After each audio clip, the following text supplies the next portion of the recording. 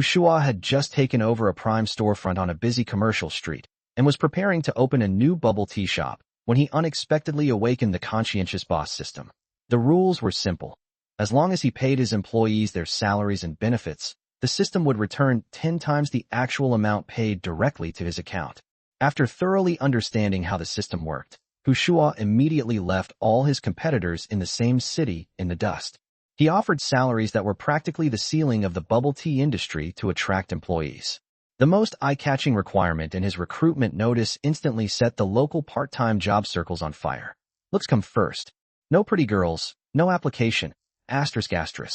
With an extremely high base salary and relaxed hiring requirements, beautiful female students from nearby universities and girls working around the local shopping districts began showing up one after another for interviews. Every one of them was determined to show off her advantages and secure the position.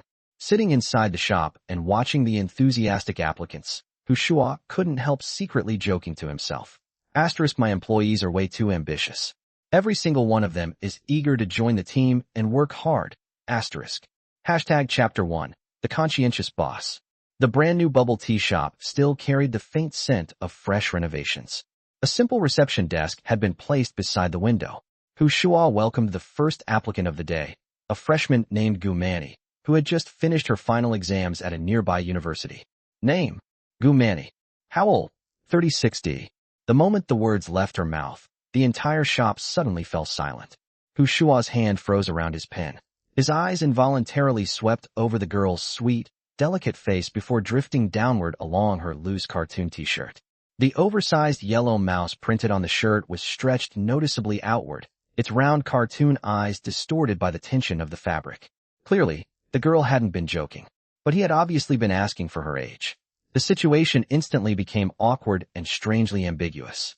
Gumani belatedly realized that she had misunderstood his question. A deep blush spread across her fair cheeks as she hurriedly lowered her head and corrected herself. Sorry, senior. I'm 19 this year. She couldn't help complaining inwardly. It's just an ordinary bubble tea shop assistant position, yet the monthly salary is 15,000 yuan, 3 or 4 times higher than what nearby shops offer. Who wouldn't suspect that this young boss has some ulterior motive? Shuo looked at the youthful and lively junior student in front of him and silently sighed to himself. The freshmen these days really do have impressive natural advantages.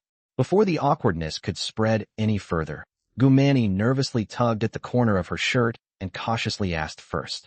Senior, the recruitment notice in the campus part-time job group says the monthly salary is 15,000 yuan. Apart from making drinks, organizing the shop, and doing the regular duties, you won't assign any inappropriate tasks, right? She had started working part-time long ago to earn money for tuition and living expenses. Over the past year, she had worked at various shops. During last year's winter vacation, she had worked full shifts at an established bubble tea store, standing for more than 10 hours a day.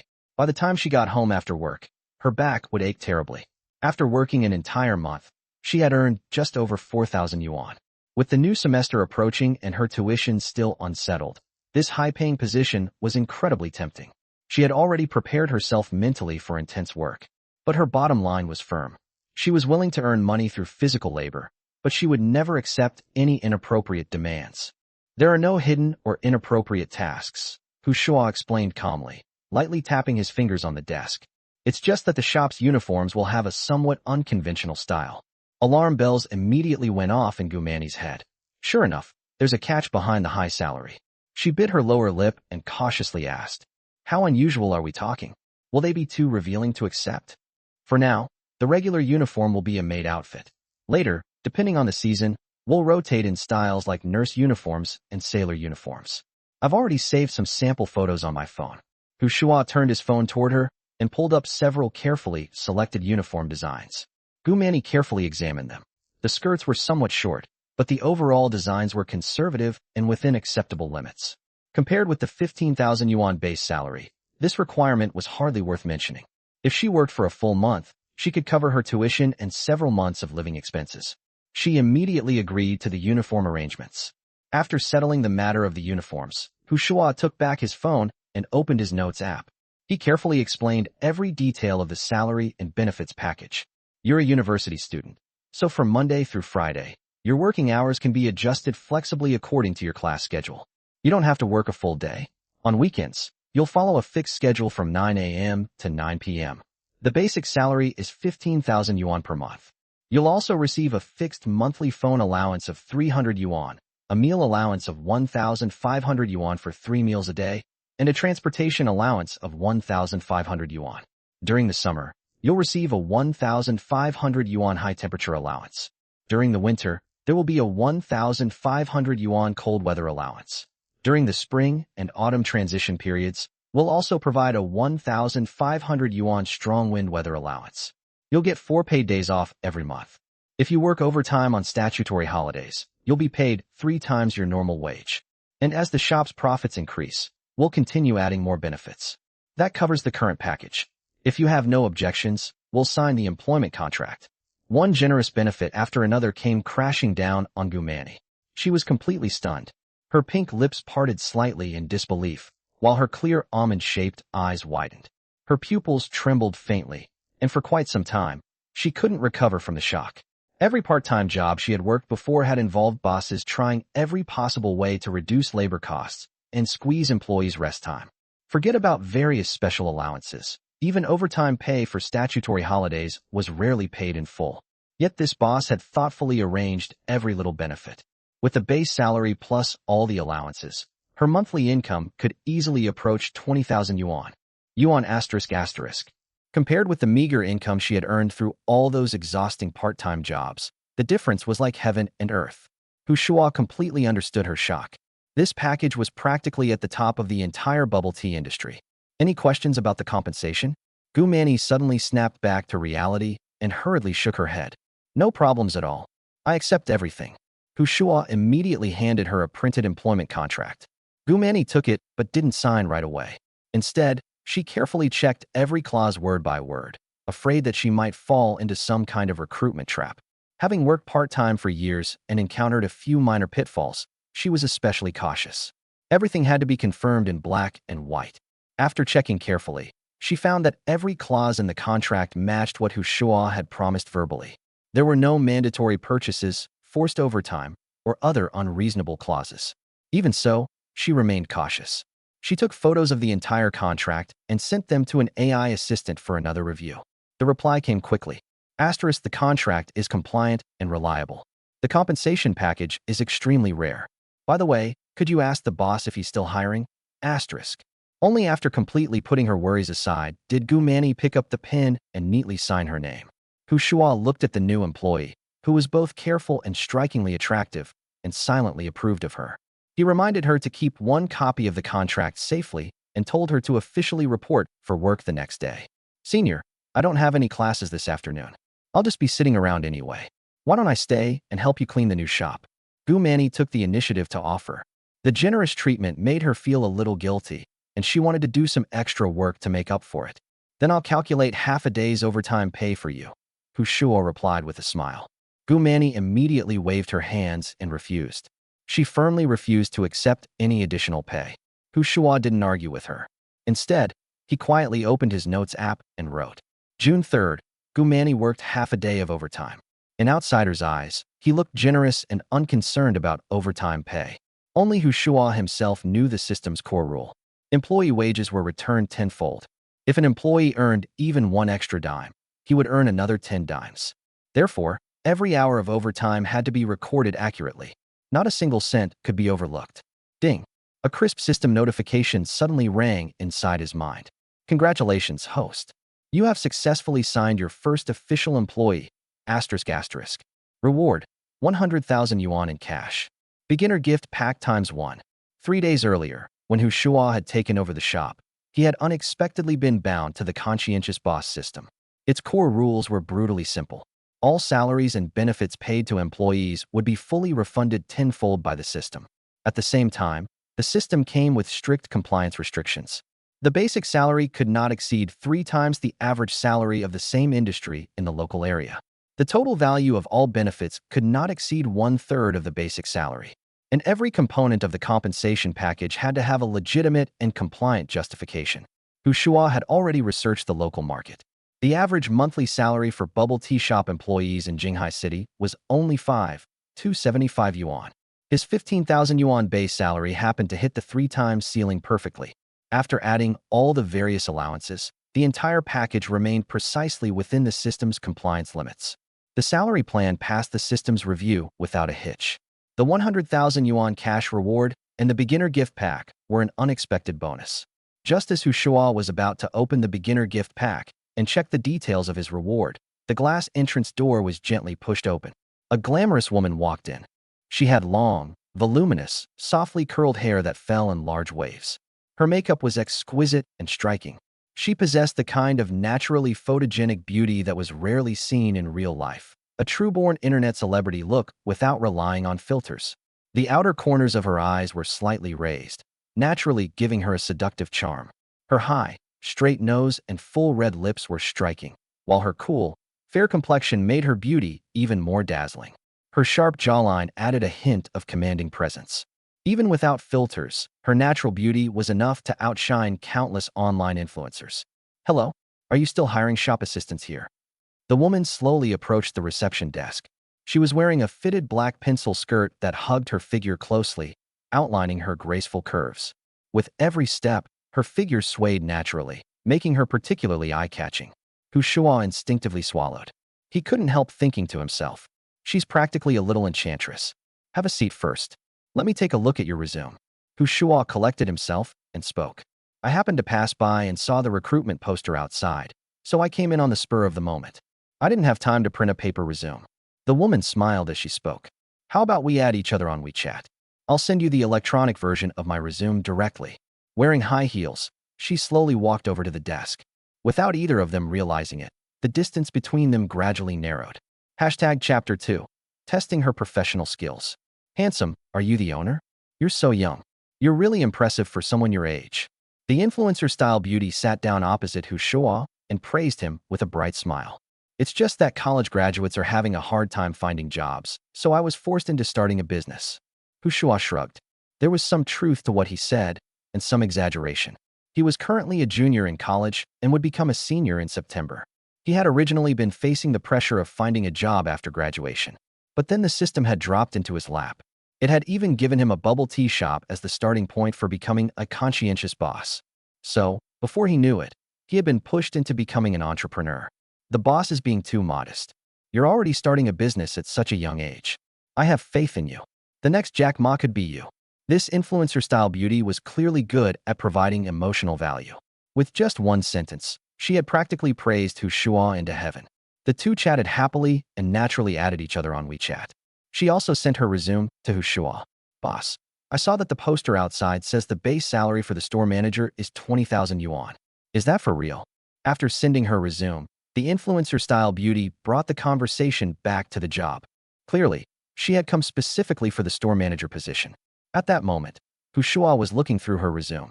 Yin Ruyu, 26 years old, junior college education. Her previous job had been as a cosmetic sales associate in a shopping mall.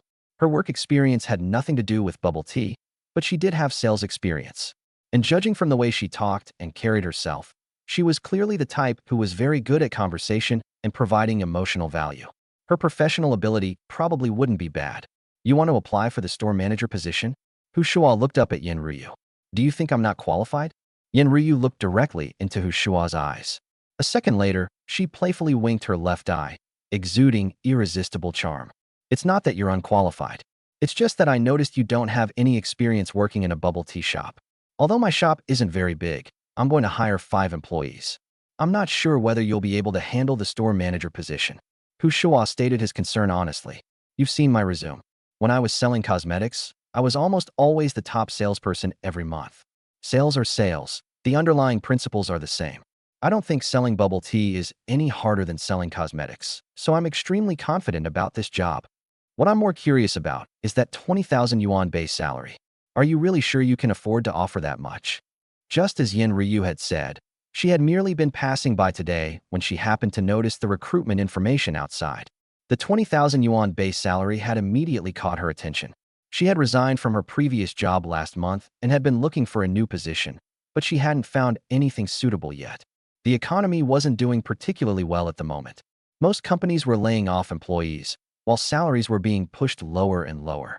A monthly salary of 20,000 yuan was practically a clear stream in the middle of a swamp. 20,000 is only the base salary.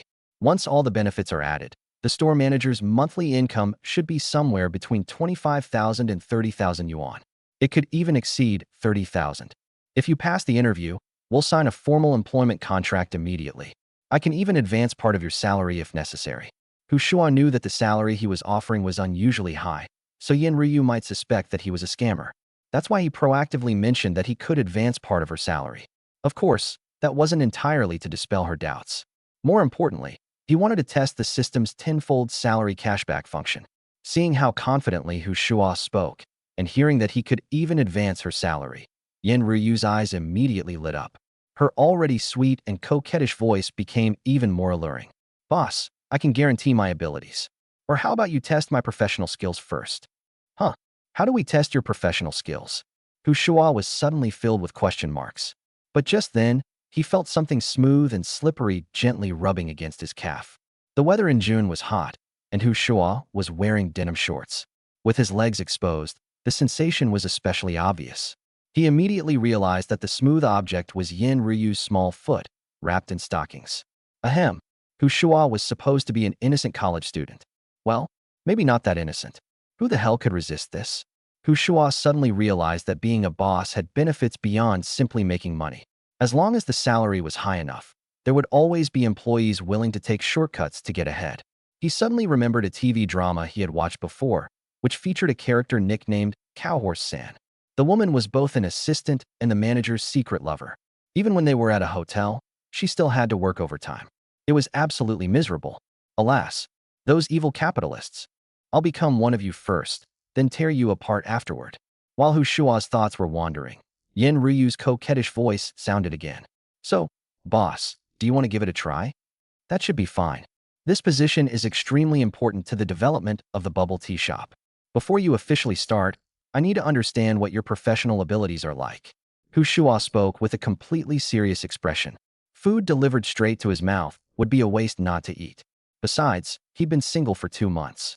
Do you think putting on an impressive front is easy? It's a long story, and there are tears involved. Now, Yin Ryu lowered her voice slightly and glanced toward Gumani, who was cleaning the shop. Wait a moment. Shuo stood up and said to Gumani, who was focused on her work. Manny, stop cleaning for now. I've got some flyers here. Take them back to your university and hand them out around the women's dormitories. They'll be opening promotions. Oh, and handing out flyers counts as overtime too. Oh, okay. Gumani obediently nodded. She had naturally noticed Yin Ryu and knew that the woman had come to apply for a job. However, she hadn't heard what the two of them had been talking about. Naturally, she had no idea about their so-called discussion of professional abilities. At Shuo's urging, she picked up a thick stack of flyers and left the bubble tea shop. After the girl had walked far enough away, Shuo directly pulled down the shop's rolling shutter. It's so dark. I'm scared.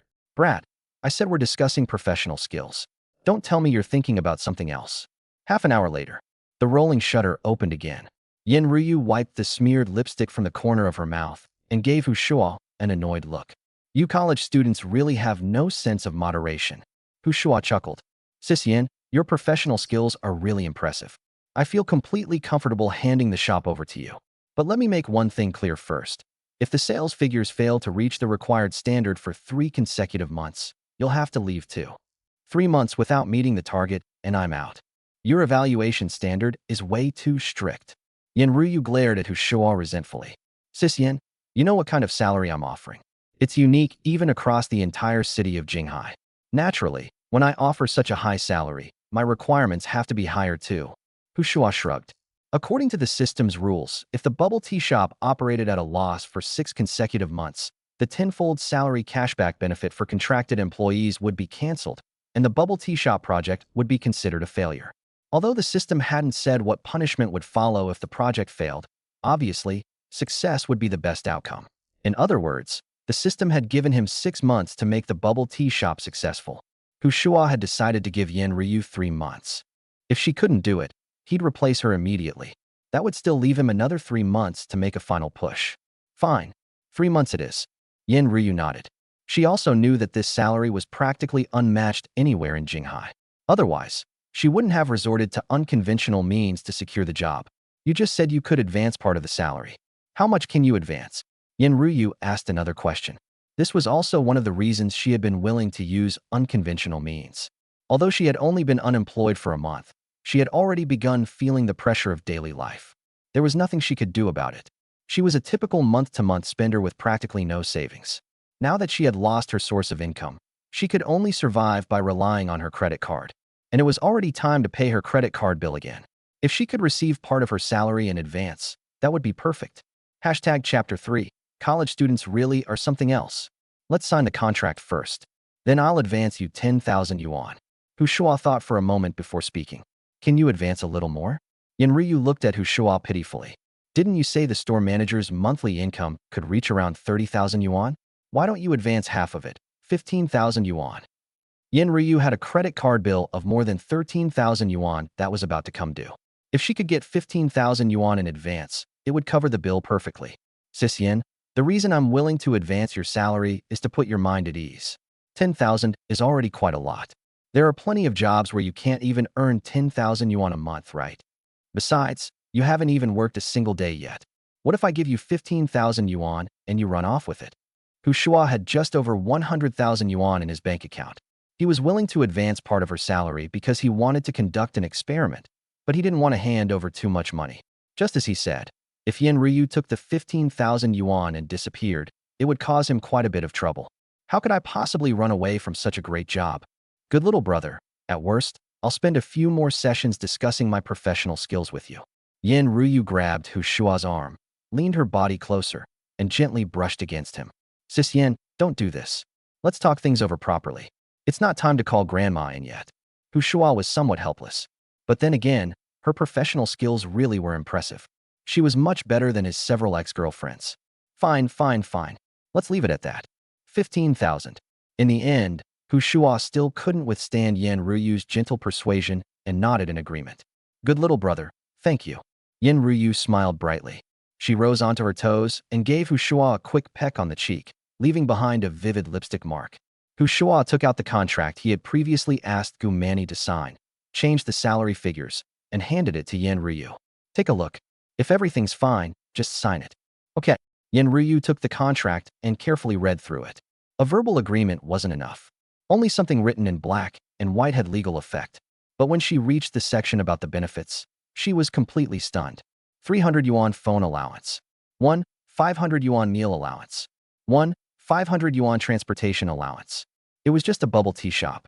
Yet not only did it provide a phone allowance, it also provided meal and transportation allowances, and the amounts were incredibly generous. This was absolutely unheard of anywhere else in Jinghai. And that wasn't all. There was a high-temperature allowance in summer and a low-temperature allowance in winter. If those two were still somewhat reasonable, then what on earth was the strong wind allowance during spring and autumn? It was simply ridiculous. Of course, it was ridiculous because the benefits were ridiculously good. They weren't even inferior to the benefits offered by some public institutions. It almost felt like charity. Shuo was the philanthropist, while the employees were the people receiving assistance. Are all these benefits really genuine? Yin Ryu couldn't help asking. They're written right here in black and white. How could they be fake? My principle as an entrepreneur is that I can't just get rich by myself. I have to bring my employees along and help them get rich too. I want my employees to feel a sense of belonging to our bubble tea shop and treat this place like their own home. Shuo spoke with an utterly serious expression. Wow, that's wonderful. If every boss had your kind of vision, that would be amazing. Yin Ryu provided the appropriate emotional support at just the right moment. But inwardly, she was silently complaining. Way too idealistic. Sure enough, he's an adorable but naive college student who hasn't been beaten down by society yet. I wonder which rich family's young master he is. He's probably just taking some family money out to play at entrepreneurship.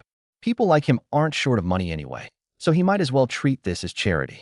Yin Ryu had originally been skeptical about this unusually high-paying job.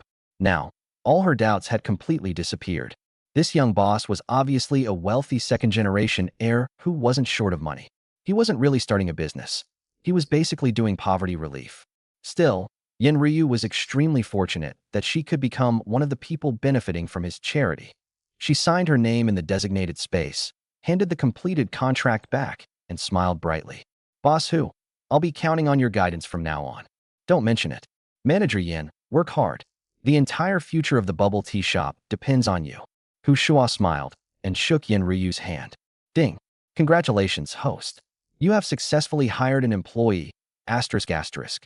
Reward, 200,000 yuan in cash. At that moment, the system notification sounded in Shuo's mind once again. Huh, why is it another 100,000 more? Shuo raised an eyebrow. When he had completed the contract with Gumani earlier, the system had rewarded him with 100,000 yuan. He had assumed that every employee he hired would earn him a 100,000 yuan reward. But now that he had completed the contract with Yin Ryu, the reward was 200,000 yuan. Could the system be determining the reward based on an employee's personal abilities? The more capable the employee, the greater the reward? Shuo had a theory in mind, but there was no way to verify it for now. Once he hired more employees, he could observe their performance and test his hypothesis. Oh right, there's also the beginner gift pack. Shuo found the beginner gift pack he had received earlier in the system's inventory and selected open. Ding. Opening beginner gift pack. Congratulations, host. You have obtained a physical reward, 1 Mercedes Maybach. Fully loaded version, asterisk asterisk. Congratulations, host. You have obtained a skill, appraisal, asterisk asterisk. The host has automatically mastered the ability to appraise valuable items such as antiques, calligraphy and paintings, luxury goods, jade, jewelry, and other high-value collectibles. Holy crap, this is awesome. Shuo was overjoyed. A luxury car was a symbol of status. Now that he was a boss, having a luxury car to drive around in would certainly save him from looking cheap. And the appraisal ability was even more incredible. If he used it properly, he could make money with it. But that wasn't even the most important part. More importantly, this ability could allow him to come into contact with people at a much higher level. To many powerful figures, money was nothing more than a string of numbers, a tool. But antiques, calligraphy, paintings, jade, and other collectibles were things they genuinely loved. With this skill, it was almost like possessing a ticket to enter the world of the truly elite. Of course, all of that was for later. For now, the most practical reward was still that Maybach. Imagine how impressive I'd look driving this to campus. My 2 ex-girlfriends would be kicking themselves for ever leaving me. Ding. Employee number 002, Yin Ryu, 150,000 yuan salary cashback. Just as Shuo was getting excited, another system notification rang in his mind. Whoa, so an advanced salary payment really does count. Asterisk awesome. Awesome, asterisk. One piece of good news after another left Shuo incredibly excited. He could barely suppress the grin spreading across his face. Yin Ryu, standing beside him, looked completely confused. She had no idea why this young boss was suddenly so happy. Was he happy because he'd managed to hire such an excellent employee as me? Or did he just remember our discussion about professional skills? Good little brother, am I starting tomorrow? Yin Ryu asked. Yeah, tomorrow morning should be fine. I'll give you a key to the shop. I'm still a student, so I have classes. I won't necessarily be able to come to the shop every day. Shuo snapped back to reality and smiled. Okay, then I'll head home first. Yin Ryu picked up the LV handbag she had placed on the desk, but she didn't leave immediately. Instead, she winked at Shuo again. Good little brother, how about coming to my place tonight so we can discuss professional skills again? Sis Yin, I'm still a student. I have to stay in the dorm at night. Shuo helplessly spread his hands. That's too bad. I guess we'll have to wait for another opportunity. Yin Ryu put on a disappointed expression and prepared to leave. But the next moment, a large hand suddenly grabbed her arm. Shuo smiled. Tonight won't work, but right now will. Huh. Yin Ryu opened her small mouth in surprise. Her eyes swept over Shuo's youthful, energetic face. She couldn't help silently sighing to herself. College students really are something else. They're seriously energetic. Hashtag Chapter 4. Rule number 1 for hiring. Looks matter. Anyone who has studied history knows that World War II lasted longer than World War I. By the time the rolling shutter opened again, an hour had already passed. Although the shop had air conditioning, Yin Ryu was still drenched in sweat. A large portion of her tight-fitting pencil skirt was soaked, and the stockings covering her legs had also been torn to shreds.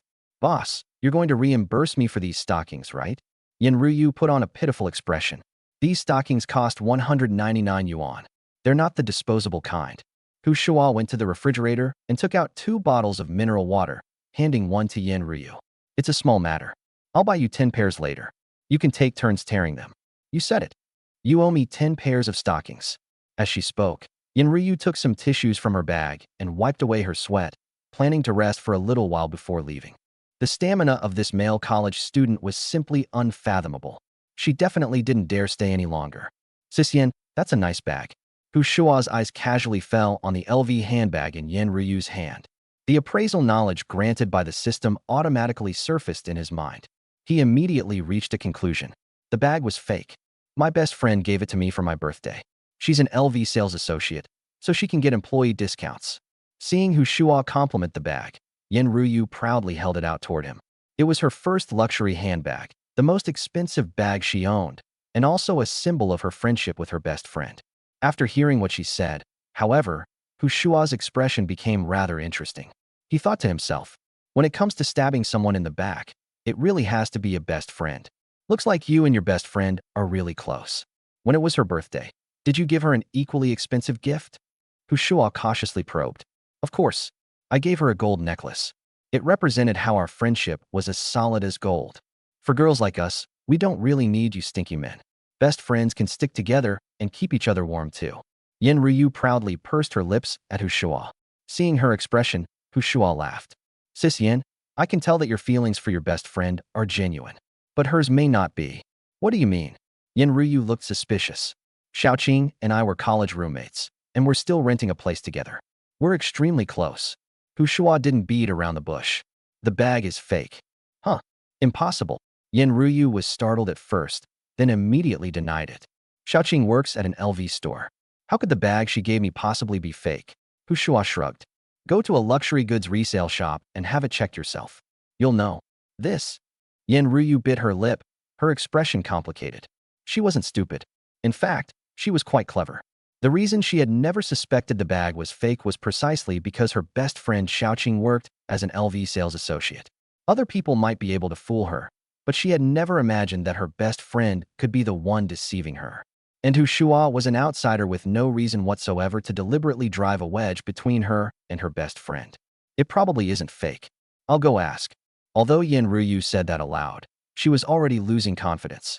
She grabbed her handbag and hurried out of the bubble tea shop. Hu Shua gently sighed. Another friendship bites the dust. Still, the appraisal skill granted by the system was genuinely incredible. He could tell whether that bag was authentic with nothing more than a casual glance. Just then, his phone suddenly rang. It was an unfamiliar number.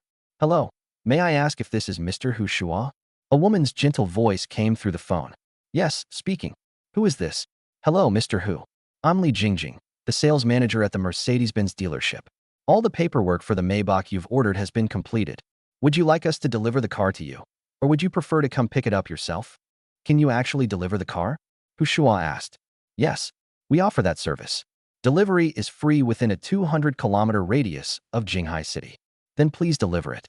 I'll give you an address. Hu Shua immediately gave her the address of the bubble tea shop. Since they offered door-to-door delivery, there was no need for him to make the trip himself. After hanging up, Hu Shua couldn't help feeling excited. He had gotten his driver's license during the summer vacation after the college entrance examination. So, technically, he had already been driving for more than 2 years. It was just that during those 2 years, he had only been able to drive occasionally during winter and summer vacations. His father's car was a Toyota Camry. It was perfectly fine as a family commuter car, but compared with a Mercedes Maybach, it wasn't even in the same league. Hu Shua had always dreamed of owning a car of his own. He never expected that dream to come true so quickly, and his very first car was actually a Maybach. His starting point was already the destination that many people would never reach in their entire lives. While Hu Shua was waiting for the dealership to deliver his car, he suddenly noticed that he had more than 30 friend requests on WeChat. They had all added him through the university's part-time job group, and every single one was from a girl. He had been so busy discussing professional skills with Yen Ryu that he had completely forgotten to check his WeChat messages. He accepted the friend requests one by one. Then he gathered all the female applicants into a group and posted the hiring requirements in the group announcement. Requirement number 1. This job places a heavy emphasis on appearance. If you consider yourself an 80/100 or above in looks, apply. Your resume must include a makeup-free photo. ***. The moment the girls saw the requirement, the group, which had previously been filled with questions about interview times, locations, and whether the salary was genuine, fell completely silent. Then someone angrily left the group. You're judging looks for a bubble tea shop job? Are you holding a beauty pageant? Clearly up to no good. You're obviously a scammer. reported, "What kind of nonsense is this?" The original WeChat group had 36 members. Before long, only 17 remained. Shuo sent a message to the group. "Anyone else leaving? If you're staying, please send me a copy of your resume." After sending that message, Shuo immediately uploaded the electronic version of the employment contract to the group. Then he added, "The reason we place such a strong emphasis on appearance is that this shop offers benefits and compensation far beyond those of other bubble tea stores." The 17 girls who remained in the group were all stunned after seeing the salary and benefits listed in the contract. They had only seen the 15,000 yuan salary advertised in the university part-time job group. They never expected there to be so many additional benefits. Ding, ding, ding. Shuo's WeChat kept popping up with private messages. The girls who were confident in their looks began sending him their resumes. Some even took the initiative to act cute, chat with him, and build a relationship. Clearly, they desperately wanted the job. Shuo wasn't surprised. Asterisk, they're all good students who want to improve themselves. Nothing to say about that. Asterisk. He opened the resumes one after another and began screening the applicants. After looking through several, he couldn't help frowning. He had specifically asked for makeup-free photos.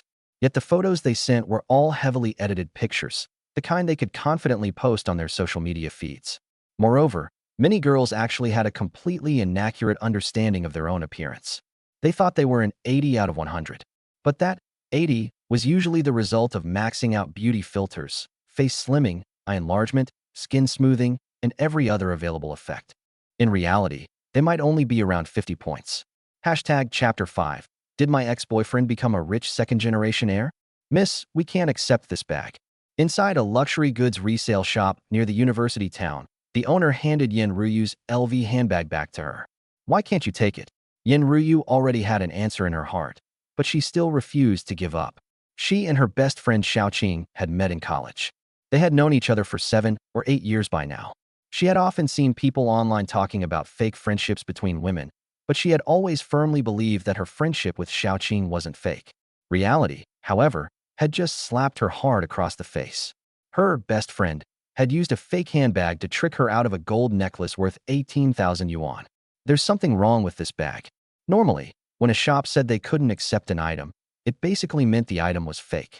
Seeing that Yin Ryu was still questioning him, the owner could only be more direct. Something wrong. You mean the bag is fake? Yin Ruyu's brows knitted tightly. Things were indeed developing in the most heartbreaking direction possible. The owner nodded.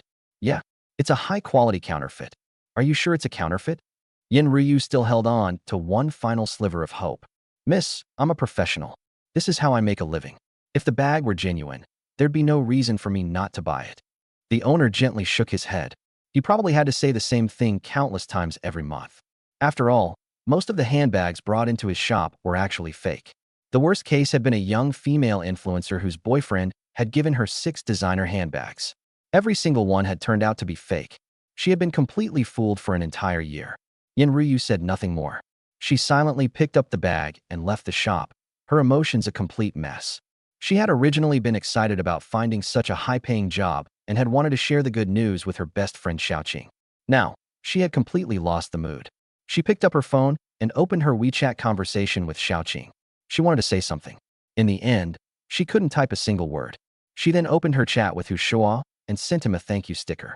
If he hadn't warned her, she would still have been completely in the dark. Jinghai University. Second floor of the cafeteria. 2 girls sat by the window, chatting while eating. Both were exceptionally attractive. Even just sitting there having a meal attracted quite a few glances. Every now and then, a guy would come over and ask for their WeChat. Judging from the expressions of the guys who walked away afterward, however, they had probably all been rejected. Either they're broke or they're ugly, and they don't even have the self-awareness to realize it. How do they have the nerve to come over and ask for my WeChat? After sending another guy away, Xia Siki, who was wearing a JK-style schoolgirl skirt, curled her lips and complained. It's because you're dressed way too provocatively. Those guys see you and look like hungry wolves that haven't eaten for 7 days, suddenly spotting a piece of meat. Zheng Xinqing teased her. Then she suddenly smiled. Oh, by the way, your boyfriend is trying to get your attention again. I've told you 1,000,000 times, he's my ex-boyfriend. Xia Siki angrily corrected her. But she couldn't help asking, what is Shuo up to this time? He posted a recruitment notice in the campus part-time job group.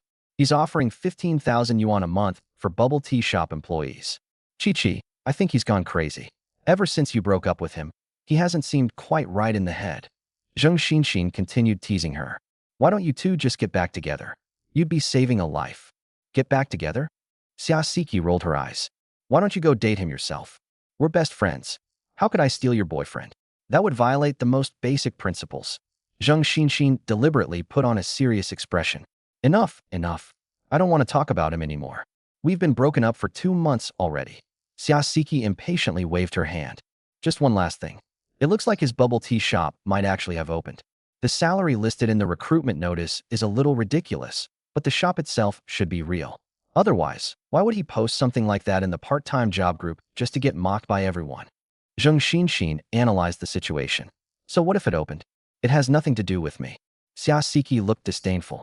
Besides, the bubble tea industry is insanely competitive right now. Even major chain brands are going bankrupt one after another. Forget about him opening some no-name bubble tea shop. He'll lose everything.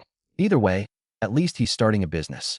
If you two hadn't broken up, you'd be the lady boss of the bubble tea shop now. I could have gotten free bubble tea too. Zheng Xinxin looked genuinely regretful. Just then, a short-haired girl came over. She sat down beside Xia Siki and spoke excitedly. Chi-Chi, you don't know yet. Shuo's bubble tea shop is actually offering ordinary employees a salary of 15,000 yuan a month. And the benefits are ridiculously good. There's a phone allowance, meal allowance, transportation allowance. I even heard there's some kind of strong wind allowance, 1,500 yuan a month. I've never even heard of anything like that. The short-haired girl was named Liang Yu. She was roommates with Xia Siki and Zheng Xinxin. Wait, who told you that? Has the story already progressed this far? Zheng Xinxin asked curiously. She had only heard that Shuo had posted a recruitment notice offering 15,000 yuan a month in the campus part-time job group. She genuinely hadn't heard about everything that came afterward. Someone posted Shuo's employment contract for the bubble tea shop. I heard a freshman girl has already signed it. I sent the contract to our little group. You two can look at it yourselves. Liang Yu was clearly the type who always got the latest gossip first. She had access to all the freshest information. Hearing this, Xia Siki opened WeChat, found the group chat named Liang Yu is here, and opened the electronic employment contract Liang Yu had posted. The moment she saw the benefits offered by the bubble tea shop, she was completely stunned. Xia Siki and Shuo were both students in the business administration department. They were both juniors and would become seniors in September. Her current plan was to prepare for graduate school. If she failed the entrance exam, she'd find a job instead. With that plan in mind, she had already looked into the current employment situation. For students in their major, the average starting salary after graduation was only around 3,000 to 4,000 yuan a month. Even 5,000 yuan was considered a high salary. Yet according to the employment contract for Shuo's bubble tea shop, the various benefits alone added up to around 5,000 yuan. Chi-Chi, you dated Shuo for more than half a year. How did you never realize that he was a rich second-generation heir? With benefits like these, he's obviously some wealthy young master who came out to do charity. I even want to work for him now. Liang Yu continued talking beside her as Xia Siki read the contract. Rich second-generation heir my ass. Xia Siki disdainfully shook her head. His dad is just an ordinary civil servant, and his mom is a teacher. At best, they're comfortably middle class. Holy crap, that's a Maybach. The moment Xia Siki finished speaking, Zheng Xinxin, who was sitting opposite her, suddenly pointed out the window and exclaimed, "Wow, that's a new car, right? So handsome." Liang Yu turned her head and exclaimed as well. Xia Siki's eyes lit up slightly. Shuo doesn't count as a rich second-generation heir. Anyone who can drive a Maybach does. Zheng Xinxin nodded in agreement. I agree. But there aren't many rich second-generation students at our university who can afford a Maybach. And rich second-generation heirs usually don't like driving cars with such a strong executive business image. It should probably belong to some company boss who came to our university to discuss a business partnership, right? As the three girls speculated about the owner of the Maybach, the car pulled into a parking space beneath the cafeteria. The driver's door opened. A familiar figure stepped out. The moment that person appeared in their line of sight, all three girls froze. Their eyes widened simultaneously. Their faces were filled with disbelief. It was Shuo. Chapter 6. A bubble tea shop with a suggestive twist. Shuo. How could it be him? After coming back to her senses, Xia Siki was completely dumbfounded.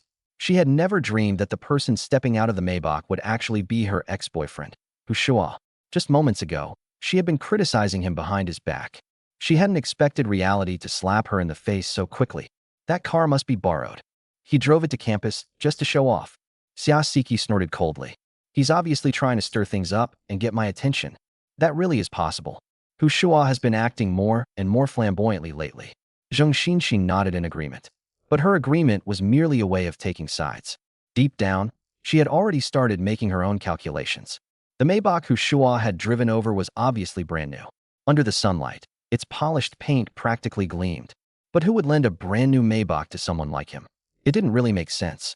That was why Zheng Xinxin actually felt that the car might really belong to Shuo, or perhaps to one of his closest family members. Either possibility meant that Shuo had genuinely changed. He might even really be a wealthy second-generation heir who had simply kept a low profile before. Now that they were about to enter their senior year and soon step into society, perhaps he had decided to stop hiding his true identity. He was finally showing his cards. He's coming up, and there's a pretty girl with him. At that moment, Liang Yu pointed toward the staircase. Sure enough, Shuo had arrived on the second floor of the cafeteria. Beside him was a sweet-looking young woman with an exceptionally striking figure. That's Gumani, a freshman. I heard her family isn't well off, so she's always worked part-time outside campus. Could she be the first employee Shuo hired for his bubble tea shop? Zheng Xinxin recognized Gumani. They had met during university club activities before. With the salary and benefits adding up to 20,000 yuan a month, is she really an employee? That sounds more like being kept by him. Liang Yu deliberately said it loudly, clearly wanting Siki to hear.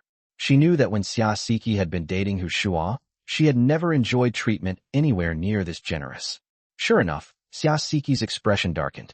No one knew what was going through her mind. Meanwhile, the reason Shuo had returned to campus wasn't simply to show off his new car. He had been summoned by his academic counselor, Lu Chuanxiu. Apparently, someone at the university had reported him for using recruitment as a cover to deceive people.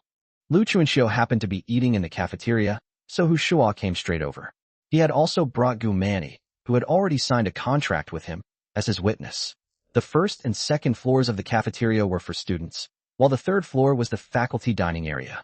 Shuo didn't stop on the second floor. He went directly to the third floor and scanned the dining hall. He quickly spotted his counselor, Lu Chuanxiu. She was a woman born in the 1990s who had remained single for years, a textbook, golden leftover warrior. A middle-aged female teacher was sitting beside her. She was also a counselor in the business administration department and seemed to have the surname Sun. Hello, Counselor Lu. Hello, Counselor Sunday. Shuo walked over with a smile and greeted them. Didn't I tell you to wait for me in the office? Seeing that Shuo had actually come to the cafeteria, Lu Chuanxiu frowned. She had clearly told him through WeChat that she was eating in the faculty dining area and instructed him to wait in the office. Counselor Lu, I'm hungry too. I've been busy dealing with the shop all morning. And as for the matter you wanted to discuss, we can just talk while we eat. Shuo spread his hands. Fine. Since he was already there, Lu Chuanxiu couldn't exactly chase him away. She could only nod.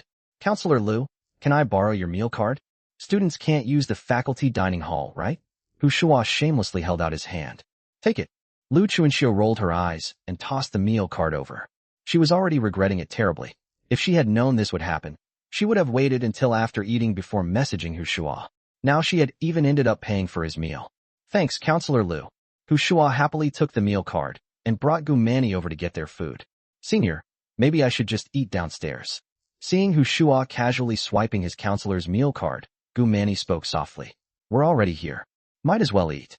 Besides, they're the ones spreading rumors about us. Shuo shrugged indifferently. He took several meat dishes with Gumani before returning to Lu Chuanxiu's table. Counselor Lu, this is an employee at my shop. She's also a freshman at our university. Her name is Gumani. They're accusing me of using recruitment as a cover to deceive people. That's pure slander. Junior Gu can testify for me. We signed a legitimate employment contract. After sitting down, Shuo immediately began complaining. He was creating employment opportunities for his junior female students, yet he was being falsely accused. Was there any justice in this world? Lu Chuanxiu immediately looked at Gumani. Which college are you in? Who's your counselor? Teacher, I'm in the School of Economics, majoring in international trade. My counselor is Zhang Yan. Gumani answered truthfully. Lu Chuanxiu nodded and continued asking. So what Shuo said is true. You signed an employment contract? He didn't deceive you. Teacher, Senior didn't deceive me. Not only did we sign an employment contract, but because my family is having financial difficulties, he even advanced part of my salary. This is my employment contract, and these are the transfer records from Senior. Gu Manny handed her signed copy of the employment contract to Lu Chuanxiu and showed her the transfer records on her phone. When they had met downstairs in the cafeteria moments earlier, Hu Shuo had advanced her 10,000 yuan in salary. Lu Chuanxiu took the contract and carefully read through it. Then her expression completely changed. Base salary, 15,000 yuan. Phone allowance, 300 yuan. Meal allowance, 1,500 yuan. Transportation allowance, 1,500 yuan. Summer high temperature allowance, 1,500 yuan. Winter low temperature allowance, 1,500 yuan. Spring and autumn strong wind allowance, 1,500 yuan. What? You're telling me these are the salary and benefits for a bubble tea shop employee? Asterisk, then what am I even doing working as a university counselor? Asterisk. Lu Chuanxiu earned a little over 6,000 yuan a month. After deductions for housing funds and insurance, she took home only around 5,000 yuan. According to this contract, a bubble tea shop employee could earn nearly 20,000 yuan a month. Seeing Lu Chuanxiu's strange expression, teacher's son beside her took the contract and looked it over. She froze as well. For a moment, she was completely speechless.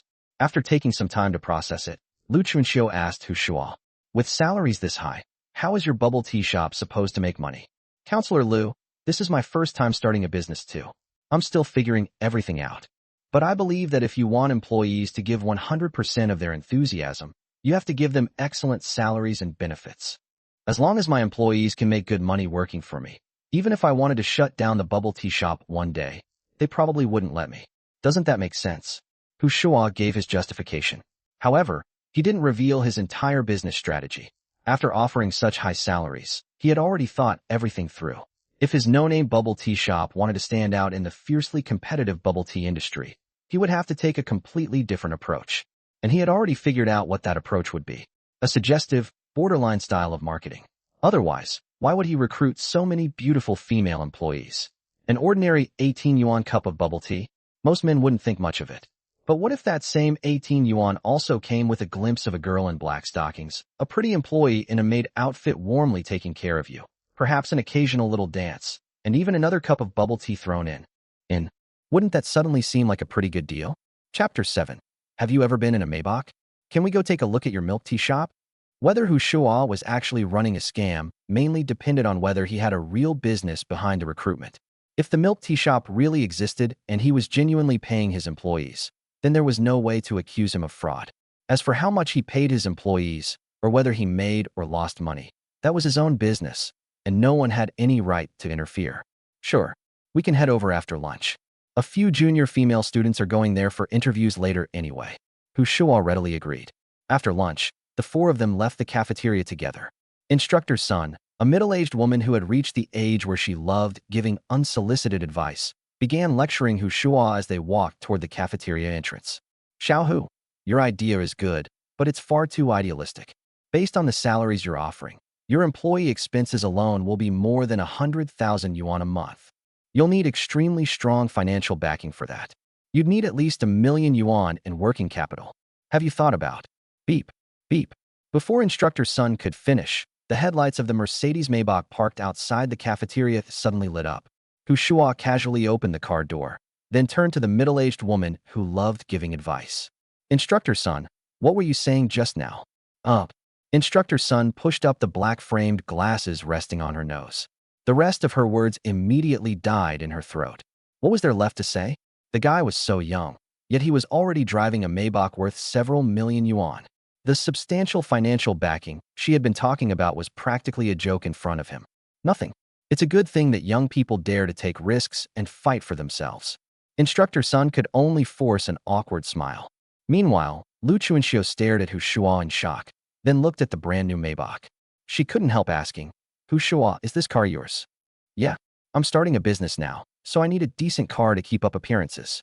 Hu Shuo grinned and courteously opened the rear door. Please, instructors, get in. Instructor Sun hadn't originally planned to visit the milk tea shop. After all, Hu Shuo wasn't even her student. But the situation was different now. Although Hu Shuo wasn't her student, There was certainly no harm in building a good relationship with a rich second-generation student. Besides, she had never ridden in a Maybach before. When she got married back then, the lead car in her wedding procession had only been a BMW 7 Series. Her husband was a mid-level manager at a state-owned enterprise, earning 200,000 to 300,000 yuan a year.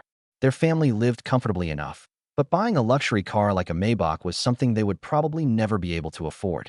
Lu Chuanxiu had never ridden in such a good car either. After settling into the back seat, she couldn't help looking around. What greeted her eyes was like a quiet, luxurious mobile palace. Premium wood trim and matte metal accents decorated the cabin, their textures crisp and their understated sheen exuding an unmistakable sense of luxury. She couldn't help marveling inwardly. When she had looked through Shuo's student records before, she had assumed he was simply from a somewhat well-off family. She never expected him to be a rich second-generation heir. If nothing unexpected had happened, he had probably been very conservative when filling out his parents' information on his student records. Cases like this weren't uncommon. Many wealthy families were extremely low-key. There had once been a female student whose classmates had all assumed she came from an ordinary family throughout her 4 years of college. Then she returned to school for graduation ceremony, driving a red Rolls-Royce Cullinan, looking incredibly flashy. Only then did everyone realize that she was actually a wealthy heiress. Meanwhile, on the second floor of the cafeteria, Xia Siki watched the Maybach disappear from sight before frowning. What is Shuo up to? Why did both Instructor Sun and Instructor Lu get into his car? Who knows? Zheng Xinxin shook her head. Everything Shuo has been doing lately is getting stranger and stranger. Maybe he really just wants to start a business seriously. Perhaps he went to the instructors to get some advice. Liang Yu joined the conversation, then sighed. If Siki hadn't broken up with Shuo, we wouldn't have to sit here guessing. We could get the inside scoop directly. By the way, we'd even get to ride in a Maybach. I've never been in such an expensive car. Siki, have you ever ridden in one? Liang Yu's question sounded innocent, but it was actually a deliberate jab. Relationships in female dormitories were often complicated. Some people looked friendly on the surface while secretly competing with each other. Liang Yu and Xia Siki were exactly that kind of fake-friendly roommates. They rarely had open conflicts and could even chat normally, but deep down, neither of them really liked the other. Xia Siki's lips twitched. She snorted coldly. It's just a Maybach. Of course I've ridden in one. Zheng Xinxin didn't join their conversation. Instead, she quietly opened WeChat and sent Shuo a message.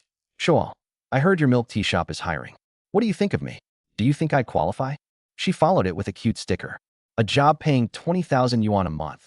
There was no reason not to give it a shot. Zheng Xinxin had no plans to pursue graduate school. For one thing, her family's financial situation wouldn't allow it. For another, she wasn't confident in her academic performance. So once she entered her senior year in September, she would have to start looking for a job. For a fresh graduate like her, finding a job paying 20,000 yuan a month was practically a pipe dream. This opportunity was extremely rare. And since she already knew Shuo, there was no reason not to seize it. As for her best friend, could Xia Siki give her 20,000 yuan a month?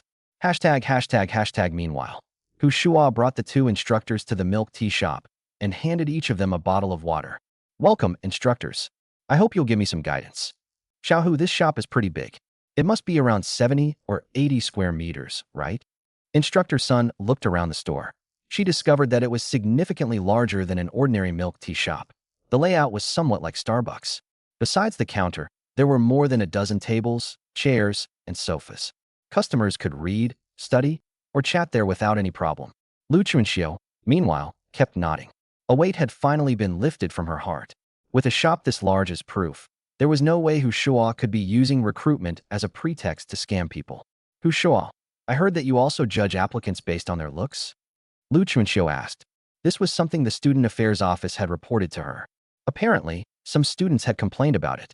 Instructor Lu, you know we're living in an era where looks matter. If I'm offering such high salaries, naturally I'm going to have higher requirements. Having attractive employees is also one of the selling points of my milk tea shop. Lu Chuanxiu nodded slightly, indicating that she understood. That made the high salaries more reasonable. This was an era where looks could genuinely make money. As long as someone was attractive enough, turning that attractiveness into income wasn't difficult. After showing the two instructors around for a while, Shuo drove them back to the university. Just as they were about to get out of the car, Lu Chuanxiu suddenly spoke. Shuo, Can you reserve one of your employee positions for me? Hu Shuo turned around and stared blankly at his instructor. Instructor Liu, it's not that I don't want to do you a favor, but aren't you a little? He didn't finish the sentence, leaving Lu Chuanxiu to interpret the rest herself. What are you thinking? Lu Chuanxiu rolled her eyes at him. This guy really has no tact. He always knows exactly how to say the most hurtful thing. There's a financially disadvantaged student whose family is in extremely poor condition. She's constantly taking odd jobs to make ends meet. If you can hire her, she'll be able to spend more time focusing on her studies. Lu Chuanxiu explained why she wanted the position. Instructor Liu, you know my hiring standards. The student you're talking about. Before Hu Shuo could finish, Lu Chuanxiu shoved her phone in front of his face. A photo was displayed on the screen. It showed a young girl in a school uniform, looking delicate and charming. No problem. If she's someone you recommended, I'll definitely hire her. Hu Shuo grinned. Just send her my WeChat afterward. Lu Chuanxiu snorted and warned him. That girl is very innocent. Don't get any funny ideas. Instructor Liu, don't worry. Hu Shuo immediately declared with absolute confidence. Right now, all I want is to make money. I'm not interested in any of that other nonsense. Chapter 8. Zheng Xinxin really wants to get ahead. The two instructors got out of the car. Hu Shuo didn't leave campus immediately. Instead, he sat in the car and started replying to his WeChat messages. His phone had been buzzing nonstop while he was accompanying the two instructors, but he hadn't had much chance to check it. Now, he had more than 99 unread messages. Among them were dozens of friend requests. Apparently, his high-paying recruitment advertisement was still making waves. Besides those, his roommates, classmates, and friends who knew him had all sent messages asking what was going on. But the message that surprised him the most came from Zheng Xinxin. She was his ex-girlfriend Xia Siki's best friend, yet she had actually messaged him saying she wanted to work at his shop. That was interesting. Back then, it was Xia Siki who initiated the breakup. There was really only one core reason. She thought he was too poor and couldn't satisfy her material demands. Hu Shuo had once tried to get back together with her. He had even sent Xia Siki quite a few gifts through Zheng Xinxin, but in the end, he still couldn't save the relationship. Because of Xia Siki, Hu Shuo and Zheng Xinxin were fairly familiar with each other, but they rarely contacted one another. After all, she was his ex-girlfriend's best friend. Hu Shuo immediately replied, If you come work for me, aren't you afraid Xia Siki will get upset? Zheng Xinxin replied instantly, She'll understand. If she doesn't, there's nothing I can do. Zheng Xinxin, Shuo, why don't we meet and talk? Hu Shuo, sure. I'll wait for you downstairs at the girls' dorm. Zheng Xinxin sent an OK sticker. Hu Shuo put down his phone and drove the Maybach skillfully to the entrance of the B3 girls' dormitory. When he had been dating Xia Siki, he had practically waited here every day. Sometimes he waited for them to eat together. Sometimes he waited for them to attend class together. Basically, he had spent his days waiting around for her, completely lovesick. There were still plenty of guys waiting outside the dormitory now. Some were holding flowers, clearly still trying to confess their feelings. Others were squatting nearby in flip-flops and oversized shorts, smoking cigarettes. Those were probably the ones who had already gotten into relationships. Looking at them, Hu Shuo could vaguely see his former self. But things were different now. Sitting inside a brand new Maybach, Hu Shuo was the most eye-catching person around. Everyone's attention was immediately drawn to his luxury car. The young men and women began whispering among themselves. Holy crap, that's the latest Maybach. Which rich family's young master is that? Whose boyfriend is that? She's so lucky. That's a real rich second-generation heir. He's driving the latest Maybach, and it's even the top-spec model. Who left their boyfriend here? A pretty girl with a pair of long, bare legs actually worked up the courage to approach him. She smiled and knocked on the window.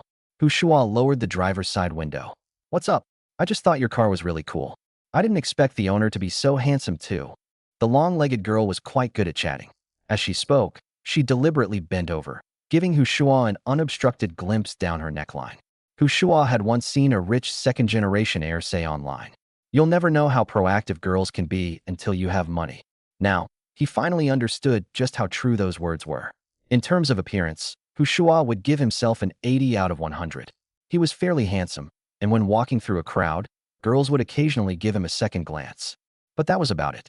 Yet sitting inside a Maybach, not only did a beautiful girl with long legs approach him on her own, she even deliberately gave him an eyeful. This kind of treatment was completely different from before.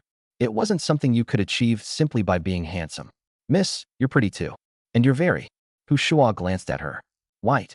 The sight in front of him had made him a little dizzy, leaving him surrounded by nothing but dazzling white. Then would it be convenient to add each other on WeChat? The long-legged beauty took out her phone first. Sure, Shuo didn't refuse. Now that he had money, why pretend to be some noble gentleman who was above enjoying himself? The two added each other on WeChat, and the long-legged girl happily walked away. Room 403.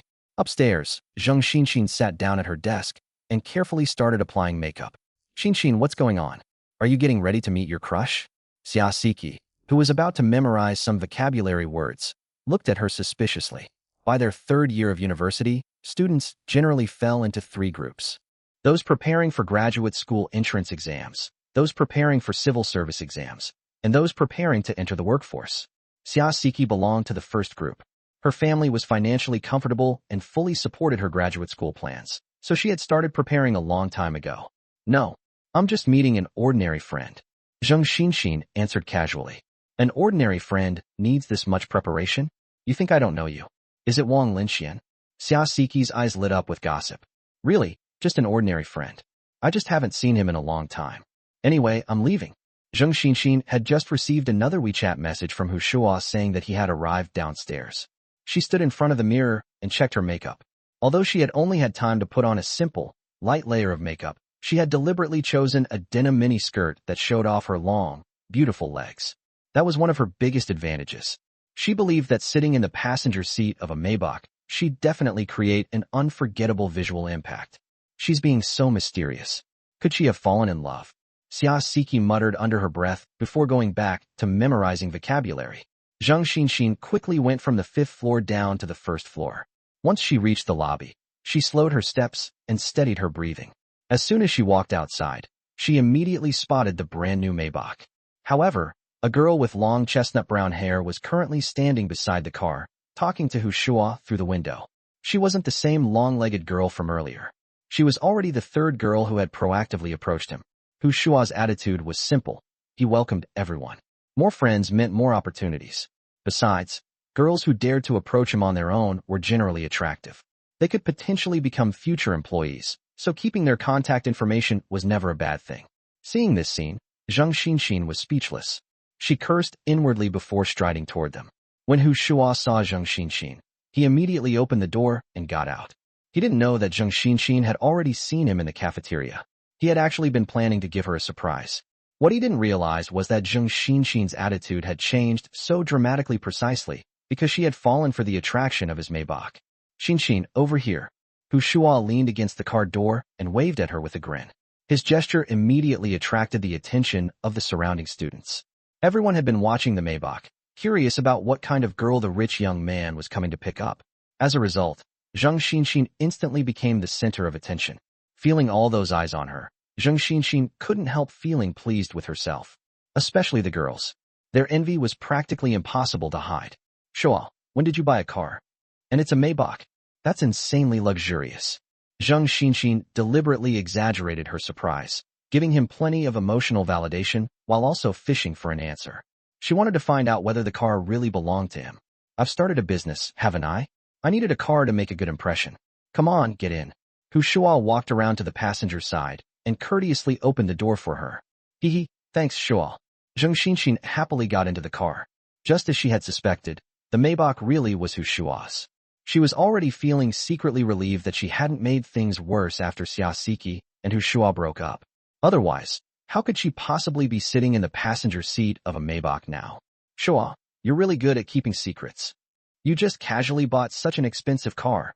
After Shuo got into the driver's seat, Zheng Xinxin sighed in admiration again. I've wanted to buy a car for a long time, but my dad wouldn't let me.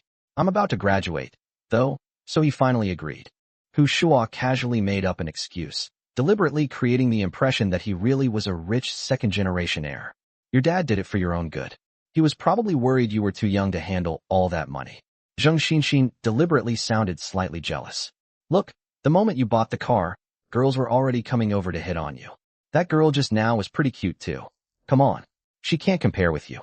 Shuo shook his head. Then, out of the corner of his eye, he caught sight of a pair of long, straight, beautiful legs stretched out without obstruction. The proportions were perfectly balanced, and their fair skin was dazzling under the light. Zheng Xinxin was tall, 172 centimeters, and had excellent body proportions. Her long legs were practically model material. Now, curled up slightly in the passenger seat, they created an especially striking visual impression. Hu Shua's Adam's apple moved involuntarily. His right hand, which had been resting on the center armrest, unconsciously began drifting toward the passenger side. Chapter 9. Wear stockings to keep warm. It seemed that Zheng Xinxin had noticed what Hu Shua was thinking. Not only did she not move her legs away, but she shifted slightly to the left, moving even closer to the driver's seat. Shuo, I heard you're offering your milk tea shop employees a base salary of 15,000 yuan. Is that true? Of course it's true. No tricks, no deception. Hu Shua glanced at those long, fair legs from the corner of his eye again. He really wanted to see what they felt like, but his relationship with Zheng Xinxin obviously hadn't reached that point yet, so he couldn't make a move too rashly. So, do you think I'm qualified? Do I meet your hiring requirements? Zheng Xinxin asked with a sweet smile. Can you dance? Instead of answering immediately, Hu Shua asked her a question. A little. You know, those synchronized TikTok dances. Zheng Xinxin pursed her lips and acted coquettishly. Shua, considering our relationship, do you really have to be so strict? Hu Shua kept one hand on the steering wheel and stared ahead. Xinxin, it's not that I'm being strict. I'm starting a business. I'm putting real money into this, so I need to see results. I can't just throw money away without getting anything in return. That's why, besides having good looks, it'd be best if the employees had some kind of talent. To be honest, there are at least 80 or 90 girls waiting for interviews. Teacher Lu also recommended a financially disadvantaged student to me. There are only 1 or 2 positions left. Hu Shua's words were half true and half exaggerated. Mainly, he wanted to put a little pressure on Zheng Xinxin and see whether she would take the hint and voluntarily demonstrate her skills. As luck would have it, just as he finished speaking, Lu Chunxiu called. Hu Shua didn't hide anything from Zheng Xinxin and answered directly through the car's Bluetooth. Teacher Lu, what can I do for you? For you? The financially disadvantaged student I recommended has added you on WeChat. You should accept her request. Sure. I've been driving, so I didn't see it. Okay, drive safely. After hanging up, Hu Shua nodded toward Zheng Xinxin. See? I wasn't lying. Maybe the salary is simply too attractive, so everyone's eager to apply. Shuo, but our relationship is different, isn't it? Without making a fuss, Zheng Xinxin took Hu Shua's right hand from the armrest. She gritted her teeth slightly, then placed his hand directly on her thigh. Shuo, my family isn't as well off as Chi-Chi's, and there's no way I can compare with you. Other people are preparing for graduate school or civil service exams, but I'll have to start looking for a job in September. You know how difficult the job market is right now. Shuo, don't worry. I'll work hard. I definitely won't disappoint you. The smooth, soft sensation against his palm put Hu Shua in an excellent mood. The feeling was even better than he had imagined. In fact, even if Zheng Xinxin hadn't made the first move, he would have hired her anyway. The reason was simple. He wanted to annoy Xiaosiki a little and, through Zheng Xinxin, let his ex-girlfriend know how much his circumstances had changed. Let her regret it. Besides that, Hu Shua had another slightly selfish motive. Back when he was dating Xiaosiki, he had often eaten with Zheng Xinxin. She was his girlfriend's best friend, and she was also an attractive girl with long legs. It would have been impossible for him to have absolutely no feelings for her. In the past, Hu Shua simply hadn't had the ability to pursue such things. But things were different now. He could easily bring his ex-girlfriend's best friend onto his team. Shua, is it okay? Seeing that Hu Shua still wasn't answering, Zheng Xinxin gently rubbed his hand against her thigh a few times. Xinxin, it's so hot outside. Next time, remember to wear stockings to keep warm. Hu Shua felt that stockings would probably feel even better, so he casually blurted it out. Zheng Xinxin stared at him in confusion before pouting coquettishly. Wear stockings to keep warm. Shua, are you serious? Hu Shua coughed twice and hurriedly tried to cover for himself. I'm saying it for your own good. If you don't take care of yourself when you're young, you might suffer from cold legs when you get older. Oh, got it. Zheng Xinxin pursed her lips, silently grumbling to herself. Asterisk, men really do change once they have money. All they think about is taking advantage of girls. Asterisk. Still, considering Hu Shua's current wealth, becoming his girlfriend would honestly be a huge win for her. Shua, at what age do men stop liking girls in black stockings? When they're hanging on the wall. Uft. The Maybach pulled up in front of the milk tea shop, where several girls were already waiting for their interviews. Seeing this, Zheng Xinxin knew that Hu Shua hadn't been exaggerating. This job really was highly sought after. Shua, Do you actually want me or not? Before getting out of the car, Zhang Xinxin hugged Hu Shua's arm and started acting coquettishly again. Yes, yes, yes. We'll sign the contract in a moment. Hu Shua stopped teasing her and answered with a grin. I knew you were loyal, Shuo. Having gotten the answer she wanted, Zhang Xinxin immediately broke into a radiant smile. The two got out of the car, and the girls waiting for their interviews immediately looked over. They were all third or fourth year students from Jinghai University, facing the pressure of finding employment after graduation. Everyone, come inside. Hu Shuo raised the rolling shutter and led the applicants into the shop. Because of his appearance requirement, all the girls who came for the interview were quite attractive. At a glance, Hu Shuo really did feel as though he were selecting candidates for a beauty pageant. He asked Zhang Xinxin to help greet the applicants while he interviewed them one by one. Besides checking their looks, he also conducted a simple assessment of their talents. Being able to dance or sing was definitely a plus. Zhang Xinyue, third year, School of Arts, majoring in classical dance. A pretty girl with a well-proportioned figure introduced herself. A dance major? Hu Shua's eyes lit up slightly. Asterisk, a dancer? Excellent. She definitely has to be hired. Asterisk. He was secretly delighted, but his expression remained calm. You're studying dance. Isn't working as a milk tea shop employee a bit of a big change? Finding a job with my major after graduation isn't easy. I either have to join a professional dance troupe or become a teacher at a dance training school. The former requires strong connections, which I don't have, so I can only become a dance instructor. In that case, I might as well work here. At least the income is higher. Clearly, Zhang Xinyue was a practical person, and she spoke very frankly. Hu Shua nodded slightly, but he was a little disappointed inside. In his mind, art students were usually more flirtatious and outgoing, but Zhang Xinyue didn't seem like that at all. While Hu Shua was thinking, he suddenly felt a finger drawing circles on his lower leg. He froze for a moment before realizing what was happening. It was Zhang Xinyue. Relying on the flexibility she had developed as a dancer, she had extended her leg and was using her toes to trace patterns against his leg. Asterisk, damn. Damn, asterisk. Art students really are full of surprises. Hu Shua secretly marveled at the contrast. Then, with a completely serious expression, he said, I really like your practical attitude. This milk tea shop needs employees like you. Go ahead and sign the employment contract later. Thank you, boss. I'll work hard. Zhang Xinyue responded solemnly, without showing the slightest hint of excitement on her face, as if she were the most honest and well-behaved girl in the world. But Hu Shua felt as though her toes were practically rubbing sparks out of his calf. All right, you can take your foot back now. We'll discuss the details in private. Hu Shua lowered his voice. Okay. Zhang Xinyue nodded, still looking completely serious. The contrast was simply overwhelming. Chapter 10. The Milk Tea Girls. Hu Shua interviewed more than a dozen girls in succession, but in the end, only Zhang Xinyue was selected. It wasn't that the others weren't good enough. The main problem was that they didn't have enough of a contrast, and none of them could do a perfect split. There was nothing he could do about it. An interview was a process of selection. When your competitors were stronger, all you could do was accept your bad luck. Still, Hu Shua made notes on the girls with outstanding qualifications. With the system backing him, his business empire would only grow larger in the future, and there would be plenty of positions to fill. Who knew when he might need them? Ding. Congratulations, host. You have successfully signed an employee, asterisk asterisk. Reward, 150,000 yuan in cash. After completing the contract with Zhang Xinyue, the system notification sounded again. Hu Shua froze slightly. It was a different amount.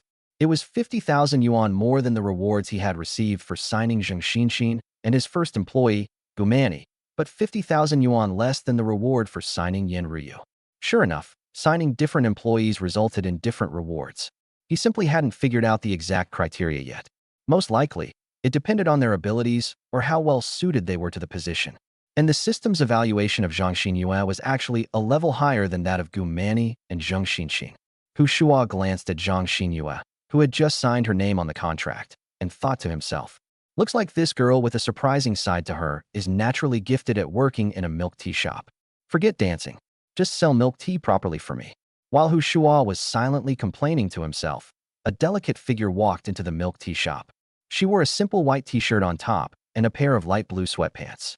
There wasn't a single flashy accessory on her. She had delicate features and crystal clear eyes like water.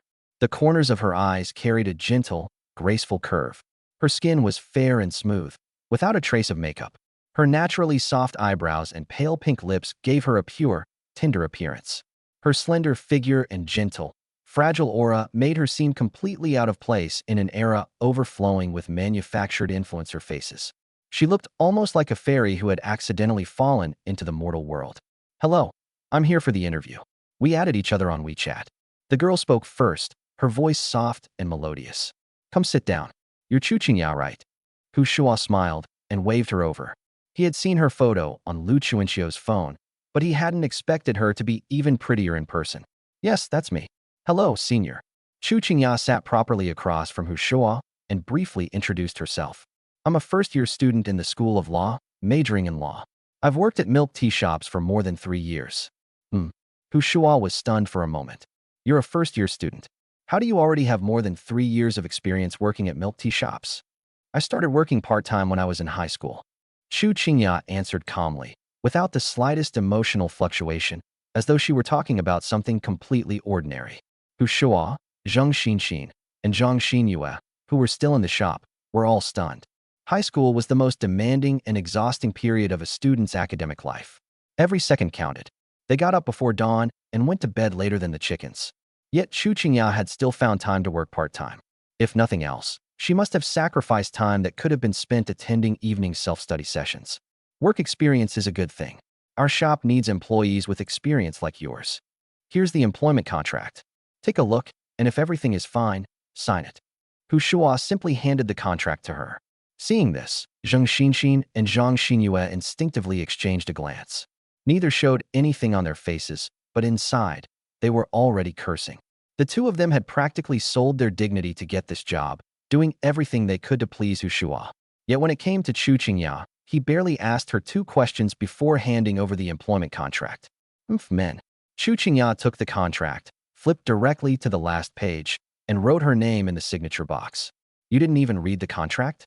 Aren't you afraid I'll sell you off?" Seeing how readily she agreed, Shuo couldn't resist teasing her.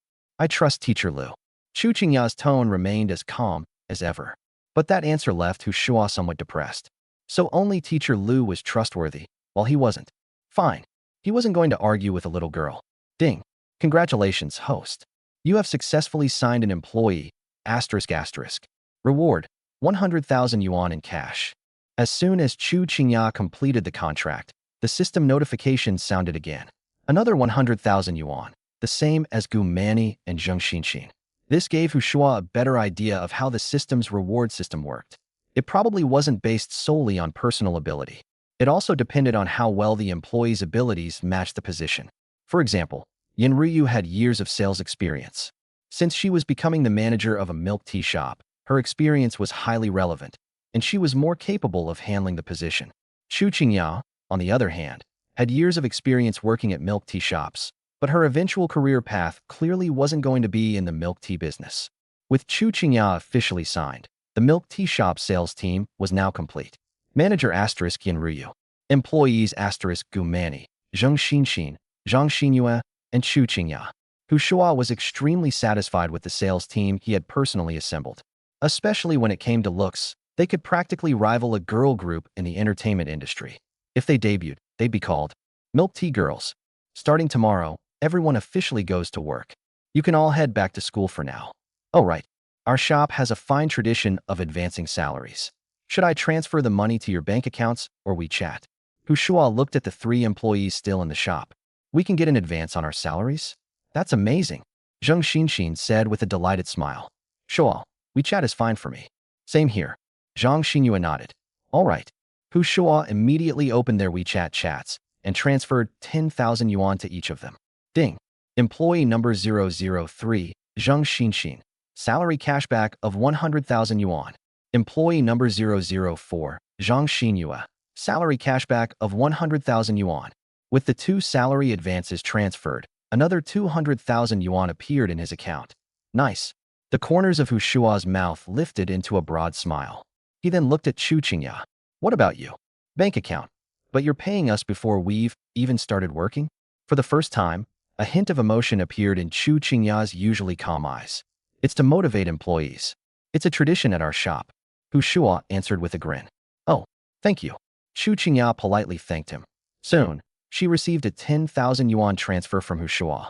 The moment she saw the huge sum in her account, another ripple of emotion appeared in her eyes. She looked up at Shuo. Why is it so much? Didn't Teacher Lu tell you about the salary here? Chu Qingya shook her head. No. Then take a look at the employment contract when you have time.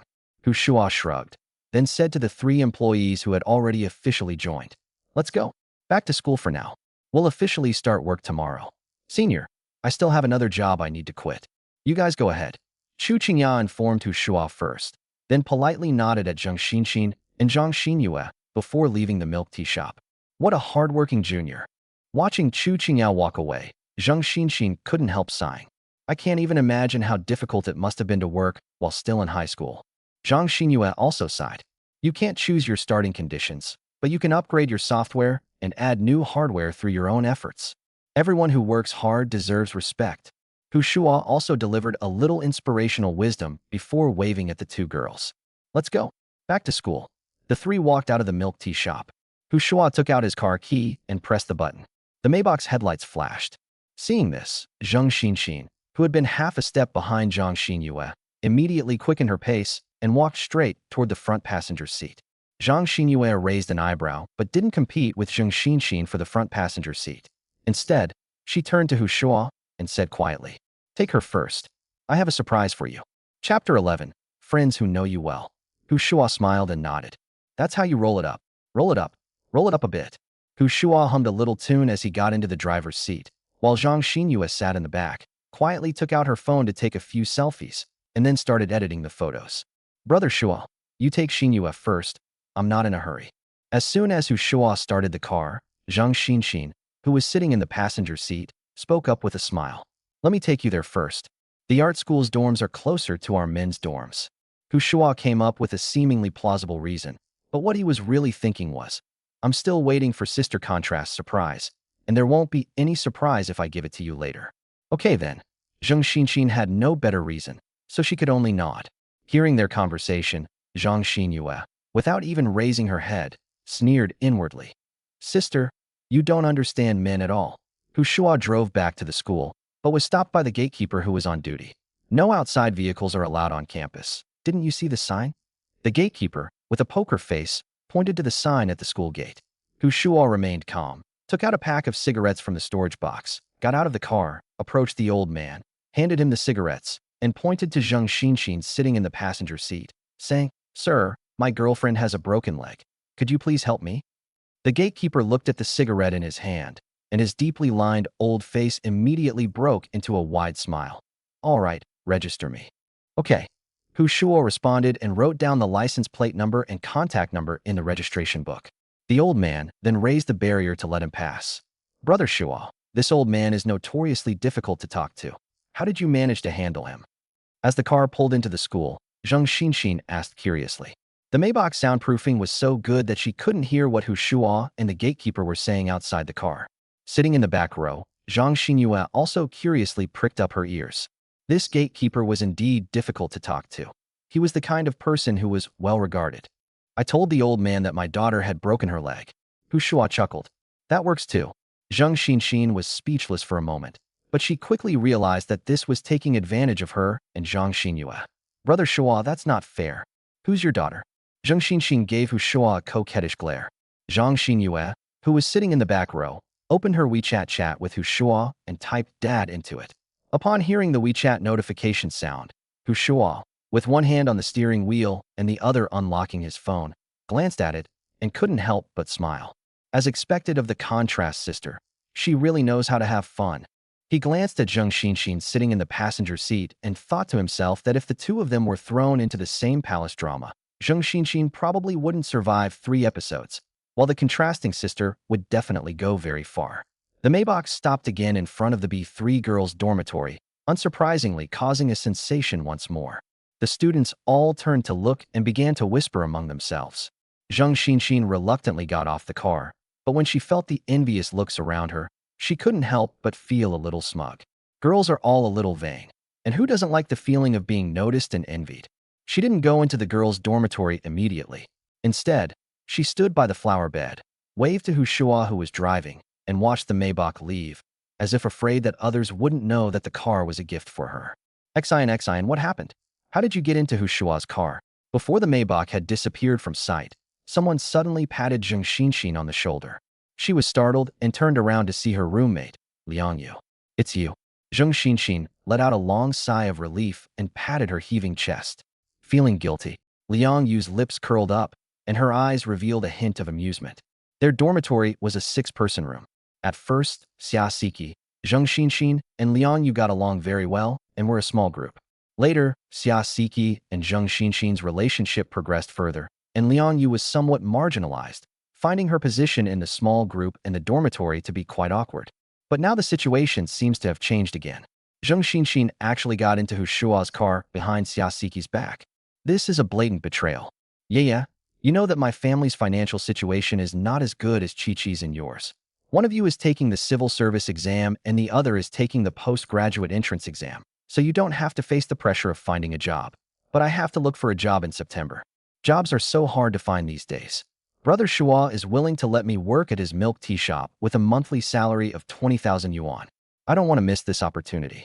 Zheng Xinxin said in a very sincere tone. She naturally knew that the outcome of working at Shuo's milk tea shop would most likely be a falling out with Xia Siki. Therefore, it was necessary to repair her friendship with Liang Yu so that she wouldn't be isolated in the dormitory. It can only be said that the complexity of relationships in girls' dormitories is comparable to the current international situation. I understand, no one can refuse a job with a monthly salary of 20,000. Won't Chi-Chi be angry if she finds out? Zheng Xinxin sighed. I will explain it to her properly, but if she doesn't understand, there's nothing I can do. She still has to eat. Liang Yu took her arm and comforted her. It's okay. I'm here for you. On the other side, Maybach. Shuo glanced at Zhang Xinyue in the back seat through the rearview mirror and asked with a smile, what about the surprise you promised? I can't wait. Do you have a girlfriend? Zhang Xinyue suddenly spoke up and asked. No, I'm single. Shuo replied with a smile that when he broke up with Xia Siki, he felt sorry for being a single dog. But after he became rich, he realized that being single is great. I wouldn't even date. How about I become your girlfriend? Zhang Xinyue asked directly.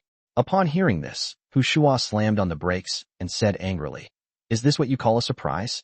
This is a shock. Why are you telling such a weird ghost story? Who talks about love in a normal way? Zhang Xinyue was not surprised by Shuo's reaction at all.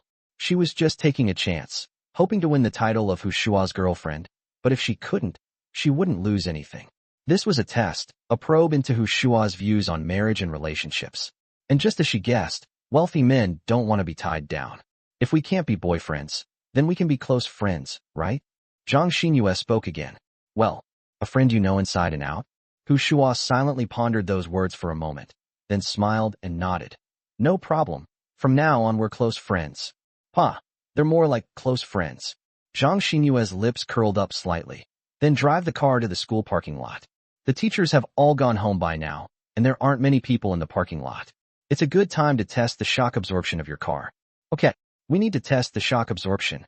Shuo slammed on the gas pedal, silently marveling to himself. As expected of the contrast sister, she really knows how to play it differently. Chapter 12, my body was completely drained. A corner of the school parking lot. The brand new Maybach beat rhythmically. A middle-aged female teacher who was working overtime walked to her car, glanced at it subconsciously, and then her hand, which was reaching for the car door, hung in midair, her mouth slightly open in an O shape. The middle-aged female teacher was an experienced person, and she could understand this kind of thing at a glance. She just didn't remember that Maybach.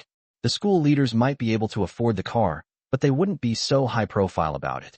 She quietly took out her phone and filmed a short video before opening the car door and driving away. On the other side, the Maybach finally stopped after jumping for half an hour. The back door opened, and Shuo got out of the car, throwing a pile of used toilet paper and a wet pair of underwear into the trash can next to him. Then he lit a cigarette for himself and happily exhaled a puff of smoke. Actually, he didn't smoke much, only lighting one at specific times, as if to complete some kind of ritual. For example, right now, if I don't light up a cigarette, the process just doesn't feel quite perfect. Can I have one? The rear window of the Maybach rolled down, and Zhang Xinyue, having finished adjusting her clothes, leaned out. You smoke? Shuo was somewhat surprised. This woman with such a contrasting personality had truly taken the concept of contrast to the extreme. She has a great image and temperament, and her clothes are not revealing. She has a ladylike style and speaks and behaves in a proper manner. People who don't know her would probably think that she is a conservative lady from a well-to-do family.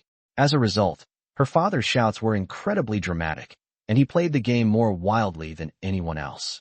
I don't know how, can you teach me? Zhang Xinyue extended her fair palm. Upon hearing this, Shuo, who had already taken out a cigarette, put it back in the cigarette pack and slapped Zhang Xinyue's outstretched hand. If you don't know how to smoke, don't learn.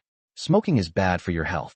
Shuo hit her quite hard, and Zhang Xinyue immediately withdrew her hand, but a strange light flickered in her eyes as she said coquettishly, "Can you hit me next time?" Well, Shuo looked completely bewildered, thinking he had misheard. Hit you? Zhang Xinyue nodded emphatically. Damn, you're McDonald's. Shuo suddenly realized. He had heard that there were quite a few people with this kind of personality, but he had never encountered one before. He never expected to meet one today. Next time you have such a request, please say so earlier. I am very willing to help others. Shuo chuckled. Dad, are you still okay? Zhang Xinyue asked with a hopeful look. Holy crap. Shuo was speechless. It had only been 5 minutes since it ended. Men may have good stamina, but they're not animals. Besides, he had discussed business skills with Yin Ryu twice during the day. The production team's donkeys shouldn't be used like this. But then again, whether you can do it or not is a matter of pride. How can a man say he can't do it? I'm a little thirsty. I'll go to the supermarket and buy 2 bottles of water before I go back. Giving up was out of the question. Shuo felt that if he calmed down, he would definitely still have the strength to fight again. So, under the guise of buying water, he leisurely walked to the nearest alumni supermarket, grabbed 4 cans of Red Bull for himself, downed 1 can on the spot, and also bought a bottle of Gatorade for Sister Contrast. When he went to pay, he grabbed a box of raincoats from the counter. He said it was good to have these on hand, otherwise someone might get seriously injured. After this round trip, Shuo felt his energy had recovered considerably, and the two chatted in the car for a while. World War II has begun. 8 p.m. The Maybach stopped downstairs in front of the boys' dormitory. Shuo got out of the car humming a little tune. As he passed the gatekeeper, he handed the dormitory supervisor a pack of cigarettes. Sir, these are my cars outside. Please keep an eye on them. Whoa, you're driving a Maybach now? The dormitory supervisor recognized Shuo. He glanced at the Maybach parked outside, and his eyes widened in surprise. I'm graduating soon, so I'm not pretending anymore. I'm coming clean. I'm a rich kid. Shuo smiled and shrugged. I knew you were no ordinary kid. Don't worry, I'll keep an eye on this car for you. The dormitory supervisor squeezed the cigarette in his hand. This pack of cigarettes cost 70 yuan. Thank you, sir. I'll go up now. Shuo called out and started climbing the stairs. His dormitory was on the 6th floor, and he never felt anything when climbing stairs, so he made it up in one go. My legs felt weak after climbing only 3 floors today. Shuo finally understood why wealthy men pay attention to nourishing their bodies. Being rich really takes a toll on the kidneys. After finally reaching the 6th floor, Shuo touched his forehead and found that it was covered with a fine layer of sweat. I honed my professional skills with Yin Ryu twice, and tested the Maybach shock absorption with Sister Fancha twice. This body is clearly hollowed out. Brother Shuo, you're finally back. As Shuo entered dormitory 618, a thin, sleazy-looking man wearing glasses greeted him with a broad smile. His name is Wang Bo, one of Shuo's roommates, and he is known as Dr. Wang. His main research area as a PhD student is Japanese adult films. He knows all the Japanese actresses like the back of his hand, and if you can't find rare or out-of-print content, you can't go wrong with him. Did you need something? Shuo slept on the lower bunk. He sat on his bed and looked up at Wang Bo. Brother Shuo, I heard you're driving a Maybach now. Is that true? Wang Bo sat down next to Shuo, his eyes gleaming as he asked. Who told you that? Shuo was a little surprised. He hadn't even had a chance to post on his WeChat moments to show off after getting his Maybach. Do I need anyone else to tell me? It's already spread throughout the school. There are photos of your Maybach in many group chats. Brother Shuo, you're really something else. You just drove a Maybach without warning. Wang Bo sighed with envy. Shuo sighed, feigning helplessness. Sigh. I didn't expect my story to spread so quickly. I originally wanted to interact with you as an ordinary person, but now that I'm about to graduate, my dad insists that I start my own business. And as a boss, you need a car to show off, so I bought a Maybach.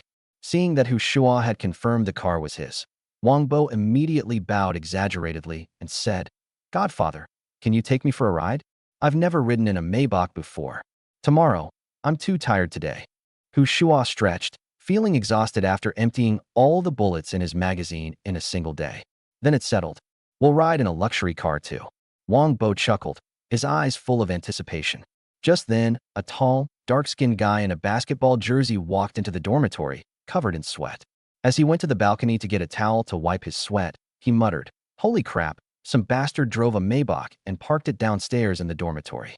A bunch of people were watching and taking pictures. He's really acting like he owns the place. Snap.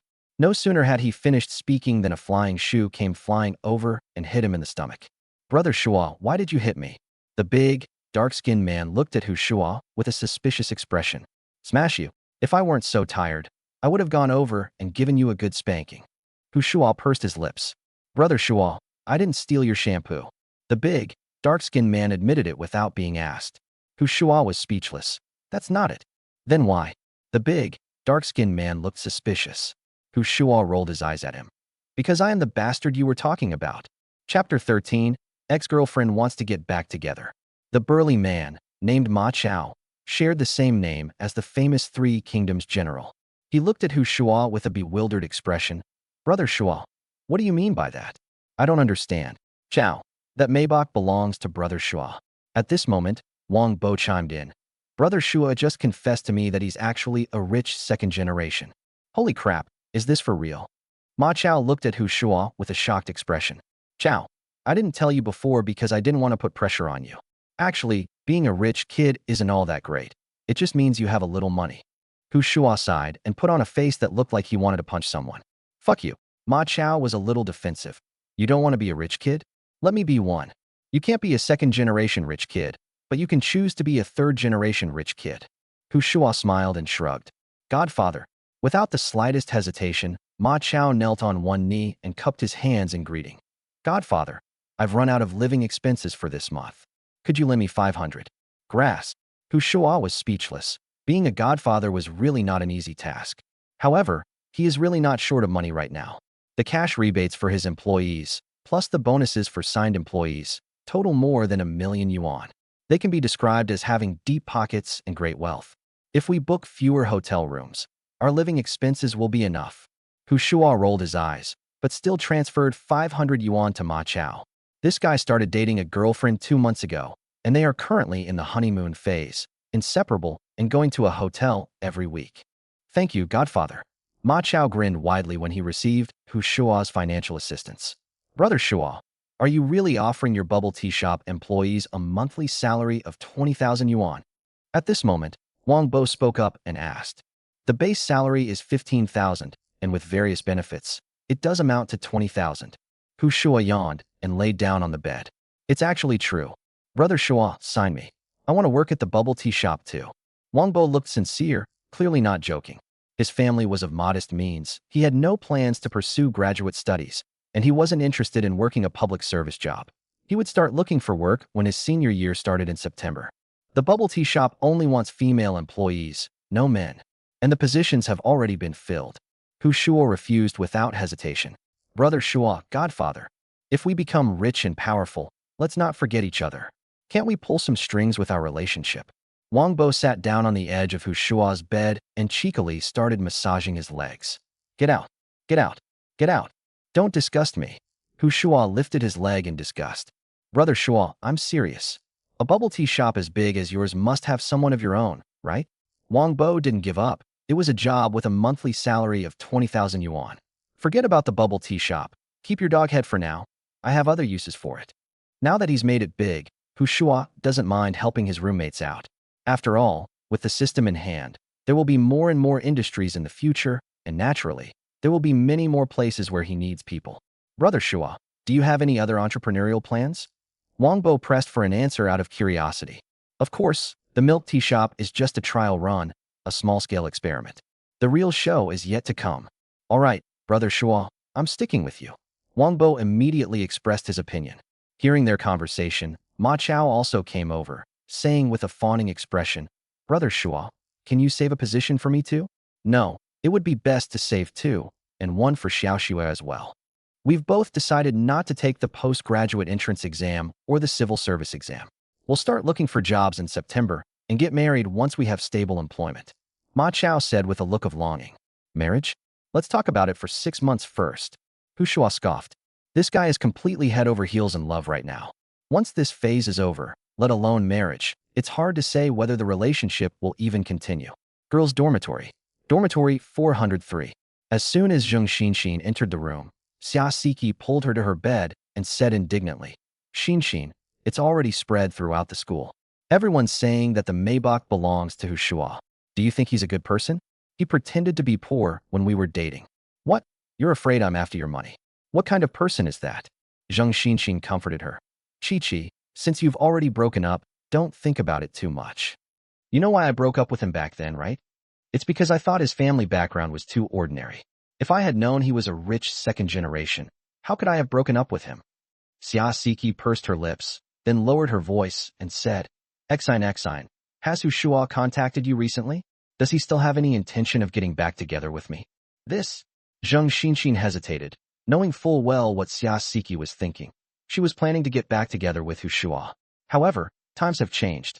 If it were before, if Xia Siki wanted to get back together with Hu Shuo, she would definitely do her best to help, since she also thought Hu Shuo was a good person. But now the situation is different. Her relationship with Hu Shuo has become somewhat ambiguous, and she is planning to win him over. That's a man who drove a Maybach before even graduating from university. If he follows Hu Shuo, it's not impossible for him to achieve upward social mobility. There are no sisters in love. Besides, they're just superficial best friends. Exine, he didn't actually contact you, did he? Seeing that Zheng Xinxin remained silent, Xia Siki pressed her for an answer. He contacted me today, but he just wanted me to work at his bubble tea shop.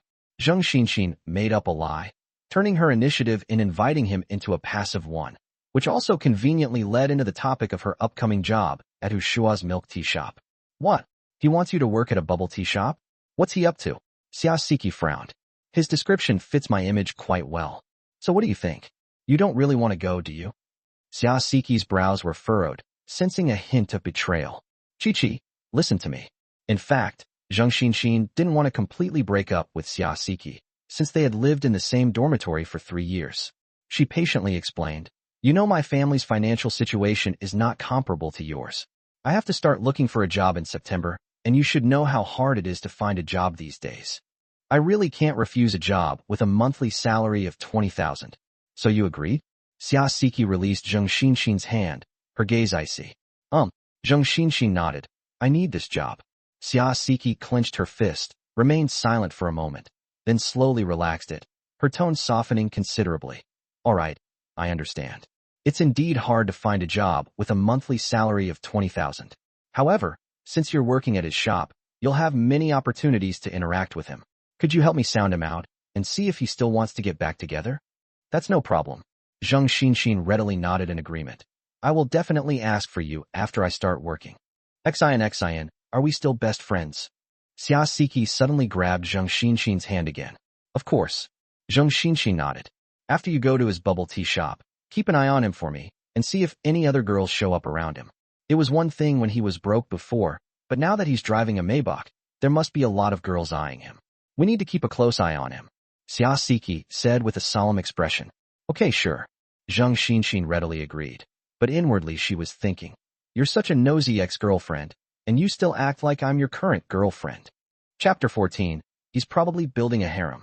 On the other side, dormitory 618 for male students. Completely exhausted, Hu Shuo fell asleep early, and when he opened his eyes it was already 8 o'clock the next morning. Brother Shuo, you're awake. I brought you breakfast. Wang Bo seemed to have been observing Hu Shuo's movements the whole time. As soon as he opened his eyes, he came over with a grin. Old Wang, please don't do this. I'm a little scared. Hu Shuo stretched and yawned. Unsolicited kindness is always suspicious. Brother Shuo, you have to get used to it. You're a big boss who drives a Maybach. You don't buy breakfast yourself, right? Wang Bo made no attempt to hide his true nature as a sycophant. Do we have classes during the first 2 periods today? Hu Shuo got out of bed and asked as he walked toward the bathroom. Old Chen's microeconomics, Wang Bo replied. Damn it, I can't be late for Old Chen's class. After relieving himself, Hu Shuo felt much better. He then spent 3 minutes washing up before taking the breakfast Wang Bo had bought and eating it. Where's A Chow? Hu Shuo asked casually while taking a bite of a steamed bun. I went to queue up for hot water for my girlfriend early this morning. She's probably in the cafeteria right now. Wang Bo sighed. Love-obsessed people are truly terrifying. Shuo didn't say anything more. There's joy in being in love and freedom in being single. There's no need to force your thoughts on others. After breakfast, the two went downstairs together. A brand new Maybach was parked quietly in the parking space in front of the dormitory. Some boys on their way to early class took photos with their phones. The next moment, the photos appeared in various class groups, dormitory groups, or club groups. The dormitory supervisor, Uncle Lu, was smoking under the eaves when he saw Shuo. He grinned and pointed to the Maybach. I've been watching your car for you the whole time. No one has touched it.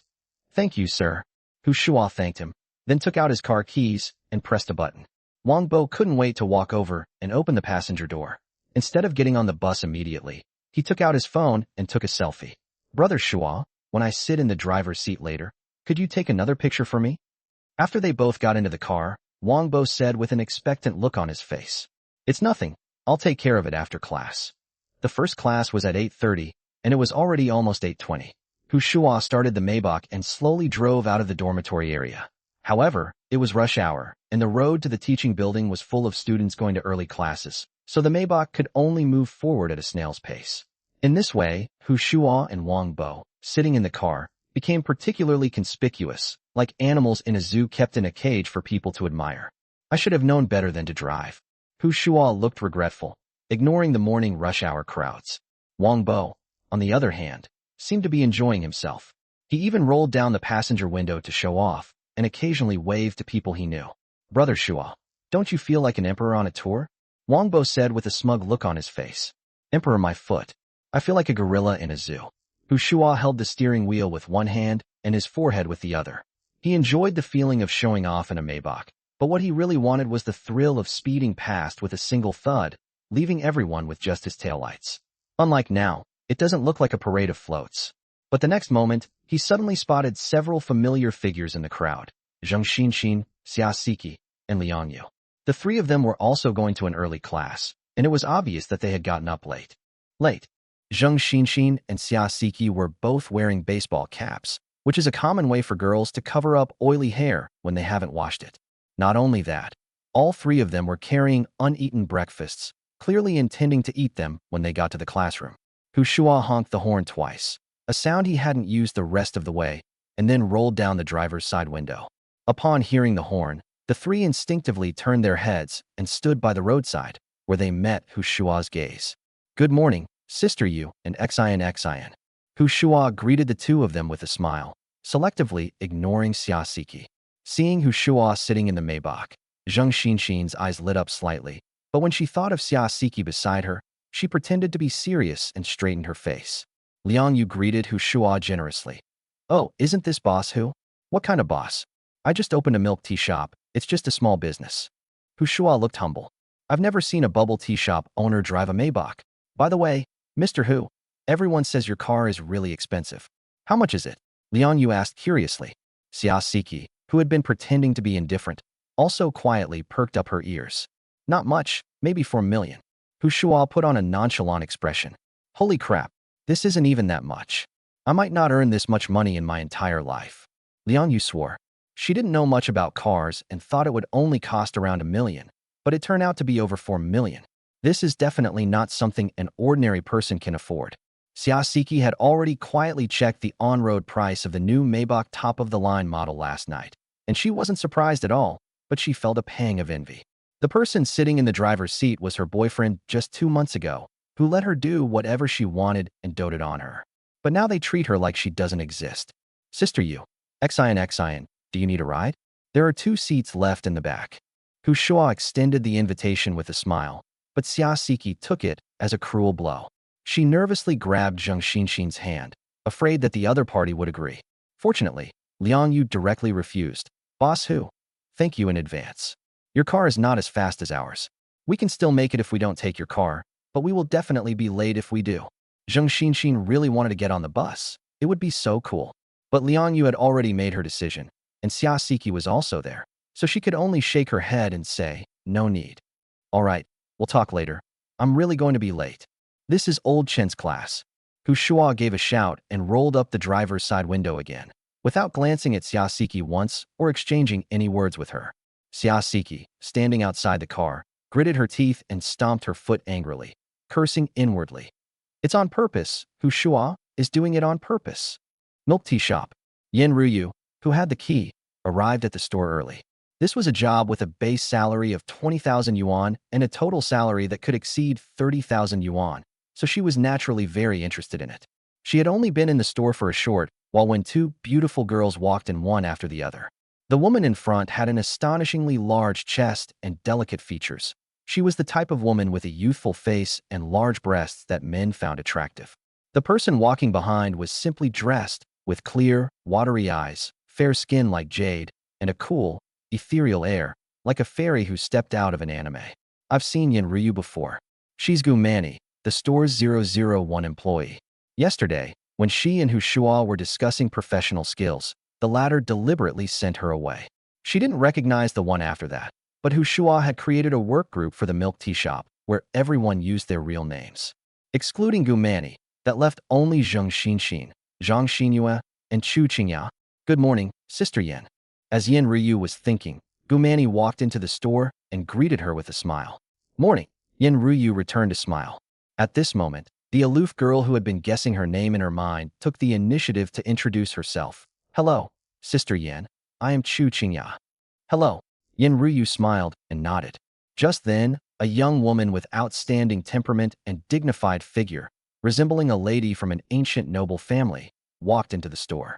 Zhang Xinyue also arrived. Yin Ryu looked at the three beautiful girls with different styles and couldn't help but sigh in her heart. Is Shuo's bratty younger brother running a milk tea shop? He's probably building a harem. Chapter 15. Who the hell can withstand this? In the classroom, Shuo listened with unprecedented seriousness. He used to think that the so-called economics knowledge had nothing to do with him, and he was just like most students, wasting his time. But things are different now. He's become the boss and will be managing an even larger company in the future. At this point, it's more important to have a good grasp of theoretical knowledge and relevant economic cases. History is a mirror. By learning from the past, we can always gain something from those failures and successes. After a morning of classes, he didn't even glance at his phone. Old Shin must have noticed his focus, because he even praised him by name, which was quite unusual for him. The bell rang, and Shuo stretched before taking out his phone to scan it. He found dozens of unread WeChat messages. Most of the inquiries were about working at a bubble tea shop, so Shuo quickly posted on his WeChat moments to let everyone know that the positions were already filled. Many of the messages were from acquaintances asking about Maybach, but Shuo was too lazy to explain and didn't reply to each one. Just as he was scrolling through his WeChat messages, Zhang Xinxin's message popped up. Brother Shuo, want to go to the store? Can I hitch a ride? The message was followed by a shy emoji. Shuo was on his way to the bubble tea shop when he saw the message and immediately replied, go. The two then agreed to meet in the parking lot next to the teaching building. Brother Shuo, what are we having for lunch? Wang Bo asked while yawning. This guy was woken up by the bell that signaled the end of get out of class. I'm going to the bubble tea shop. You can eat by yourself. Shuo waved his hand. Brother Shuo, can you show me around and let me know where you are? I can also help you with some chores. Wang Bo said with a hopeful expression. All right, let's go. Shuo didn't mind bringing a helper along. The milk tea shop wasn't officially open yet, and the layout of the shop hadn't been finalized, so moving things around was inevitable. When the two arrived at the parking lot, Zhang Xinxin hadn't arrived yet. Wang Bo remembered taking pictures to show off, so he first took a few selfies in the driver's seat, and then asked Shuo to take a few more for him. Brother Shuo, can I post these photos on social media to fish for followers? Wang Bo didn't hide his thoughts and asked with a grin. Blur the license plate. I don't care about anything else. Shuo shrugged indifferently. Okay. Wang Bo sat in the passenger seat and happily started editing the photos. At this moment, Zheng Xinxin and Liang Yu walked over from a distance. Mr. Hu, you don't mind if I visit your milk tea shop, do you? As she approached, Liang Yu spoke. Of course I don't mind. Just help me promote it after the official opening. No problem. I'll post it for you on Douyin, WeChat Moments, Weibo, and Xiaohongshu. Sister Yu is particular. Shuo gave a thumbs up, then gentlemanly opened the back door. Liang Yu and Zheng Xinxin got into the car. When Wang Bo, who was sitting in the front row, saw two beautiful women get on the bus, he straightened his bangs like a peacock spreading its tail feathers, and then introduced himself in what he thought was a very magnetic voice. However, Liang Yu wasn't interested in his type at all, and Zheng Xinxin was even less interested. Her mind was entirely on Shuo. The Maybach started, and the songs that hadn't finished playing earlier started coming from the car stereo. Under the willow, hearing the zither, she danced and sang a tune. It seems to reflect the graceful figure of yesteryear, who stirred up feelings with just a few words, whose every smile and frown stirred the nebula. Old songs are just so nice to listen to. Hu Shuo couldn't help but hum along. This song was a duet, and Zheng Xinxin, who sang very well, even joined in for a couple of lines. You two are such a perfect match. After the song ended, Liang Yu winked and teased. Hu Shuo silently thought to himself, as long as you have money, you can be with anyone. Hu Shuo encountered the morning rush hour in the morning, and now he's caught the lunch rush hour after class ends, so the car is moving very slowly on campus. Wang Bo, ever the smug guy, rolled down the passenger window again, rested one hand on the door, and slyly glanced at the scantily clad female college students behind his glasses. Zheng Xinxin sat in the passenger seat yesterday, but now that she's in the back, she finds it much more comfortable, and she can almost stretch out her long legs. As expected of the boss's car, the back seats are indeed more comfortable. She silently sighed to herself, opened her phone's camera, took 2 selfies first, then flipped the camera to take a picture of her long legs crossed, thinking she could capture a relaxed boss vibe and post it on WeChat Moments or TikTok later. However, just as she was taking the picture, she suddenly noticed a small blue plastic package at her feet. There's trash in such a luxurious car. Zheng Xinxin bent down to pick it up, thinking she would throw it away later, but she was stunned when she picked up the blue plastic packaging. This blue packaging is only about half of a larger package, and it has 3 English letters on it. Der. The letters at the end are on the other half of the packaging, not inside the car, but just based on these 3 letters and the shape of the blue packaging, Zheng Xinxin could already guess what it was. In an instant, the beautiful mood of taking photos vanished. She never dreamed that while she was still planning how to win over Hu Shuo, her home would be raided, and right there in her car. Zheng Xinxin immediately thought of Zhang Xinyue. Last night, Hu Shuo went back to school with the 2 of them, dropping off himself first, and then Zhang Xinyue. At the time, Hu Shuo said that the art college dormitory was closer to the men's dormitory. Zhang Xinxin didn't think much of it, but when she pictured Zhang Xinyue's dignified and beautiful face, she dismissed her guess. She felt that Zhang Xinyue was not the kind of person who would do anything casually. She glanced at Hu Shuo, who was driving. He was already good-looking, and now with the added bonus of a Maybach, he probably had no shortage of women throwing themselves at him. So it was really hard to guess which woman he was using this package with. But one thing is certain. Hu Shuo is no longer the same Hu Shuo as before. He has no shortage of women, and has even become a sought-after Tang monk's flesh, with every female demon wanting a bite. The Maybach drove out of the school and soon arrived at the milk tea shop. After parking his car, Hu Shuo strode into the store, and then he froze. Although the milk tea shop has not officially opened yet, Yin Ruyu, Gumani, and others have changed into formal work clothes. This first version of the work uniform was a maid outfit ordered by Hu Shuo. Upon entering the store, the first thing that catches the eye is 4 beautiful and hot maids. The slightly older Yin Ryu has the charm of a beautiful young woman, while Gumani, Chu Qingya, and Zhang Xinyue are like beautiful chefs who have stepped out of a comic book, each with their own unique style. Holy crap, who can withstand this? Who came up with such an amazing marketing plan? Oh, it's me. Hu Shuo smugly gloated to himself. Wang Bo, who followed him into the store, reacted even more dramatically. His eyes were so wide they almost popped out from behind his glasses. His mouth was agape enough to fit a fist, and there was a fire burning inside his abdomen. Glug!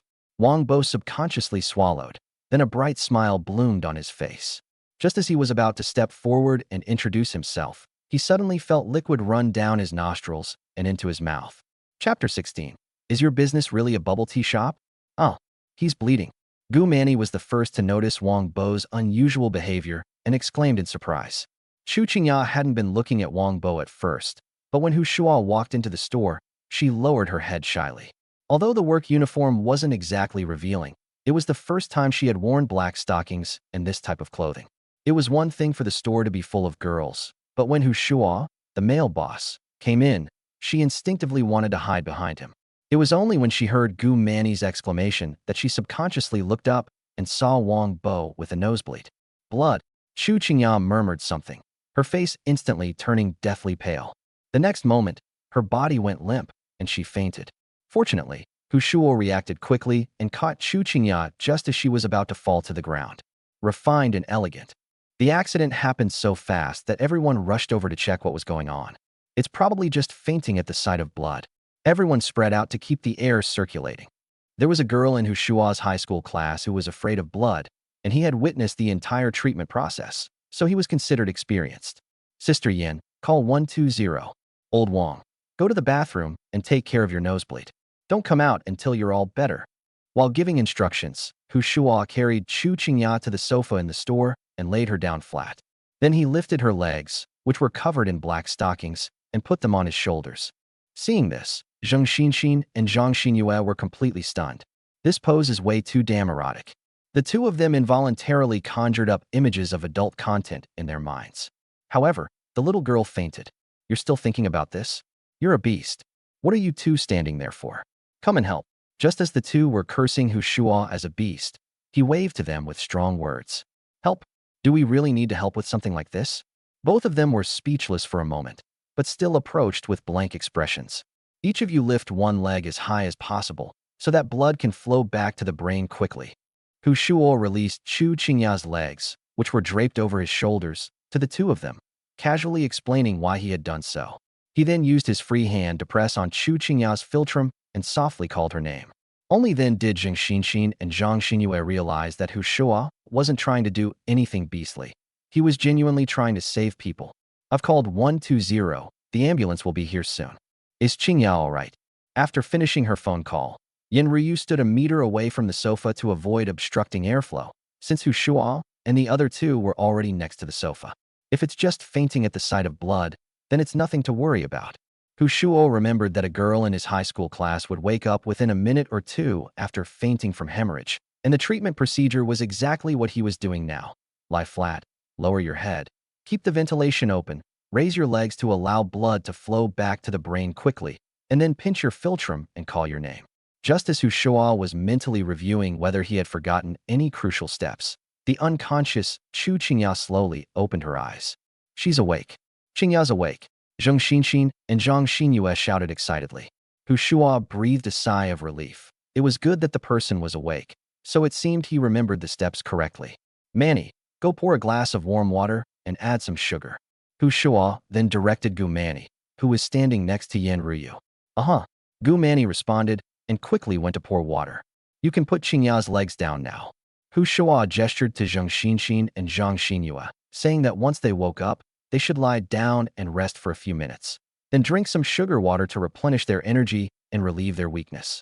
After a while, Chu Qingya's complexion returned to normal, and she was fully awake. Seeing this, the women all cast approving glances at Shuo. In their minds, this boss was a rich and lecherous second-generation rich kid with a somewhat unreliable air about him. Faced with such a serious emergency, he not only remained calm, but also handled the situation in an orderly manner and successfully woke up Chu Qingya. Their sense of responsibility in the face of adversity and their ability to solve problems also exceeded their expectations. Brother Shuo, you're amazing. I'm totally stunned. As soon as Liang Yu entered the store, she saw Chu Qingya faint. She was so shocked that she stood at the door for a long time before she came to her senses. She was completely at a loss.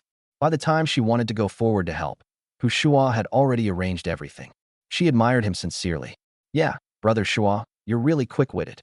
Zheng Xinxin also praised him and felt ashamed for misunderstanding that Shuo wanted to take advantage of Chu Qingya. He was clearly trying to save someone, and it was she who was being despicable. Zhang Xinyue remained calm and composed, as dignified as ever, but her heart was filled with pink bubbles. Perhaps it was due to her family background or her nature, but this woman with contrasting personalities not only had a McDonald's-like tendency, but also an extraordinary admiration for strength. The stronger a man's abilities were, the more she liked him. Yesterday, she was merely succumbing to Shuo's money power, but now she truly admires him more. At this moment, Gumani brought over a glass of sugar water. Chu Qingya took a couple of sips and felt much better, almost back to normal. Boss, thank you. Chu Qingya nodded to Shuo, her beautiful eyes clear. Have you been afraid of blood since you were a child? Shuo asked. Some people's fear of blood is congenital, while others develop it later in life, such as being traumatized by scenes of bleeding when they were young. Chu Qingya hesitated for a moment, then whispered, "It started in junior high school." Hu Shuo frowned slightly upon hearing the answer, but did not ask any further questions. Clearly, Chu Qingya had experienced something terrible in junior high school, which left her with psychological trauma. Asking any further questions would be like reopening old wounds. Drink the sugar water, then lie down for a while longer. Hu Shuo gently gave a word of advice. At this moment, the culprit, Wang Bo, came out of the bathroom. His nostrils were stuffed with toilet paper, and there were still water droplets on his face. He looked quite comical. "Brother Shuo, I really didn't mean to." Wang Bo looked miserable. He had originally planned to show off his skills in front of these beautiful women, but instead of getting a chance to shine, he almost became a murderer. "I know you didn't mean it, but your right nostril was bleeding. So what's the point of plugging your left nostril too?" Hu Shuo rolled his eyes at Wang Bo, clearly annoyed. "I was afraid I wouldn't be able to control it, so thankfully I plugged them all up."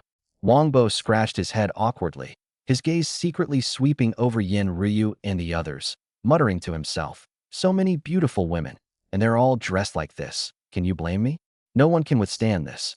Upon hearing his answer, Liang Yu, who had just arrived in the Maybach with him, couldn't help but laugh and teased. "Haven't you ever seen a beautiful woman before? Can't you have some self-respect?" Now that things had come to this, Wang Bo stopped pretending and grinned.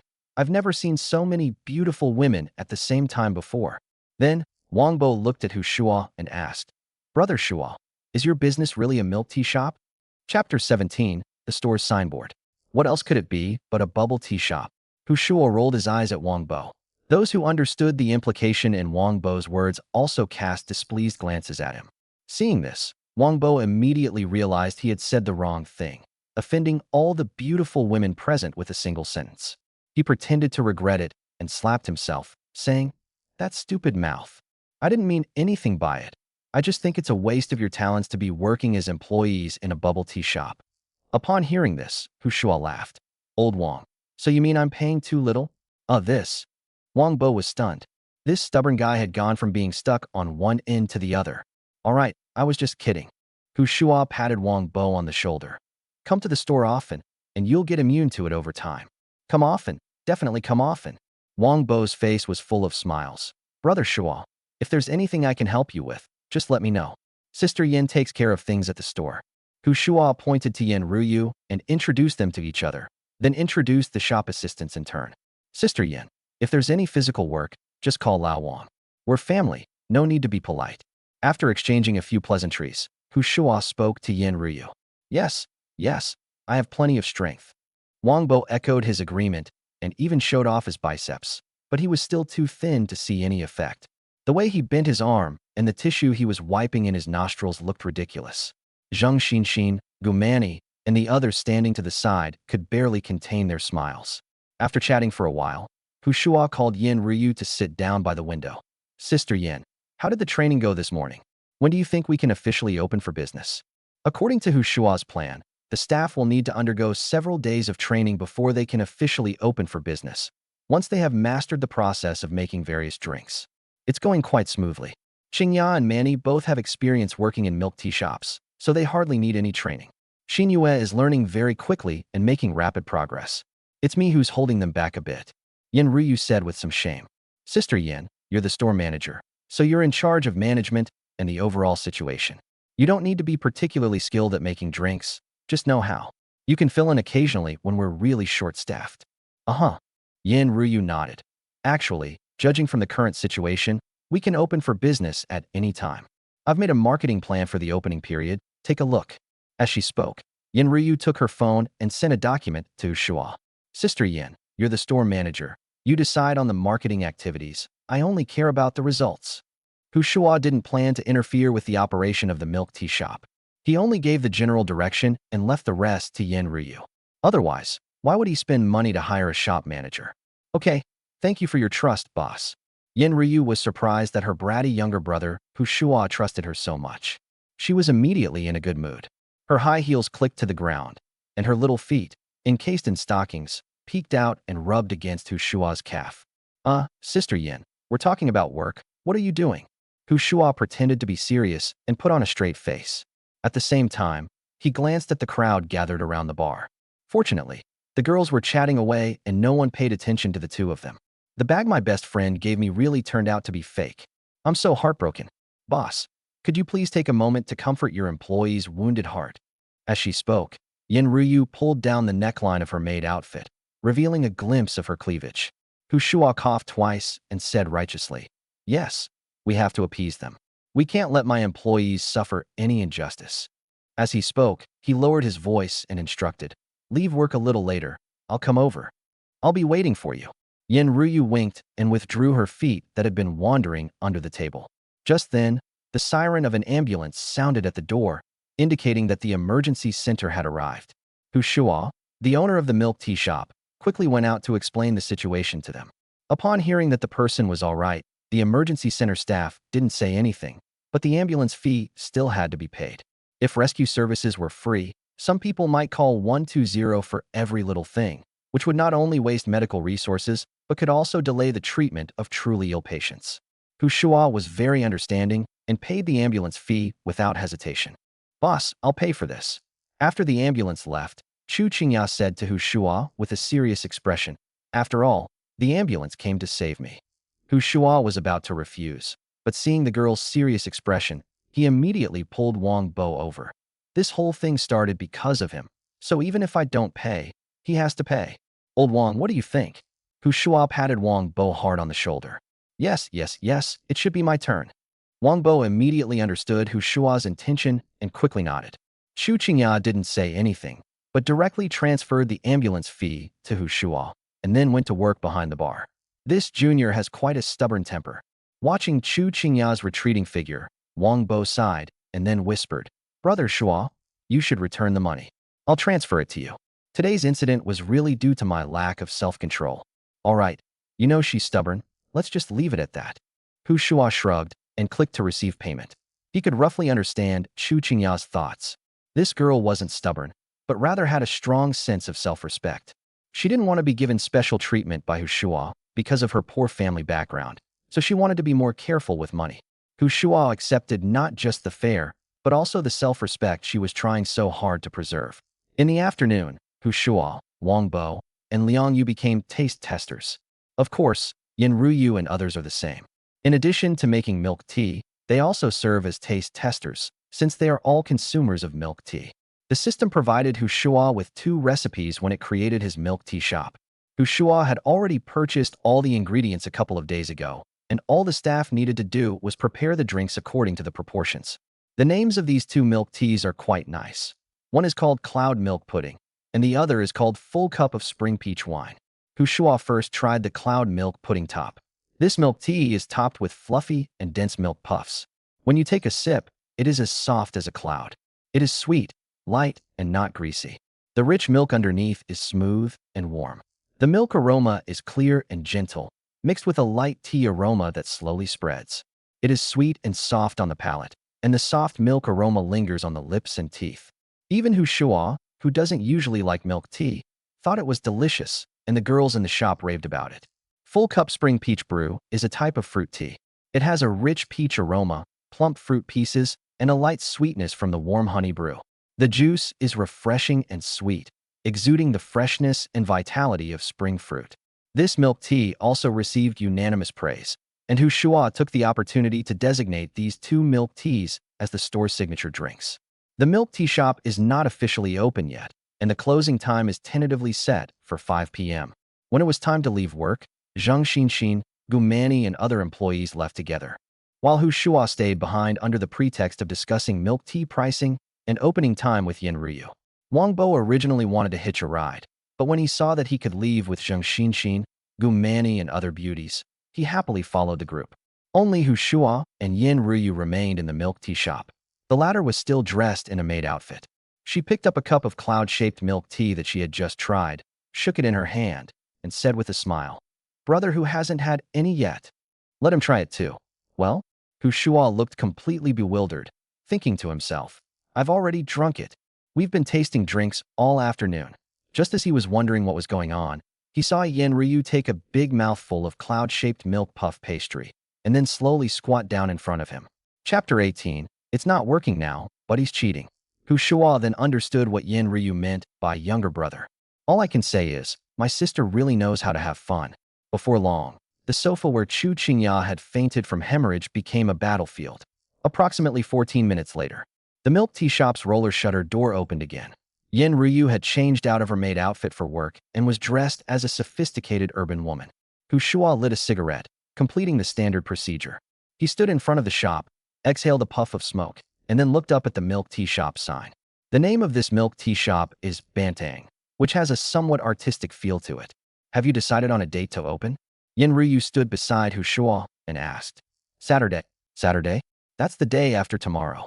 Shuo nodded. He didn't want to wait any longer and wanted to open for business as soon as possible to see if the system had any further tasks. Good. Yin Ryu nodded without saying much, silently planning what she needed to prepare. She was the store manager, earning a high salary. Shuo, the boss, had delegated almost all of her authority, so she had no reason not to do her job well. As for the occasional exchange of professional skills, she doesn't feel like she's at a disadvantage. On the contrary, she feels like she's gaining an advantage. After all, she is 26 years old this year, while Shuo is only 21. This is a case of an older woman dating a younger man. Moreover, Shuo is not only young and handsome, but also a wealthy second-generation heir and a strong and healthy male college student. By any measure, she's not at a disadvantage. Sister Yin, let's have a meal together and chat about the opening of the milk tea shop. Shuo extinguished the cigarette he had half-smoked and threw it into the trash can next to him. Sure, it's on you. Yin Ryu readily agreed and even offered to treat everyone, since she had just made Yin Ryu feel comfortable and she wanted to return the favor. All right, then I won't stand on ceremony. The meal didn't cost much, and Shuo was too lazy to care about who paid. How about the barbecue? There's a really good one near my house. Yin Ryu asked Shuo for his opinion, while also harboring her own thoughts. If they ate near her house, she could conveniently take her home. Sure, Shuo has been quite physically exhausted these past 2 days, and he really wants to eat some meat. The two got into the car and headed straight for the barbecue restaurant that Yin Ryu had mentioned. It was rush hour, and the Maybach was weaving through the traffic. Shuo suddenly realized another advantage of driving a luxury car. Most drivers would intentionally keep a certain distance from you, for fear of accidentally scratching or hitting you. The barbecue restaurant recommended by Yin Ryu was really delicious. Shuo ate with gusto, his mouth greasy, and he was very satisfied. Just as he was eating with his head down, a woman's voice suddenly rang in his ear. Yu, what are you doing here? The other person was obviously talking to Yin Ryu, but Shuo, who had a piece of roast beef stuffed in his mouth, still instinctively looked up at the woman. She was wearing a light yellow dress and light makeup. Her figure and appearance were slightly inferior to Yin Ryu's. She had the style of a girl from a modest family and had an innocent-looking face. Xiaoqing. Yin Ryu was stunned. This woman was none other than Mo Xiaoqing, her current roommate. Before yesterday, Mo Xiaoqing was her #1 best friend, but the fake bag incident made her very heartbroken, and she has silently removed Mo Xiaoqing from her list of best friends. You weren't replying to my WeChat messages, so you were on a date. What's your name, handsome guy? Mo Xiaoqing was unaware that her act of giving away a fake bag had been discovered. She joked about it and then greeted Shuo, saying, My name is Mo Xiaoqing, and I'm Yu's best friend. Hello, Shuo. The other party was genuinely enthusiastic, and Shuo responded politely in return. Xiaoqing, did you run into someone you know? At that moment, a man in a casual suit walked over from the bar, holding a receipt in his hand, clearly having just paid the bill. Oh, my best friend Yu and her boyfriend. Mo Xiaoqing turned to the man and said. The man's gaze naturally fell on Yin Ryu, and his eyes lit up immediately. He was a department manager at a large company and was currently pursuing Mo Xiaoqing. But as a certain patriarch once said, if you meet a girl, don't rush to establish a relationship. First, get into her circle and see if her best friend is even prettier. The current situation is exactly as it appears. Hello, my name is Gao Jie, and I am the operations manager of Huawei Group. Huawei Group is quite famous in Jinghai City, and Gao Jie is proud of it, so he introduces himself and also shows off a bit. Yin Ryu politely gave her name and gave a few perfunctory replies. Yu, we're on the 2nd floor. We just finished eating. I wish we had come together if I had known you would. Mo Xiaoqing said with a look of regret. How about we go to a quiet bar and sit for a while? I know there's one nearby, and the singers there are pretty good. Gao Jie made the suggestion. Never mind. I'm a bit tired today. I'm going back to rest. Yin Ryu refused outright, then waved to the waiter. Check, please. Miss, Your table's total bill is 318 yuan. If you need an invoice, you can get one at the bar. The waiter came over with a payment QR code. Yin Ryu paid directly by scanning the QR code. Mo Xiaoqing and Gao Jie, who witnessed the whole thing, were both a little surprised. In their subconscious, they thought that paying the bill was something only men did. While Yin Ryu was calling the waiter to settle the bill, Shuo didn't say a word, but silently finished the meat on his plate. Gao Jie's lips twitched, feeling a little sad. They were both men, and all he had done was treat Mo Xiaoqing to meals and give her gifts, hold her hand, and put his arm around her waist. He hadn't even completely won her over yet. As it turns out, he had a beautiful girlfriend who paid for his meal, and since she was already his girlfriend, they must have already had a deep and intimate relationship. Gao Jie's gaze unconsciously fell on Shuo, his jealousy palpable. Miss Yin, I was just about to take Xiaoqing home. Since you're roommates, why don't you come along? Gao Jie had another idea in mind. He had just bought a used BMW 5 Series last month. Even though it's a used car and it's 6 years old, it's still a BMW 5 Series.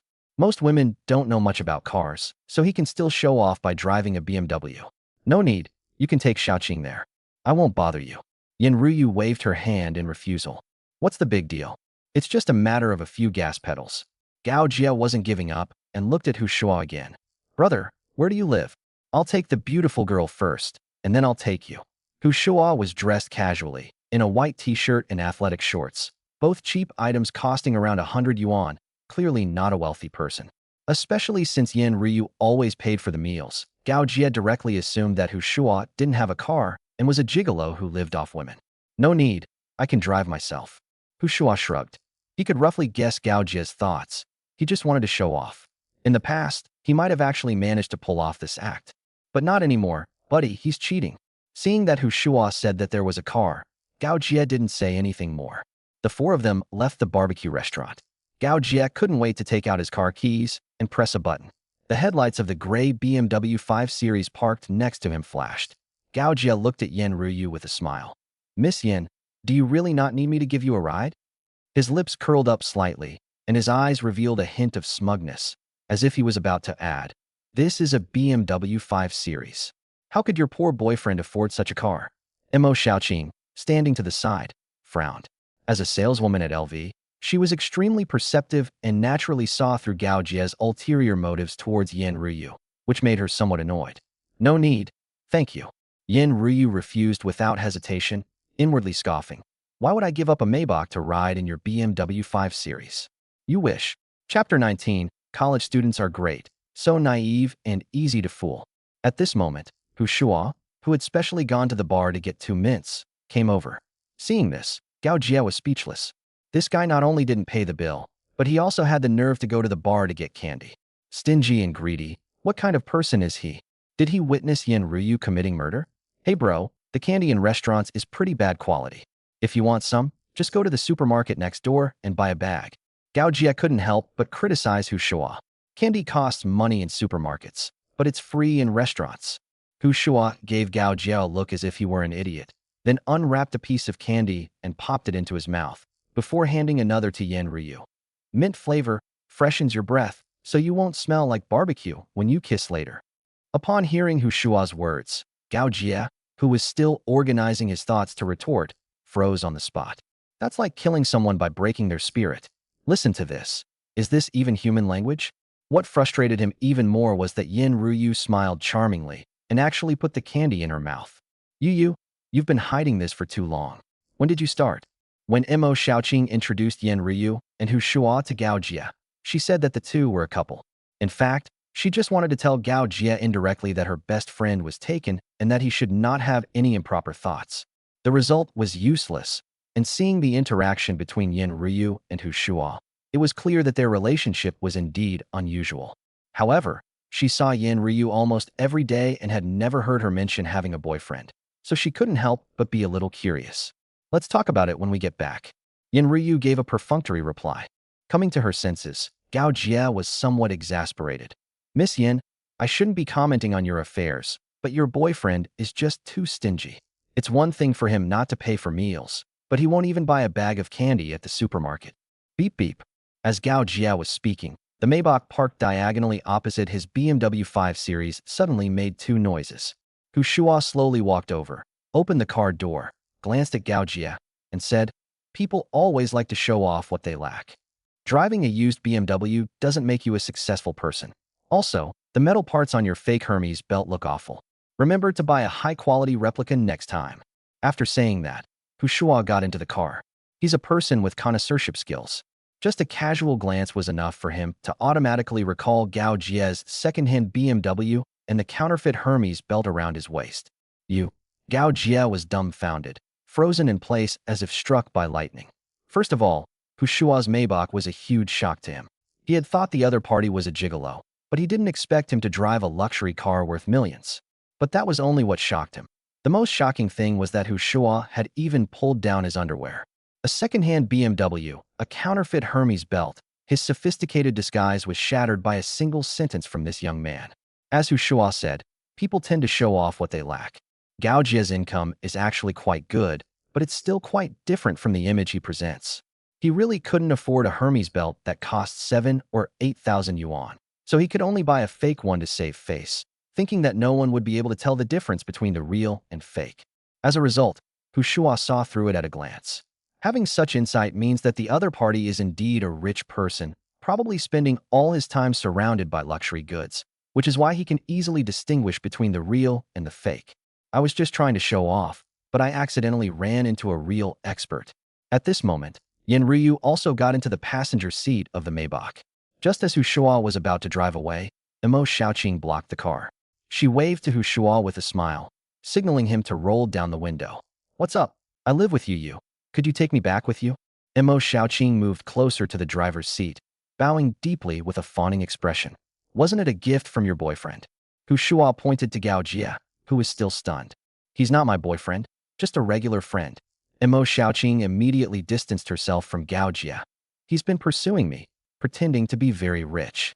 I should thank you for letting me see his true colors." "Oh, okay, then let's get in the car." Hu Shuo didn't mind having one more person in the car, since it wasn't far anyway. "Thank you." Emo Xiaoqing thanked him and got into the car with a happy expression. As a saleswoman working at LV, she was surrounded by wealthy customers who longed for that kind of extravagant lifestyle. Naturally, she also wanted to find a rich boyfriend. She had tried to develop relationships with her customers, but those rich men were never short of female companions, and each one was more beautiful than the last. With her looks and figure, she had no advantage whatsoever. Besides, rich people aren't fools. On the contrary, they're shrewd and calculating. In their eyes, a saleswoman like Emo Xiaoqing is really just a waitress, and very few fools would choose a waitress as a girlfriend. Occasionally, there might be flirtatious chats, but it's just for short-term flings. So even though Emo Xiaoqing comes into contact with many wealthy people, finding a boyfriend is extremely difficult. And now the opportunity has come. She suddenly realized why Yin Ryu hadn't told her about having a boyfriend. Because the other person is too outstanding, this is to guard against her. Driving a Maybach at such a young age, he must be a rich second generation from a well-off family. Compared to those shrewd older men, rich second-generation kids are much easier to fool. We must seize this opportunity. You're really not being fair. You're in a relationship and you didn't even tell me. Handsome, you look younger than Yu. What year were you born? After sitting in the back of the Maybach, Emo Xiaoqing first complained and then began to assess the situation. "I was born in 2005. Hu Shuo replied casually. "Wow, he's 5 years younger than Yu. It's a relationship between an older woman and a younger man." Emo Xiaoqing sighed and then asked, "Those born in 2005, are they still in university?" "Yes, I'm a junior now, and I'll be a senior in September." Hearing Hu Shuo's answer, Emo Xiaoqing was shocked. A junior in college driving a Maybach. How wealthy must his family be? At the same time, she felt a surge of joy inside. College students are great. They're so naive and easy to fool. She believed that someone as experienced and worldly wise as herself could definitely outmaneuver the other party given the opportunity. The barbecue restaurant was very close to the apartment complex where the two of them lived. Emo Xiaoqing had originally planned to get more information about Hu Shuo, but they arrived before they had even finished chatting. She quickly took out 2 business cards from her bag, stuffed one into the storage compartment in the back seat, and handed the other directly to Hu Shuo. "Handsome, I work at the LV flagship store in Mixi Mall. If you need to buy anything, just ask me. I'll definitely give you a discount." He can just ask me for whatever he needs to buy. Yin Ryu reached out and took Mo Xiaoqing's business card, then gestured with her chin towards Hu Shuo. Am I right? Yes, you're best friends, so I can just ask you. Hu Shuo shrugged indifferently, not interested in this kind of power struggle between best friends. The main reason was that he really didn't like Mo Xiaoqing. Otherwise, he would definitely have accepted that business card. See you tomorrow. Yin Ruyu put the business card in her pocket and gave Hu Shuo a kiss on the cheek, just like lovers parting. Seeing this, Mo Xiaoqing, who was sitting in the back seat, pouted and got out of the car reluctantly. She was secretly glad that she had a backup plan. She believed that as long as Hu Shuo found the business card in the storage box, he would most likely contact her. Being your girlfriend's best friend is an absolutely irresistible advantage for a man. If the conditions aren't right, use a buff to make up for it. Mo Xiaoqing refused to believe she couldn't handle a college student. Chapter 20. When you ask for a favor, you should act like one. The Maybach merged into the traffic, and soon only its taillights remained.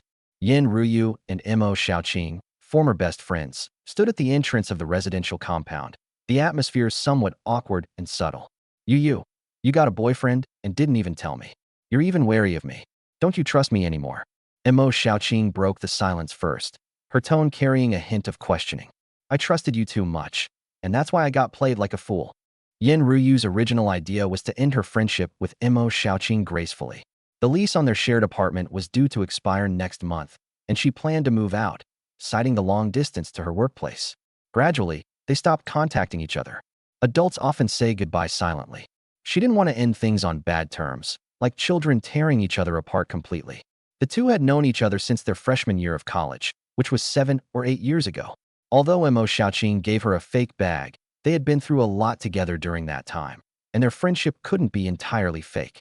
Therefore, she initially didn't intend to break the ice, but Mo Xiaoqing's behavior today made her realize that this was a fake best friend.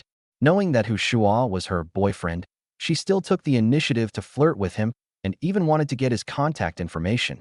Her purpose was self-evident. There's an unspoken rule among best friends.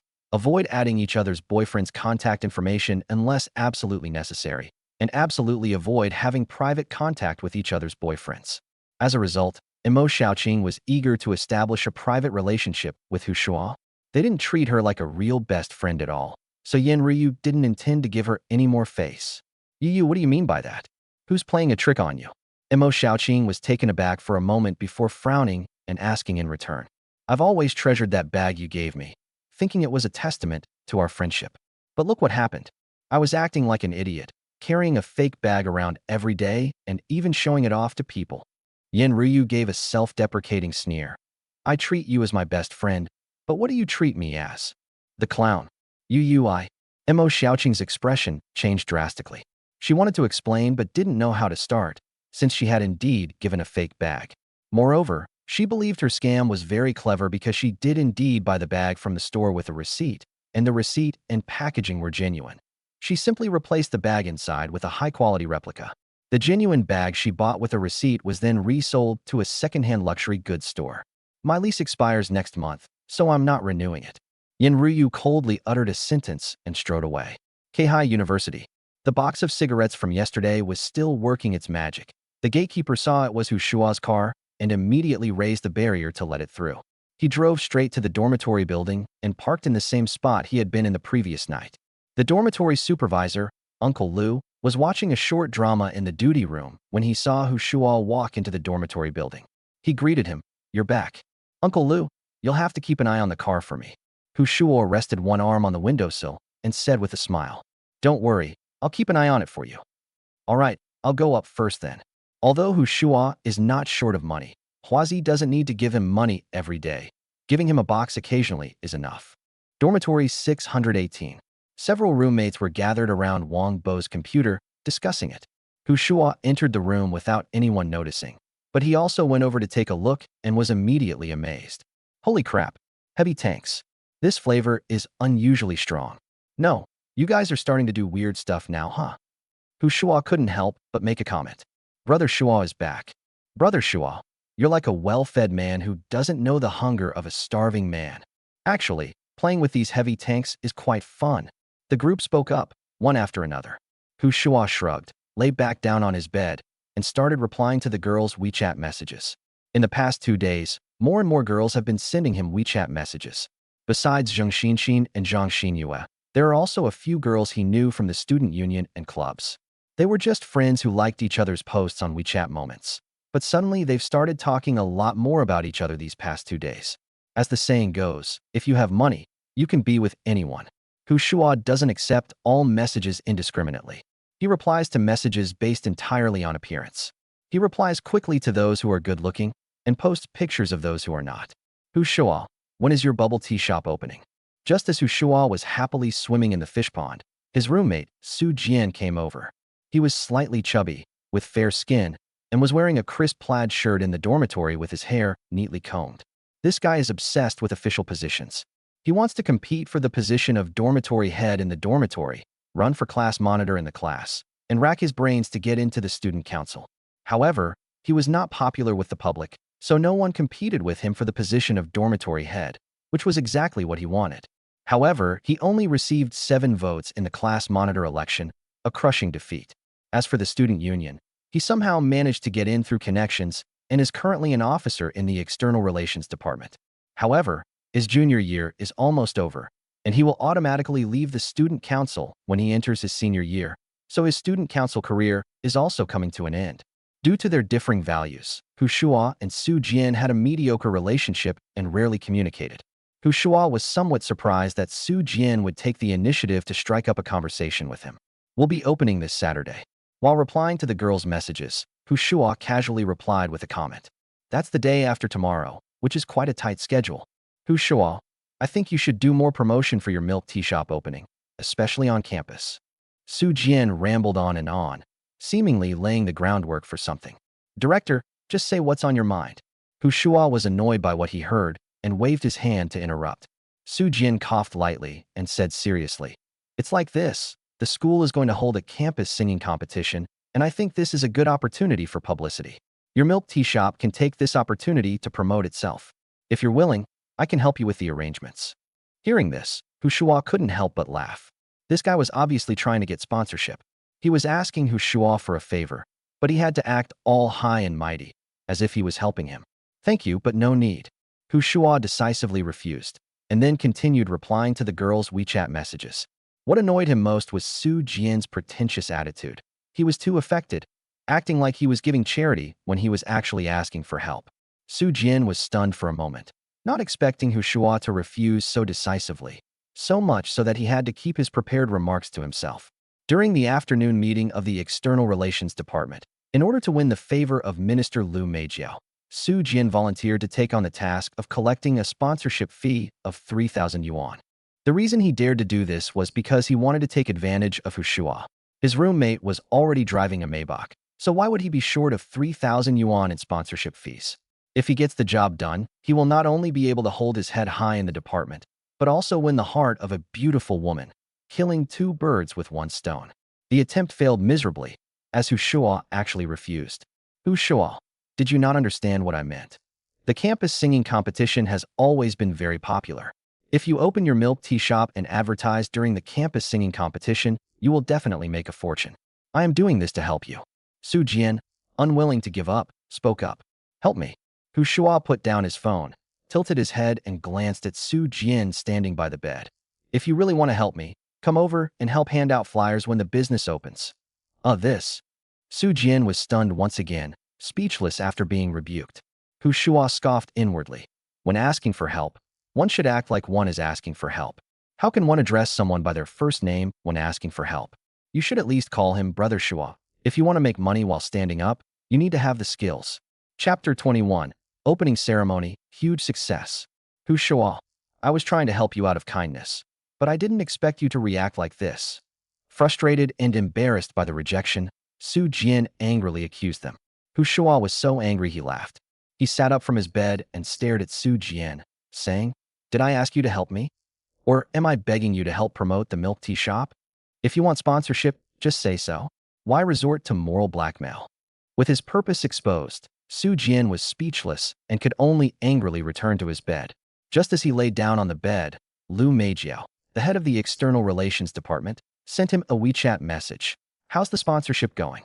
Liu Meijiao is not only the minister of the school's External Relations Department, but also the vice president of the school's student union. She is also a junior student. This year's campus singing competition is the last one she has participated in organizing, so she naturally wants to do a good job and bring a perfect end to her student union career. Organizing such a large-scale event naturally requires funding, and the External Relations Department's job is to secure sponsorships. The total budget for this campus singing competition is 8,000 yuan. During the meeting, Su Jian claimed 3,000 yuan himself, which was more than one-third of the total budget, so Lu Meijiao naturally paid special attention to it. Upon seeing the message, Su Jian's lips twitched, and he regretted his attitude earlier. Based on his understanding of Shuo, if he had lowered his stance, the other party might have actually helped him. But since things had come to this point, he didn't want to lower himself to beg Shuo anymore. So he had no choice but to bite the bullet and tell Lu Meijiao that Shuo was unwilling to sponsor him. After sending the message, he collapsed onto the bed. He had originally planned to show off in front of the beautiful female minister he had a crush on, but he ended up not only failing to accomplish his goal, but also getting a cold shoulder. No. After waiting for a while, Lu Meijiao replied with 3 dry words. Su Jian wanted to explain, so he typed a lot of words, but ultimately deleted them all. He made a boast during the meeting, promising to pay a sponsorship fee of 3,000, but now that the matter hasn't been resolved, there's nothing more to say. Girls' dormitory. Bedroom 203. Chu Qingya sat at her desk, carefully flipping through China's criminal law. With a job at the milk tea shop, she no longer needed to work odd jobs, giving her much more time to study. Qingya, can you record a video with me? Just 10 minutes. Her roommate, Zhou Yuan, sidled up to her, casting a pleading look in her eyes. What video? Chu Qingya turned her head and asked. The job postings for bubble tea shops have been really popular these past few days. I'd like to record a video about the ceiling that college students can reach when they work part-time. Zhou Yuan is a part-time self-media blogger with more than 3,000 followers. What do I need to do? I'll ask you questions and you can answer them. After we finish recording, if you feel the video reveals too much privacy, I won't release it. Oh well. Chu Qingya and Zhou Yuan had a pretty good relationship, so she felt a little embarrassed to refuse this request. Okay, I'll begin. Zhou Yuan smiled, then turned on her phone's video recording function and recorded a short intro. Recently, a job posting in our campus group has been very popular. A milk tea shop is recruiting employees with a base salary of 15,000 yuan. Many people are questioning whether this job posting is fake. Today, I found Qingya, a classmate who successfully got the job at this milk tea shop, and asked her to share her experience. The camera then panned to Chu Qingya, followed by questions about the milk tea shop's salary and benefits, as well as the hiring standards. Chu Qingya responded to each point without exaggeration or embellishment, thus concluding a brief interview about the Bantang Milk Tea Shop. Saturday, 9:58 a.m. Bantang Milk Tea Shop officially opened. 2 rows of flower baskets were placed at the entrance, and a red carpet was laid on the ground, creating a festive and lively atmosphere. Before the milk tea shop opened, Shuo and his staff promoted it extensively on their respective WeChat moments and campus groups. Many students came to the shop because of its reputation, and Shuo and his staff's roommates also showed their support. The newly opened milk tea shop was packed with people, creating a very popular scene. Ma Chao used to spend all his time with his girlfriend, but today, to support Shuo, he came to the milk tea shop with Wang Bo and others. When he saw several shop assistants dressed as maids, his eyes widened immediately. Not only him, but Shuo's other 2 roommates, Sun Qingjie and Wu Mingxian, also stared blankly, their faces full of shock. No wonder Lao Wang was going to the bubble tea shop every day. I thought it was just to flatter brother Shuo, but it turns out there was another reason. Sun Qingjie sighed. I wish I had come too. What an amazing milk tea shop. It's so beautiful. Wu Mingxian echoed this sentiment. We weren't open for the past 2 days, so I was thinking of giving you a surprise after we opened. Wang Bo chuckled. Get lost. You just want to eat it all by yourself. I think so too. They leave early and come home late every day. The 2 of them launched into a tirade, saying that after living together for 3 years, they still didn't understand each other. Wang Bo stopped trying to explain and nudged Ma Chao, who was staring blankly at him, with his elbow. Hey Chao Ji, I have to report this to Sister Shuo. What happened to the pure love we're got? Is he going to fall for someone else? Get out. Get out. Get out. Coming to his senses, Ma Chao glared at Wang Bo. This isn't my first time in a store like this. I was just curious. What do you mean by this kind of store? This is supposed to be a bubble tea shop, okay? Shuo was displeased upon hearing their conversation, as if it were an improper business he wasn't running. Brother Shuo, that's not what I meant. It's just that the staff you chose are so attractive. I feel like this milk tea shop is bound to be a hit. Ma Chao chuckled as he tried to smooth things over. All right, everyone go buy milk tea and help me boost my sales. Hu Shuo waved his hand. On the first day of business, he definitely couldn't treat everyone. He had to let everyone spend some money to boost the business. Zhou Yuanyuan had placed a phone stand on the table by the window and had already started her live stream. Yesterday morning, she posted Chu Qingya's interview on Douyin, and unexpectedly it went viral, garnering over 3 million views in a single day, making it a minor hit. Netizens focused on two things: the authenticity of the salary and Chu Qingya's appearance. Regardless, the video went viral, and Zhou Yuanyuan gained over 2,000 followers, bringing her total to over 5,000. Today, the Banteng milk tea shop opened, and of course, she had to join in the fun. She now has a cup of cloud milk tea in her hand and is commenting on its appearance in front of the live stream camera. For girls, taking photos is a must. The milk tea may not taste good, but it must look good. Zhou Yuanyuan praised the appearance of the cloud milk pudding, then took a small sip, preparing to give her evaluation. However, after that small sip of milk tea went down her throat, her eyes lit up instantly, and she immediately took a big sip, her slightly chubby face showing a look of shock. Delicious, delicious. This milk tea is incredibly popular. After a moment's pause, Zhou Yuanyuan praised it with great enthusiasm. There weren't many people in her live stream, just over 100 in total, half of whom were students from Jinghai University.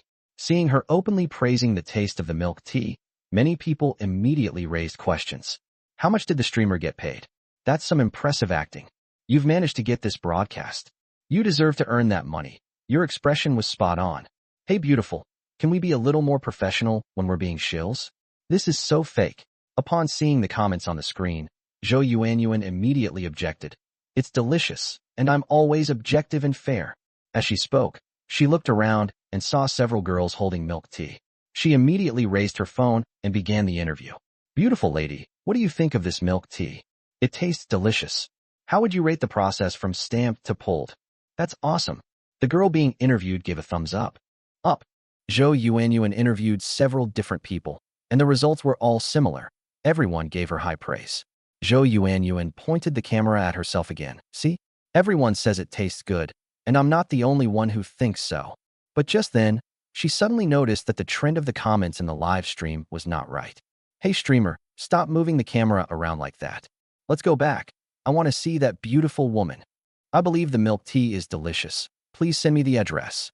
I believe you. The milk tea is definitely delicious. What's the address? Stop talking nonsense, streamer. Just send out the address. Is this bubble tea shop legitimate? Why are all the staff dressed as maids? What are you saying upstairs?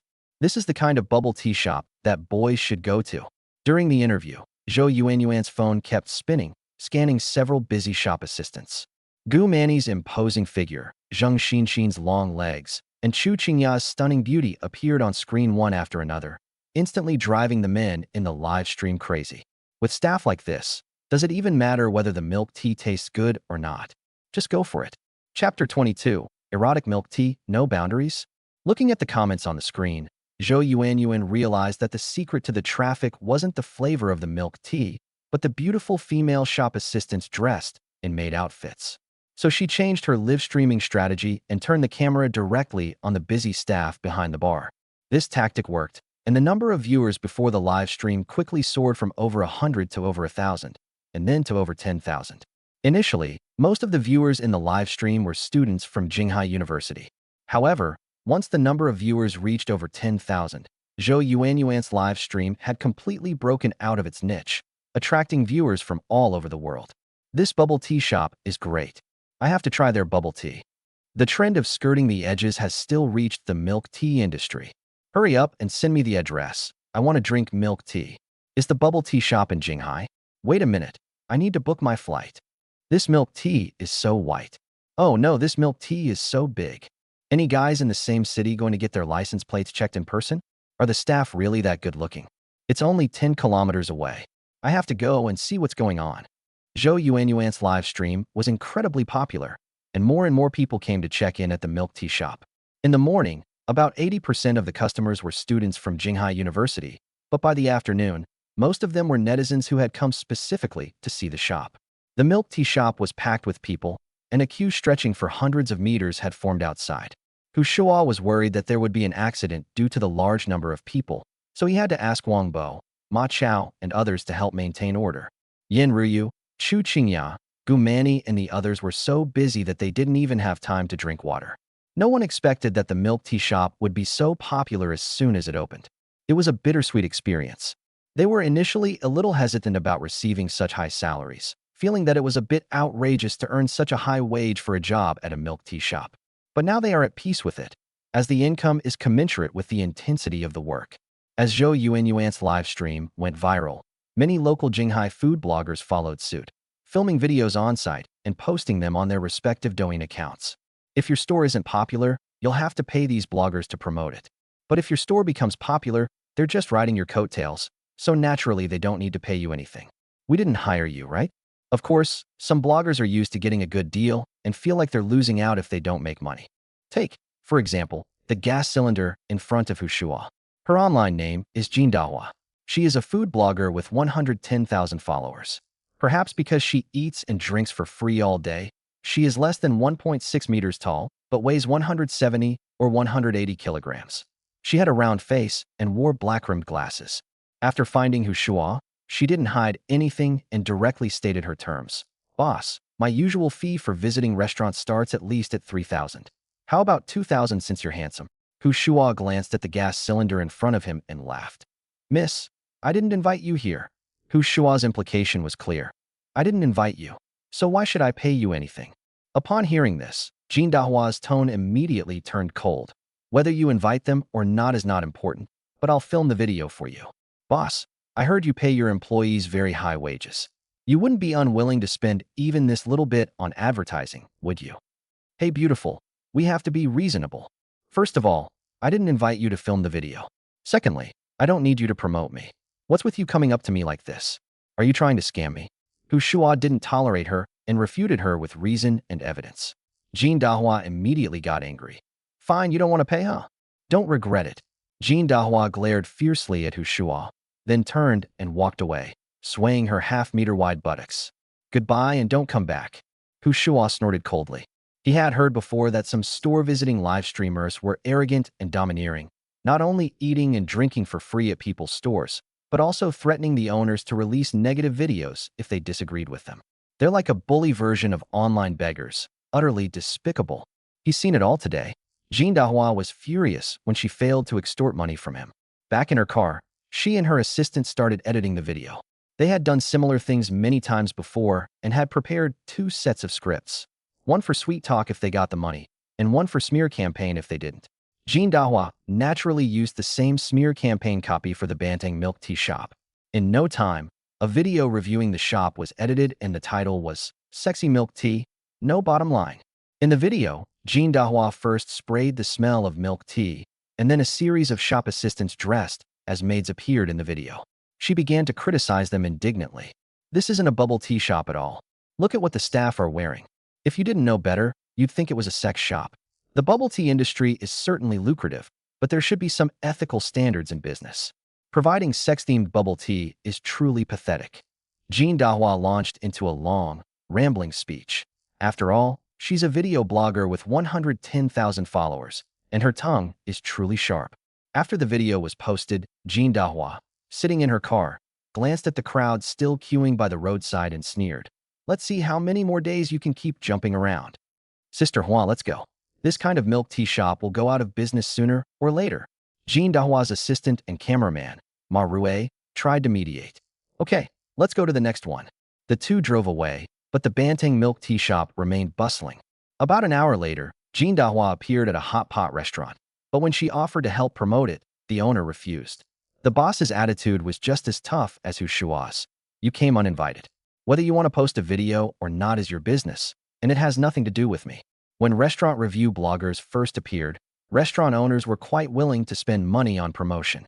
However, as the number of restaurant review bloggers increased, things changed. They want their meals to be free, and they also want to pay for advertising. If several food bloggers come every day, the restaurant will be out of business. Moreover, as the number of food bloggers increases, the advertising effect is also diminishing. Nowadays, in the eyes of most restaurant owners, these restaurant review bloggers are no different from online beggars. Jean Dahua was annoyed again after being rejected once more. She had 110,000 followers, unlike those small bloggers with only 2 or 3,000 followers. In the past, when they showed off their follower count, the bosses would obediently hand over their money, but today they were repeatedly turned down. After leaving the hot pot restaurant grumbling, Jean Dahua opened the backend data of the previous video and her eyes lit up. It got 220,000 views in just 1 hour. This is going to be a hit. That'll teach you to not pay. This video went viral. Let's see if you come looking for me to take it down. Jean Dahua was secretly pleased. These food bloggers often profit from both sides. If they agree to pay for promotion, they'll praise you. If they don't, they'll post negative videos. Once the negative videos start going viral, deleting them won't be something that can be done with just a few thousand yuan. You'll have to pay more. The video of sexy milk tea was already showing the potential to become a viral hit. She clicked on the comments section to see how netizens were criticizing the milk tea shop, but after seeing the comments, she was shocked.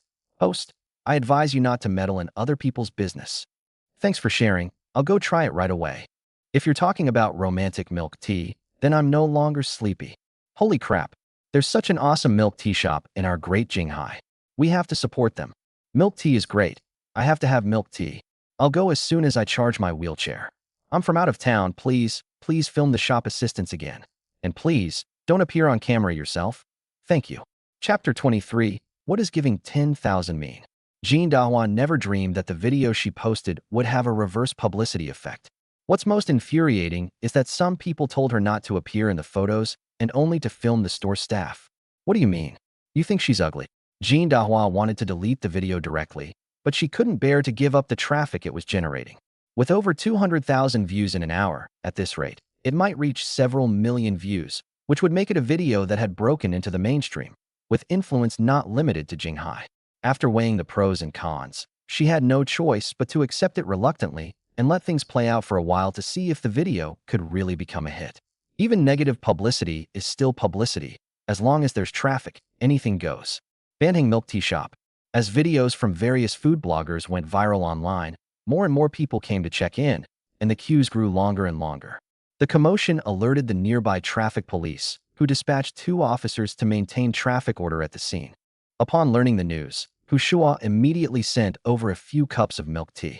Although the other person was on official business, the overtime work was entirely his fault, and as the owner of the milk tea shop, he had to show his appreciation. While Shuo was busy trying to build a good relationship with the police officers, Xia Siki was watching him silently from a distance. Since Zheng Xinxin worked at the Bantang milk tea shop, she naturally knew that the shop was officially opening today. She had been keeping a close eye on the milk tea shop. It was very popular in the morning, but Xia Siki didn't take it seriously. After all, it had just opened, and many of Shuo's friends and the staff's friends had gone there, so it was normal for it to be popular. But in the afternoon, things took a turn for the worse than she had expected. Everyone in Jinghai University's various group chats is talking about Bantang milk tea shop, and people are starting to post pictures of the milk tea and the bustling scene on their WeChat moments. She came across several related videos while scrolling through Douyin. The newly opened Bantang milk tea shop has become the most popular milk tea shop in Jinghai, attracting many shop-exploring bloggers and internet celebrities to check in. This store is a total hit with online influencers. Seeing this, she could no longer suppress her curiosity and went to Bantang milk tea shop alone. She found that the line in front of the milk tea shop was 700 or 800 meters long, and some internet celebrities were even live streaming on the spot. Seeing such a grand occasion, Xia Siki was filled with regret. She wished she hadn't broken up with Shuo. If the two were still together, she would be the owner of the Bantang milk tea shop, and all her girlfriends would be incredibly envious. Moreover, with such a large online presence, she could even take the opportunity to manage her own account. Unfortunately, all of this is based on the premise that she and Shuo have not broken up. Almost at the same time, a few hundred meters away from the Bantang milk tea shop, inside Mishue ice cream, Su Jian stood dejectedly in a corner, silently watching Lu Meijiao, the head of the External Relations Department, who was negotiating with the boss. Due to a large shortfall in sponsorship funds, Lu Meijiao led the External Relations Department to start sweeping the streets. The so-called sweeping was to fleece the merchants near Jinghai University and get them to sponsor the campus singer competition. The Shuo store where Su Jian and his group were located was the largest near Jinghai University, about 70 or 80 square meters in size, with sofas and tables and chairs for customers to rest. In fact, Lu Meijiao did not consider this store as a key target. After all, Shuo did not need to advertise. She was just taking a shot, even if there was no chance. Seeing that the boss did not agree, she bought a few glasses of iced lemonade and invited the External Relations Department to have a short meeting in the rest area. The budget for this year's campus singing competition is 8,000. We have raised 2,005 so far, and we still need 5,005. Let's split up in a bit. You take a group to the commercial street, and I'll take a group to sweep the whole street. We'll meet up back in classroom 102 at 7 o'clock tonight. Lu Meijiao assigned tasks in a clear and organized manner. Upon hearing this, Zhao Peng, the deputy director of the External Relations Department, frowned. Where is Su Jian? Didn't he say he had secured 3,000 during the meeting a couple of days ago? Where's the money? As soon as he said this, everyone's eyes fell on Su Jian. During the previous meeting, Su Jian had patted his chest and made a solemn promise, putting on a show that was incredibly convincing. Su Jian lowered his head awkwardly, pretending not to hear. Lu Meijiao then tried to smooth things over. Shuo from Bantang Milk Tea Shop is unwilling to pay, but his milk tea shop is so popular, he might change his mind. I'll go over and talk to him in a bit. Su Jian, come with me. You two are roommates, so you know each other better. Okay. Su Jian nodded reluctantly. He really didn't want to go to Shuo's milk tea shop. After all, they had a rather unpleasant argument in the dorm a couple of days ago, and now he had to ask him for help. But he couldn't refuse Lu Meijiao's request. After resting at Shuo for a while, the group split into two groups. Lu Meijiao, Su Jian, and 3 other members of the External Relations Department went to Bantang Milk Tea Shop. This line is getting longer and longer. It's so popular. Our Jinghai University now has a popular online store. People online are joking that Bantang Milk Tea is a romantic milk tea. I watched the video online. It's just a maid outfit, nothing special. The main thing is that the shop assistant is pretty. Several people from the External Relations Department walked and talked, while Su Jian silently followed at the back of the group, feeling complicated. He really didn't expect the milk tea shop that Shuo had created to become so popular. If he had known it would turn out like this, he would have been more humble when he was asking for sponsorship that day. After all, they've been roommates for 3 years, so they'll probably give him some face. Unfortunately, it was too big a claim. When the group arrived at the milk tea shop, Shuo was being interviewed by a self-media blogger with over 600,000 followers, making him a top influencer among local Jinghai food bloggers. It was precisely because the other person had a large fan base and was also good-looking that Shuo agreed to the interview. Lu Meijiao didn't want to disturb them, so she stood aside and waited quietly, glancing occasionally at the busy staff behind the bar. After waiting for more than 10 minutes, the interview with the food blogger ended. The beautiful blogger, who had a great figure and big eyes, even took the initiative to invite Shuo to take a photo. Moreover, she took the initiative to link arms with Shuo during the photo session. It was clear that the beautiful blogger seemed to be interested in Shuo. Lu Meijiao and Shuo actually knew each other. They were both juniors in college. Shuo had previously worked in the student union, in the publicity department. Later, it seems he had some conflict with the department head and left the union. Minister Lu, what brings you here? Shuo had already spotted Lu Meijiao and the others. After dealing with the beautiful blogger, he took the initiative to come over and greet Lu Meijiao. Lu Meijiao is quite famous in the student union. She is not only the Minister of External Relations, but also the Vice President of the student union. Together with Su Meina, the Minister of Arts and Literature, they are known as the 2 beauties of the student union. I heard your milk tea shop opened, and I originally wanted to come and support you, but the line is too long, so I'll have to postpone it. Lu Meijiao replied with a smile. I appreciate Minister Lu's kindness. After the milk tea shop closes, I will personally make 2 cups of milk tea and bring them to you to try. Shuo has always been very kind to beautiful women, and Lu Meijiao is a very capable person who is a key member of the student union. If he could use her for his own purposes, she would definitely be a good helper.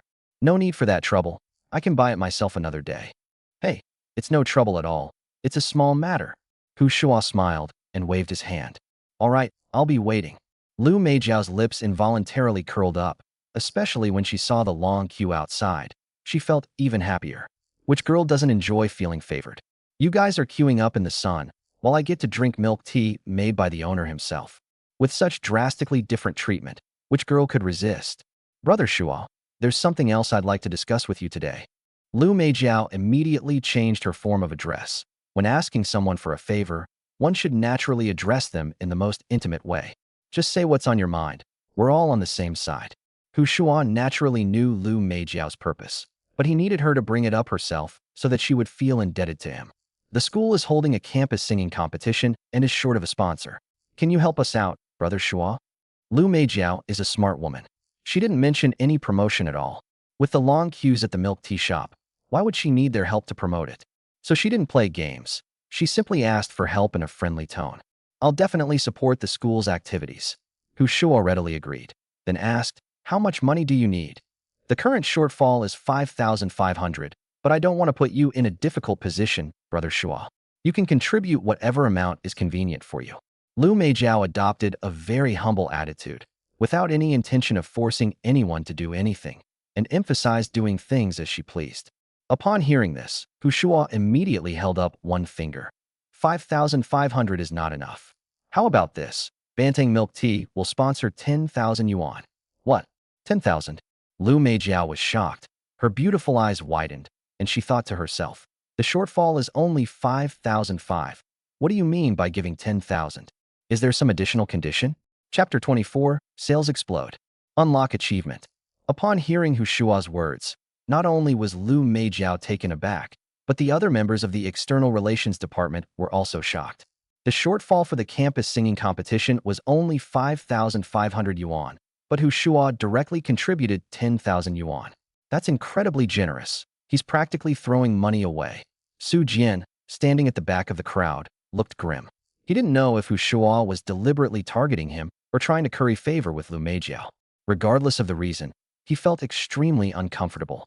He only wanted 3,000 yuan in sponsorship that day, but he had a conflict with Hu Shuo.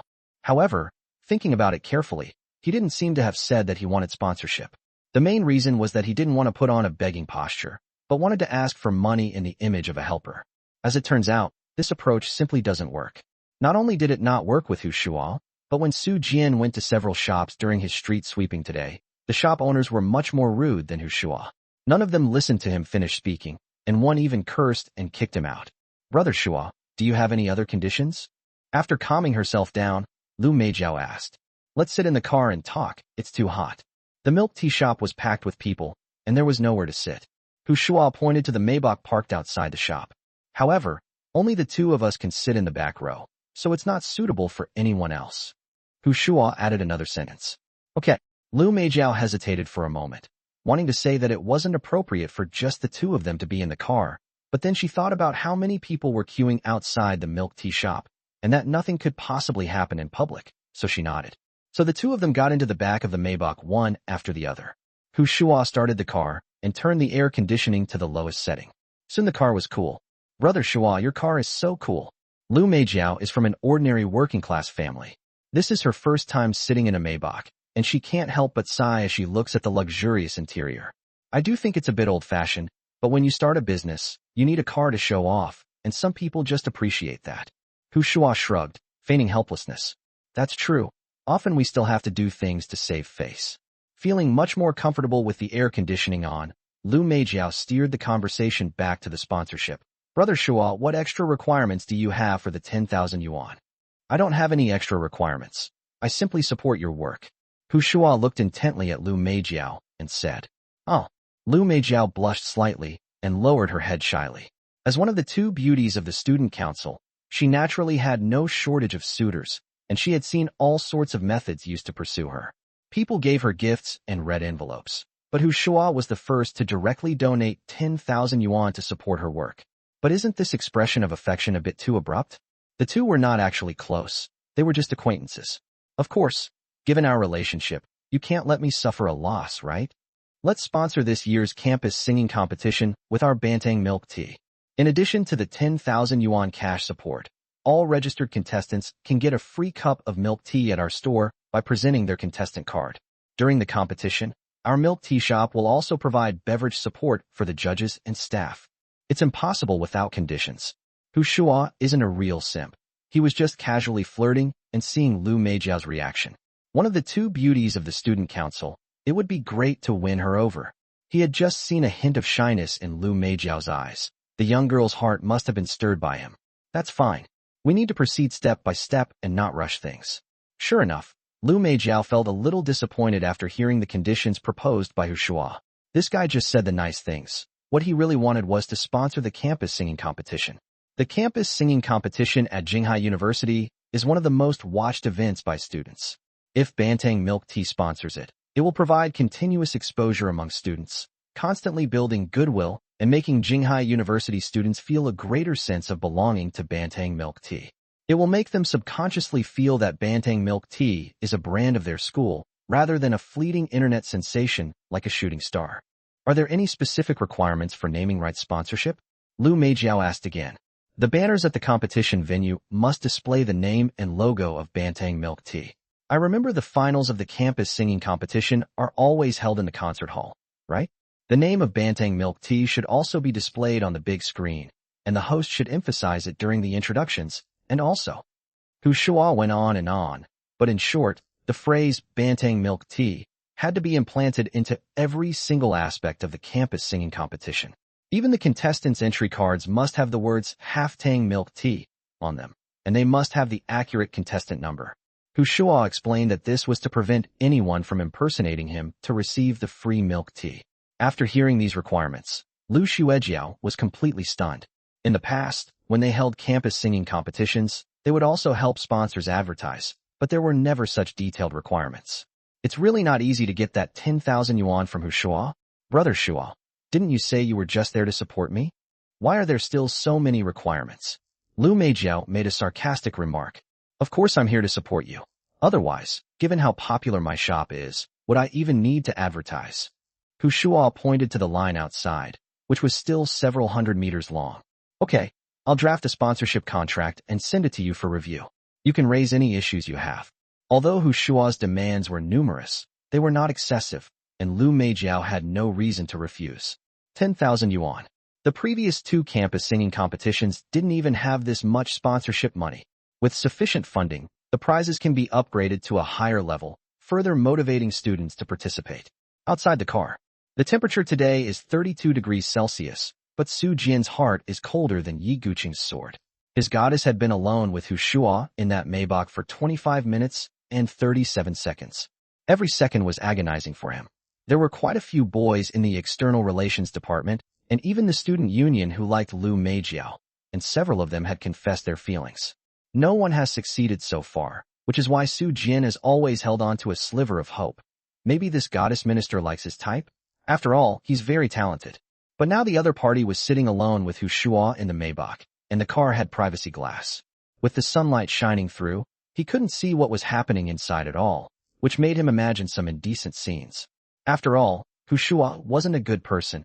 He dated several girlfriends during his 3 years of university.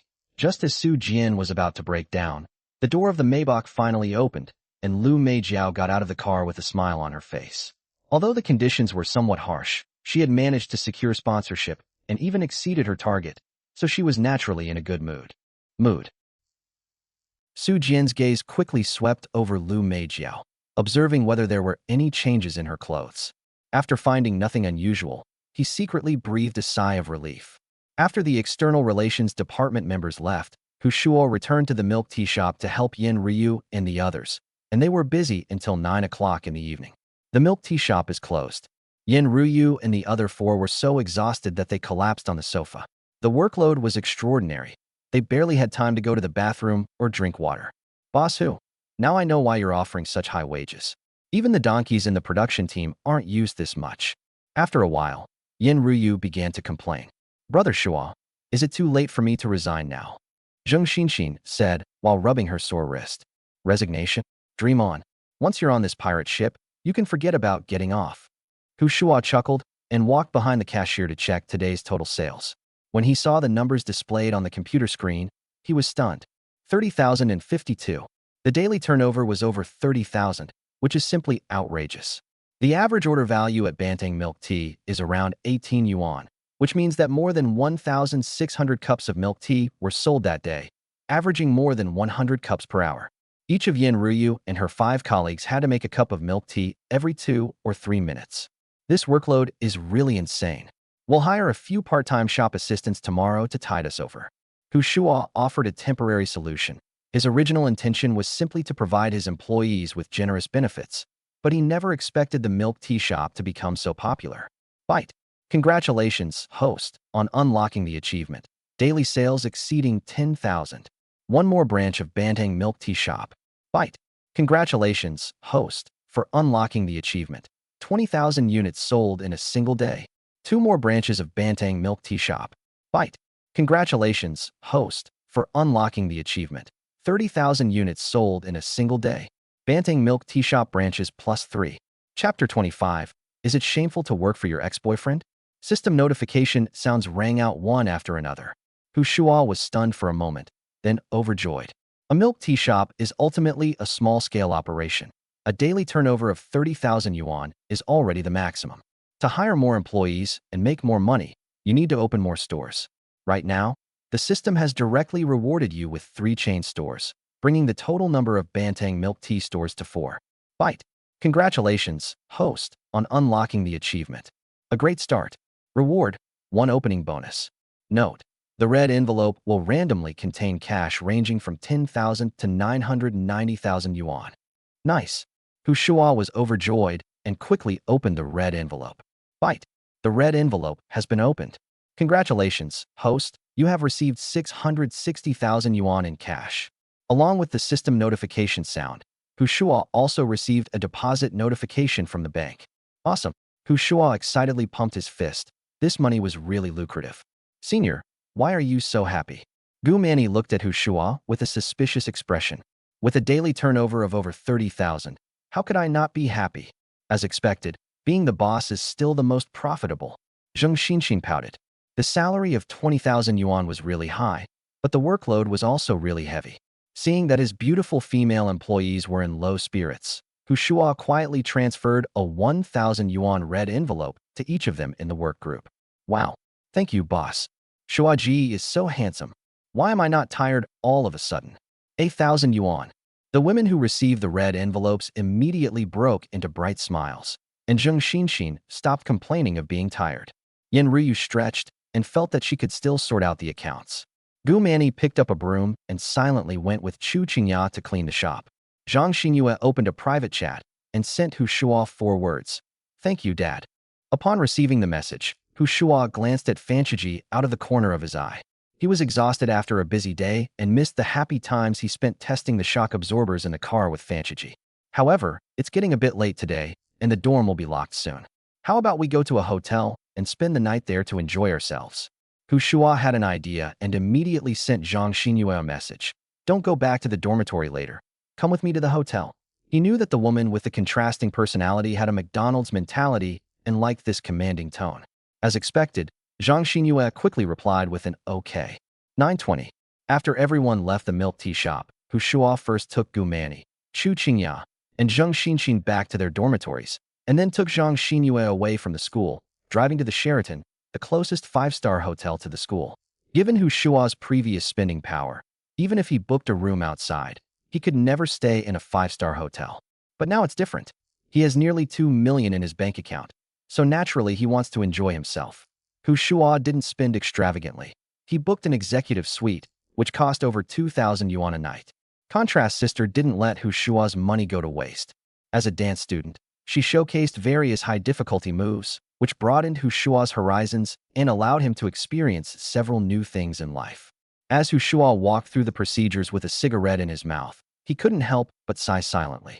Being a dance student is great. Dance students absolutely must talk to this. Girls' dormitory.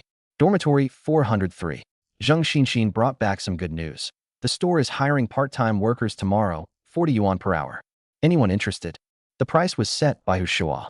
He specifically mentioned it on the way back to school with Zheng Xinxin and the others, saying that they could be given priority in being hired as roommates. But the prerequisite is still that you have to be good-looking. We can't ruin the reputation of Banteng Milk Tea Shop. 40 per hour. That's way too high. The lady from Shanghai next door only charges 13 yuan an hour. Xin, can I go? This price is absolutely irresistible. Looks like Shuo really made a lot of money. He's really rich. As soon as Zheng Xinxin said that, the dormitory erupted in discussion, with everyone except Xia Siki talking about it. Liang Yu said directly, Xine, count me in. I've been busy all day without getting paid. I'm losing out big time. No problem. Brother Shuo told me to ask you. Zheng Xinxin replied with a smile, but she immediately realized that she had gotten used to calling him Brother Shuo and had completely forgotten that Xia Siki lived in the bunk below her. Xine, do you want to work part-time at Cayenne? I'm afraid Hu Shuo won't want me anymore. My roommate Lu Ying asked me. She has dark skin and always wears glasses. She's the kind of girl who's very inconspicuous in a crowd. Give it a try? I just created a part-time job group for Bantang, and Hu Shuo is in it. He's in charge of the interviews. Zheng Xinxin was too embarrassed to criticize her roommate, so she left the opportunity to be the bad guy to Hu Shuo. Anyway, Hu Shuo asked her to create this part-time job group. Count me in. Take me with you. Another roommate chimed in. Her name was He Haiwan, and she was just as pretty as Lu Ying. The two of them usually got along quite well. Good. Zheng Xinxin made no comment, but added both of them to the group chat. Just then, a voice came from her lower bunk. Xine, add me to the group too. Zheng Xinxin recognized the voice immediately. It belonged to her best friend, Xia Siki. Ah. Zheng Xinxin was stunned for a moment, thinking she had misheard. Chi, are you sure you want to join the group? Okay, pull me in. Seeing the bustling scene at the Bantang milk tea shop today, Xia Siki had already regretted her decision and even had the idea of taking the initiative to go to Hu Shuo to ask for reconciliation. However, she had already deleted Hu Shuo's contact information, and she felt a little embarrassed to be too proactive. But this part-time job was an opportunity for her to go for an interview with Hu Shuo to see what his attitude was, and to use this as a reason to re-establish contact. Chi, what's wrong with you? You're not thinking of going back to your ex, are you? You swore before that a good horse doesn't eat the grass it's already grazed. Especially not a worthless weed like Hu Shuo. Why have you changed your mind now? Liang Yu took over the conversation, her tone tinged with sarcasm. Who said I'm going to go back to an ex? The salary is so high, why can't I go? Can't I earn some pocket money? Xia Siki replied stubbornly. Chi, you don't seem like the kind of person who's short of money. Besides, isn't it shameful to work for your ex-boyfriend? Besides, Hu Shuo is surrounded by a bunch of beautiful women right now, and he might not even want you. Why humiliate yourself like this? Liang Yu didn't indulge Xia Siki at all, and only talked about things that hurt her feelings. Zheng Xinxin hid under the covers without making a sound, but secretly, she was amused. She knew that Xia Siki wanted to go back to her ex, but she was too proud to take the initiative to find Hu Shuo. And Liang Yu's retorts were really satisfying. You don't need to worry about what's between Hu Shuo and me. We've dated before, and even if we can't be lovers, we can still be friends. Xia Siki was somewhat embarrassed and angry, and replied angrily. Hu Shuo might not think that way. You're not him. How would you know what he's thinking? The two started arguing back and forth, and the tension gradually escalated. Seeing this, Zheng Xinxin quickly tried to smooth things over. All right. It's not a big deal. Stop arguing. Chi, I'll add you to the group right now. Zheng Xinxin immediately added Xia Siki to the Bantang part-time job group. There were only a dozen or so people in the group at the moment, and you could tell from their profile pictures that they were all girls. Xia Siki found Hu Shuo in the group members, hesitated for a moment, clicked to request a friend, and left a message.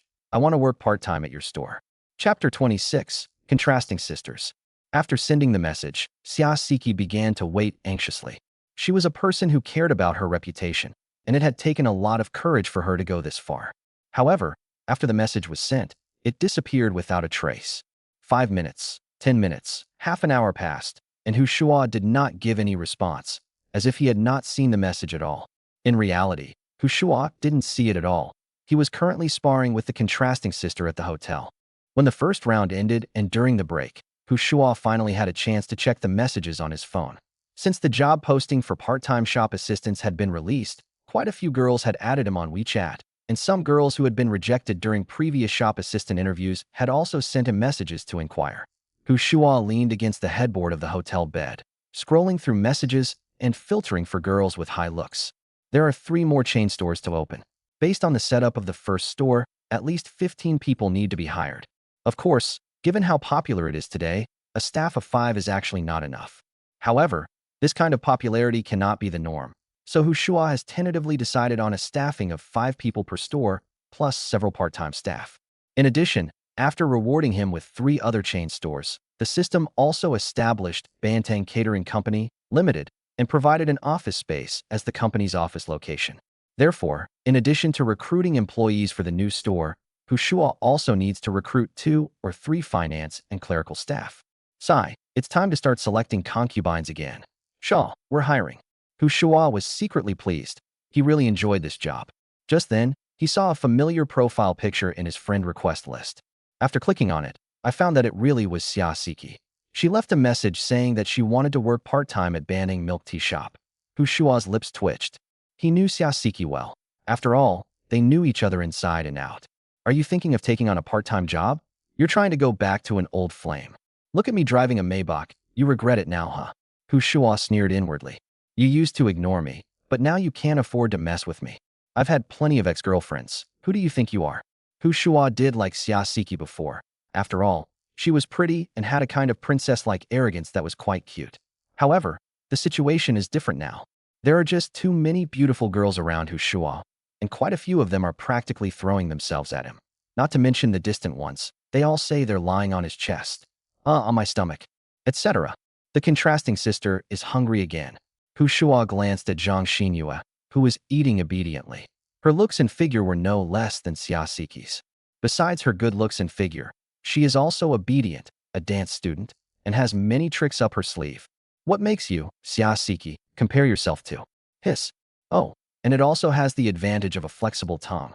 Shuo neither accepted Xia Siki's friend request nor replied to her message, simply pretending not to see it. This kind of disregard is just like when he took the initiative to get back together with Xia Siki, and she ignored him in the same way. What goes around comes around. Every cause has its effect. Shuo tossed his phone aside and began the second round of battle with the contrasting sister. Xia Siki, on the other hand, was exceptionally sensitive. She would check her phone immediately whenever a message popped up. But the message she was waiting for never came. Quite a few boys messaged her, but they were all simps. She was previously evaluating several suitors to see who had better conditions and was more willing to spend money on her. But now she had no interest in anything else, because compared to Shuo, these bootlickers were nothing. Not only are their appearances inferior, but their financial resources are also incomparable. The one who seems to have the best family background only drives a BMW 3 Series, and it's an older model. Xia Siki checked online and found that his old BMW 3 Series was only worth about 60,000 to 70,000 yuan. It might fool a naive young girl, but it wouldn't fool her. At 1 o'clock in the morning, Xia Siki still hadn't received any news from Shuo and finally drifted off to sleep. The next morning, Shuo woke up in the hotel bed, and the contrasting sister curled up in his arms like a cute little kitten. Her hair was disheveled and clung to her fair cheeks. Her small mouth was slightly pursed. Her figure was slender and delicate, and she looked extremely well-behaved, arousing a protective instinct in people. But who would have thought that this seemingly dignified and well-behaved woman could go crazy, and even Shuo would find it hard to handle? That's the charm of contrast. Shuo quietly got up and went to the restroom. When he returned, Sister Fancha was also awake. After washing up, the two went to the hotel restaurant for breakfast together, looking no different from any other couple. Brother Shuo, could I have a part-time job at the store? Zhang Xinyue thoughtfully peeled a tea egg for Shuo, and then cautiously asked him a question. Instead of whispering in her ear last night, Sister Contrast brought it up seriously during dinner, demonstrating a perfect sense of propriety. Unlike some women who always resort to coercion and manipulation, which is repulsive. No problem. Is he your roommate? Shuo readily agreed. She's not my roommate. She's my cousin. She just came to Jinghai and is looking for a job. Zhang Xinyue added. She's quite pretty, at least no worse than me, and won't lower the overall aesthetic of our store. Shuo nodded. Then you should contact her directly now. She doesn't need to do the part-time job anymore. Banting Milk Tea will be opening several chain stores in the future, and they need people. If she doesn't mind working at the milk tea shop, let her join the company officially. Opening a chain of stores so quickly? Zhang Xinyue was somewhat surprised. After all, the Banting Milk Tea Shop had only opened yesterday. Although business was booming, who knew how long this booming business would last? Yes, strike while the iron is hot. Shuo didn't explain much. Anyway, it was a store opened by the system, so he was only responsible for recruiting people, running it, and collecting rewards. He'd be happy if he opened 30 or 300 stores, let alone 3. After all, The more stores he opens and the more employees he has, the more money Shuo will have, as he can receive a cashback of 10 times his salary. Okay, I'll call her now. Afraid of missing the opportunity, Zhang Xinyue wiped the rice soup from the corner of her mouth, took her phone, and went to the side to make a call.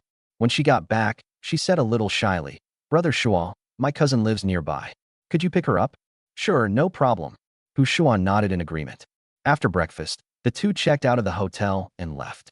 Zhang Xinyue's cousin lives very close to the Sheraton Hotel, just a 5-minute drive away. It's an old neighborhood called Beautiful Vision. From afar, Hu Shuo saw a hot woman standing by the roadside, who was particularly eye-catching. She has a slender figure, graceful curves, and radiant skin. Her long chestnut brown hair is casually draped over her shoulders, giving her a languid yet charming look. She wore a crop top that showed off her slender waist, paired with tight high-waisted hot pants that revealed her long, straight, and fair legs. She stood by the roadside, attracting a lot of attention. A man on an electric scooter almost crashed into a telephone pole while trying to see her. Chapter 27. Shall we get back together? Is that your cousin? Hu Shuo pointed to the woman with a hot figure and asked. Isn't it beautiful? Zhang Xinyue's lips curled into a smile. She had seen Hu Shuo's gaze just now. This lewd boss's eyes were practically glued to him. Zhang Xinyue had her reasons for introducing her cousin to Hu Shuo. There were too many beautiful women around Hu Shuo, and compared to them, she didn't have many advantages. Bringing her cousin over for mutual support might have a surprising effect. In short, she's determined to latch onto Hu Shuo, this rich second-generation heir. Her childhood environment was too oppressive, and she finally made it to university, where she had a chance to change her fate, and she didn't want to miss it. She is quite beautiful. Your family has really good genes. Hu Shuo sincerely praised him, and then the Maybach slowly stopped beside him. Sitting in the passenger seat, Zhang Xinyue rolled down the window and waved with a smile. "Sis, over here." Miao Jingjing had noticed Hu Shuo's Maybach long ago and was secretly wondering when she would be able to ride in such a nice car when the Maybach suddenly stopped next to her, with her cousin Zhang Xinyue still in the car. Yeah, what's wrong?" Miao Jingjing bent down slightly and glanced into the car, her face filled with doubt and shock. Her cousin hadn't even graduated from university yet, and she was already sitting in a Maybach. "Sis, let's talk in the car." Zhang Xinyue pointed to the back row. "Good." Miao Jingjing got into the car with a puzzled look in her eyes and subconsciously glanced at Hu Shuo, sitting in the driver's seat. "Sister, this is Hu Shuo, the owner of our milk tea shop. Brother Shuo, this is my cousin Miao Jingjing." Zhang Xinyue introduced the two of them. Hu Shuo exchanged a few pleasantries with the hot woman before getting back to driving. 9 o'clock. Hu Shuo's Maybach stopped in front of the milk tea shop. The milk tea shop hasn't officially opened yet, but there are already 30 or 40 people queuing in front of it. Obviously, these people came to check it out after seeing it on Douyin. Yin Ruyu had arrived long ago, and to keep the queue in an orderly manner, she even gave out number tags to the people in line. Chu Qingya and Gu Mani were busy behind the bar. The milk tea shop was supposed to open at 9:30, but there were already so many people lined up that they had to start working early. Hu Shuo called Miao Jingjing to sit down in a corner of the milk tea shop, where she handed him her prepared resume. 24 years old, graduated from Jianghan University, with 2 years of work experience in a foreign trade company as an assistant manager. "Boss Hu, Yia said you pay a lot of wages here. Is that true?" Miao Jingjing had never considered working at a milk tea shop before. Her alma mater, Jianghan University, is a 985 university. Although her major was not very good, she was still a top student from a 985 university and would not work as a clerk in a milk tea shop.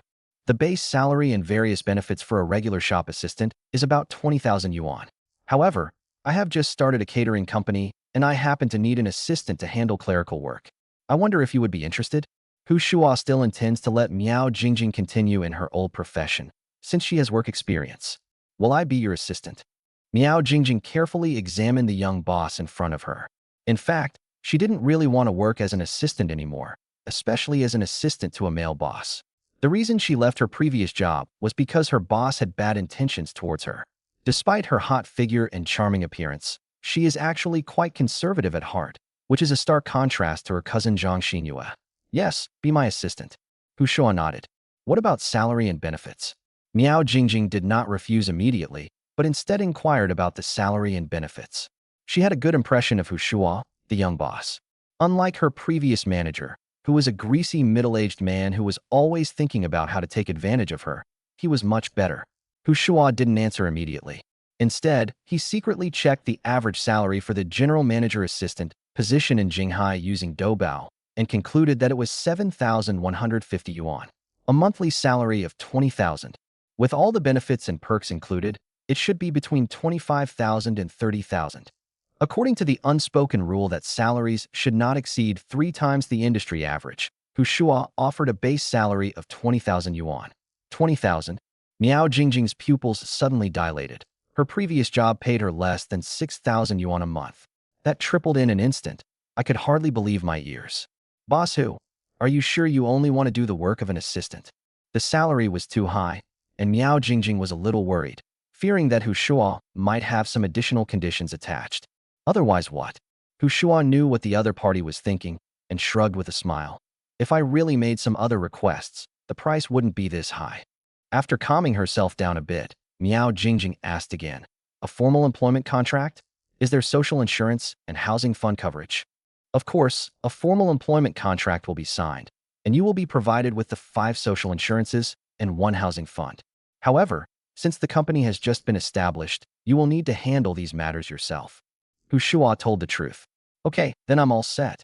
Miao Jingjing didn't even ask about the working hours. The base salary is 20,000 yuan, and the total salary can reach 25,000 to 30,000 yuan. With this salary level, I really consider working overtime a blessing. The two then signed a labor contract. Bite. Congratulations, host, you have successfully signed an employee. A cash reward of 300,000 yuan. As the labor contract was signed, the familiar system notification sound rang in Shuo's mind once again. Holy crap, 300,000. Shuo silently cursed. The highest signing bonus he had ever received before was only 200,000 yuan, which was when he signed with Yan Ruyu. According to his speculation, the signing bonus is related to the employee's workability and job fit. Signing Miao Jingjing came with a direct bonus of 300,000 yuan, which means she is a good fit for the job. Mr. Hu, where is our workplace? When will I officially start working? After signing the contract, Miao Jingjing asked a question. You can start working now. Today, you can familiarize yourself with the store. The company is going to open several chain stores, which involves employee interviews and training. You need to be familiar with the milk tea shop. No problem. Miao Jingjing readily agreed and immediately got to work. At this moment, Zheng Xinxin, Liang Yu, and several girls who wanted to do part-time jobs arrived at the milk tea shop. Shuo glanced around and realized that only Liang Yu, who was walking in front, could barely meet the appearance threshold of Bantang milk tea. Just as he was about to hand over the task that would offend people to Yan Ruyu, he suddenly spotted a familiar figure at the back of the crowd. It's my ex-girlfriend, Xia Siki. The fact that the other party actually came to his door was somewhat unexpected for Shuo. Isn't she a proud and aloof little princess? How come you suddenly know how to bow your head? Shuo sneered inwardly and called over Yan Ruyu. Sister Yan, interview the girls who come for part-time jobs. There's only one standard. They can't lower the average appearance of our store.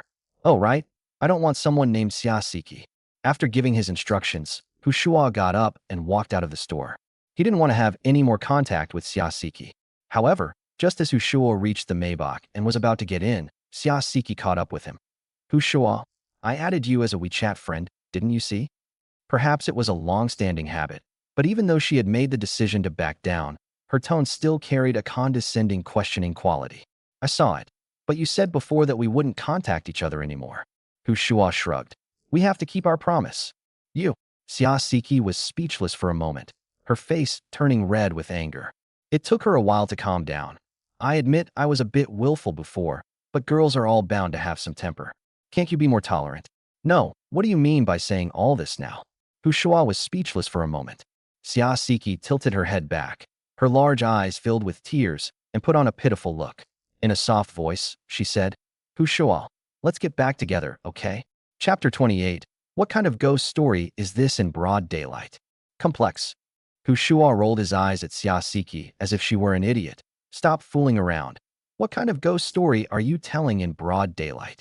After saying that, Shuo opened the car door and got in. Xia Siki was not giving up. She quickly went around to the passenger side, opened the door, and got in. No, what are you doing up here? Shuo was speechless for a moment. How could you be so heartless? Siaseki's eyes were brimming with tears, as if she had suffered a great injustice. Drama queen, Shuo silently rolled his eyes in his heart. After all, he and Siaseki knew each other very well. They had been dating for more than half a year, so he understood each other quite well. How did I become heartless? I tried every means to get back together with you before, but you disagreed and even deleted all my contact information. Now that you've gotten what you wanted, why pull this stunt now? Shuo complained with a helpless expression. I agree to get back together now, Siaseki said in a serious tone. Depend on. Shuo laughed in exasperation. You agree, but I don't. Besides, I already have a girlfriend. If you sit here now, my girlfriend will be unhappy. So please get off the bus. Shuo emphasized his last sentence, almost telling him to get off the bus. You have a girlfriend? Siaseki frowned. Who is it? I don't know anyone. I don't need to report to you about having a girlfriend. Shuo shrugged helplessly. All right, hurry up and get off the bus. I still have to go back to school. I'm not getting off the bus until you tell me who my girlfriend is. Siaseki leaned her head back in the seat and started acting like a rascal. It's no big deal to tell you. Zhang Xinyue is from an art college, majoring in classical dance. She's a dance student, you know what I mean. Shuo directly used the contrasting sister as a shield, and even emphasized her identity as a dance student to further undermine her moral character. Siaseki gritted her teeth. She works in your shop, right?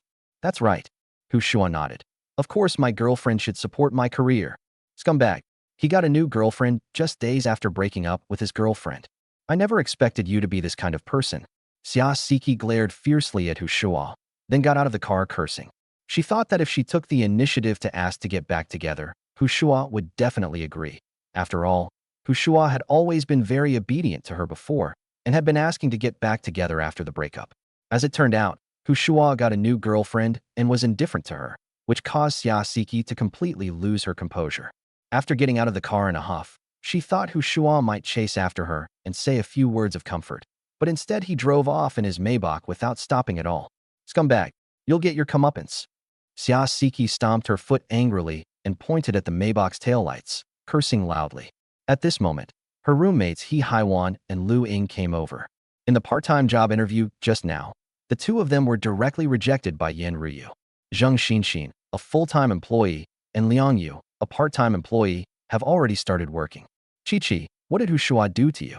Didn't you just get in the car? Didn't you finish discussing it? The two had only a casual relationship with Siaseki and didn't belong to any of her cliques. They were simply there to watch the drama unfold. He already has a new girlfriend. I suspect he just moved on seamlessly. What a jerk. Siaseki angrily cursed.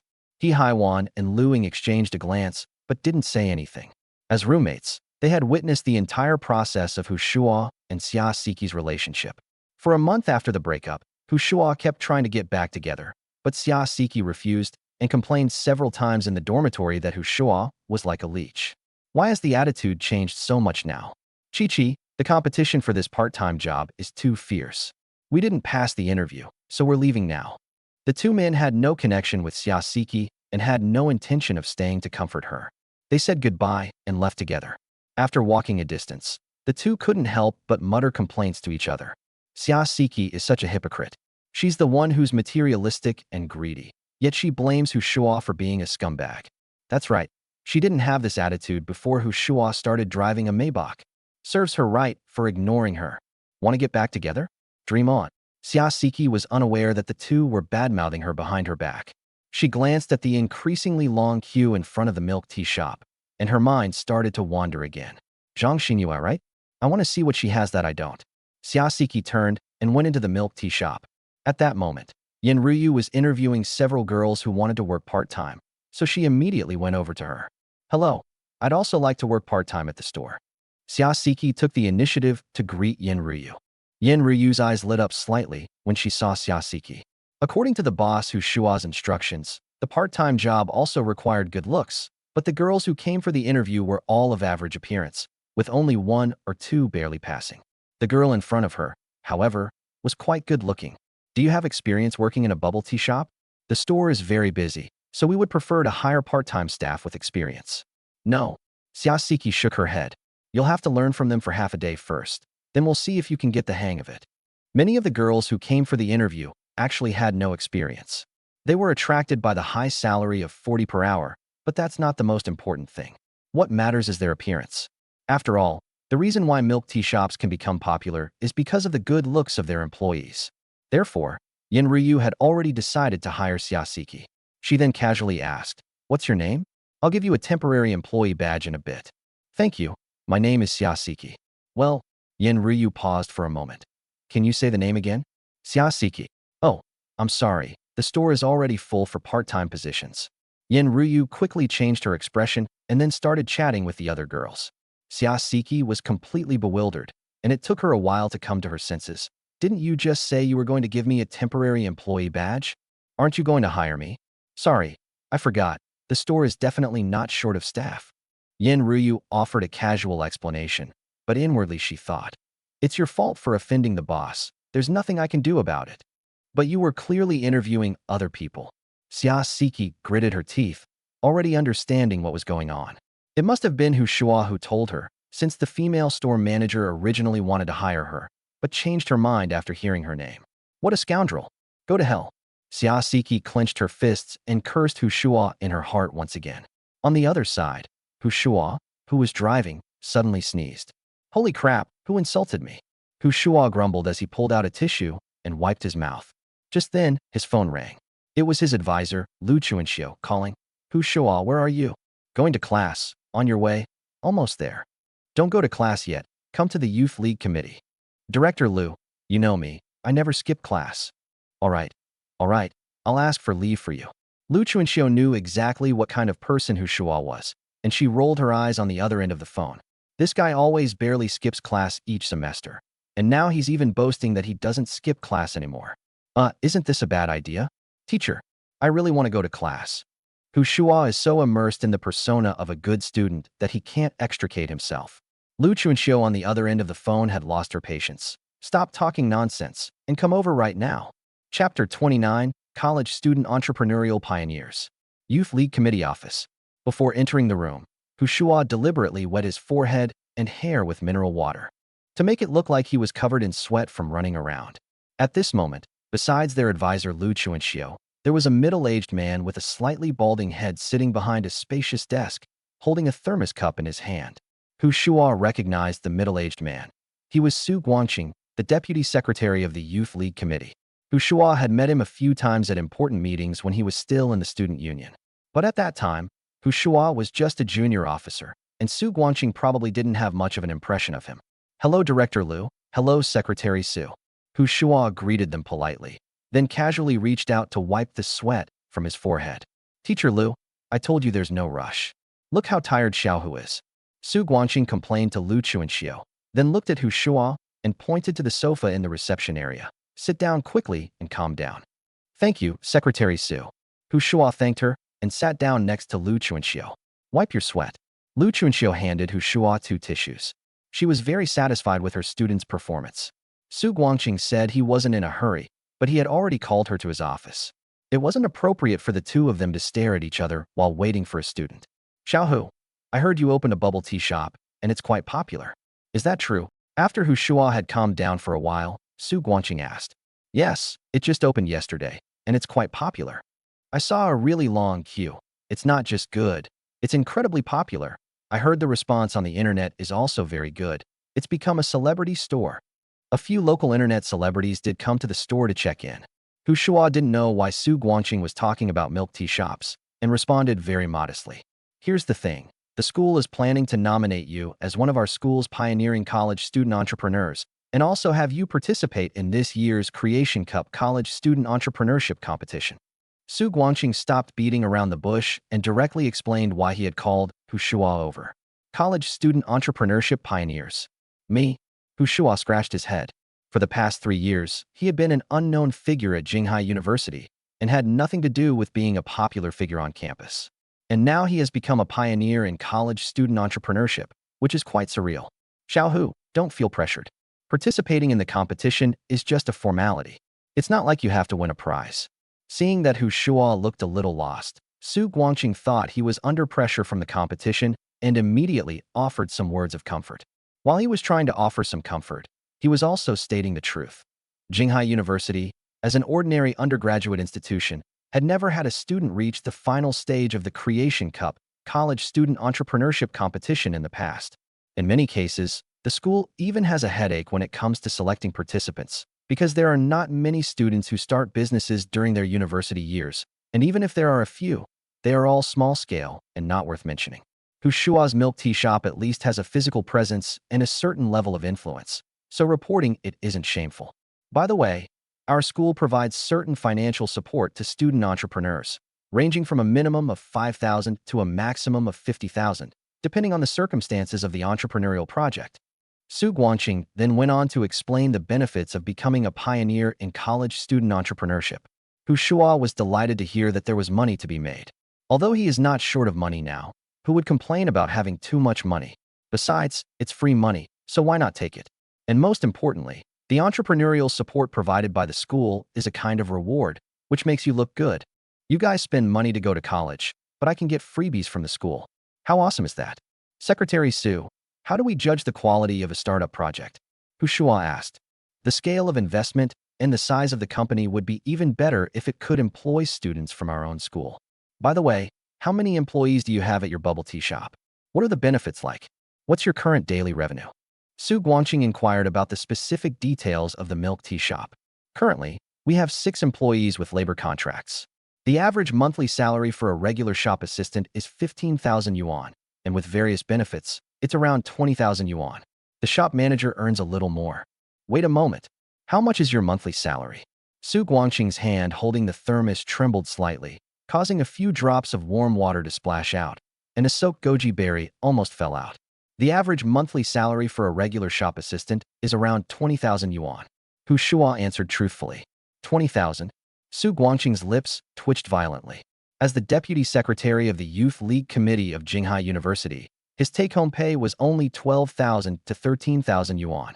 Including various benefits and bonuses, his annual salary was only about 180,000 yuan.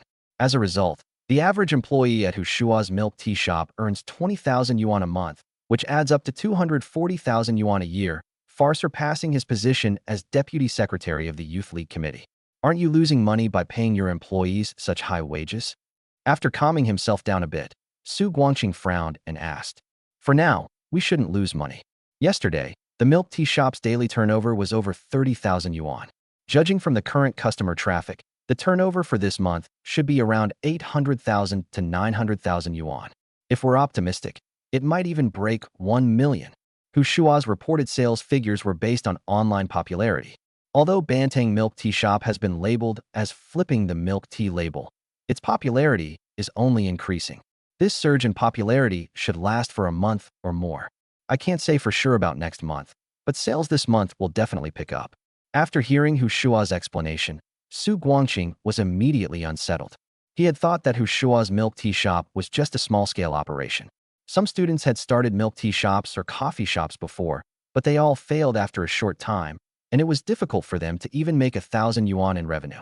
In contrast, Shuo's milk tea shop has a daily turnover of over 30,000 yuan, and a monthly turnover that may even exceed 1 million yuan. This is simply not on the same level. When Su Guangqing first heard that a student had opened a milk tea shop and made quite a splash online, he thought of bringing him over to participate in the Creation Cup National College Student Entrepreneurship Competition. Although the milk tea shop is just a small workshop, at least it's real, which is better than fabricating a project. Unexpectedly, Shuo's milk tea shop had such a terrifying turnover. If it could maintain such turnover for a whole year, the annual net profit would be several million. A college student started a business and earned millions in a year. That's quite a sensation. Excellent, excellent. Su Guangqing nodded with a smile. Xiaohu, do you have any plans for the next step? Secretary Su, I have already established a catering company, and at least 3 more chain stores will open this month. My goal is to open no fewer than 100 chain stores nationwide this year, and strive to go public next year. Shuo dropped another bombshell. The first half of the sentence is a given fact that will definitely be achieved, while the second half is his beautiful vision. It's nothing new for milk tea companies to go public. The founders of all the leading milk tea companies in China have achieved financial freedom by listing their companies. Zhang, the founder of Baowangchaji, is only 33 years old this year. Shuo's ambition is to take his company public and become a younger billionaire. He's a person with a system after all, It would be too pathetic if he weren't more successful than those without cheat codes. Su Guangqing subconsciously swallowed. He hadn't expected the young man in front of him to have such great ambitions. Lu Meijiao, who was standing next to her, was also completely stunned. In her memory, Shuo had always been the kind of student who was irresponsible and unmotivated in class, barely passed his exams, and was often seen on the list of students who skipped class. And yet this student has such a big dream and has already embarked on the path of putting it into practice. Secretary Su, so do you think my catering company deserves the highest level of reward? Just as Su Guangqing was still in awe of the grand blueprint Shuo had outlined, the student who had just said he would take the company public next year suddenly asked a question. Su Guangqing, regaining his senses, twitched at the corner of his mouth and couldn't help but mutter to himself, "You've painted me a huge pie in the sky, so you just wanted to scam me out of the 50,000 yuan reward, huh?"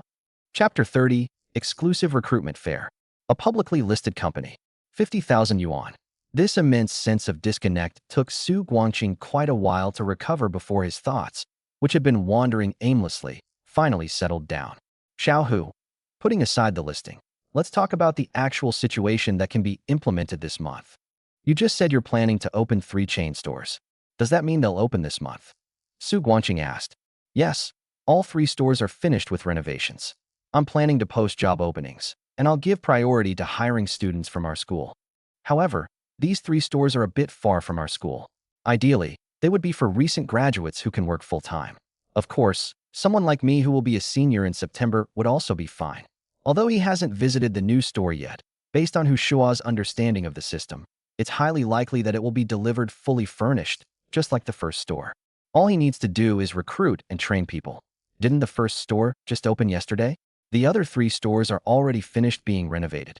Su Guangqing was shocked. Yes, they were carried out simultaneously. I plan to do chain stores from the beginning. Shuo gave a reason casually. Su Guangqing didn't respond, but silently started calculating. According to Shuo, this month would be a 4-store opening model. Based on a daily turnover of 25,000 yuan per store, the daily turnover of the 4 stores would reach 100,000 yuan, a monthly turnover of 3 million yuan, and an annual turnover of 36 million yuan.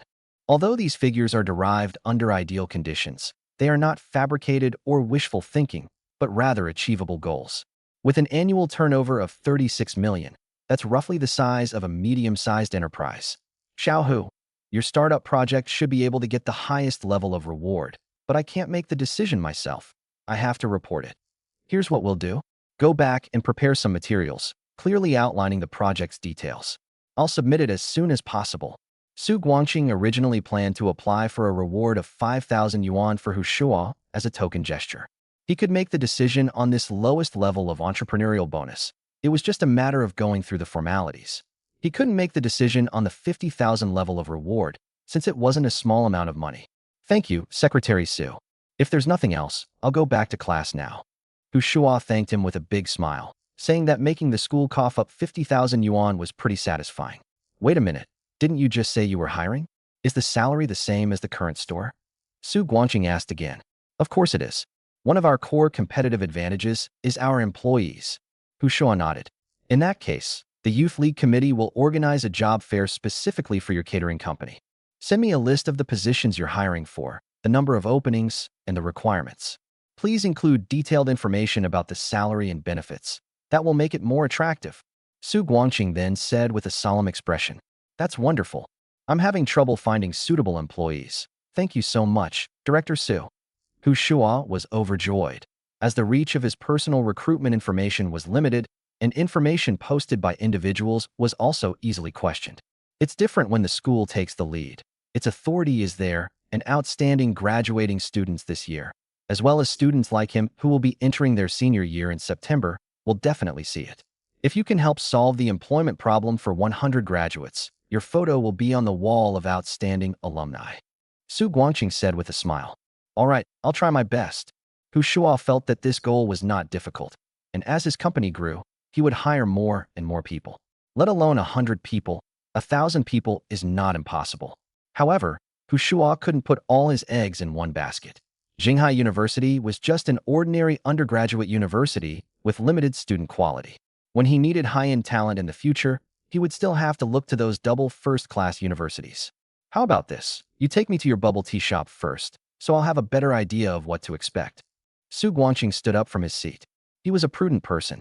Since the Youth League Committee was going to take the lead in organizing the job fair, he had to conduct an on-site inspection to see if Hu Shua's milk tea shop was really as he described. Don't just brag, or things might get messy later. Great, Secretary Su can give me some pointers. Hu Shua could roughly guess Su Guangqing's thoughts. He didn't care about it. After all, he hadn't exaggerated and was even a little modest. The three of them left the office building. Su Guangqing spotted the Maybach parked in the parking space in front of the office building at a glance. He was wondering which leader was being so high profile when the Maybach's headlights flashed and Hu Shua opened the back door with a smile. Secretary Su, please get in the car. Director Liu, please go ahead too. Lu Chuanxiu had ridden in Hu Shua's Maybach before, so she was used to it. Su Guangqing was completely stunned, his mouth agape wide enough to fit a fist. This was a Maybach, a car worth millions. Even as the deputy secretary of the Youth League Committee, he wouldn't dare to dream of buying such a car. But Hu Shua, a junior in college, was already driving it around. No wonder he dares to pay his employees such high salaries. He's a super rich second-generation heir. Su Guangqing immediately had more confidence in Hu Shua's milk tea shop project. Not to mention that the current turnover is high and it can make a profit. Even if it loses money, he estimated that Hu Shua's financial resources could withstand it for a long time. If the business doesn't go bankrupt during the college student entrepreneurship competition, then there's no problem. He should have already obtained all the political achievements he was entitled to. So young and already driving such a nice car. Little Hu, I'm starting to envy you. Coming to his senses, Su Guangqing got into the car with a smile. Relying on what your family bought doesn't count as a real skill. Hu Shua said modestly, closed the back door, and got into the driver's seat. By the way, Secretary Su, I have another small favor to ask of you. Since starting my business, I've been driving to save time, but it's very inconvenient to get in and out of the school. Could you please add my license plate number to the system? As they drove out of the school gate, Hu Shua seized the opportunity to speak. That's easy. I'll have someone take care of it right away. Just send me the license plate number. After witnessing Hu Shua's abilities, Su Guangqing thought about getting closer to this wealthy student. And of course, he wouldn't refuse this small favor. Thank you, Secretary Su. It's a small matter for you, but it solved a big problem for me. Hu Shua offered a timely compliment, emphasizing the importance of maintaining a good relationship with Su Guangqing, the deputy secretary of the Youth League Committee, as he was still a student. It's only about 700 or 800 meters from the school's main gate to the Bantang milk tea shop. You can get there in no time. After a day of fermentation, the popularity of Bantang milk tea shop on Douyin is even higher than yesterday, with a constant stream of people coming to check it out. At this moment, the queue for the milk tea shop has already stretched for 600 or 700 meters. Due to the hot and humid weather, the people in line are holding sun umbrellas, looking like little mushrooms, which is quite a spectacular scene. Xiaohu, are these all real guests? Or did you invite them here just to make a show of things? Su Guangqing was startled by the long queue of people as soon as he got off the bus. He had heard that many stores would pay people to queue up when they opened to create the illusion of a booming business, and he wondered if the scene before him was real or fake. However, before Hu Shua could respond, a dark-skinned man approached Su Guangqing and asked with a smile, "Brother, do you need someone to help you with the scheduling? Our people will be here soon." Planning on behalf of others? Su Guangqing was stunned for a moment before he realized that this man was a queue-standing person, a service that had been offered at train stations and hospitals in the past. The man's appearance immediately dispelled Su Guangqing's doubts about the authenticity of the exciting scene. The fact that there are even queuing services available shows that market demand is strong, and this booming scene can't be fake. Chapter 31, Crushing White-Collar Salaries. Brother, how much does it cost? At this moment, Hu Shua came over. He truly never expected his milk tea shop to become so popular that it even spawned a queuing service. These people are not much different from scalpers, except that milk tea is something that can't be stockpiled.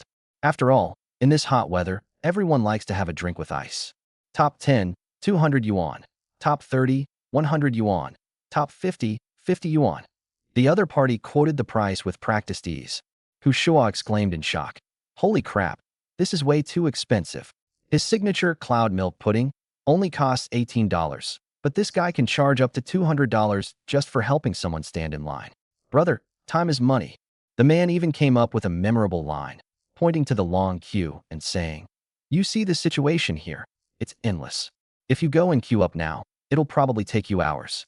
Just as the two were talking, a middle-aged woman led two young men over. "The gang, those two want to buy the front seats." "All right, our people are already fifth in line. It only costs 200 yuan. The man immediately spoke to the two young men with great enthusiasm, while showing them his QR code for receiving payments. This must be a young couple. The girl is quite pretty, and she is giving her boyfriend a longing look. The Banteng milk tea shop has been incredibly popular these past few days, so a girl dragged her boyfriend to check it out, only to find the queue stretched to the sky. Fortunately, there are queuing services available, so you can quickly buy milk tea for a little money, although 200 yuan is really not cheap. The boy hesitated for a moment, but in order not to lose face in front of his girlfriend, he readily swiped 200 yuan. "Received, come with me." The man named a gang ignored Shuo and led the young couple into the store, then replaced an old lady in the queue. "Xiaohu, your milk tea shop is so popular that it has spawned a whole industry of queues." Su Guangqing was moved upon seeing this scene. "Sai, we're all just trying to make a living." Shuo originally wanted to teach these people a lesson, but after looking at the old lady who had replaced the person in line and then at the middle-aged woman who had led the group over, he figured that both of them could probably get a few dozen yuan from this deal. Especially that old lady. She's probably been queuing for 2 hours, and she's earning her money through hard work.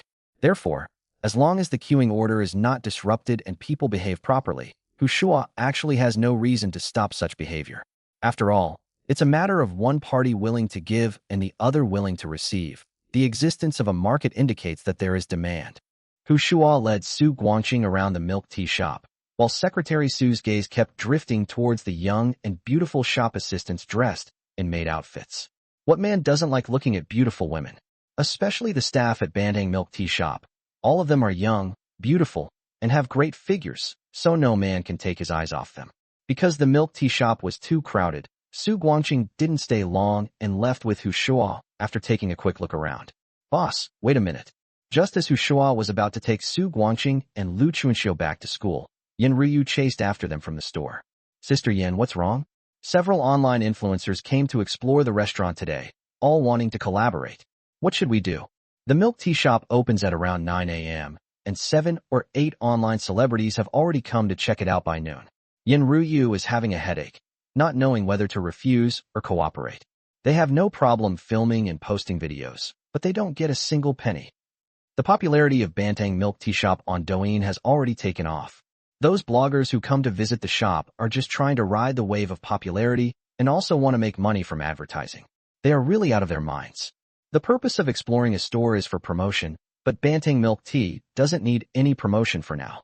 After the 3 chain stores open, Shuo will find a few high-quality store-exploring bloggers to promote it. "Okay, I understand." Yin Ruyu nodded and went back to her work. Witnessing all this, Su Guangqing couldn't help but silently admire. This kid really has the air of a boss. Return to school. Su Guangqing began working on the special recruitment fair, and he first contacted Jia Changming at the Career Guidance Center of Jinghai University. "Old Jia, I'd like to organize a special recruitment event for a company this weekend." "A special job fair?" "Lao Su, which big company have you connected with?" Jia Changming asked, somewhat surprised. "It's not a big company, but the salary and benefits are quite high. Every position is a high-paying job, and students from our school should be interested." "High-paying job? How high is it?" Jia Changming asked with a smile. "The base salary is 15,000 yuan, and the total monthly salary is around 20,000 yuan. I will send you a list of the positions and specific benefits." Su Guangqing immediately forwarded the document that Shuo had just sent him. This document contains information on job positions and salary packages compiled by Shuo. "A monthly salary of 20,000? What kind of job is that? Can I give it a try?" Jia Changming said something half-jokingly and half-seriously, and then opened the document sent by Su Guangqing.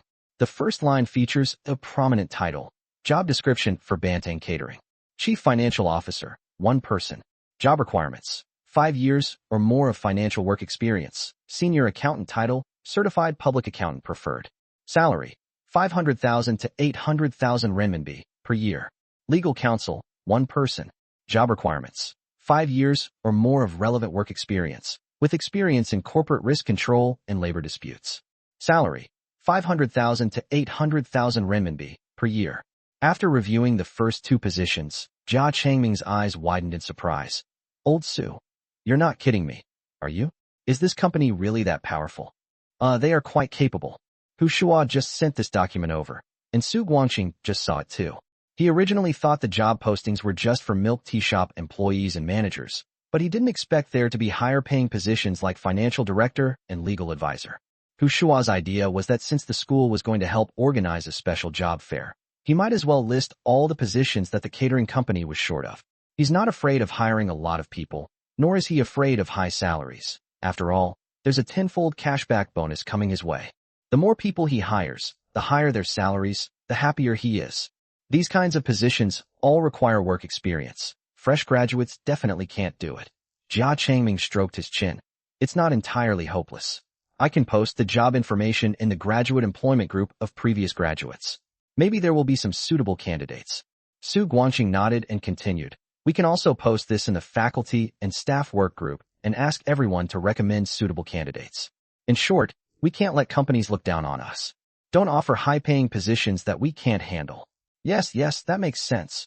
Jia Changming nodded repeatedly, his mind already frantically searching for a suitable candidate. In the afternoon, the school's Youth League Committee and the Student Employment Guidance Center jointly issued a notice about holding a special job fair, along with a list of the positions available. The news caused an uproar among graduating students who were about to leave school or had already left. Many junior students, who will soon be seniors, are also eager to try. Banteng Milk Tea Shop has already made a name for itself at Jinghai University and is almost universally known among the students. At first, many people felt that working as a clerk in a bubble tea shop was somewhat shameful, but after seeing the salary and benefits, they all fell silent. A monthly salary of 20,000 yuan is already far better than that of an average white-collar worker. Chapter 32. Without morality, you can't be selected. University Student Activity Center. Hu Shuo had just signed the agreement with Lu Meijiao for Banteng Milk Tea to sponsor the campus singer competition, and at the same time transferred the sponsorship fee of 10,000 yuan to her. Brother Shuo, it's a pleasure doing business with you. Lu Meijiao shook hands with Hu Shuo with a smile. The original budget for this year's campus singer competition was only 8,000. As a result, Hu Shuo's Banteng Milk Tea raised 10,000 yuan, and with the addition of 3,000 yuan sponsored by other small businesses, the total budget reached 13,000 yuan. The campus singing competition in the past 3 years has never been this well funded. It's a pleasure to work with you. Hu Shuo squeezed Lu Meijiao's soft little hand. As one of the 2 beauties of the student council, she had many suitors. Many members of the External Relations Department admire this beautiful department head, such as Hu Shuo's roommate, Su Jian. He was also there at the moment, mingling among the members of the External Relations Department. When he saw Hu Shuo and Lu Meijiao shaking hands, a complex emotion flashed in his eyes. There was envy, jealousy, and a hint of regret. He could have used Hu Shuo's sponsorship to show off in the External Relations Department and gain Lu Meijiao's respect. As a result of his arrogance, he messed things up. Just then, a dozen more student council members walked into the activity center. Walking at the front was a tall girl, who looked to be around 170 centimeters tall. She had exceptionally beautiful features, with clear and bright eyes, and a small beauty mark under her eye, which added to her charm. Hu Shuo recognized the girl. She was Su Meina, the head of the Arts and Literature Department of the Student Union, and was known as one of the 2 beauties of the Student Union along with Lu Meijiao. At this moment, the 2 beauties have gathered together at the activity center. Mina, you've come at the right time. The sponsorship fee for the singing competition has arrived. Let's revise the award structure. As the head of the Arts and Literature Department, Su Meina was naturally a member of the organizing committee for the campus singing competition and also one of the judges in the preliminary rounds. She exchanged a few pleasantries with Lu Meijiao, then turned her gaze to Hu Shuo. Mr. Hu, can we chat for a bit?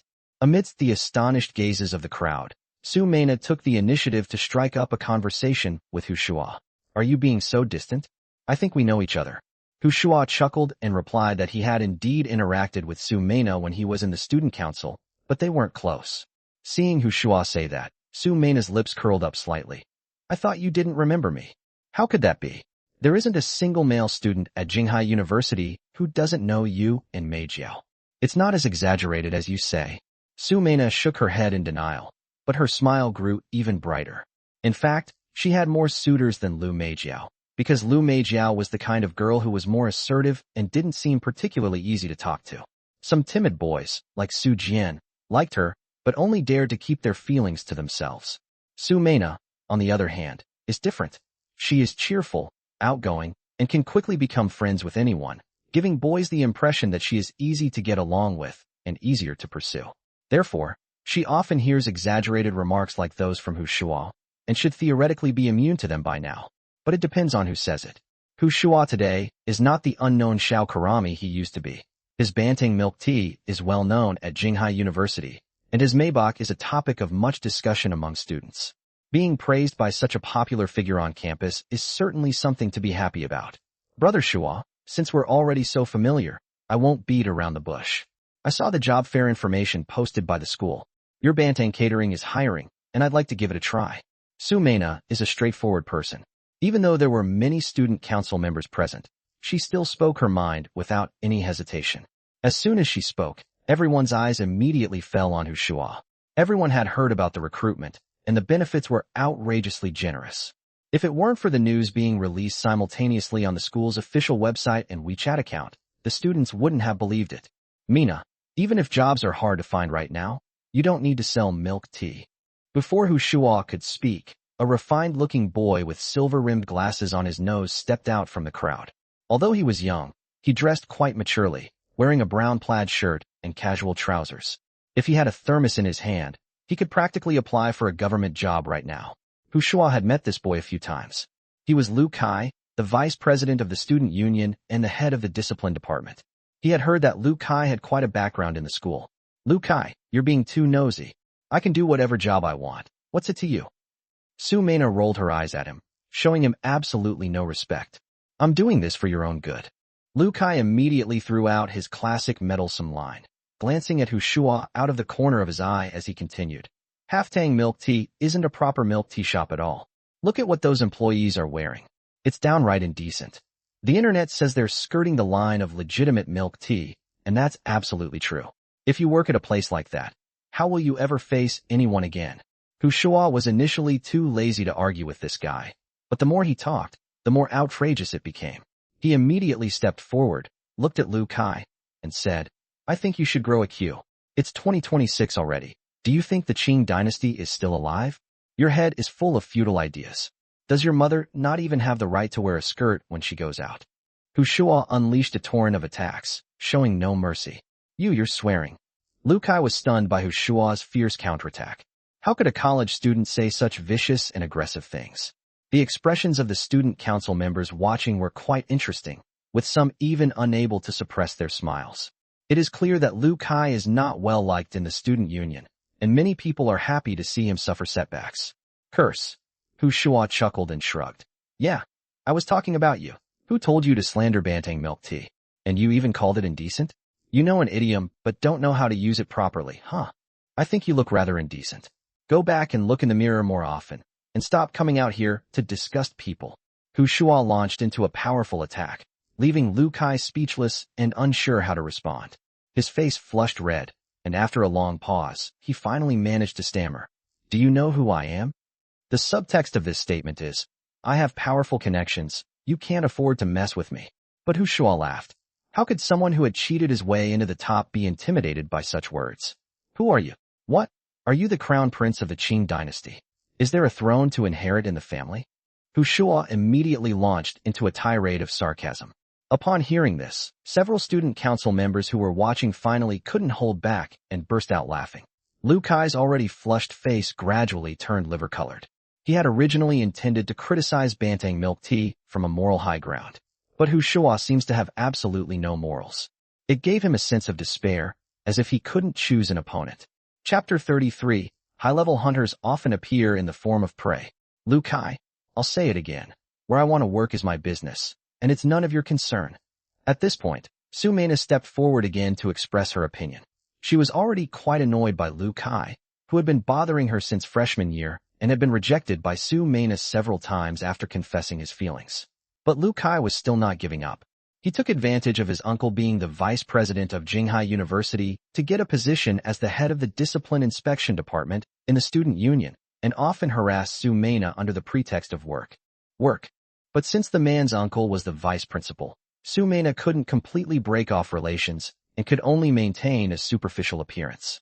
At this moment, Hu Shua's barrage of insults satisfied Su Mena, and she silently gave Hu Shua a thumbs up in her heart. Brother Shua, ignore him, let's go outside and talk. Su Mena nodded towards Hu Shua, signaling him to leave with her. Okay. Hu Shua smiled and nodded, then walked out of the activity center with Su Mena.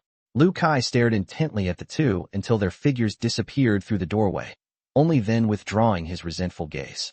Previously, he equally hated every man who appeared next to Su Mena, and now he wants to add the word most before Hu Shua's name. This guy actually dared to insult and curse him in public, and the insults were extremely offensive, making him lose face. Naturally, the narrow-minded man hated Hu Shua to the core. You think you're so great just because you have a little money? Just you wait and see. On the other side, Hu Shua followed Su Mena to an empty classroom. Brother Shua, did you know that Lu Kai's uncle is Vice Principal Lu? Hu Shua's rant was quite satisfying, but Su Mena was worried for him. After all, Lu Kai has an uncle who is the vice principal. His social influence might be a little smaller, but at Jinghai University, that's a powerful background. This is why many people in the student council dislike Lu Kai, but almost no one confronts him directly, let alone the vice principal. Even the principal has to be reasonable, right? Hu Shua hadn't been in the student council for long and didn't know Lu Kai had such a background. No wonder he was so arrogant, daring to say things like, "Do you know who I am?" But how could Hu Shua, a man with extraordinary abilities, be intimidated by a mere vice principal? If the other party really dares to abuse their power for personal gain, then we really need to have a serious talk with them. He's a vengeful person, so be careful. Su Mena kindly reminded her again. Whatever. Hu Shua shrugged nonchalantly, then steered the conversation back to business. By the way, you want to work as a clerk at the bubble tea shop? I want to work at your Bantan catering, but not as a staff member at the milk tea shop. So what do you want to do? Hu Shua looked at Su Mena with a suspicious expression. I saw the job posting on the school's website. Isn't your company hiring an HR specialist? I'd like to give it a try. Su Mena explained her needs. Like Hu Shua, she would be a senior in September. She had no plans to take the postgraduate entrance exam or the civil service exam, so she wanted to find a company for an internship in her senior year. Su Mena was majoring in human resource management, which was a perfect match for the HR specialist position that Bantan Catering was recruiting for. I personally think highly of you, but the school has already sent out notices about the job fair. It wouldn't be appropriate for me to reserve a spot privately, so let's meet at the job fair. Before today, Hu Shua and Su Mena had only met a few times and were not familiar with each other at all. It was impossible for him to accept a job offer from her as soon as she approached him. Can't we just treat today as a preliminary interview? Su Mena turned her head to look at Hu Shua, her eyes sparkling with a natural charm, and the small beauty mark at the corner of her eye exuded an indescribable allure. Hu Shua's Adam's apple bobbed, and he couldn't help but think to himself, what kind of seductive arts has she mastered? Even a single glance from her is so alluring. Luckily, I've been surrounded by beautiful women every day lately, so my resistance is stronger. Otherwise, I might have fallen for them with just one look. Hu Shua cleared his throat to calm himself down. The job fair is on Saturday. It won't make a difference if we stay a couple of days apart. However, since you've already brought it up, I guarantee that you'll be given priority in hiring under the same conditions. Well, even if the HR specialist isn't good enough, we can still reserve a store clerk position for you, provided you're willing. After hearing Hu Shua's response, Su Mena raised her delicate eyebrows slightly. She was absolutely confident in her charm and thought that she could easily control Hu Shua with just a little effort. The other party didn't buy it at all. Their words seemed to make a promise, yet also seemed to say nothing at all. The so-called priority recruitment under the same conditions ultimately comes down to Hu Shua's word. If he says it's the same conditions, then it's the same conditions. If he says it's not, then it's not. As for the position of shop assistant, Su Mena had previously made it clear that she did not want to be a shop assistant. So Hu Shua's promise to give her a shop assistant position was essentially meaningless. He seems to be a cunning and scumbag. I underestimated him. As one of the two beauties in the student council, Su Mena has had no shortage of suitors since her freshman year. Her best skill is raising fish, a metaphor for keeping male admirers, and she is very clear about male psychology. Her appearance at the University Activity Center today was no accident.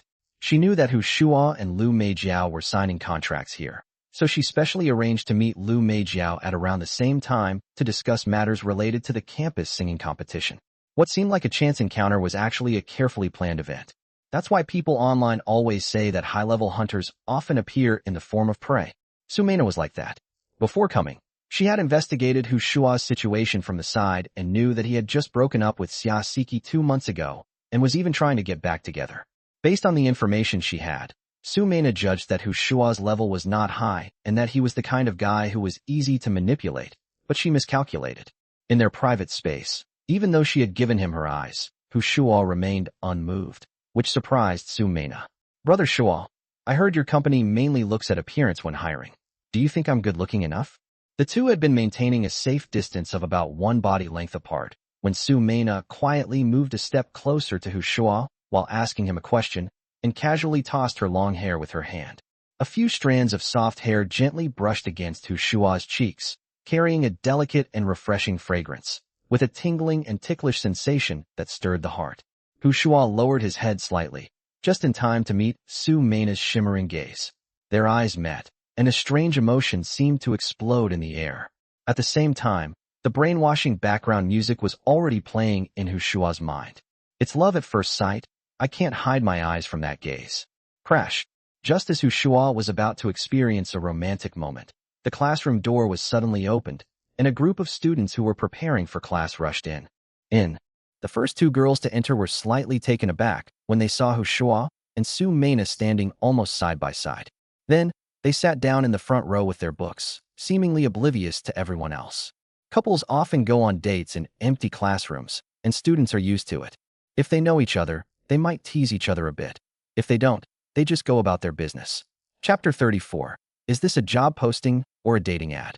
As a large number of students flooded into the classroom, the atmosphere that Sumena had worked so hard to create was instantly destroyed. Her lips twitched, and she wished she could strangle all these clueless freshmen. Couldn't you have come in 2 minutes later? Even if it's just for a minute. She feels she could almost win Shuo over. Don't disturb their class. Let's go. The background music in his mind and the pink bubbles in front of him dissipated at the same time, and Shuo's mind cleared up. He glanced at Sumena and cursed inwardly. This woman is poisonous. Brother Shuo, you still haven't answered my question? After leaving the classroom, Sumena continued to press for answers. Is that even a question? Shuo shrugged. You're the school's undisputed beauty queen. You can hold down the fort at Jinghai University with just your face. Snort. Then why are you still hesitating? Sumena gave a coquettish laugh. We have to complete the process. We can't let people think that our Bantang catering recruitment is shady. That would damage the company's reputation and also the reputation of our school. Shuo's words were righteous and awe-inspiring. All right, see you at the job fair. Having missed a golden opportunity, and with the corridor now packed with people, Sumena could only nod helplessly. By the way, Bantang Milk Tea is a sponsor of this year's campus singer competition. They've reserved a judge spot for you in the preliminary and semifinal rounds, so remember to come. Just as they were about to part ways, Sumena suddenly said something. Me, a judge? Shuo looked completely bewildered. I'm tone deaf. It's not like we're asking you to go up and sing. You can listen to songs, right? Besides, many of the judges in the auditions and semifinals are from the student council. Do you think they all understand music? Sumena gently pursed her lips. Okay, I'll go when I have time. Shuo is also quite interested in the campus singing competition. He even went to be an audience member last year. It wasn't that he particularly liked listening to the songs, but he mainly wanted to have some fun watching. His claim that he is tone deaf is actually a humble way of putting it. Shuo's singing ability is quite good, almost at the level of a karaoke king. If he signs up for the campus singing competition, he'll most likely make it to the semifinals. But the finals will be tough, since there are many art students participating, and they're professionals. Sumena returned to the university's Student Activity Center, where Lu Kai and Lu Meijiao were arguing about something. The former's face was flushed red, while Lu Meijiao put her left hand on her hip and slammed her right hand heavily on the table in front of her. The sponsorship agreement has been signed, and the money has been transferred, but now you want to remove Bantang Milk Tea from the list? Are you kidding me? I didn't say I was going to expel them. They want to sponsor us, and of course our student union welcomes that. But it can't be called the Half-Pond Milk Tea Cup Campus Singer Competition.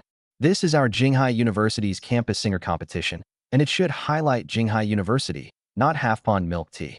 That's too commercial and doesn't fit the original intention of holding a campus singer competition. Lu Kai is quite adept at making a big deal out of things, which justifies his deliberately contrived imitation of an old cadre's outfit. It's clearly stated in the agreement, and it's already been signed. What you're doing now is a breach of contract, Lu Mei said huffily. If you're not satisfied with the work of our external relations department, you can go and get sponsorships yourself. From their conversation, Su Mena had already discerned the source of the conflict. She walked over to Lu Meijiao and said, Meijiao, don't listen to him. This campus singing competition isn't up to him to decide. After saying that, she turned to look at Lu Kai. Minister Lu, your discipline inspection department is only responsible for sending people to assist in organizing the campus singing competition. As for how it is conducted, that's none of your business. Lu Kai had no qualms about confronting Lu Meijiao, but now that Su Mena had spoken, he immediately lost his temper. After a moment of silence, he said, Half-Bond Milk Tea has a very bad reputation online. Using it to sponsor our campus singing competition is a disgrace to the school. Lu Kai, aren't you being too arrogant? Su Mena genuinely disliked this narrow-minded guy. She usually wouldn't directly confront him because his uncle was the vice principal, but today she truly couldn't hold back. This Saturday, the school specially organized a job fair for Bantang Catering. Do you know what that means? It means a deep collaboration between the school and the company, and mutual recognition. You say that Bantang Milk Tea's sponsorship of the campus singing competition is a disgrace to our school? Then aren't the school leaders deliberately bringing shame upon the school? You should be criticizing them, not whining here. Su Mena's words were reasonable and well-founded, leaving Lu Kai speechless. With Su Mena taking the lead, the student council members who had long disliked Lu Kai immediately joined in. Yes, if you think there's a problem, go talk to the school leaders. Isn't your uncle vice principal Lu? Why don't you go find him? He got into the student council through connections, and he really thinks he's something special. He doesn't just think he's something special. He thinks he's the university president. He thinks Jinghai University is his family's property. Lu Kai never expected that he would become the target of public criticism. His face turned ashen, but he was powerless to refute it. He gritted his teeth and left the activity center in a huff, naturally blaming Shuo for the incident. On the other side, Shuo went to receive the 3 shops as rewards from the system. These 3 shops were about the same size as the first Bantang milk tea shop that was currently open, and the decoration style was the same. It's clear that the system aims to create a distinctive chain of stores. These 3 stores are located in different areas of Jinghai City. 2 of them are in well-known commercial districts of Jinghai City, and the other is near Jinghai Foreign Language Institute. After taking over 3 shops, Shuo went to the office building where the headquarters of Bantang Catering Company, Ltd., was located, Tianhe Building. When he arrived, he realized that the entire 12th floor of Tianhe Building was occupied by Bantang Catering, with an office area of over 1,000 square meters, complete with meeting rooms, lounges, and tea rooms. The largest office, the general manager's office, was about 70 or 80 square meters in size and was luxuriously decorated. Shuo lay down in the boss's chair for a moment, and the domineering CEO vibe immediately came through. Not bad, not bad. Hiring 2 more secretaries would be fantastic. As the saying goes, when there's work to be done, the secretary does it. When there's nothing to do, he. Shuo's lips curled up, and a lewd smile involuntarily appeared on his face. With this in mind, he quickly sent a WeChat message to Su Guangqing, the deputy secretary of the Youth League Committee. Secretary Su, we're adding another position for president's secretary, with an annual salary starting at 500,000 yuan. Requirements: under 24 years old, over 165 centimeters tall, well-proportioned figure, good appearance, good temperament, and strong service awareness. On the other side, Su Guangqing's lips twitched unconsciously after reading the job requirements. Is this guy hiring or looking for a girlfriend? Chapter 35. As long as the money is right, all filters will be shattered. Saturday morning. The job fair for Bantang Catering was held as scheduled. The location was chosen at the university's Student Activity Center, and the very high salary offered attracted a large number of recent graduates and students who were about to enter their senior year. Since these positions were open to female applicants and explicitly stated that there was a minimum appearance requirement, most of the female applicants were very confident in their looks. As a result, the scene was filled with beautiful women, as if all the attractive female students at Jinghai University were there. The people in charge of recruitment at Bantang Catering were Shuo, Yin Ruyu, and Miao Jingjing. In addition to the 3, Shuo also invited a group of 12 boys, led by Wang Bo, to form a public jury. Their task was to score all the female interviewees. The 12 people were divided into 2 rows and sat behind the 3 main interviewers, Shuo, Yin Ruyu, and Miao Jingjing. Each of them had a form in front of them. While Shuo and the other 2 were conducting the interviews, they observed each interviewee and gave their scores. Wang Bo, with his deep understanding of Japanese art films, has an excellent eye for such things, making him a perfect fit for this profession. The other boys who formed the public jury with him were also very excited. When they learned that Shuo was going to form such a public jury, many boys took the initiative to come to him. Not only did they not ask for money, but some even offered Shuo cigarettes to help him reserve a spot. The interviews for store clerks officially began. They were divided into groups of 3, and the interview process was simple. All that was needed was a self-introduction, and those who had talents they were willing to showcase could do so briefly. Shuo sat in the main seat. Most of the time he didn't speak, but just silently observed and recorded. If he thought it was acceptable, he would put a check mark on the resume, and if it wasn't acceptable, he would put an X on it. As the organizers of this job fair, Su Guangqing and Jia Changming were both present. Accompanying them were 2 young female teachers, one of whom was holding a DSLR camera and taking photos to record the scene from time to time, while the other was holding a selfie stick and starting a live broadcast. This kind of school enterprise cooperation recruitment fair has certain promotional value. After the recruitment fair ends, the school's official website and Douyin account will release relevant content. With the enrollment season just around the corner, information reflecting employment prospects can be helpful for recruitment. Because there were many people at the job fair, many student union members were called over to help, including Lu Kai, whose task was to maintain order at the scene. Having just been scolded by Shuo a couple of days ago, he was naturally unwilling, but the task was assigned by the Youth League Committee, so he dared not disobey and had no choice but to bite the bullet and come to the scene. Seeing Shuo sitting in the main seat surrounded by beautiful women from afar, he felt both envious and jealous. After being scolded by Shuo last time, he quietly investigated Shuo's background and learned that the other party was a rich second generation who drove a Maybach. By simply throwing money at the problem, they managed to make Bantang milk tea a hit. He looked down on these rich kids, thinking, so what if they have a little money? If you give him that much money, he can definitely do a better job. Although Lu Kai was extremely dissatisfied with Shuo, his mood inexplicably improved after seeing the room full of beautiful women. They're so pleasing to the eye. Everywhere you look, there are pretty young women. The task assigned to the External Relations Department was to register the students who came for interviews at the entrance of the activity center. Although it was called registration, it was mainly for screening. This recruitment fair was aimed at 3rd-year students and 4th-year students who were about to graduate. Space is limited in the activity center, so 1st and 2nd-year students shouldn't come and join the fun. Su Jian stood by the door, his feelings extremely complicated. If he and Shuo hadn't had a falling out, he should be a member of the public jury right now, sitting with Wang Bo and several roommates, participating in the interview. As a result, he could only stand guard at the door. Although Shuo had never said anything about isolating him, his roommates had been ignoring him for the past few days, and their intention to take sides was very clear. Su Jian felt a pang of regret. He had insisted on showing off to Shuo back then. If he had been humble and had a proper conversation, he wouldn't have ended up in this situation. Several more girls arrived at the job fair. They were all 3rd-year students. Su Jian recognized one of them. She was Xia Siki, Shuo's ex-girlfriend. Even his ex-girlfriend came for the interview. It's like he's voluntarily admitting defeat. It seems I should also find an opportunity to ease the tension with Shuo.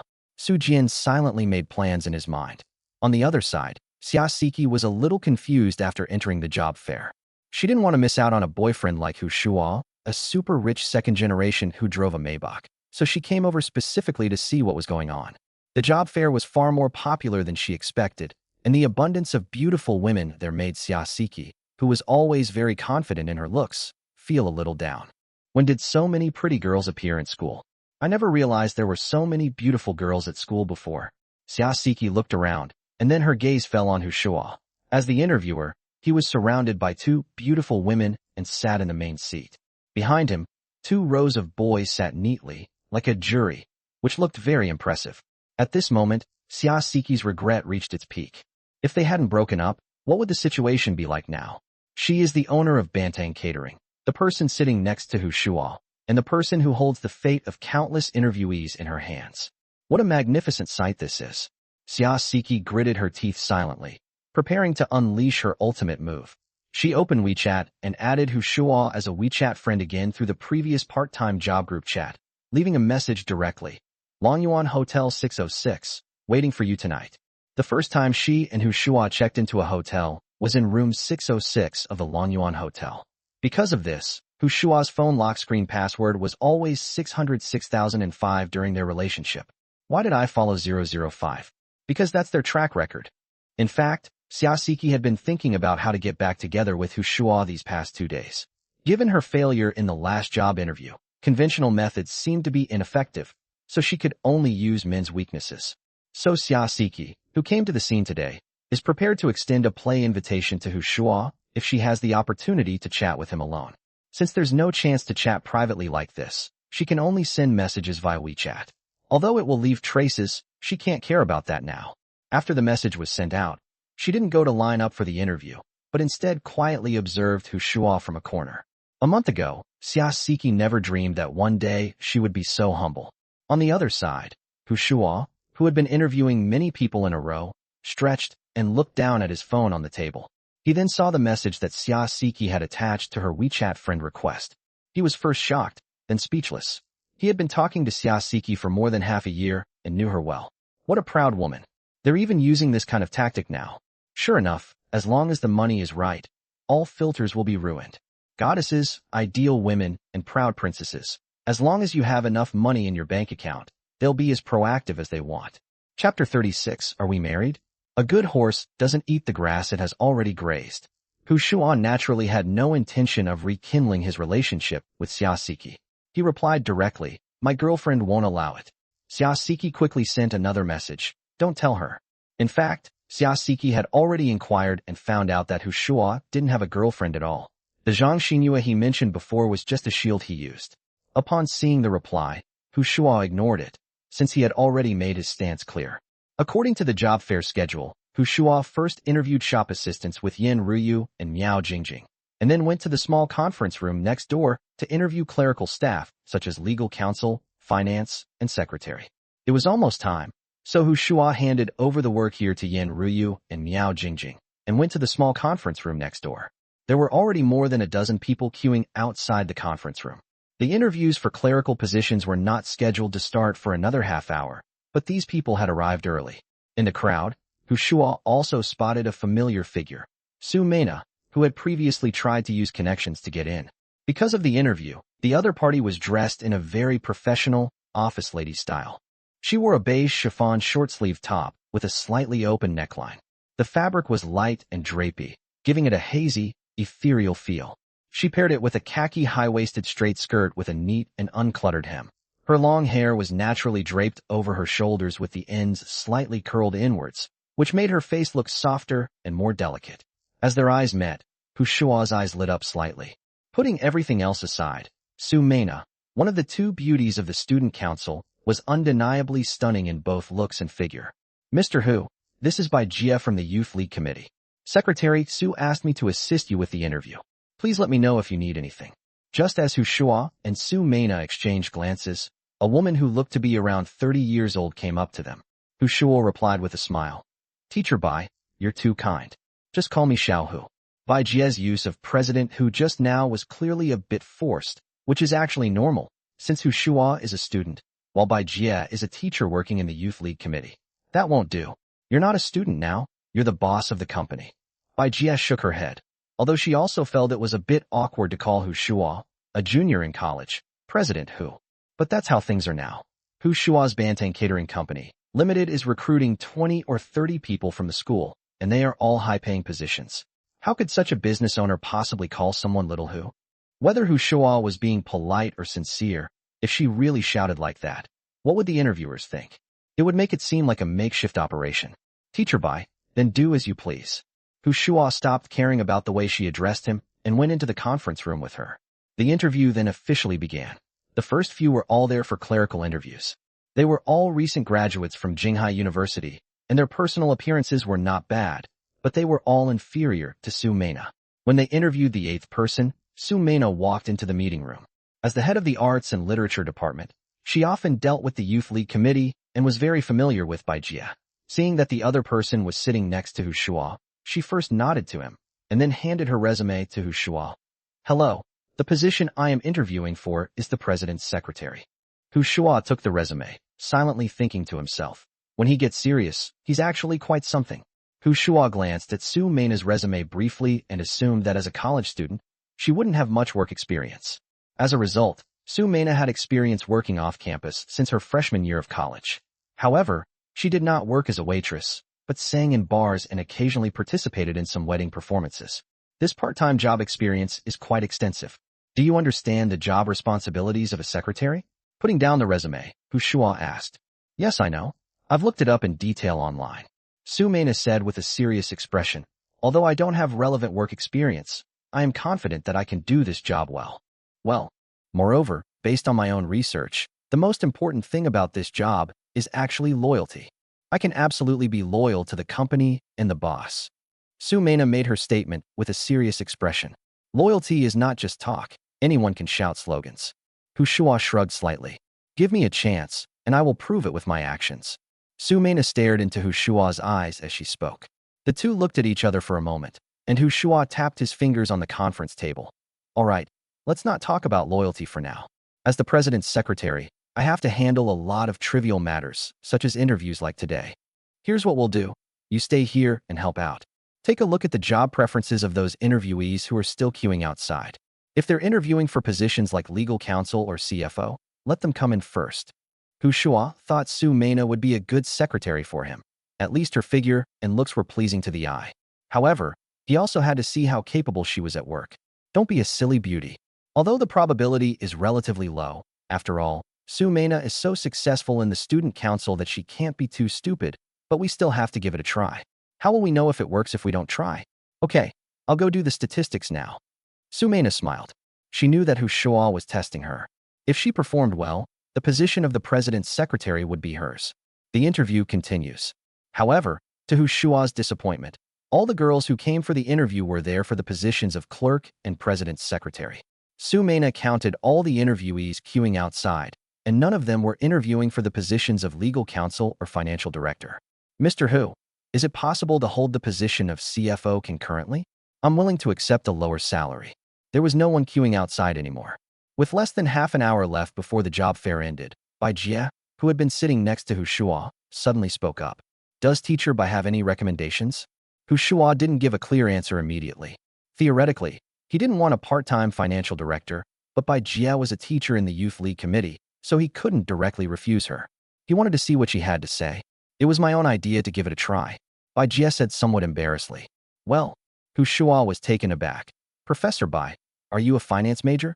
Yes, I used to work in the accounting department, but I was transferred to the Youth League Committee for some personal reasons. By the way, I have a certified public accountant, CPA, license. Bai Jie introduced herself. I see. Shuo tilted his head and looked Bai Jie up and down. After hesitating for a moment, he said, Teacher Bai, since you want to work at our Bantang Catering, there are a few questions I need to ask you. Bantang Catering is expected to enter a period of rapid development in the near future, and the finance department will be very busy. I understand. Go ahead and ask. Bai Jie turned to the side, pretending to listen attentively. Shuo cleared his throat, his gaze sweeping over her ample bosom. First question, Ms. Bai, are you married? Chapter 37, a bit awkward. Bai Jie hesitated slightly, as if she had something difficult to say. Teacher Bai, as you know, Bantang Catering is a private enterprise with a heavy financial burden. I don't want any employees to get pregnant right after joining the company. Of course, I'm not being discriminatory in the workplace. It's just that Bantang Catering doesn't have a single accountant right now.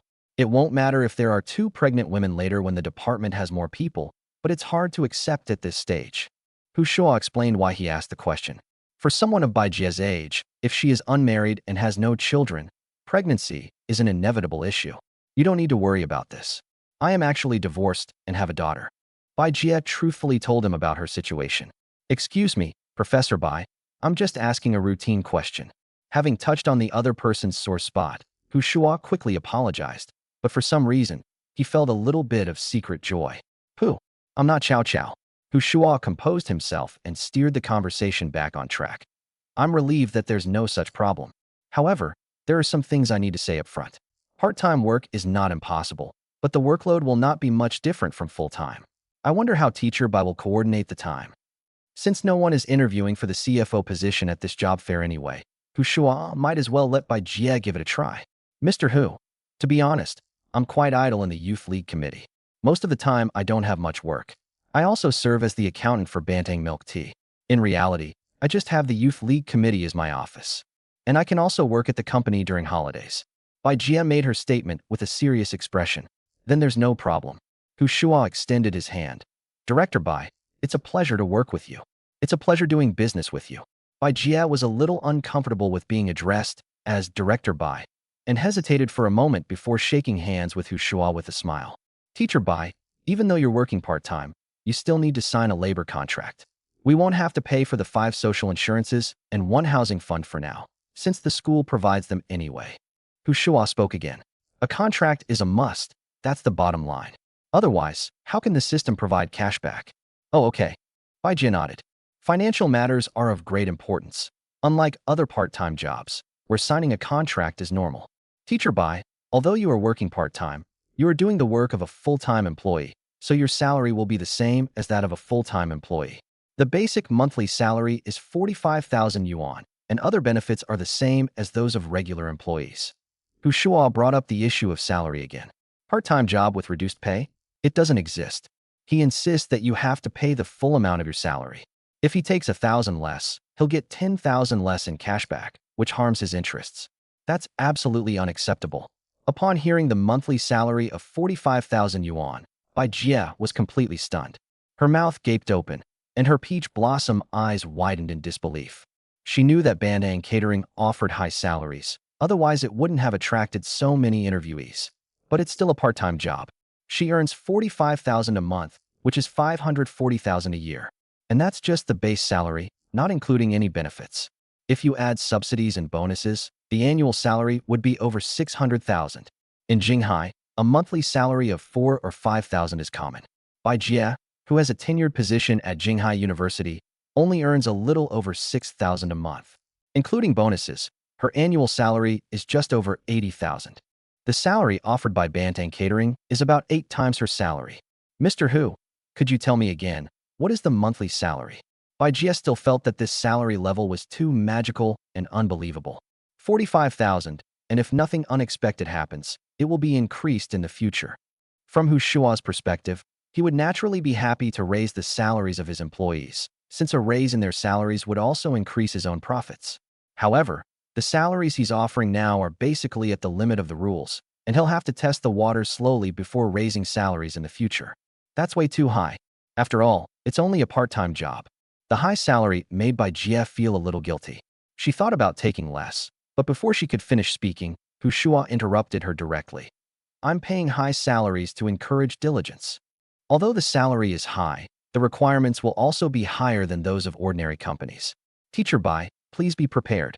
Okay, I will do my best. Bai Jie nodded solemnly, already considering in her mind that if Bantang Catering really did well, she could simply quit her job at the school. Actually, she was not happy working at Jinghai University at all, because her ex-husband also worked at the university and had an affair with a female teacher who had graduated with a master's degree and stayed on at the university. Jinghai University appears to be very large, but it is actually quite small. Bai Jie occasionally encounters that adulterous couple.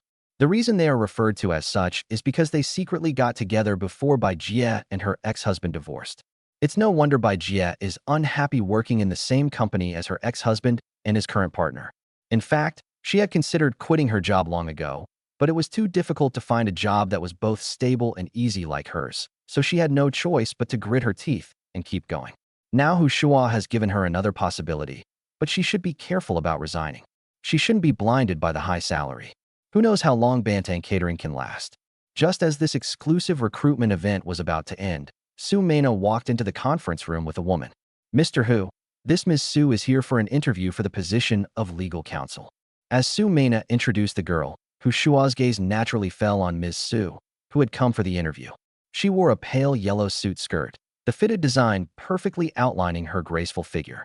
Her long, jet black hair was neatly tied up, revealing her slender, fair neck, and a defined jawline. Her features were extremely delicate and three-dimensional, with a high nose bridge and full lips. Her whole face exuded an indescribable sense of sophistication, making her bright and beautiful. Shuo never expected to receive such a divine item at the very end, and his eyes lit up instantly. Upon seeing Miss Su, Bai Jie's face immediately showed shock. She subconsciously opened her mouth, but ultimately swallowed back the words she was about to say, pretending not to know her for the time being. Mr. Hu, hello. My name is Su Nua. The Nua in a promise is worth 1,000 pieces of gold. The woman sat down opposite Hu Shuo and simply gave him her name. Hello, did you bring your resume? Hu Shuo shook hands with Su Nua and then asked the routine question. I came to Jinghai University to find someone and happened to stumble upon this interview, so I didn't prepare a resume. I'm really sorry. Su Nua first explained, then added, but you can search my name online. The information is quite detailed. So confident? Is he some kind of internet celebrity lawyer? Hu Shuo paused for a moment, then opened the Doubao app in front of Su Nua and sent a voice message. Tell me Su Nua's detailed information? A few seconds later, Doubao replied via voice message. Sorry, there is no public figure or celebrity named Su Nua. As Doubao's voice rang out, an awkward silence fell over the interview room. Chapter 38 was simply a pleasure. Ahem, let me introduce myself. Su Nua coughed awkwardly twice, silently complaining to himself. This Doubao has no sportsmanship. The new app is just not as reliable as the old one. If you use Baidu, you can find her detailed information and achievements in the encyclopedia. Of course, her encyclopedia entry has also been carefully designed and beautified. I have a master's degree from China University of Political Science and Law. After graduation, I went to Qiantang Law Firm and became a partner. I left the firm 2 months ago and returned to Jinghai from Beijing. Su Nua briefly described her experience. Hu Shuo silently typed Qiantang Law Firm into the chat box with Doubao, and a lot of information immediately popped up. It was a well-known law firm in Beijing and even across the country, and had handled many famous cases. They have a proven track record of fighting against the legal teams of almost all the well-known internet giants in China, which is quite impressive. May I ask why you left your job?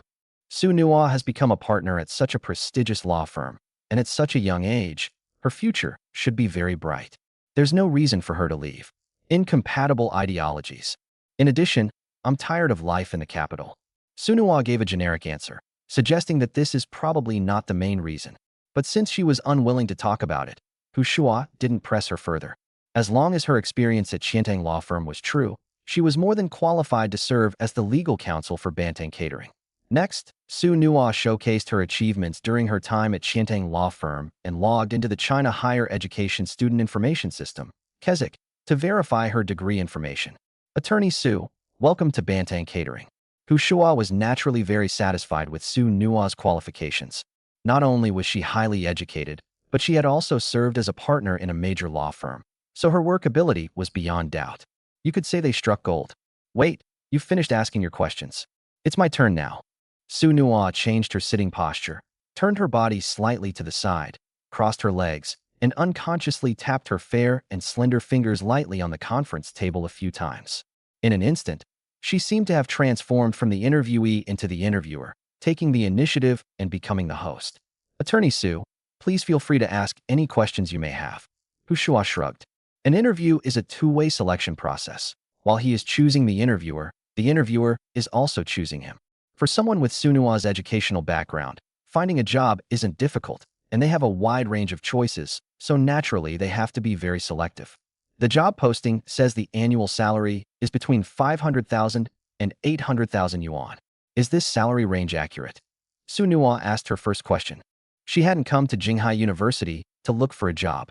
When she passed by the multifunctional building, she saw a job fair notice posted at the entrance. The annual salary for the legal advisor position was astonishing, ranging from 500,000 to 800,000 yuan. Jinghai is considered a new first-tier city, but the salary level is still somewhat different from that of first-tier cities. Those who can offer an annual salary of 500,000 yuan for the position of legal counsel are all large groups with a market value of hundreds of millions or even billions of yuan. She had never heard of the company, Bantang Catering, so she was naturally suspicious of the high salary they were offering. Of course it's true. If Attorney Su doesn't believe me, I can pay you a month's salary in advance. Hu Shuo responded with a smile.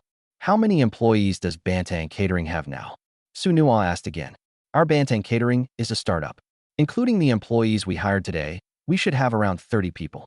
However, this is just the beginning. According to my plan, Bantang Catering will expand nationwide in the next year. You dare to offer such a high annual salary for a company with about 30 employees? Su Nuan narrowed her beautiful eyes, staring into Hu Shua's eyes as if trying to see through his heart. Salary levels have always been linked to ability. Does Attorney Su think that his ability and salary are mismatched? Hu Shua turned the tables and threw the question back at him. You're good at twisting the facts. Su Nua's lips curled up slightly, finding this young boss rather interesting. Where is the company headquarters? Can I go and take a look? Su Nua then raised a new requirement. One can tell a lot about a company's strength just by looking at its office environment. Most fly-by-night or shell companies hide in cheap office buildings and are unwilling to spend money on renovations. No problem. The job fair has just ended. I'll take you there now. Hu Shua stood up abruptly and then said to Bai Jie beside him, Teacher Bai, why don't you come along and take a look so you can familiarize yourself with the place? I haven't gotten off work yet. I'm afraid I can't leave. Bai Jie glanced at the time on her wristwatch. It was only 3 in the afternoon.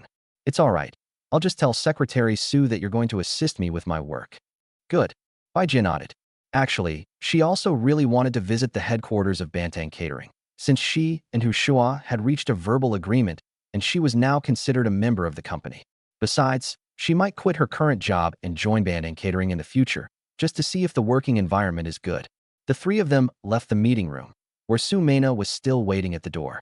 Mr. Hu, is today's work finished? Su Mena asked the question. No. If you don't have classes, you can come with me. Hu Shua has already decided to have Su Mena as his secretary, which will also give her a chance to get acquainted with the company and familiarize herself with the work environment. Okay, Su Mena didn't ask many questions. She quickly got into character and just agreed to whatever the boss said. The Maybach was parked in the parking space in front of the multifunctional building, its headlights flashing. Hu Shua skillfully opened the car door. Bai Jie and Su Mena both knew the car belonged to him, so they weren't particularly surprised. Unaware of the situation, Su Nua was somewhat surprised. She hadn't expected Hu Shua to be driving a Maybach at such a young age. However, this gave her more confidence in Bantang Catering. The boss was driving a Maybach, which meant he had considerable strength. No wonder he could offer such a high annual salary. It wasn't rush hour yet, and half an hour later, Hu Shua appeared on the 12th floor of Tianhe building with the 3 of them. Su Nua thought that Bantang Catering only rented 1 or 2 rooms on this floor, but Hu Shua told her that the entire floor belonged to Bantang Catering. Upon hearing this news, Su Nua, Bai Jie, and Su Mena were all shocked. Tianhe building is located in the most prosperous CBD area in the center of Jinghai City. The rent is expensive, and companies that dare to set up their businesses here must have considerable financial strength. As a result, Hu Shua rented an entire floor, which was incredibly extravagant.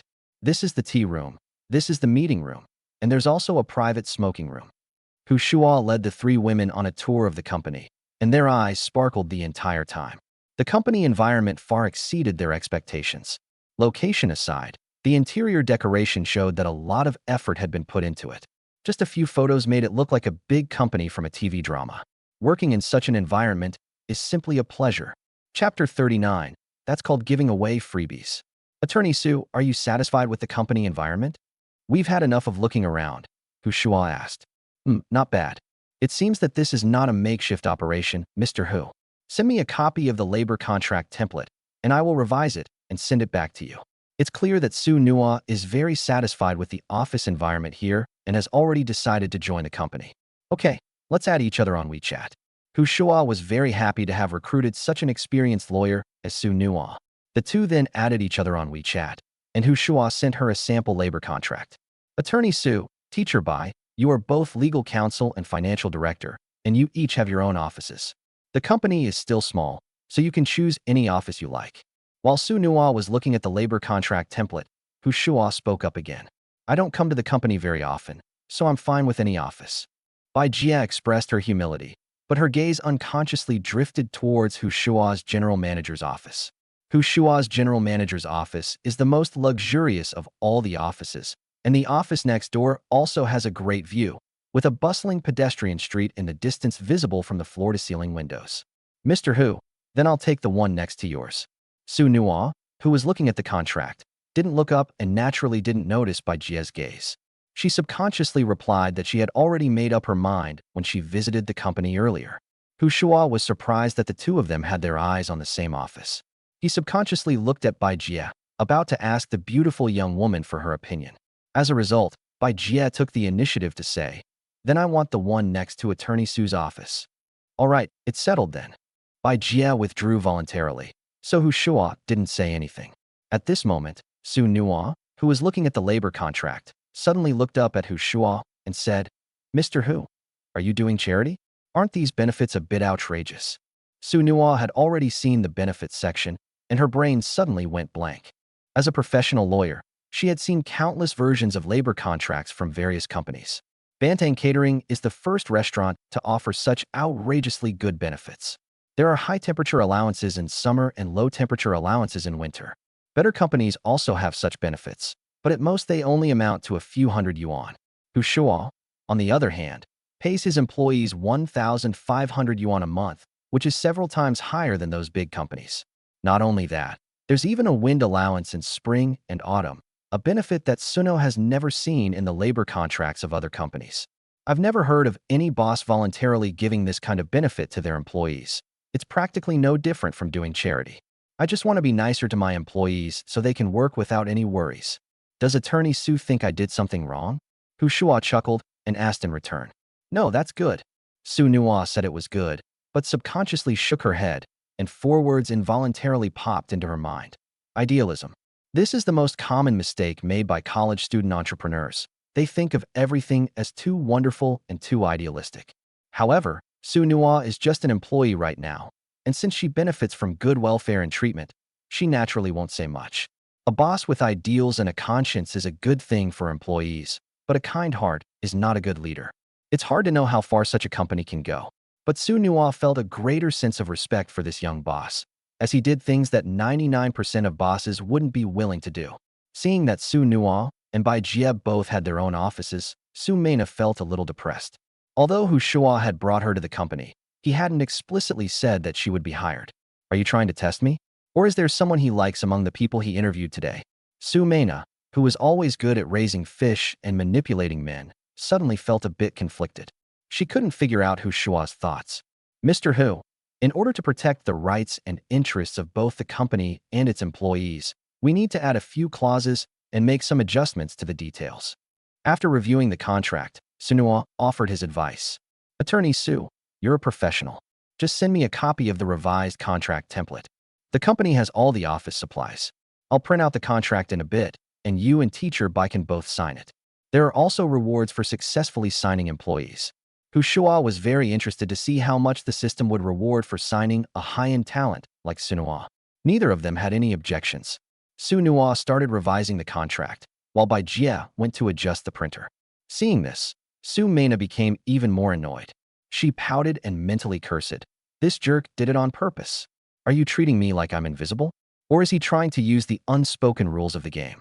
I've heard that some business owners treat their secretaries as their private property. I wonder if he thinks the same way. But I'm an artist, not a prostitute. If it's about dating, then I might consider it. But trying to control me with a job? No way. Su Mena was still fuming when she heard Su Nuo say, President Hu, shall I also pay for the president's secretary's contract?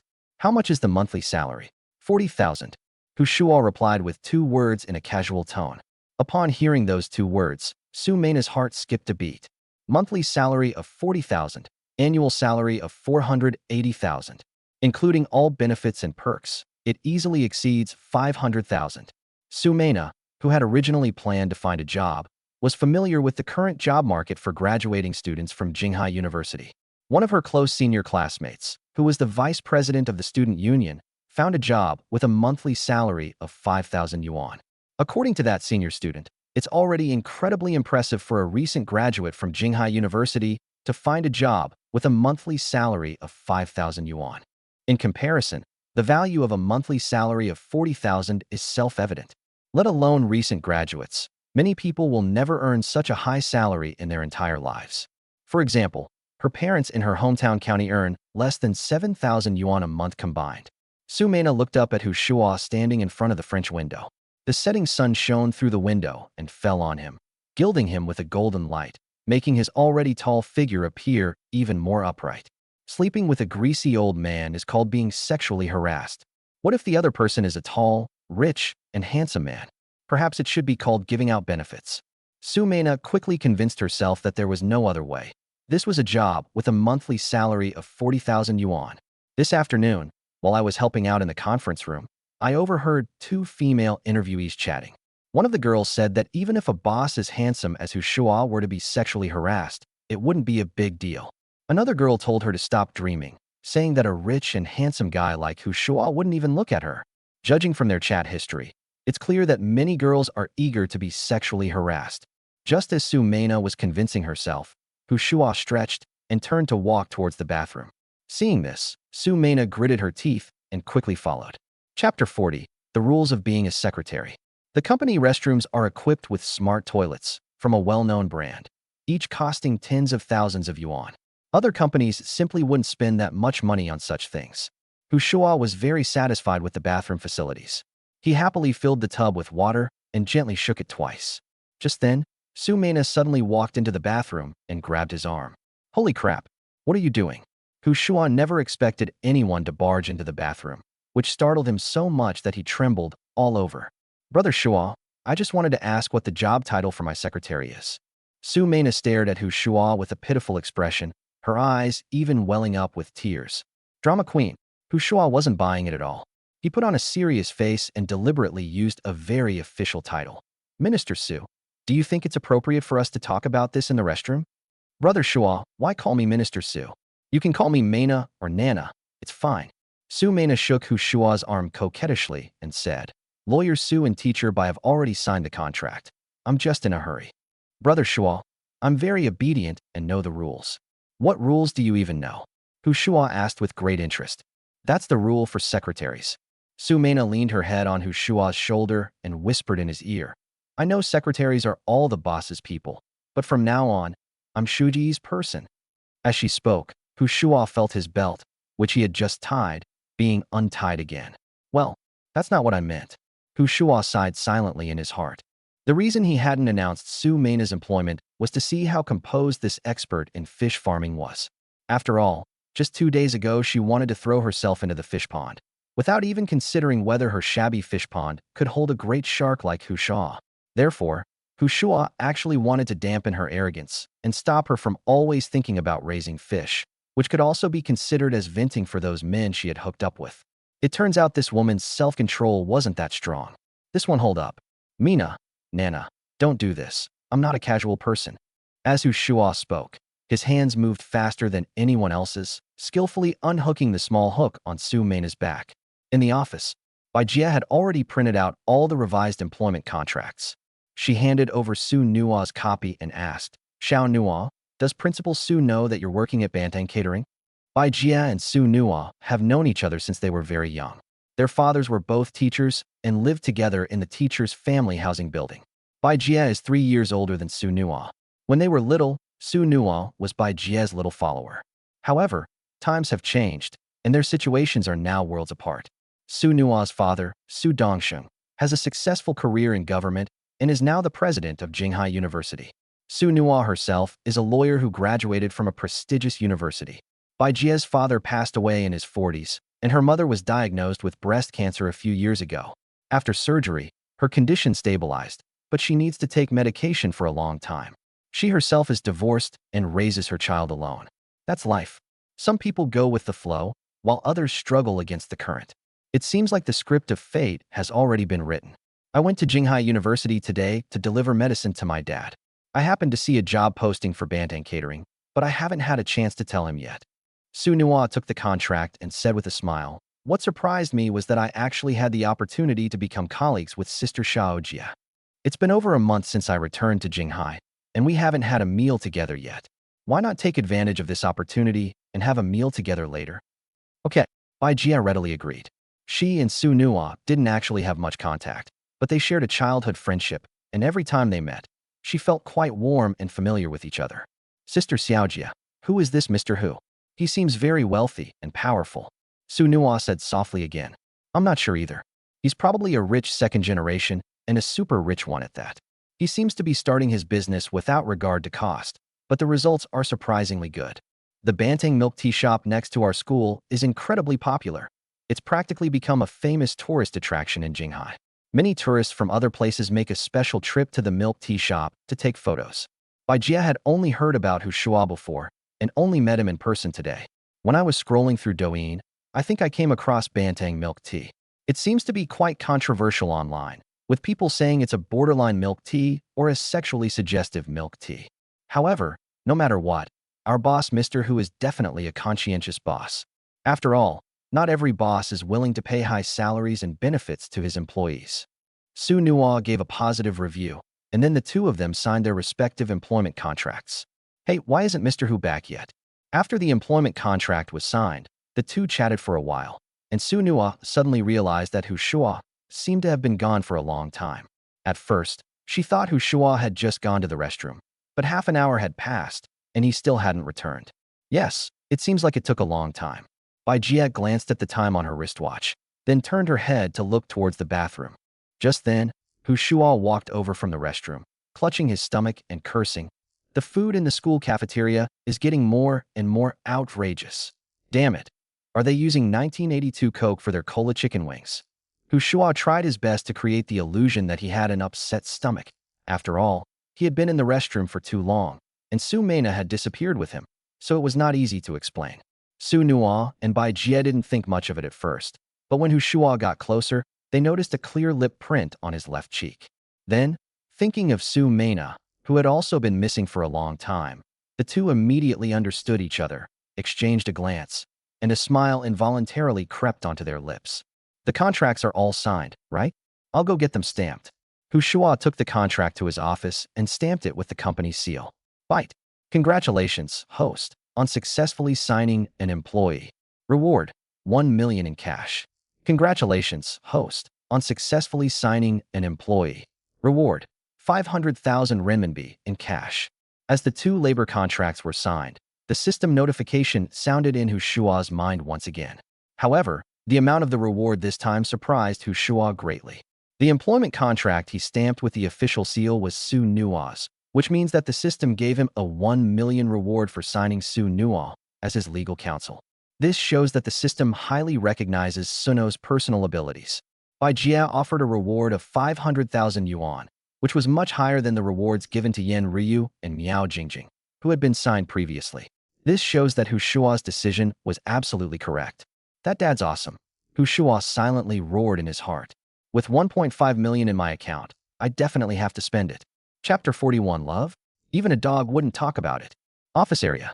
Su Nuo glanced in the direction of the general manager's office, covered her mouth, and chuckled.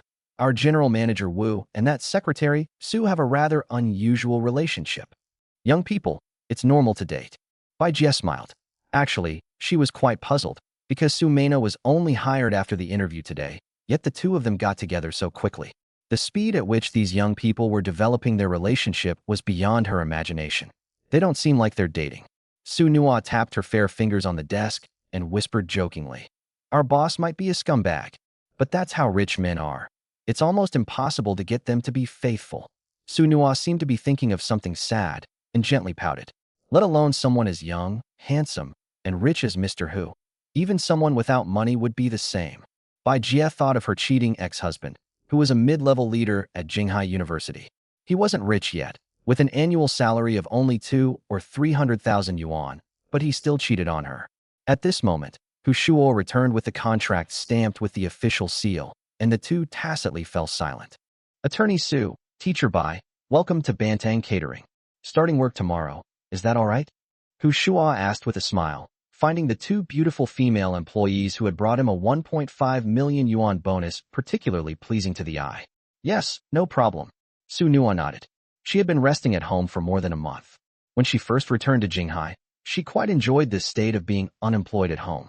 Anyway, she didn't lack money. She could sleep until she naturally woke up every day and do whatever she wanted. It couldn't be more enjoyable. However, she couldn't stand this kind of life for more than half a month. She was a very career-oriented person and felt that this kind of life was a waste of her precious life. Therefore, she had no resistance to quickly getting into work. In fact, she was quite excited. Bai Jia also said it was no problem, since she had already made arrangements with Shuo to work in the Youth League Committee office. After finalizing their start dates, the two left the company together.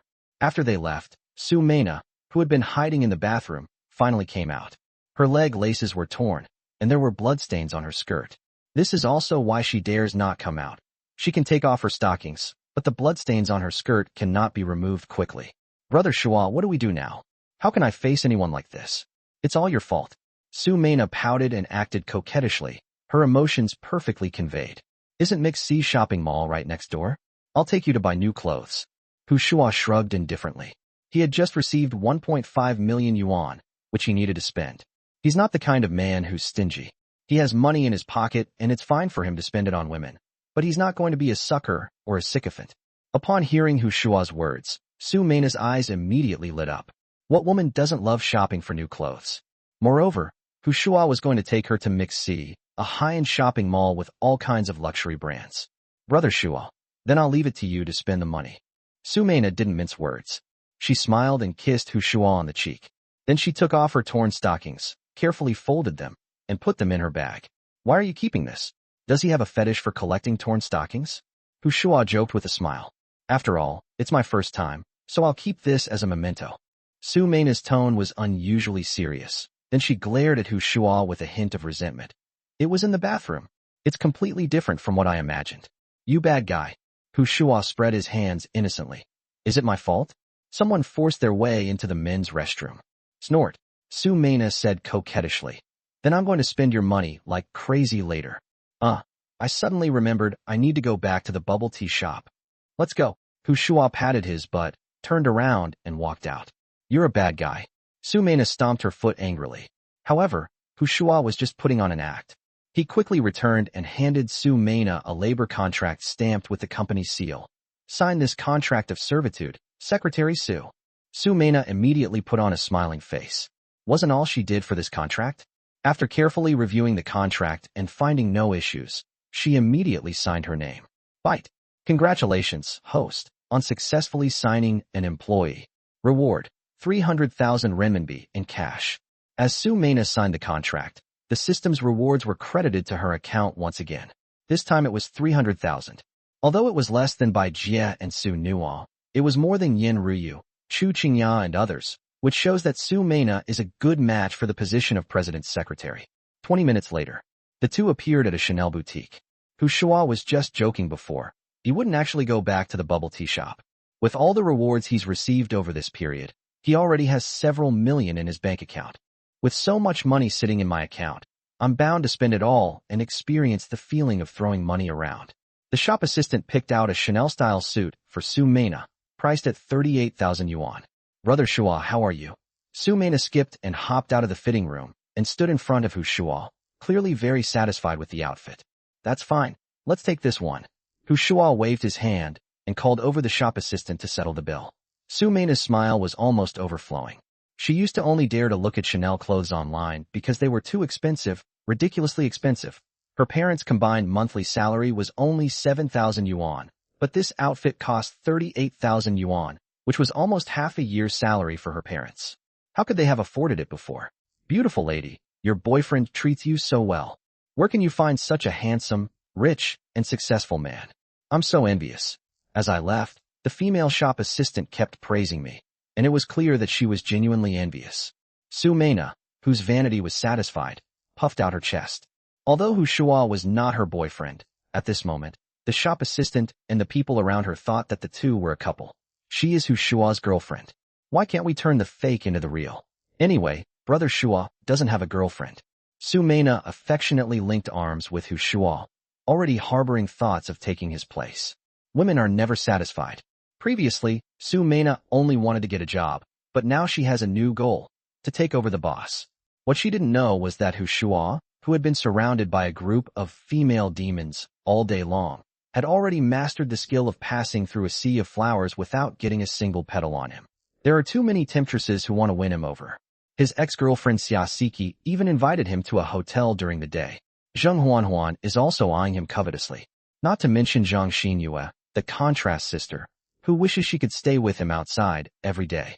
Faced with these beautiful women, Hu Shuo had only one principle. We can rest together and exchange skills, no problem. In love?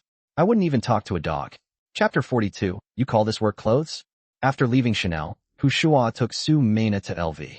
This time, he bought clothes for himself and asked the sales assistant to put together 7 outfits. Why 7 sets? You can have a different dish every day for a week. Now that you have money, you have to treat yourself better. Besides clothes, Shuo also bought 3 pairs of shoes and 2 bags. Although he bought a lot of clothes, it took him less time than when Su Mena was at Chanel. Shuo would just ask the shop assistant to wrap up whichever item he liked, without even bothering to try it on. He ended up making the LV shop feel like a $2 store. Su Mena, who was standing by, was extremely shocked. In less than half an hour, Shuo had spent more than 300,000 yuan without even blinking. Similar plots often appear in those short dramas about domineering CEOs falling in love with me. Su Mena didn't really feel anything when watching them, but in reality, the impact would be too great. More than 300,000. It would take her parents 4 or 5 years to earn that much money using their salaries. Miss, could you wrap this tote bag up for me too? Before leaving, Shuo bought Su Mena another bag. After all, she was his secretary, and she needed a decent bag to make an impression. It's for me. Su Mena was naturally overjoyed. What girl wouldn't want an authentic LV bag? Mua. Su Mena excitedly kissed Shuo on the cheek after taking the bag. Because Shuo bought a lot of things, LV specially sent 2 employees to help him deliver the items to the underground parking lot. Just as Shuo was about to get into the car, a woman wearing LV overalls ran over breathlessly. Handsome. Wait a minute. Shuo glanced at the other person with a puzzled look. The person looked somewhat familiar. I'm Mo Xiaoqing. You use best friend. Oh, it's you. I didn't recognize you because you changed your clothes. Shuo recognized the other person. He had run into Mo Xiaoqing and a man who was pursuing her when he and Yin Ryu were eating barbecue earlier. Mo Xiaoqing seemed to have given him her business card, saying she worked at the LV flagship store in Mixi Mall, but Shuo didn't see her in the store just now. You just told me last time to remember to look for me when you come to the store. Handsome.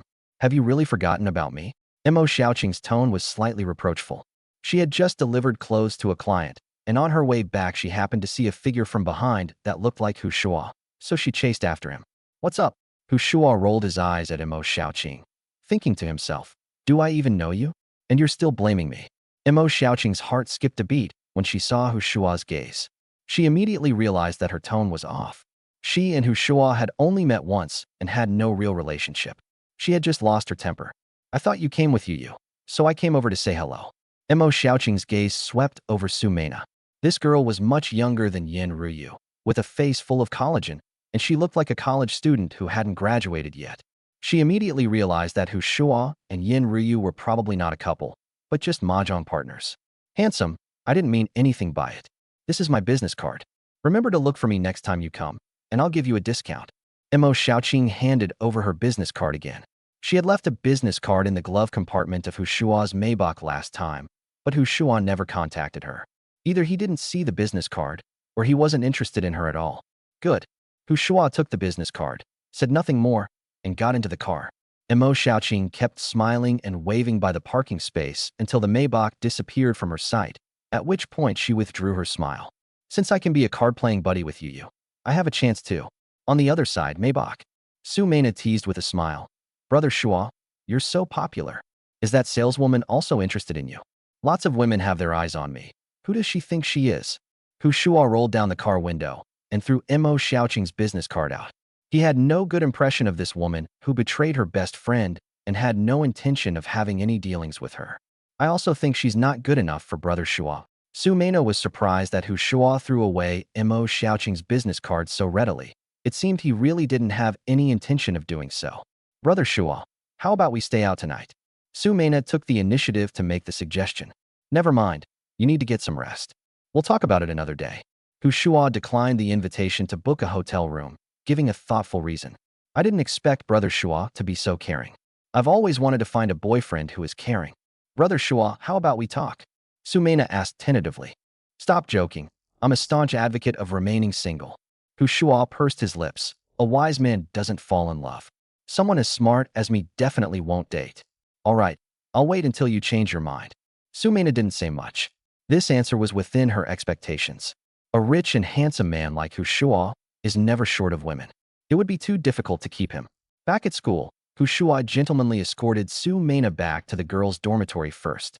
In the past few days, his Maybach has frequently appeared downstairs at the girls' dormitory, but each time a different girl gets out of the car.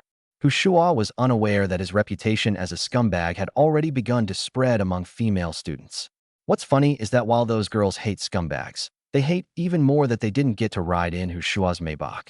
Su Mena's dormitory is on the 5th floor. She is usually in good health, but today she had to hold onto the handrail when she went upstairs. It's all because Shuo is too energetic. They have no sense of decency and don't know how to be gentle with women at all.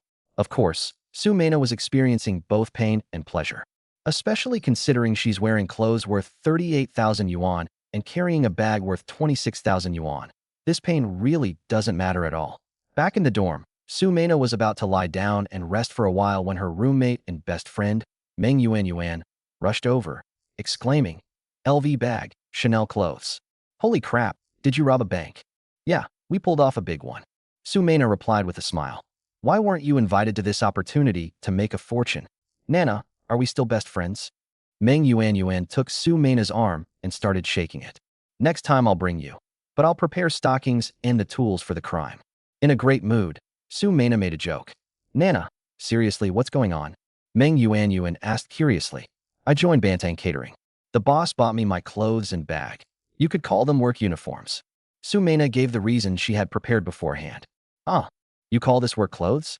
Meng Yuan was completely stunned. She shook Su Mena's arm vigorously and said, "Nana, introduce me to your company too. I want a Chanel work uniform too." Chapter 43, 3 stores open together. Downstairs in the boys' dormitory, Shuo parked the Maybach in its usual spot, where the dorm supervisor, Uncle Lu, was practicing Tai Chi by following a video on his phone. Seeing Shuo get out of the car, he immediately stopped and mysteriously approached Shuo. "Little Hu, I have something to ask you." "Uncle Lu, please speak." Shuo thought it was a problem with the smartphone, since Grandpa Lu had asked him to help increase the font size before. But Grandpa Lu lowered his voice and asked, "What kind of gifts do you young people usually give each other when you're dating?" "Well," Shuo was taken aback for a moment. Then his face immediately broke into a smile. "What's up, Uncle Lu? Thinking about a twilight romance?" "It wasn't me. It was an old friend of mine who wanted to know," I said with a straight face. "Oh, I understand." Shuo chuckled and said seriously, "Women, no matter how old they are, like pretty clothes. I'll send you a link later, and you can buy 2 sets for her." "I see, that makes sense." Grandpa Lu nodded, seemingly understanding, but not quite. "Okay, I'll go up first." Shuo hummed a little tune as he walked upstairs, and then sent a message to Grandpa Lu about a QQ pajama shop he frequently browsed. When Grandpa Lu downstairs clicked on the shop, his eyes widened immediately, and he muttered, "Everyone says that young people these days are open-minded, and it's true. How about I send 2 sets to try?" Dormitory 618. When Shuo entered the room, he found that only Su Jian was there. Wang Bo, Ma Chao, and the others were nowhere to be seen. Shuo tossed the several LV shopping bags he was holding onto his bed, then began to unpack them, thinking about which outfit to wear tomorrow. At this moment, Su Jian, who had been hesitating for a while, came over and asked, "Brother Shuo, did you go to buy clothes?" Shuo didn't even look up, he just grunted in response. He and Su Jian had only a SOSO relationship before, and after the sponsorship incident, he was even less willing to talk to him. After a moment of silence in the dormitory, Su Jian spoke again. "Brother Shuo, I was rude about the sponsorship last time. Please forgive me and don't hold it against me." Shuo stopped what he was doing, turned his head to look at Su Jian, and saw that the Prince Duan had taken the initiative to bow his head and apologize, which was unprecedented. From his freshman year, Su Jian liked to act pretentious, stylish, and arrogant in everything he did, always putting on a haughty demeanor. He occasionally had disagreements with his roommates, but he never took the initiative to apologize. Therefore, Shuo never expected Su Jian to apologize. "That's nothing, don't worry about it." Shuo casually brushed it off, saying that he and Su Jian didn't have any deep-seated grudges and there was no need to make things too tense. After all, they had lived in the same dormitory for 3 years. If we don't get along and can't have fun together, we can just avoid contact in the future. There's no need to make an enemy when we still have a year left in college. A couple of days ago, I accidentally overheard Wang Bo and Ma Chao talking. They all said I was too pretentious, always putting on airs. I reflected on it, and it seems like that's true. But I didn't do it on purpose. Maybe I'm just too insecure. My dad died when I was very young, and my mom remarried. My stepfather had a child, and he and my mom had another child. I was the least favored of the 3 children. Su Jin seemed to have been suppressing his feelings for a long time, and suddenly opened up to Shuo, rambling on about all the messy things at home, and even sobbing as he spoke. What are you men crying about? Shuo handed over 2 tissues with a speechless expression. You only live once, so don't care about anyone's opinion. Anyway, we won't meet again in the next life. Hearing Shuo's words, Su Jin was stunned for a moment, then nodded heavily. That's right, we won't see each other again in the next life anyway. Why care so much about what others think? Thank you, Brother Shuo. Su Jin bowed very solemnly. All right, stop with the nonsense. Shuo patted Su Jin on the shoulder and immediately changed the subject. Where are Wang Bo and the others? They're all at your bubble tea shop. They've been hanging out there every day for the past few days. Holy crap, a bunch of perverts. Shuo swore, which wasn't surprising at all. Wang Bo used to study Japanese art films every day, but the girls in those films were nowhere near as attractive as the girls in the bubble tea shop. The next day, Shuo, taking into account the opinions of Wang Bo and other members of the public jury, directly signed labor contracts with 20 female students. Shuo originally planned to hire 5 employees for each store, but the girls who came for the interview were indeed very qualified. So he simply signed them all and planned to select a few with good speaking skills to sell milk tea via live streaming. After signing contracts with these 20 girls, Shuo received a signing bonus of 3 million from the system. The fact that an average of 150,000 yuan was extracted from each employee indicates that the overall quality of this group of employees is indeed quite good. Shuo can easily judge which employee has stronger personal abilities by the amount of the signing bonus. Of the 20 new employees, 3 received a reward of 300,000 yuan from the system, and these 3 were directly appointed by Shuo as store managers of the new store. It's another weekend. 3 chain stores of Banteng milk tea opened at the same time. Thanks to prior advertising and promotion, the 3 stores became an instant hit upon opening, with long queues forming in front of each store. Such a grand occasion naturally attracted a large number of live streamers and online celebrities to visit the stores. The uniforms of the 3 newly opened chain stores are completely different from those of the Jinghai University store. The second store, located in the commercial street behind MixC, has bunny girl outfits for its employees. The third store, located on Zhanghe Pedestrian Street, uses flight attendant uniforms as its staff. The fourth store, located next to the Beijing Foreign Studies University, has staff wearing stepmothers' dresses as their uniforms. When the first store became a hit, the maid outfits worn by the staff caused quite a bit of controversy online. A video by food blogger Jean Dahua further labeled Banteng milk tea as a milk tea that skirts the line between legitimate and illegitimate. However, instead of smearing her, her video inadvertently promoted Banteng milk tea. Now that all 3 stores are open, the staff's uniforms have come up with new designs. Jean Dahua naturally wouldn't miss out on this wave of traffic. She spent most of the day visiting all 3 milk tea shops and then posted the video again. Because her previous video about Banteng milk tea was ridiculed by netizens, she was holding back her anger, and this time her copywriting was extremely harsh. Do you all remember the borderline milk tea shop I posted about before? My God, I've never seen such a shameless milk tea shop. They opened 3 chain stores today. I went to check it out, and it completely shattered my worldview. Can you imagine? The shop assistants are dressed as bunny girls, flight attendant uniforms, and stepmother dresses. I'm speechless. Is this a milk tea shop? It's clearly just selling sex appeal. With such blatant pornography, are the relevant departments really not going to do anything about it? Chapter 44, Flattering Milk Tea. This is the people's milk tea. Jean Dahua is really angry. Firstly, she didn't expect Banteng milk tea to develop so quickly. Originally, only 1 store was popular, but now 3 stores have opened at the same time, and there are long queues at each store, which makes her recent smear campaign seem like that of a clown. Secondly, the shop assistants were all incredibly beautiful and were wildly popular with the men, which made her, like a human gas cylinder, extremely resentful. Last but not least, despite how popular Banteng milk tea is, they don't pay her protection money. They're not even willing to spend a few thousand yuan on advertising.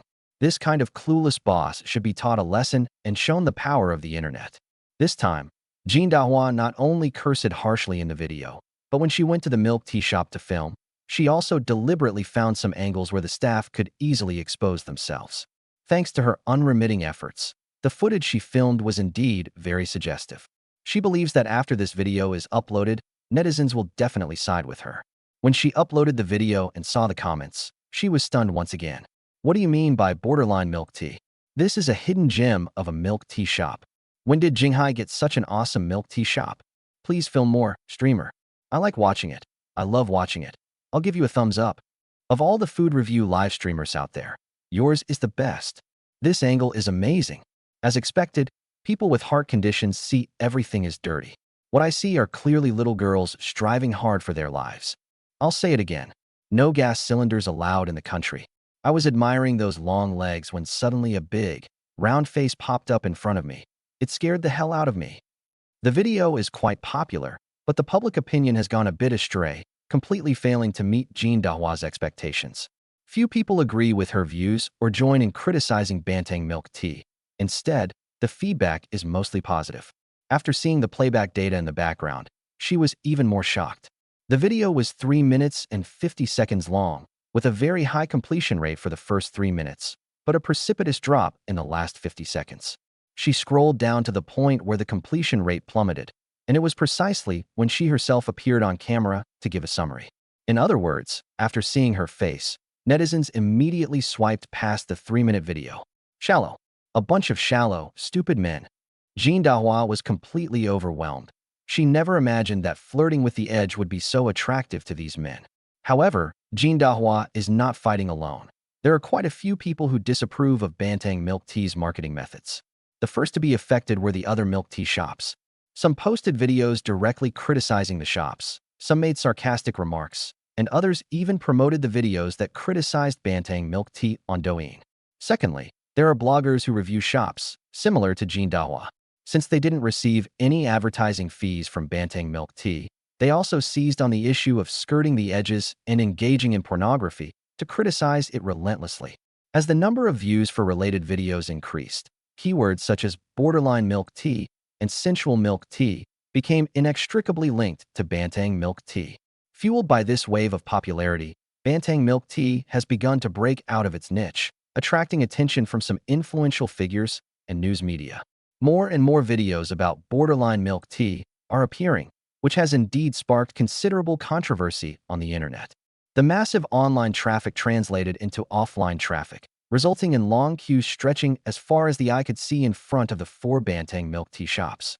In an era where even negative publicity can be considered publicity, the real fear isn't controversy, but rather a lack of online traffic. A borderline milk tea? Pornography? It's fine to hurl a few insults online, but who doesn't want to join in the fun in real life? Tianhe Building, Bantang Catering Headquarters. The meeting room was transformed into a live streaming studio, with a huge Bantang milk tea logo on the background wall. Shuo selected 5 dancers from all the contracted store employees to form the Bantang Girls, with Su Meina preparing for a group live streaming sales event. Zhang Xinyue, who is a dance major, is naturally in the group. She and Su Meina, who is the head of the Arts and Culture Department, are considered the 2 centers in the group. Shuo's idea was that the 6 of them would broadcast together for a while first, and then Su Meina and Zhang Xinyue would each broadcast as a trio, so that everyone could take turns resting. The live streaming equipment has been tested and configured. The official account of Bantang milk tea has started a live stream. Without any preamble, the 6-member group began dancing to the rhythm of the music. Because of the high popularity of Bantang milk tea, the official account already had more than 30,000 followers, and nearly 100 people quickly flooded into the live broadcast room after the broadcast started. They actually started broadcasting. 666. As expected of a borderline milk tea brand, it certainly didn't disappoint me. The boss understands me. This price is enough to buy 2 cups of milk tea. No frills, no gifts, just pure dancing. I love it. As expected of Bantang Select, these girls are so beautiful they could debut as celebrities. What borderline milk tea? This is the milk tea the people need. The comments section was flooded with praise. Shuo, who was temporarily managing the live stream, looked at the comments in the live stream room and couldn't suppress the smile on his face. Judging from the feedback from netizens, it's clear that he made the right move. We're now in the era of traffic, and if you want your business to grow bigger and stronger, You have to generate traffic. Mr. Hu, I'm busy. Su Nua arrived at the conference room. Today she wore a pale yellow suit skirt, the well-fitting cut outlining her curvaceous figure, her long, beautiful legs wrapped in thin stockings, exuding a mature and sophisticated aura. The live stream just started. I came over to keep an eye on it. Hu Shuo chuckled and pointed to the half-pawn girl, who was dancing. There have been a lot of people smearing Banteng milk tea online these past 2 days. I have collected and preserved a lot of evidence. Should I send them a lawyer's letter to sue them? As a legal advisor, Su Nua was certainly not one to sit idly by. Although Hu Shuo hadn't assigned her any specific tasks yet, Su Nua herself was far from idle. She kept a close eye on the online reviews of Banteng milk tea. She can't control some objective evaluations, but she can take legal action against those who maliciously smear and distort the facts. The internet is not a lawless zone, and adults must be responsible for their words and actions. If you feel confident of winning the case, then go ahead and follow the procedures. Our Banteng milk tea is not a pushover, and we won't let anyone bully us. However, we can wait a little longer. Firstly, we can gather more evidence, and secondly, we can let this wave of traffic rise again. The Banteng milk tea brand is currently attracting a lot of attention, and although there is a lot of controversy is traffic. Hu Shuo plans to capitalize on this traffic before initiating legal proceedings. Okay, I understand. Su Nua nodded and immediately understood Hu Shuo's intention. He planned to wait until the hype surrounding Banteng milk tea died down before sending out several lawyers' letters to accuse those bloggers who, under the guise of promotion, were actually using their online traffic to extort money from businesses. This tactic can generate another wave of traffic and can be considered a form of self-promotion. Chapter 45. She's already asleep. Su Nua watched the live stream with Hu Shuo for a while and couldn't help but tease. All the girls are so pretty.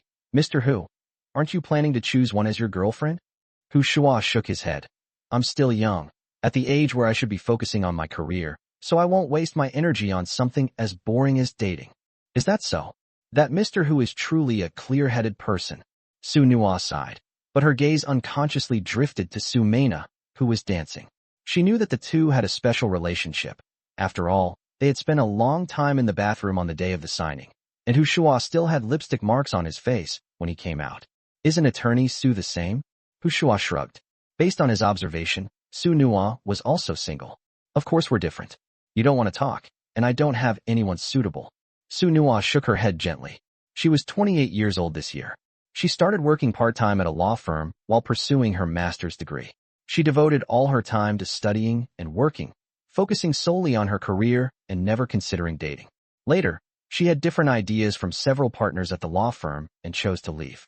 After having some free time, she suddenly realized that she had reached the age to get married and have children. If she delayed for another 2 years, she would be 30 years old. For women, this is a watershed moment. After 30, their value in the marriage market tends to decline. After returning to Jinghai, her relatives and friends introduced her to 2 potential partners, but she wasn't very satisfied with either of them. That must be because Attorney Su has too high a standard, but that's normal, since Attorney Su is very outstanding. Hu Shuo chuckled and flattered him.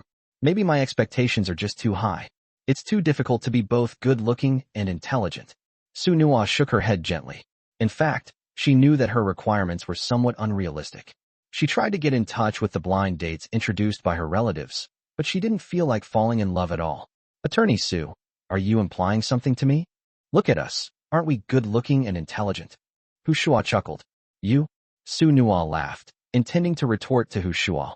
I don't take in scumbags.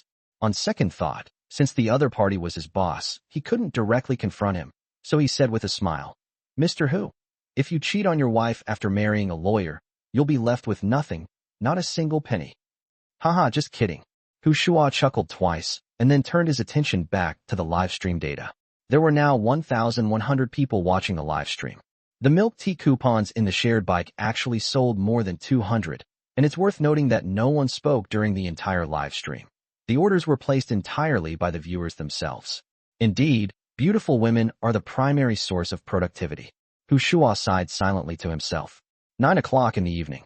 Hu Shuo drove his Maybach back to school. Zhang Xinyue and Su Mena were in the car. The latter got in first and grabbed the passenger seat, leaving the contrasting sister to sit in the back. Dancing live is quite tiring. Although they had breaks, the two of them were still exhausted after a whole day.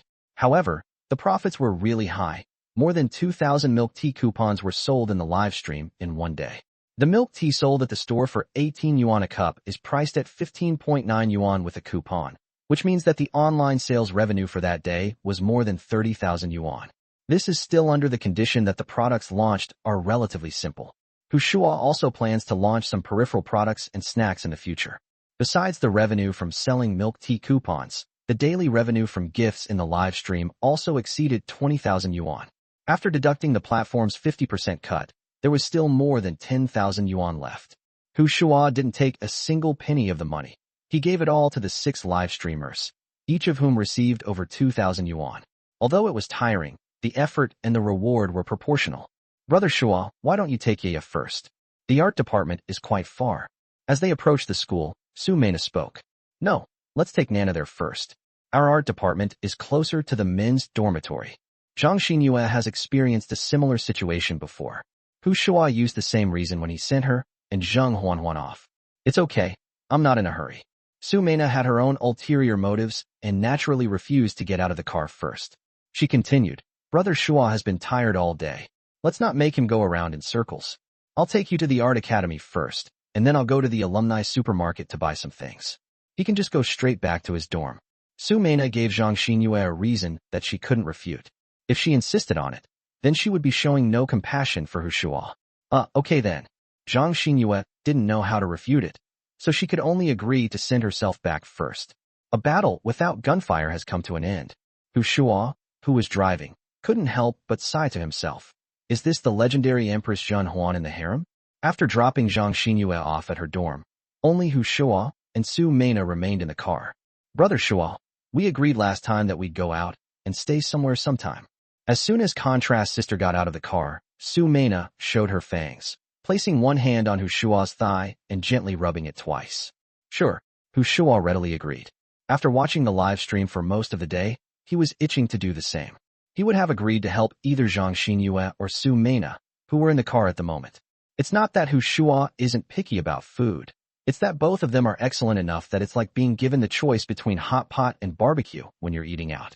Then everything will taste delicious. So, Shuo took Su Mena to the hotel where he had stayed with the contrasting sister last time.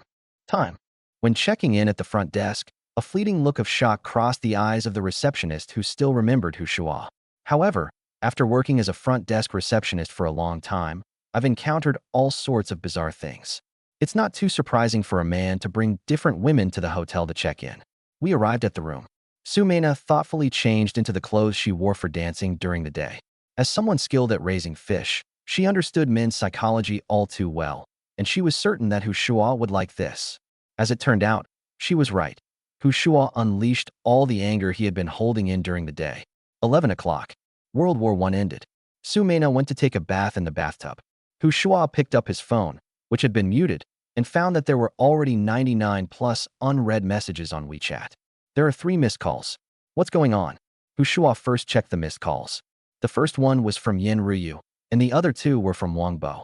Yin Ruyu called for work-related reasons, but Wang Bo didn't know why, so he called her back first. The other party answered immediately. Brother Shuo, where are you? What's going on outside? The discipline department came to check the dorms. Lu Kai was in charge. When they saw you weren't there, they marked you absent and confiscated the hairdryer from your locker. Wang Bo said indignantly. Brother Shuo, I think this guy is targeting you. He's never this thorough when checking dorm rooms. Did you offend him? Lu Kai, right? Got it. In the past, being marked absent from the dormitory would have been a troublesome matter, but for Shuo now, it's nothing at all. The student union operates under the leadership of the Youth League Committee, and Shuo is very familiar with the Youth League Committee. As for Lu Kai, isn't he just jealous of how good his relationship with his goddess is? That's easy. Shuo walked into the bathroom. Su Mena was taking a bath in the tub while playing on her phone. When she saw Shuo come in, she smiled and asked, Want to come in together? No. Do you have Lu Kai's WeChat? Yes, what's wrong? Mentioning Lu Kai, Su Mena pursed her lips slightly. He just messaged me. So annoying. Did you reply? No. Too lazy to reply. Give me the phone. Shuo extended his hand. Okay. Although she didn't know what Shuo was going to do, Su Mena obediently handed over her phone. Shuo opened her chat window with Lu Kai. The last 5 messages were all from Lu Kai. The most recent message was from 20 minutes ago. Mina, are you asleep? Shuo pressed the talk button and replied with a voice message. Bro, you guessed right. She's already asleep. Chapter 46. Brother Shuo, you're too mean. Keihai University. Boys' dormitory. Lu Kai was in a good mood today. He knew that Bantang Milk Tea had opened 3 chain stores today, and Shuo, as the boss, must be very busy and might not be able to return to the dormitory tonight. So he specially organized the discipline department to check the dorms. As he suspected, Shuo skipped his dorm room. Not only that, but they also found prohibited electrical appliances in his closet. Both offenses should be punished together. Even if Shuo doesn't receive a demerit, he should still be publicly criticized in the dormitory and on the department bulletin board, which would be enough to disgust him. In a good mood, he sent a WeChat message to Su Mena, hoping to chat with his goddess. However, he was somewhat disappointed as his messages went unanswered. However, similar situations have occurred before. Su Mena was either asleep, studying, or busy with other things, and she would always reply to his messages afterward. This shows that she still cares about him. The reason why simps are called simps is because they have a strong ability to self-hypnotize themselves. Even if they are ignored, they don't need the goddess to explain. They will find excuses for her on their own. Finally, he received a reply from Su Mena, which was a voice message. Lu Kaisen, who was already in bed, was overjoyed. Hearing his goddess's voice in the middle of the night was such a wonderful thing. He quickly put on his Bluetooth headphones and turned the volume up to the maximum, wanting to immerse himself in listening to the goddess's voice. My finger touched the voice message, and the corners of my mouth unconsciously turned up. But the next moment, he was met with a bolt from the blue. A man's voice came through the earpiece. Bro, you guessed right. She's already asleep. Holy crap. Holy crap. Lu Kai trembled all over. As if struck by lightning, his mind went blank. He looked at the chat box again and confirmed that it was indeed Su Mena's WeChat. His face turned ashen. Man, Mina is with a man at this hour. Did she go to a hotel with someone? The thought flashed through Lu Kai's mind, and he felt as if someone had stabbed him in the heart. His fingers trembled as he tapped the phone screen and listened to the voice message again. He's definitely a man. And why does that voice sound so familiar? Shuo? As Lu Kai lay on the bed, his pupils dilated instantly, his lips trembled unconsciously, and his heart felt as if it had been stabbed twice more. Holy crap. After a few seconds of silence, Lu Kai let out a heart-wrenching roar. The lights in the dormitory were already off. Some people were asleep, while others were lying in bed, quietly playing on their phones. Lu Kai's sudden shout startled not only his roommate who was playing on his phone, but also woke up his roommate who was already asleep. What's wrong with you in the middle of the night? What the hell are you doing? You scared the hell out of me. Are you crazy? What are you yelling about in the middle of the night? The roommates, who were taken aback, started swearing. Lu Kai was panting heavily, pretending to be dead and not making a sound, his mind flashing back to the past 3 years with Su Mena. Their first meeting was at a student council meeting. At that time, they were both freshmen. Lu Kai was immediately attracted by Su Mena's beauty, and then he had a crush on her for a year. Later, he used his connections to become the vice minister of the discipline department. Feeling that he had achieved something, he launched a pursuit. This pursuit lasted for 2 years, during which several rivals, including Lu Kai, were driven away. He thought his sincere feelings would surely be rewarded, but the goddess turned around and went to a hotel with Shuo. After calming himself down for a while, he opened the chat window with Su Mena again and played the voice message repeatedly. If the other person hadn't been Shuo, he would have felt a little better, but after listening carefully several times, he finally gave up. That's Shuo. The reason he skipped his dorm was because his mother went to a hotel with her goddess. He was just happy to have caught Shuo skipping his shift, but this time the boomerang came fast and hard, hitting him right between the eyebrows. After a while, he opened the chat window with Su Mena again and typed a line with a heavy heart. Are you with Shuo? Su Mena replied instantly, and it was Shuo's voice message again. Guess. Grass. Guess your mother's name. Although Shuo only replied with 2 words, his tone was so sarcastic that it made Lu Kai's blood pressure spike, and he slammed his phone onto the bed. Hotel room. Su Mena, who was playing with bubbles in the bathtub, glared at Shuo with feigned reproach. Brother Shuo, you're so mean. Sorry, I'm disturbing your fishkeeping. Shuo shrugged slightly, and then handed the phone back to Su Mena. Don't talk nonsense, I don't keep fish. It's just that I haven't met the right person yet. Su Mena pouted. Of course, she couldn't admit that she was raising fish. Fine, fine. If you say you didn't raise any, then you didn't raise any. Shuo didn't argue with Su Mena. Anyway, your fish pond can't hold a great white shark like me. Su Mena shook her head and said seriously, even if I have a fish pond, there's only one fish in it, you. There's no room for a second one. Brother Shuo, no matter how you see me, in my heart you are my boyfriend, and I will treat you the same way I would treat my boyfriend, with all my heart. I believe you'll change your ways someday. Su Mena was speaking from the heart. She knew that wealthy people like Shuo didn't like being tied down. If she wanted to stay by his side, she had to be sensible and tolerant. In her view, men and children are no different. They both like to play, but when they get tired of playing, they eventually have to go home. Su Mena didn't care about the process. She just wanted to wait for the result. When Shuo finally tires out his fun and looks back, he'll find her still there, in the dim light. That's enough. Without expectations, there will be no disappointment. Shuo shrugged. We're still young. Let's see more of the world. TCH. Su Mena pouted and stopped talking. Her attitude had already been made clear. Your fish pond can't hold 2 fish, but this bathtub can hold 2 people, right? Shuo's gaze fell on the bathtub. Su Mena's shoulders were half exposed, and her full breasts were partially hidden under the foam, looking exceptionally appetizing. Coupled with Lu Kai's WeChat message just now, the feeling surged up again. As students who have studied history know, several famous battles in World War II were naval battles. It's difficult, and the battle is even more intense. 1 o'clock in the morning, Shuo leaned against the headboard, lit a cigarette, and started reading unread WeChat messages. Half of them were work-related. Assistant Miao Jingjing sent over the daily sales figures for 4 milk tea shops. The highest sales were from shop number 3 on Zhanghe Pedestrian Street, reaching an astonishing 38,548 yuan. The lowest sales were from shop number 4 located at the Foreign Languages Institute, selling 30,679 yuan. The total sales of the 4 shops exceeded 130,000 yuan, with an average sales of around 33,000 yuan per shop.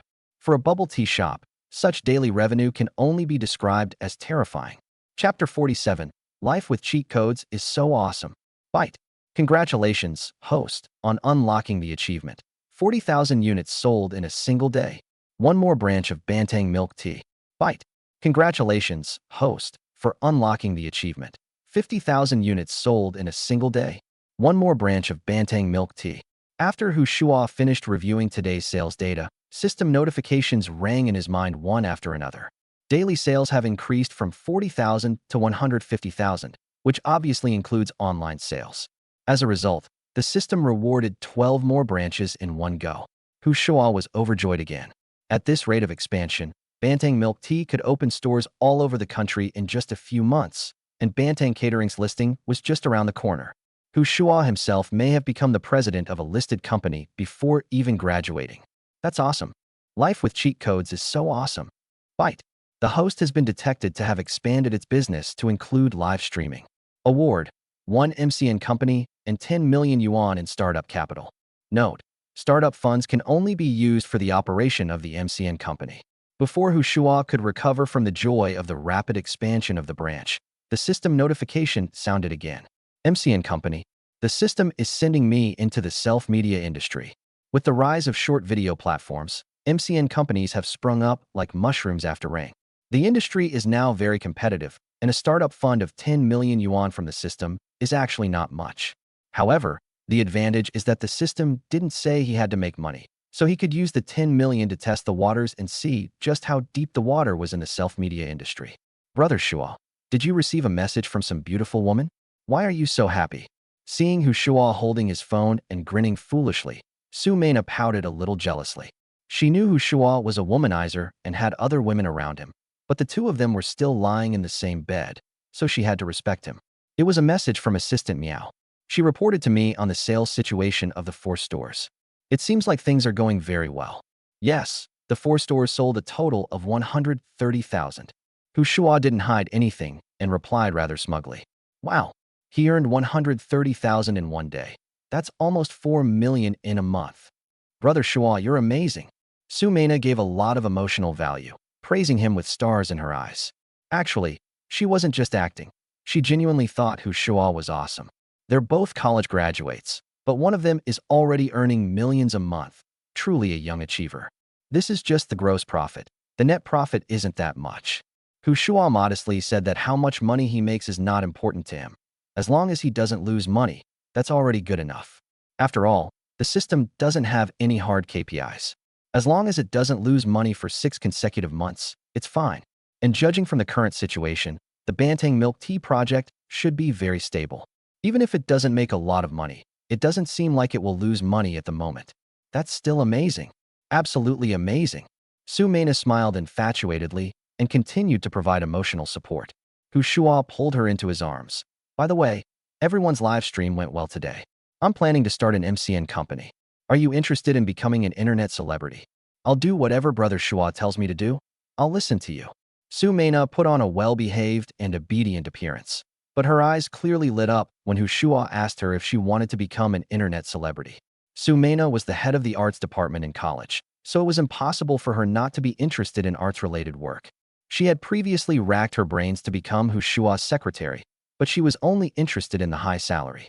But it would be even better if you could earn a high salary while doing a job you love. For example, today's group broadcast was a bit tiring, but she still enjoyed it.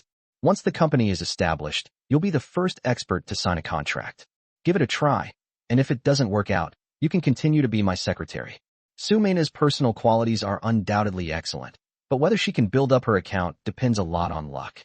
Relying solely on good looks is no longer enough. Due to the existence of powerful beauty filters, the value of beauty-focused live streamers on Douyin has been severely devalued.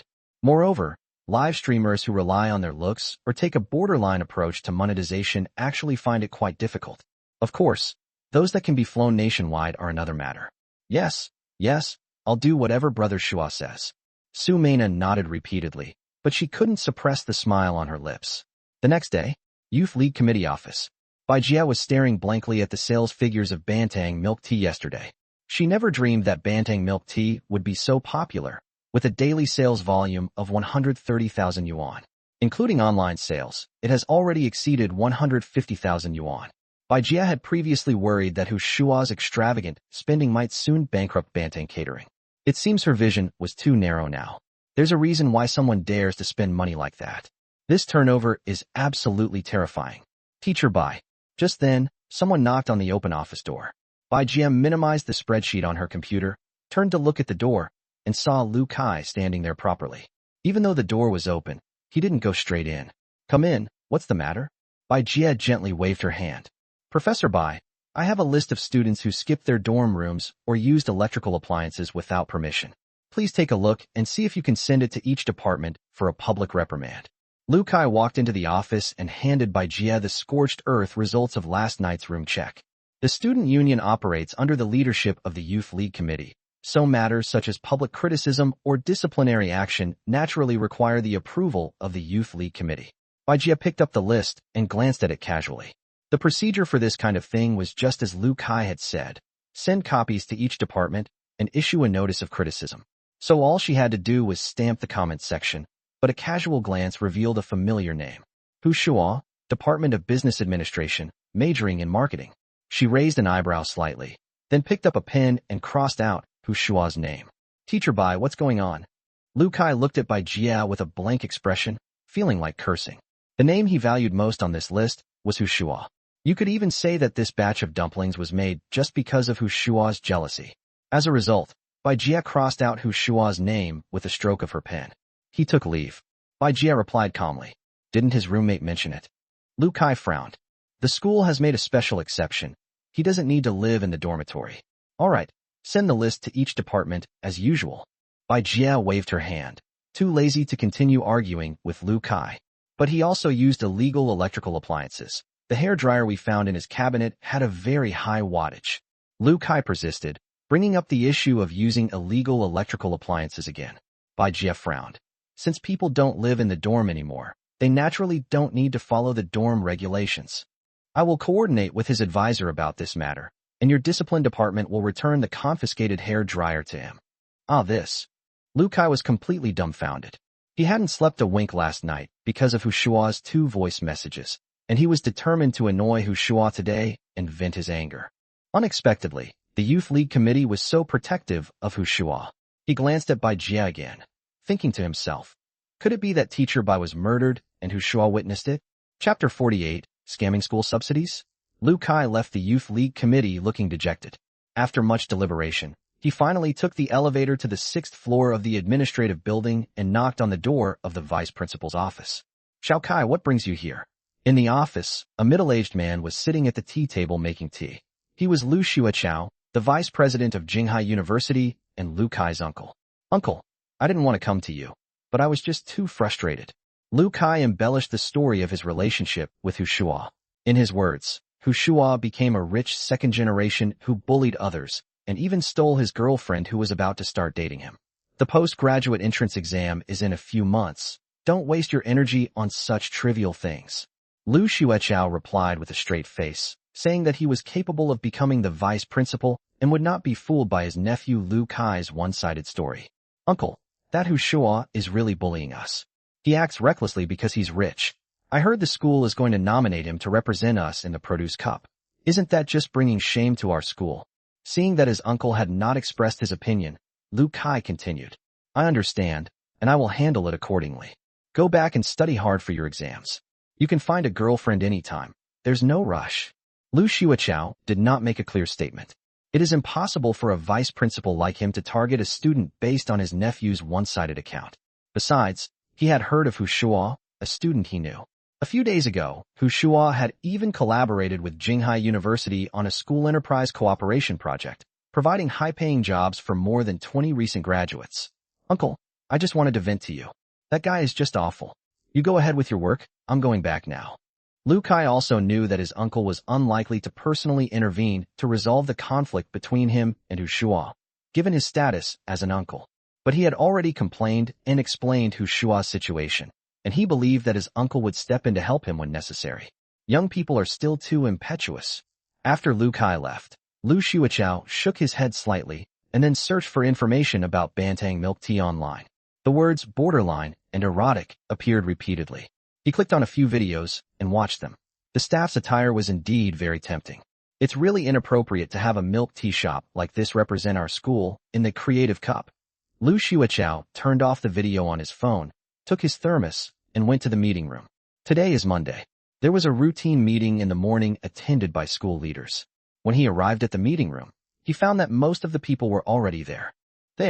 Jinghai University has 4 vice presidents, each in charge of different areas. Lu Xiao is the vice president in charge of logistics, student management, ideological and political education, campus security, dormitories and canteens, etc. His ranking among the 4 vice principals was the lowest, and he was in charge of some miscellaneous and trivial matters, but he was quite lucrative. For example, he could make a lot of money from the school's cafeteria and supermarket contracts. 10 o'clock sharp. Su Dongsheng, the party official and president of Jinghai University, entered the meeting room right on time. In many universities, the party official and the president are actually 2 separate individuals, which helps to prevent the concentration of power too much. However, many schools have 1 party official and 1 president who hold both positions, such as Jinghai University. This means that Su Dongsheng has absolute say in Jinghai University's territory. He looked to be in his early 50s, with an upright posture and a straight back, showing no signs of middle-aged fatigue. He wore a navy blue cotton short-sleeved shirt, dark gray slim-fit trousers, and black leather shoes, a simple and dignified outfit. After taking his seat, he didn't waste any time and immediately began assigning tasks for the new week, followed by feedback from each department. When the meeting was almost over, Su Dongxing took out a document titled Support Program for College Student Entrepreneurship Pioneers, and his eyes swept around the conference room, precisely finding Su Guanqing. Secretary Su, has your Youth League Committee learned about this milk tea shop project in detail? Is it a bit presumptuous to apply for the highest level of subsidy?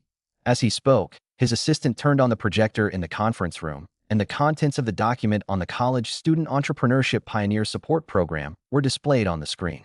Su Guanqing knew that applying for the highest level of subsidy required approval, so he was prepared and immediately asked Hu Shuo for the sales data of the Bantang milk tea chain store opening. Principal Su, leaders, I have been following up on this Bantang milk tea shop. Just yesterday, 3 more chain stores opened at the same time. It is not only very popular on the internet, but also has long queues offline. I asked Hu Shuo for yesterday's sales data. The 3 newly opened chain stores had an average daily sales of around 33,000 yuan. Adding the sales from the old store near our school and online sales, Banteng Milk Tea's daily sales reached 150,000 yuan yesterday. Su Guangqing didn't mince words and went straight to reporting a series of sales figures. Upon hearing these figures, the school leaders present all war expressions of shock. They don't pay much attention to milk tea shops. In their minds, a milk tea shop might be considered good if it could make a daily turnover of 1 or 2,000 yuan. As a result, the daily turnover of a single Banteng milk tea store reached 33,000 yuan, which is the monthly turnover of many milk tea stores. Su Dongxing was also astonished. He thought the project he submitted was another attempt to scam the school for subsidies, but it turned out that the person's sales reached 150,000 yuan in a single day, while the school's entrepreneurship subsidy was only up to 50,000 yuan. Faced with such sales figures, a subsidy of 50,000 yuan seems utterly insignificant. Lu Xuechao's eyes widened in surprise. He had originally planned to criticize the project and reject it. Firstly, he genuinely felt that it was somewhat shameful for this milk tea project to represent the school in the Creative Cup. Secondly, it can also be seen as a way to vent my anger for my nephew. When Su Guangqing presented these figures, he was stunned. Daily turnover of 150,000 yuan meant more than 4 million yuan a month and 50 million yuan a year. This is no longer a small-scale affair. Indeed, some graduates from Jinghai University have achieved entrepreneurial success, with some even possessing assets exceeding 100 million yuan. A student who can build a company with an annual turnover of over 50 million while still in school is unprecedented in the history of Jinghai University. Old Su, you've not been fooled, have you? Can a bubble tea shop really make that much money? Yeah, isn't selling 30,000 in a day a bit too exaggerated? This student probably inflated their sales figures to scam school subsidies. After a brief silence, a chorus of questions arose in the conference room. Chapter 49, I miss you. After a flurry of discussion, everyone expressed skepticism about the data Su Guangqing presented. In the era of big data, information cocoons are still a serious problem. Although Banteng milk tea is very popular on Douyin, people who don't follow similar content won't see it at all. These school leaders have no idea how popular Banteng milk tea is. Su Dongsheng cleared his throat, and the meeting room immediately fell silent. He looked at Su Guangqing and asked in a deep voice, "Has this sales data been verified?" "The data was sent to me by Shuo. I don't have the ability to go to the store to check each order one by one, but from my observation, it should be correct." Su Guangqing continued, "Yesterday, all 3 Banteng milk tea stores opened simultaneously, and the waiting time at each store exceeded 2 hours. Based on that terrifying flow of people, the daily sales were over 30,000, which should not be a lie. Old Su, it's obvious you don't understand running a milk tea shop." At this point, Lu Xuechao, who had been silent, spoke up. "Our school cafeteria also has milk tea shops and various water bars. During peak season, it's good if the daily turnover exceeds 2,000. What does 30,000 mean? Taking an average order value of 15 yuan per cup as an example, that means selling at least 2,000 cups of milk tea a day. Don't you think that's outrageous? If you ask me, that Shuo is just trying to scam the school's subsidies." "That's right, that's exactly it. I also think it's a scam to get subsidies. Principal Lu is right. It's impossible to sell 2,000 cups of milk tea a day." As soon as Lu Xuechao finished speaking, many people echoed his sentiments.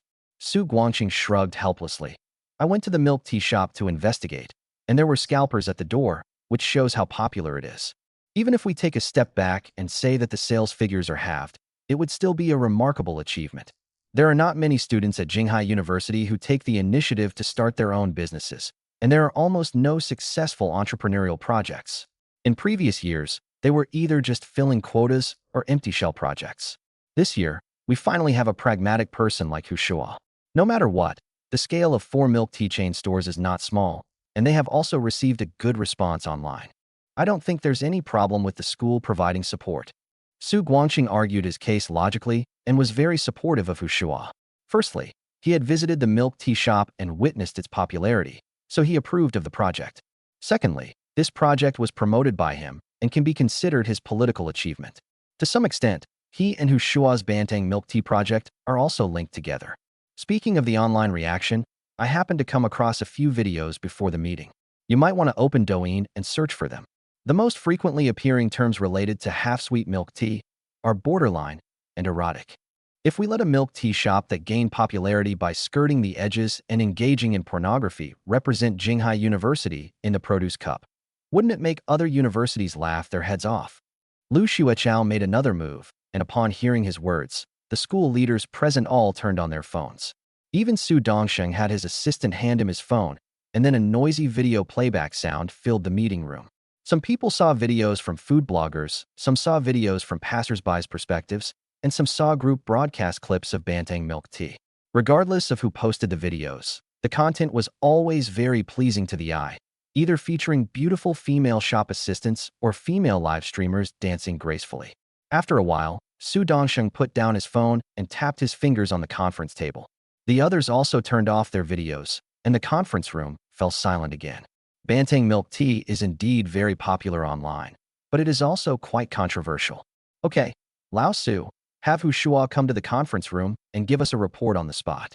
Su Dongsheng did not arbitrarily reject the Banteng milk tea project. Although he was not young, he was not a stubborn old-fashioned person. Banteng milk tea's marketing does seem to be taking a borderline approach, but to say it's involved in pornography is a bit of an exaggeration. If it were really identified as a place of prostitution by the relevant authorities, it would have been shut down by now. The so-called playing on the edge is just one of many marketing methods, and it's not just Banteng milk tea that uses it. Many industries and brands use it as well. In this era where poverty is mocked but prostitution is not, and success or failure is the measure of a hero, the means are not important. Only the results matter. Hu Shuo was in class when he received Su Guangqing's call. He didn't skip class today. After waking up, he took Su Meina to her company and then drove back to school himself.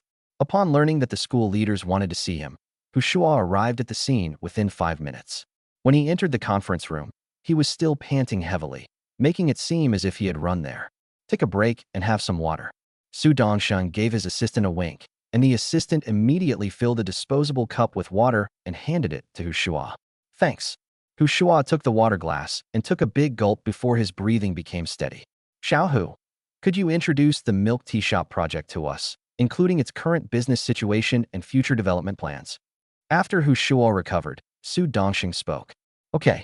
Hu Shuo wasn't intimidated at all and walked confidently to the front of the curtain, which displayed the document for the College Student Entrepreneurship Pioneer Support Program. Hu Shuo glanced at the document and smiled. Principal Su, leaders, the contents of this document were written by me before, and they are somewhat one-sided. They are no longer valid. The latest update on my half-sugar catering company, Limited, is that we currently have 4 stores in operation, and 12 more stores will open within a week. At that time, our chain stores will reach 16. Wow. When Hu Shuo finished speaking, the audience immediately stirred. 16 families? This expansion speed is far too fast. The daily turnover of 4 stores has already exceeded 150,000. How much would it be if there were 16 stores? This kid is talking nonsense. There's no way you can open a chain store that fast. You're here to report on the actual situation, not to brag. The meeting room was filled with skepticism. Su Dongsheng frowned, looking incredulous. Open 12 more stores in a week? Are you sure? Principal Su, distinguished leaders, if I'm exaggerating, I'll be exposed very quickly. Completely meaningless. Hu Shuo shrugged, and then looked at the principal's assistant who had just handed him water. Could you please connect my phone to the projector and project it onto the screen? The assistant did not respond immediately, but looked at Su Dongsheng. Listen to him. Su Dongsheng nodded slightly, wanting to see what tricks Hu Shuo would pull. The phone quickly connected to the projector, and Hu Shuo's phone screen appeared on the screen. His original idea was to open his email and show the photos of the 12 shops to directly shatter the doubts. Before he could even do anything, a WeChat message popped up. Contrast girl, I miss you so much. Want to have lunch together? Shyly. Chapter 50, Full Support, The Pride of Jinghai University. Cough cough. Hu Shuo coughed awkwardly twice, his toes hidden in his shoes, wishing they could dig out a 3-bedroom apartment right there and then. The timing of Zhang Xinyue's WeChat post was too coincidental. Fortunately, he had saved Zhang Xinyue's contact as Contrast Sister to avoid revealing her name, and the content of the message wasn't particularly offensive. Most school leaders would probably just assume that this was a message Hu Shuo sent by his girlfriend. A minor incident didn't affect the overall situation. Hu Shuo began showing photos of the soon-to-open stores. This is Banteng Milk Tea's No. 5 store, located near the Finance and Economics College. The The store is about 500 meters from the south gate of the college. The number 6 store is on the 4th floor of Wanda Plaza on Hongxing Road, and it's Bantang Milk Tea's first store to open in a shopping mall. Shuo used the pictures projected on the screen to explain the 12 branches that were about to open. As the photos of these stores were released, the school leaders who were originally skeptical were all dumbfounded. They initially thought Shuo was just bragging to cheat the school out of entrepreneurship subsidies, but it turned out he had quietly completed the renovation of more than a dozen shops, proving himself to be a true pragmatist. Regarding the company's future development plan, my plan is to have Bantang Milk Tea cover all cities in the province within 2 months, cover the whole country within 6 months, and launch the listing plan within 1 year. Wow. After hearing Shuo's plans for the future of Bantang Milk Tea, the meeting room erupted in excitement once again. Covering the entire province in 2 months. Nationwide coverage in 6 months. Plans to go public within a year. No one expected that the young man in front of them would have such great ambitions. And what were his peers doing? Some people are obsessed with games, some are in love, and the better ones are just preparing for postgraduate entrance exams or civil service exams. As for Shuo, he has already started planning for the company to go public. Although the grand blueprint he sketched out seemed somewhat unrealistic, like the wild fantasies of a young man. But looking at the 12 chain stores that are about to open, he is clearly making steady progress toward his goal. After giving his report, Shuo silently stood next to the curtain. Su Dongsheng then led the applause. Good. That's bold. This is what students of Jinghai University should be like. Xiaohu, our school will not only support your project, but also give it our full support. As he spoke, Su Dongsheng looked at the middle-aged woman sitting in the first seat on his left. She was Zhao Shuqin, the vice principal in charge of finance and the school's only executive vice principal. If nothing unexpected happened, she would take over as principal after Su Dongsheng retired or was transferred. Vice Principal Zhao, please take another 200,000 yuan from the Student Entrepreneurship Support Fund as an additional subsidy. 200,000. The school leaders present were all shocked by Su Dongsheng's words. According to the original regulations, the highest level of entrepreneurial support funds was 50,000 yuan. Now, Su Dongsheng has added another 200,000 yuan on top of the original 50,000 yuan, which is unprecedented in the school's history. Good. Zhao Shuqin nodded without any hesitation.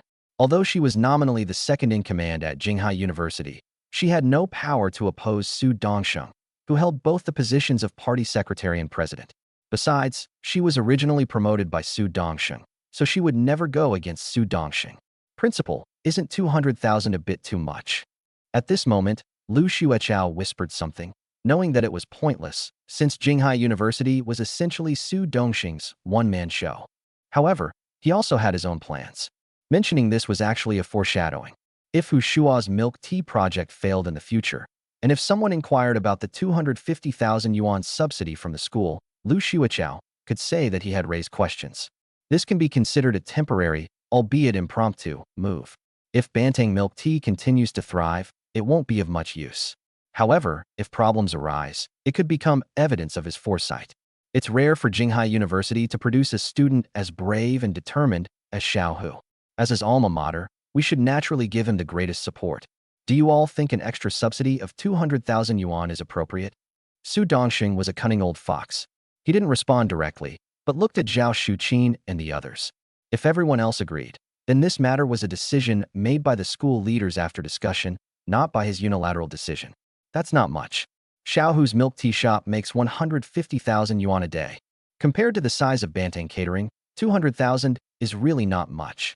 It's rare for Jinghai University to have a student like Xiaohu, so we should give him our full support. With the top leader's attitude so clear, no one dared to contradict him openly, and they all echoed his sentiments. Lu Xueqiao remained silent, since the chess piece had already been placed. The meeting has ended. Shuo was left behind and called to Su Dongsheng's office. Xiaohu, try my Westlake Longjing tea. Su Dongsheng personally poured Shuo a cup of tea. He greatly admired this young man who had such lofty ambitions in his junior year of college. Even though the Bantang Milk Tea project ultimately failed, he still believed that Shuo would achieve remarkable success in the long run, which was evident from his calm and composed demeanor when he reported to all the school leaders in the conference room. If that scene had happened with other students in the school, they would have been incredibly nervous. Thank you, Principal, for your support of Bantang Catering. The students will definitely work hard to make the business a success. Shuo took a sip of tea, then made a solemn statement. As mentioned at the meeting, the school will definitely provide full support to students like you. Financial support is only one aspect. You can raise any other difficulties with the school, and we will do our best to resolve them. Okay, thank you, Principal. Shuo wanted to hear Su Dongxing's words. The financial support provided by the school was completely dispensable to him, since even with the additional funding, it was only 250,000 yuan. The reason why Shuo attaches so much importance to this creative cup is mainly because he wants to deeply associate himself with Jinghai University. Compared with the 250,000 yuan in support funds, the influence of Jinghai University and the value of Principal Su Dongxing's connections are immeasurable. The system simply provides him with a platform. Whether he can run the business well depends on his own abilities. Currently, Bantang Catering is still in its initial stage, but with the backing of Jinghai University, a key provincial university, there are many benefits to come. It's important to know that Jinghai University is a department-level institution, and its president and party official, Su Dongxing, is also a department-level official. Although the power of a department-level official in a university cannot compare to that of a department-level official in a government department, the connections behind it are absolutely terrifying. At least within Jinghai, if you have any trouble, you can find Su Dongxing and he can help you connect you with someone who can solve the problem. Xiaohu, with 12 stores opening at the same time, you'll need a lot of manpower, right? Have you recruited all the staff? After drinking tea for a while, Su Dongxing asked again. They're here. They're here. Shuo's lips curled up slightly. He knew there was no such thing as a free lunch. The school's full support for him was certainly expected to be reciprocated in some way.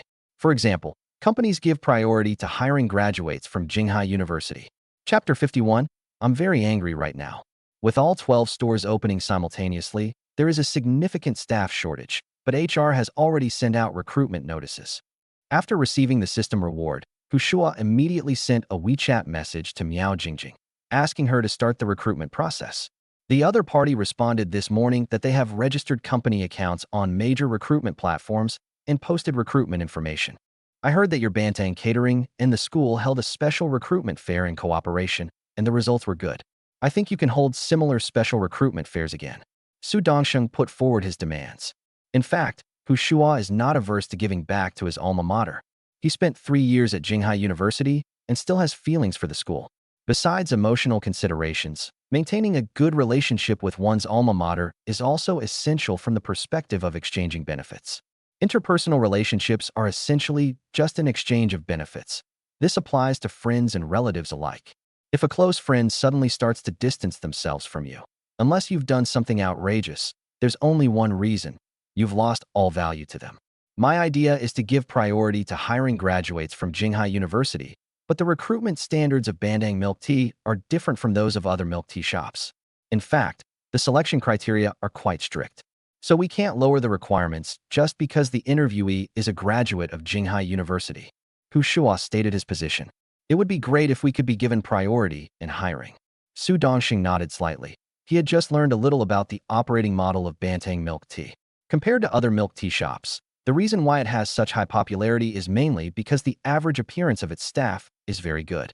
However, only a very small number of pretty girls are among the recent graduates of Jinghai University.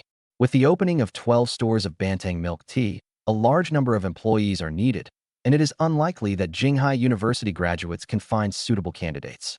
Therefore, under the same conditions, giving priority to hiring is already quite good. The two chatted for a while longer before Shuo left the principal's office. When he came out, Shuo already had Su Dongxing's private phone number and WeChat friend. For a college student, being able to establish a personal relationship with the university president is definitely something to brag about at the dinner table. It was almost noon when Shuo walked out of the administration building. He sent Zhang Xinyue a WeChat message, asking her to meet him in the parking lot. After sitting in the car for about 10 minutes, Zhang Xinyue, wearing a light yellow floral dress, opened the car door. The contrasting sister's style has always been pure and innocent, giving people the impression of a well-behaved and obedient young lady at first glance. Only Shuo, the man who has completed the game, can see her contrasting side. Apologize to me. As soon as Zhang Xinyue sat down in the passenger seat, Shuo sternly reprimanded her. Oh. The woman with the contrast looked at Shuo with a bewildered expression, wondering what had gotten into her boss. However, she hesitated for only 2 seconds before saying sincerely, "I'm sorry." Shuo was just teasing her, but he didn't expect that the girl with the unexpected personality would actually listen to him and do as he was told without even asking why. "Aren't you going to ask why? Dad is always right." The woman with the contrasting personality replied in a sweet and coquettish voice. Holy crap. Just from that one sentence, Shuo immediately pictured Wu Jinyu's classic meme. Have you seen the Young and Dangerous movies? Shuo stretched out his arm and hugged the woman with the contrasting personality. No. Are you talking about the movie? It doesn't matter anymore. But there's a classic line from Francis Ng's character, Brother Cohen, that I'm furious about right now. As he spoke, Shuo hooked his arm around the neck of the woman with the contrasting personality and forcefully pressed her head down. A dozen minutes later, the woman with the contrasting personality wiped her mouth with a tissue. We agreed to eat together, but now I'm not hungry at all. Then I'll take you straight to work at the company. Shuo had a mischievous grin on his face. Okay. The woman with the contrasting personality didn't argue at all. She was extremely compliant. Let's eat first. How could a boss as conscientious as me let his employees come to work hungry?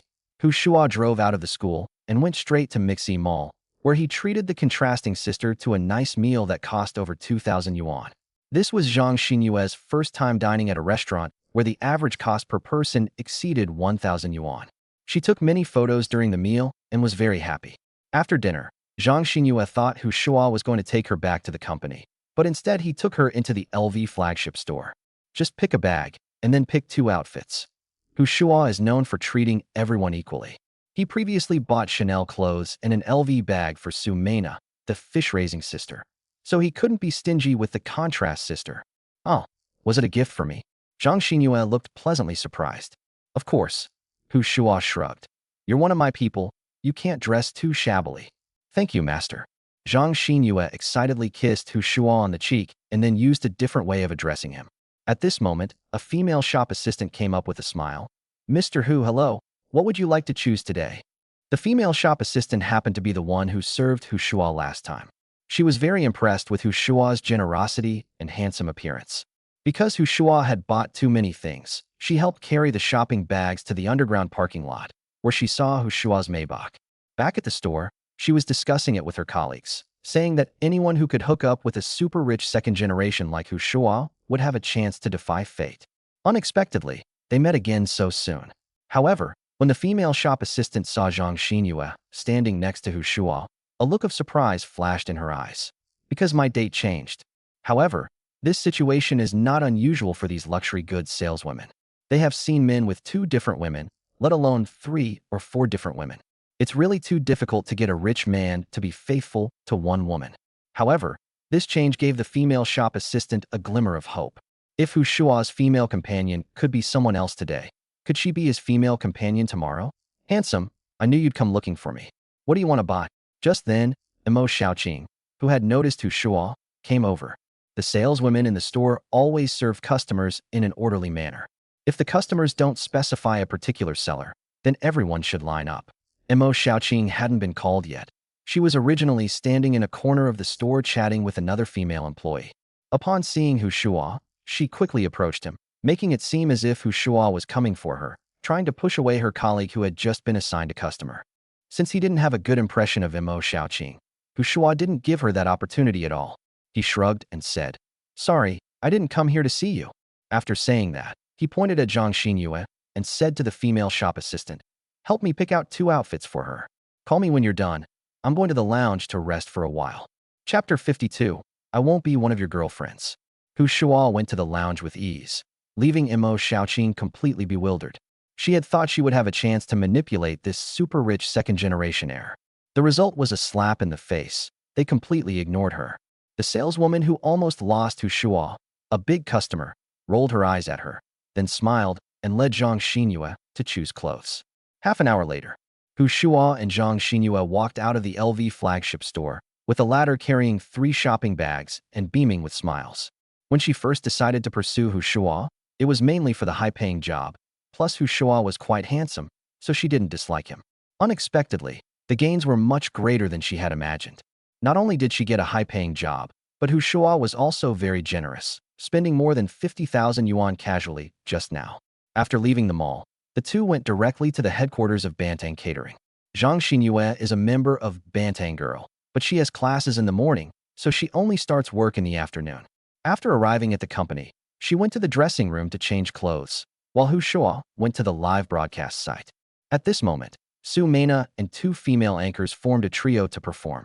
Since the company had not yet recruited a formal live streaming operator, Su Nua, who was temporarily unemployed, volunteered to take on the job of live streaming operator. She was sitting behind the table, watching the live streaming backend data and controlling the comments. Whoa! Attorney Su is truly a multi-talented individual. She even understands live streaming operations. Hu Shuo leaned over and sighed. If you're doing 2 jobs for 1 salary, you need more pay. Su Nua casually made a joke. Then we have to pay more. I can't be an exploitative boss like Zhou Bapi. Hu Shuo was very serious. A raise was no problem for him, and the more the better, since he had a 10-fold cashback. All right, let's hurry up and hire a professional live streaming team. Su Nua pursed her lips slightly, taking Hu Shuo's words as a joke.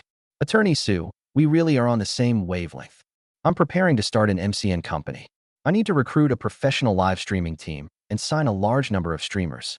Could you please help me draft a labor contract for the streamers?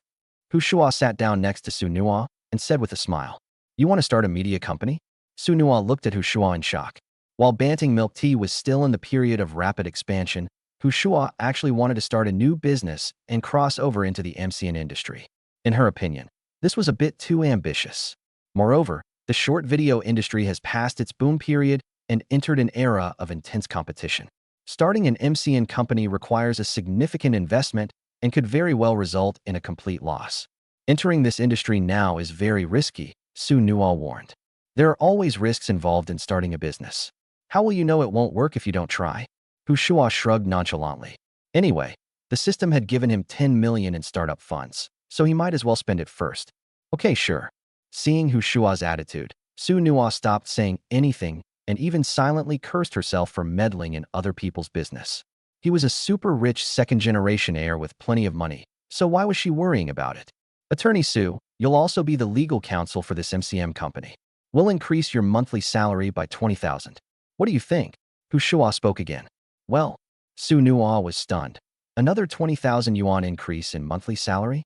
She didn't even consider getting a raise, because her original salary was already high enough, and it wouldn't be a problem for her to also serve as the legal counsel for the MCN company. Hu Shuo actually offered to give him a raise. He had never seen a boss like that before. If Attorney Su thinks 20,000 is too little, you can give me a number. Quite a few. Su Nua quickly shook her head. She wasn't the kind of person who was particularly greedy. Otherwise, she wouldn't have left her original law firm, where she could have earned more money. All right, it's settled then. Attorney Su's burden is even heavier now. Hu Shuo unconsciously reached out and gently patted Su Nua's thigh, but the latter seemed to react and jumped up from her seat. Hu Shuo was startled by Su Nua's reaction. He really didn't mean it. It was just that he had been with Su Mena or Zhang Xinyue these past 2 days, and his hand on her thigh covered by stockings had almost become a muscle memory. You can easily make a mistake like that. Cough, cough. Hu Shuo coughed twice to cover up the awkward situation. Su Nua glared fiercely at Hu Shuo. Mr. Hu, I'm not one of your girlfriends. Please have some self-respect. Those ones. Hu Shuo extracted the key words and immediately retorted with a serious expression. Who said I have many girlfriends? Rumors. Pure fabrication. I'm single. Su Nua snorted disdainfully.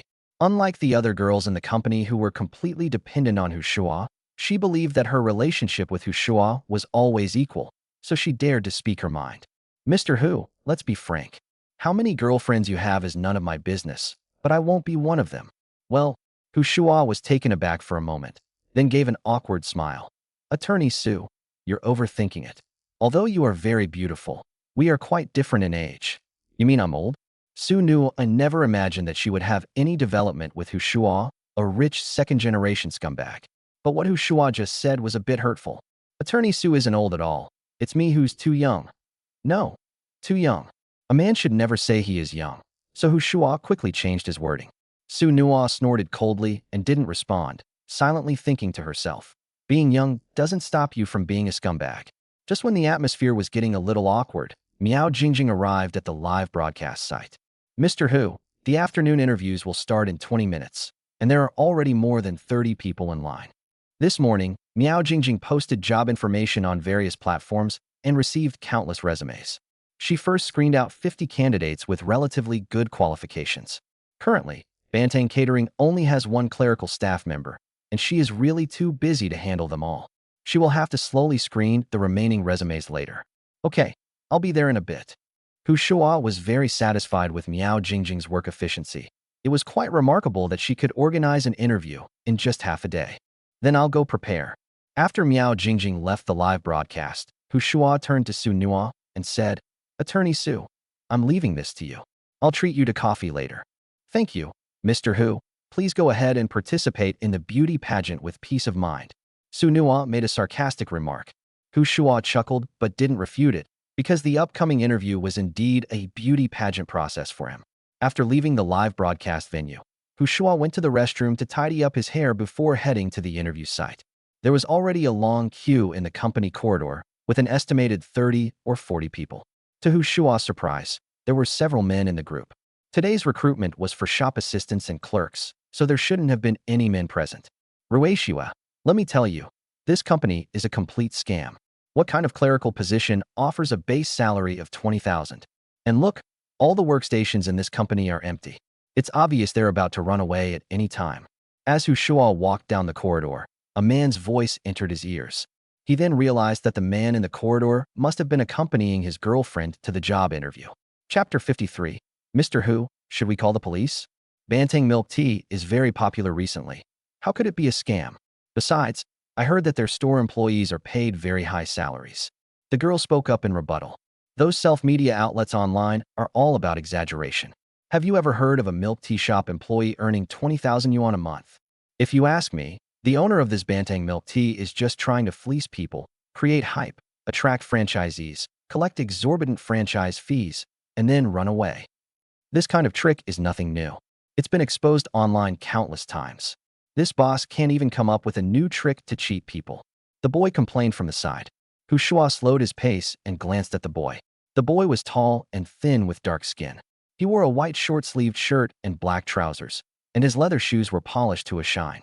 This person's attire makes them look like either an insurance salesman or a real estate agent. Shuo, what are you doing here? Shuo was silently observing the boy when someone suddenly called out his name.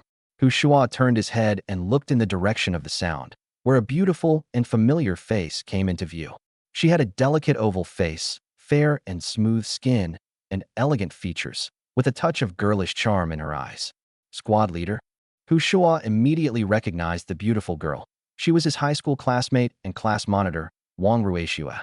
He had just felt that the girl's voice sounded somewhat familiar, but the man's evaluation of her was too sharp, and Shuo's attention was successfully drawn to the man, so he didn't delve into the somewhat familiar voice. To my utter surprise, it turned out to be an old classmate reunion. Shuo, you're here for an interview too? But I heard they don't hire guys here. Wang Ruishua asked curiously.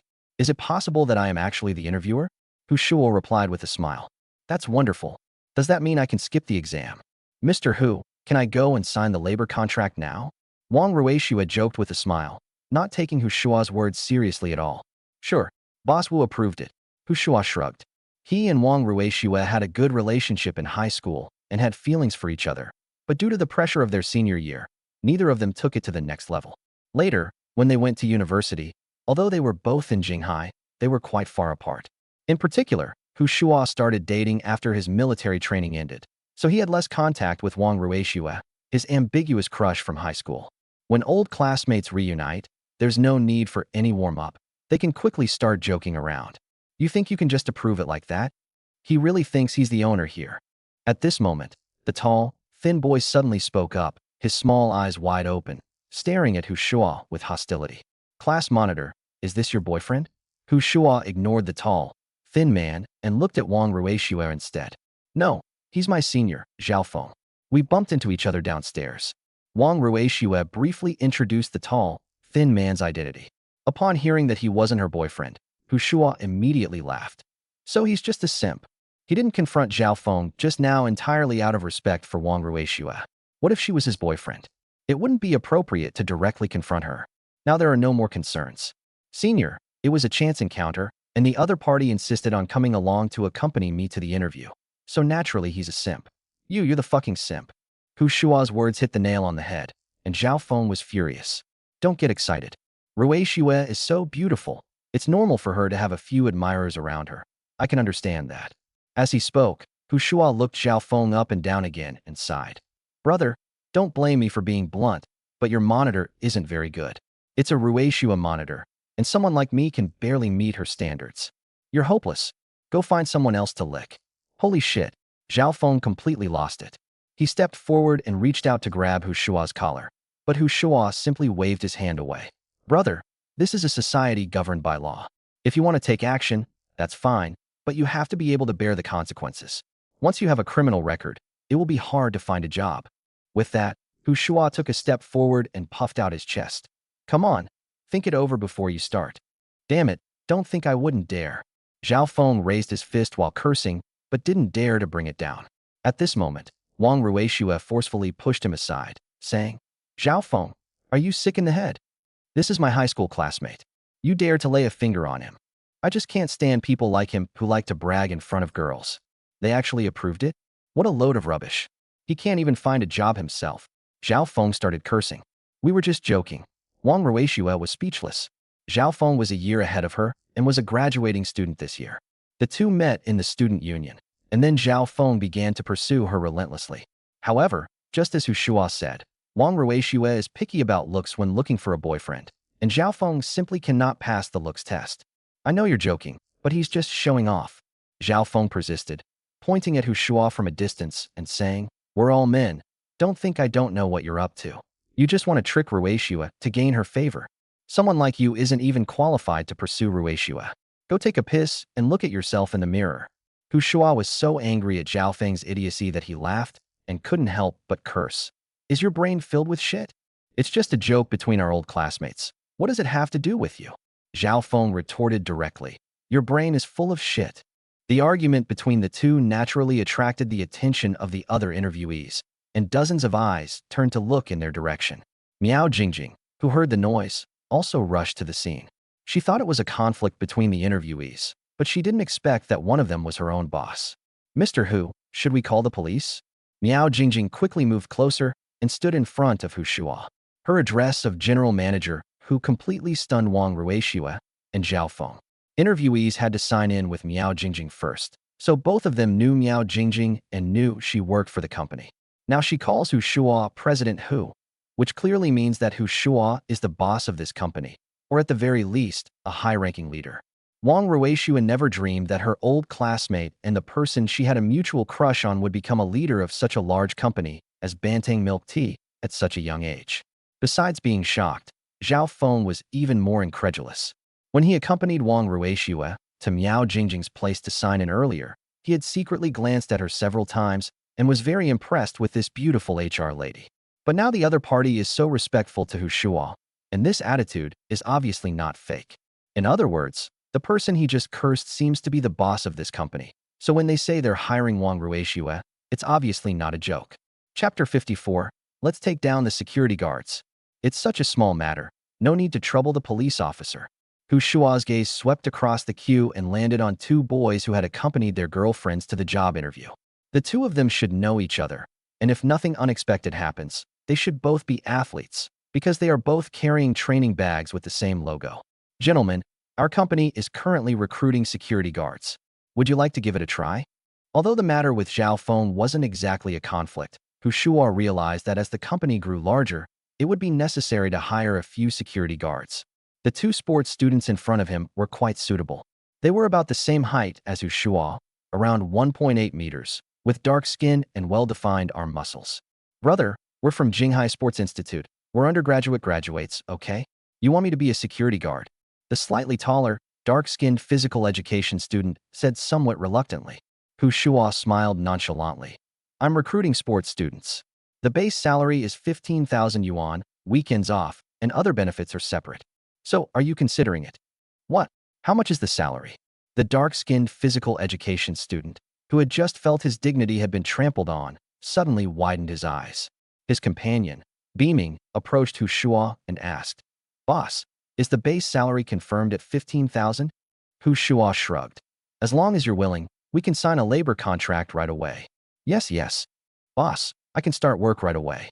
The boy nodded like a chick pecking at rice. He was a recent graduate of Jinghai Sports College and had found a job as a coach at a gym a month ago. Base salary of 2,000. Commission is calculated separately. But after a month, I didn't close a single deal and only received a base salary of 2,000 yuan, which wasn't even enough to cover rent and food. He talked to some experienced trainers at the gym, and they said that without a wealthy woman to support him, the best-selling trainer could only earn a little over 10,000 yuan a month, and 5,000 to 6,000 yuan was the norm. If he was unlucky and couldn't make any sales, he could only get the basic salary. There was absolutely no reason to refuse the base salary of 15,000 yuan offered by Shuo. What happened to the security guard? My job is security guard. He started training in sports in high school, and after several years his physical fitness is excellent. It would be a shame if he didn't become a security guard. Boss, I can do it too. The physical education student who initially felt his dignity had been trampled on quickly joined in, his face beaming with smiles. The two were classmates in college and worked at the same gym. He was lucky and sold 10 classes last month, but his take-home pay was only a little over 3,000.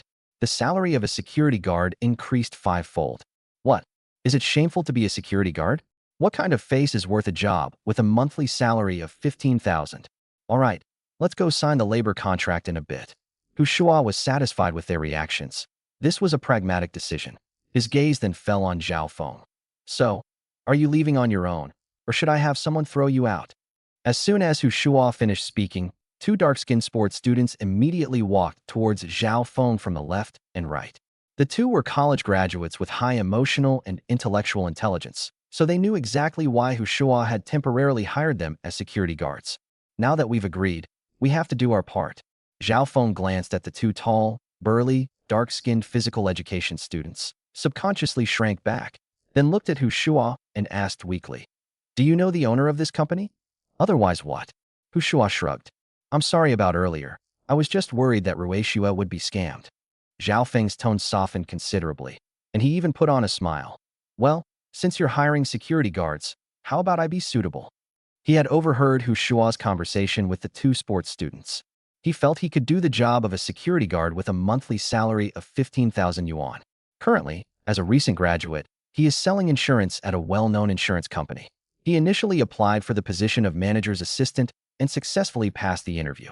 However, after joining the company, he was told that he had to work in a sales position for 3 months before starting any job, so he became an insurance salesman.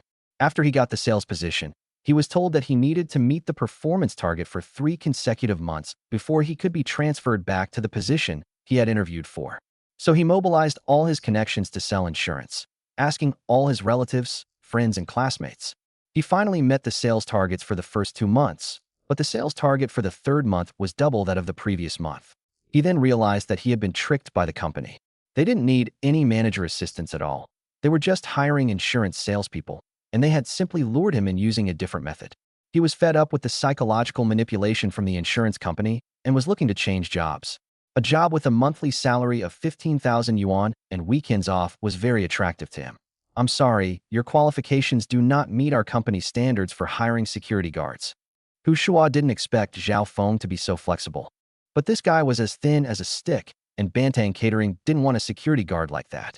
"I graduated from Jinghai University of Finance and Economics. Can I even work as a security guard at your company?" Zhao Feng said, somewhat unwilling. "It has nothing to do with education level. A security guard should at least be physically strong." Shuo pointed at the two dark-skinned PE students. "Come find me again when you've trained to be like them." "You said it." Zhao Feng gritted his teeth. "I will definitely come back." After saying that, he glanced at Wang Ruishua again, then walked towards the elevator without looking back. "That's interesting." Shuo smiled and shook his head, thinking to himself that if Zhao Feng could really train him to look like those two dark-skinned sports students, he would actually dare to hire him. "Boss, does that mean we're officially on the job?" Seeing Zhao Feng leave, the slightly taller, dark-skinned physical education student, fearing that Shuo might change his mind, quickly asked. "Of course." Shuo winked at Miao Jingjing, who was standing next to him. "Get the two of them to sign the labor contracts first." "Okay, you two come with me." Miao Jingjing immediately took the two dark-skinned physical education students to the office. "Shuo, you've really become a boss." After the three left, Wang Ruishue couldn't help but sigh. It's just a minor incident. Hu Shuo asked modestly. What position did the class monitor apply for? A clerk. All right, come with me. Hu Shuo smiled and waved his hand. The company is short-staffed. Get started immediately. Oh, will this work? Wang Ruishue was somewhat bewildered. If others can't do it, why can't you? What kind of relationship do we have? Hu Shuo winked and replied. Then I won't be polite. Thank you, Mr. Hu. Wang Ruishue was quick to adapt, immediately changing her address to General Manager Hu. During work hours, you should be addressed by your job title. I haven't officially started working yet, so just call me what you used to call me in high school. Hu Shuo smiled and waved his hand. All right, Hu Xiaoshuo. Chapter 55, Naked Hatred is Among Colleagues. In the office, Wang Ruishue and two black-skinned sports students signed labor contracts one after another. Bite. Congratulations, host, on successfully signing an employee. Reward, 300,000 renminbi in cash. Wang Ruishue was the first to sign the contract, and the familiar system notification sound rang out once again. A reward of 300,000 yuan is very high for a recent graduate, which shows that Wang Ruishue's workability as the former class monitor has been recognized by the system. The two dark-skinned sports students who followed suit and signed contracts were each awarded 200,000 yuan. It's clear that the two are quite suitable to be security guards. Hu Shuo glanced at the two men's information. The taller one was named Zhao Peng, and the other was named Li Fei. Both of them are majoring in social sports guidance and management at Jinghai Sports College, and they both worked as coaches at a gym before, which is considered a good match for their majors. Both of them were accompanying their girlfriends to the job interview today. Their girlfriends are also recent graduates from the sports academy, majoring in sports arts performance, with a focus on aerobics. The girls who study this major are naturally all in good shape. As long as their looks are acceptable, with a little makeup, they are all real beauties. They could easily work as shop assistants at Banteng Milk Tea. Hu Shuo decided to give priority to hiring the two men's girlfriends in the subsequent interviews, as dual-income couples and companies tend to be more stable and are more likely to feel a sense of belonging to the company. Companies that prohibit office romances are mainly worried that if the two people are in a relationship, they will blur the lines between work and personal life, engage in favoritism and corruption, and easily form cliques. The situation at Banteng Milk Tea is different. Zhao Peng and Li Fei are security guards, and their girlfriends are employees at the milk tea shop. They have no interaction with each other at work.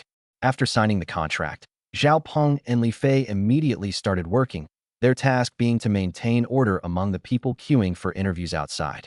Wang Ruishue accompanied Hu Shuo to his afternoon interview.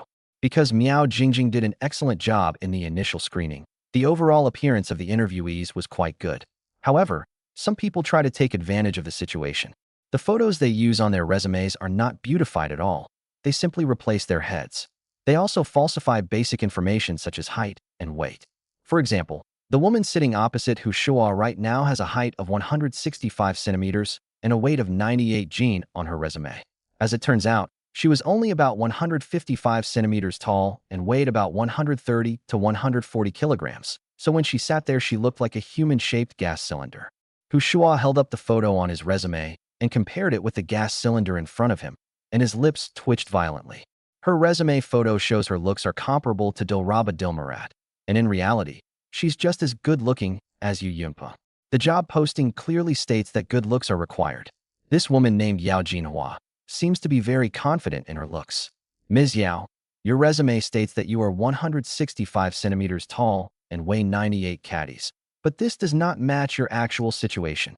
Hu Shuo said with a speechless expression. 165 centimeters is my height with shoes on. As for my weight, I used to weigh 98 kgs, but I've gained a little weight recently. Yao Jinhua explained with a serious expression. Hu Shuo was speechless once again. 165 centimeters with shoes on, 155 centimeters without shoes off? Are you even wearing shoes? It looks like you're on stilts. Also, you've clearly gained tens of kilograms, but you call this just a little bit of weight gain. There are all sorts of weirdos out there. What about the photo on your resume? Don't tell me it's from before. No, that's not it. Yao Jinhua shook her head. The photo is one I took recently, and I only edited it a little. Girls, what girl doesn't edit her photos? Hu Shuo was once again stunned by her remarks. She photoshopped Yu Yunpeng into Dilraba Dilmurat. You call that a little photoshopping? What's the difference between this and a scam? Just as Hu Shuo was silently complaining, Yao Jinhua continued. A beautiful appearance is a dime a dozen, but an independent soul like mine is one in a million. Work isn't about looks, it's about ability. I think I'm perfectly capable of being the manager of this bubble tea shop. Besides, I've already lowered my standards and made concessions for a monthly salary of 20,000. Upon hearing this, Shuo quickly stood up and said sincerely, Miss Yao, please don't give in. Given your qualifications and talent, your annual salary should start at least at 1 million. I'm really sorry, but I can't offer you that much. Why don't you go and look at other companies? Next, Shuo didn't want to chat with this lunatic anymore, so he immediately gave Wang Ruishui a wink. The latter immediately gestured to Yao Jinhua to invite her in, and at the same time opened the office door. Rejected, Yao Jinhua snorted coldly. I really don't care about your lousy company. After saying that, she stormed off. Mr. Hu, this was my mistake. I didn't screen the resumes. After Yao Jinhua left, Miao Jingjing, who was sitting next to Shuo, immediately took the initiative to take responsibility. Shuo waved his hand. It has nothing to do with you. The resume and the person don't even match. Who the hell could tell that? Fortunately, this was the only such minor incident. The interview lasted for 3 hours, and 20 out of 50 interviewees were selected. This acceptance rate is already very high, and this result is also an affirmation of Miao Jingjing's preliminary screening work. Assistant Miao will continue tomorrow. The morning session is for Jinghai University, and all the interviewees are from Jinghai University. You'll still be responsible for screening the candidates in the afternoon. But this time you have help. Ruishui will help you accomplish these tasks. As the workday was drawing to a close, Shuo made arrangements for tomorrow's work. The company was in a period of rapid expansion and was short of people everywhere, so recruiting was the top priority at the moment. Yes, Mr. Hu, I will make the arrangements. Miao Jingjing made a solemn statement. Thanks for your hard work. Shuo stretched and got up to return to his office. He had planned to lie down on the guest sofa to rest for a while before going back to school, but Su Nua came looking for him as soon as he lay down. Mr. Hu, a lot of videos smearing banning milk tea have suddenly appeared online. These videos almost all came out this afternoon, and it is obviously an organized act. Su Nua frowned. For the past 2 days, she had been collecting evidence of those malicious smears against the blogger Bantang Milk Tea. This afternoon, she discovered that there were suddenly more videos smearing Bantang Milk Tea. These videos all use similar tactics, either bringing up the staff's uniforms or directly attacking Bantang Milk Tea, calling it immoral and disrespectful. In addition, some people have accused Bantang Milk Tea of discrimination in recruitment, claiming that the boss only hires young and pretty girls and has ulterior motives. Looks like our competitors are getting anxious. As a famous crosstalk master once said, naked hatred only exists among those in the same profession. Shuo's Bantang Milk Tea rose to prominence too quickly, stealing business from surrounding milk tea shops. No wonder people resent him. The cost of spreading rumors and slander online is very low. As the saying goes, it only takes one mouth to spread rumors, but it takes a lot of legwork to refute them. Should we take legal action now? Su Nua pressed further, asking if Shuo's intention was to wait and see when there was only small-scale smear campaigning and rumors, and to wait for the popularity of Bantang Milk Tea to subside before trying to generate more buzz through a lawsuit. The situation has changed. It's no longer a small-scale smear campaign or rumor-mongering, but rather an organized and premeditated operation. You think you should prosecute every streamer who can be convicted, regardless of the cost. Just do it. Chapter 56, Creating a Celebrity Lawyer. After Su Nua left, Shuo opened Douyin and entered the keyword Bantang Milk Tea. Sure enough, there were many smear videos that were posted in the afternoon. Although most of the videos don't get much traffic, the sheer number of videos means that a few will eventually get high views. These live streamers all use similar tactics, which are nothing more than criticizing Bantang Milk Tea and using borderline or pornographic content to attract attention. This kind of rhetoric is nothing new. When Bantang Milk Tea first opened, there were self-media bloggers like Jin Dahua who tried to extort money from Shuo. After being rejected, they started posting similar comments. In the end, it actually had the effect of reverse publicity, so Shuo didn't care about such smears before. But today's situation is different. This large-scale deliberate smear campaign is obviously supported by a mastermind behind the scenes. If we don't take a stand, the other party might really think we're easy targets. Also, there are too many negative comments, which could create a false impression. Therefore, we must take legal action against them. After all, He paid a high salary to hire Shuo as the company's legal counsel, so he should act when necessary. Besides the topics of borderline and pornographic content, there are also videos criticizing Bantang milk tea for discriminating against women during the recruitment process. A blogger named Hua was seen posting a video of herself. "Sisters, you absolutely must avoid that Bantang milk tea shop. The owner isn't hiring employees, he's selecting concubines. The requirements are ridiculously high. It's outrageous. Even someone with my looks is being discriminated against." Shuo stared at the face in the video for a long time, but he had no recollection of it at all. He didn't seem to have seen this person at all that afternoon. Also, judging from the video, this blogger named Hua seems to be quite good-looking. If she really comes to the half-sugar milk tea interview, she will most likely have a chance to be hired. Huh, etc. Isn't that a gas cylinder? No, her name is Yao Jinhua. Shuo finally recognized the woman in the video. She was the one who was 155 centimeters tall, weighed 140 kilograms, looked a bit like Yu Yunpeng, and said she wanted to accommodate him to become the manager of Bantang milk tea. TikTok is really doing a lot of harm. With the beauty filter turned on at its highest level, Shuo couldn't recognize her at all. If it weren't for the fact that she was wearing the same clothes she wore during the interview and her voice wasn't processed, there would be no way to associate her with that gas cylinder. It seems that Yao Jinhua's video was uploaded by someone else. Her previous videos only had single-digit likes, but this video has over 500 likes and over 100 comments. Because her video captions were highly biased and completely distorted the truth, netizens unanimously sided with her. Holy crap, ugly people always cause trouble. Shuo cursed silently and forwarded the video to Shuo, who also had a Douyin account, but had only a little over 1,000 followers and hadn't managed it much. After opening Shuo's Douyin homepage, Shuo suddenly had a flash of inspiration. He could sign Shuo to his MCN company as well, since there are quite a few internet celebrity lawyers. With her looks, Shuo is practically born to make a living in the internet industry. Thinking of this, Shuo immediately went to Shuo's office. "Mr. Hu, I saw the video you posted before. Did she really come to the company for an interview?" Shuo thought Shuo had come for the video. "She came here before. Her name is Yao Jinhua. She's a fraud. She's 155 centimeters tall and weighs 140 kilograms. Her resume says she's 165 centimeters tall and weighs 98 kilograms. Her Douyin videos are heavily filtered. In real life, she looks like Yu Yunpeng." Shuo casually sat down opposite Shuo. This was the first time Shuo had come to her office since she officially joined the company.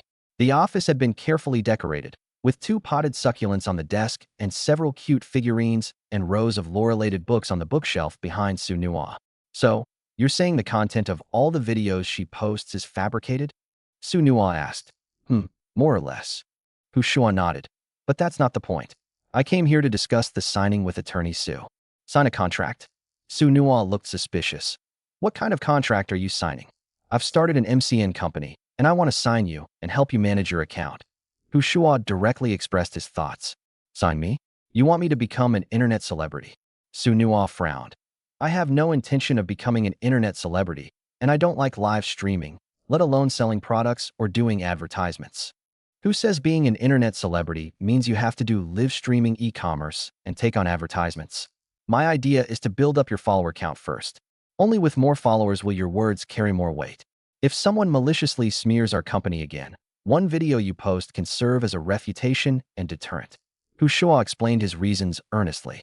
The system gave him 10 million yuan in startup capital with no requirements, so he decided to spend it as he pleased and do what he wanted. But operating an account also costs money. With your approach, isn't it a losing proposition? Shuo asked, looking puzzled. "I'm looking at the long term, and I really dislike those internet celebrity lawyers. They make up all sorts of outrageous scripts for a little bit of traffic. If you didn't know they were lawyers, you'd think they were acting in some melodramatic short film. If I can help your account grow, I hope we can be a breath of fresh air, taking the time to educate people about the law and use the law to help those who truly need it." Shuo spoke very sincerely, saying that since he wasn't after money, he might as well have some fame. Shuo was shocked by his words. She never expected that Shuo, such a young and rich scumbag, would have such a strong sense of justice. "If that's really what you think, then I can cooperate, but all of this needs to be written into the contract."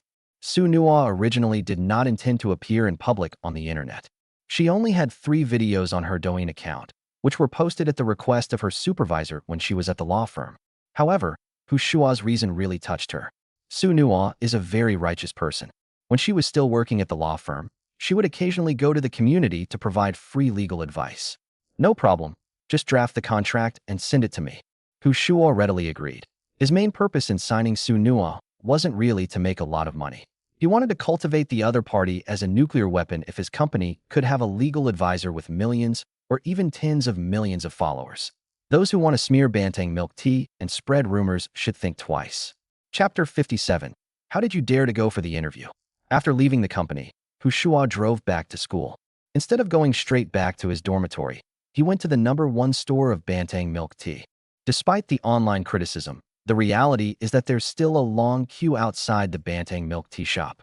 Although the queue isn't as long as it was a couple of days ago, there are still 50 or 60 people in line. Brother Shuo, you finally remembered our Yehudian. As soon as Hu Shuo got out of the car, Wang Bo came up to him excitedly. Lately, this guy has been spending all his free time at the shop, practically becoming an unofficial employee of Banteng milk tea. Old Wang, why don't you come work at my company? Hu Shuo patted Wang Bo on the shoulder. He was short-handed right now, and Wang Bo had always had a good relationship with him. Although Wang Bo's abilities were limited, he was loyal. Brother Shuo, of course I'm willing to work for you, but if you ask me to be a shop assistant, get out. The staff won't let you work here. Hu Shuo rolled his eyes at Wang Bo. Hey, Wang Bo grinned. I might have the wicked thought, but they won't let me. What I mean is, if you ask me to be a shop assistant, the customers won't want me. Unless you open a bubble tea shop where all the staff are handsome guys. Hu Shuo waved his hand. All right, even if you were to drive, your looks wouldn't cut it. I'm asking you to work at my newly opened MCN company, starting with live streaming operations, and then I'll adjust your position depending on the situation. Oh, Brother Shuo, you've started a new company again? Wang Bo was shocked. In his opinion, being able to run these milk tea shops was already incredibly impressive. As it turns out, Hu Shuo has opened another MCN company. This is a huge leap from the catering industry into the media industry. The milk tea shop is doing a great job with online live streaming, so I decided to start an MCN company.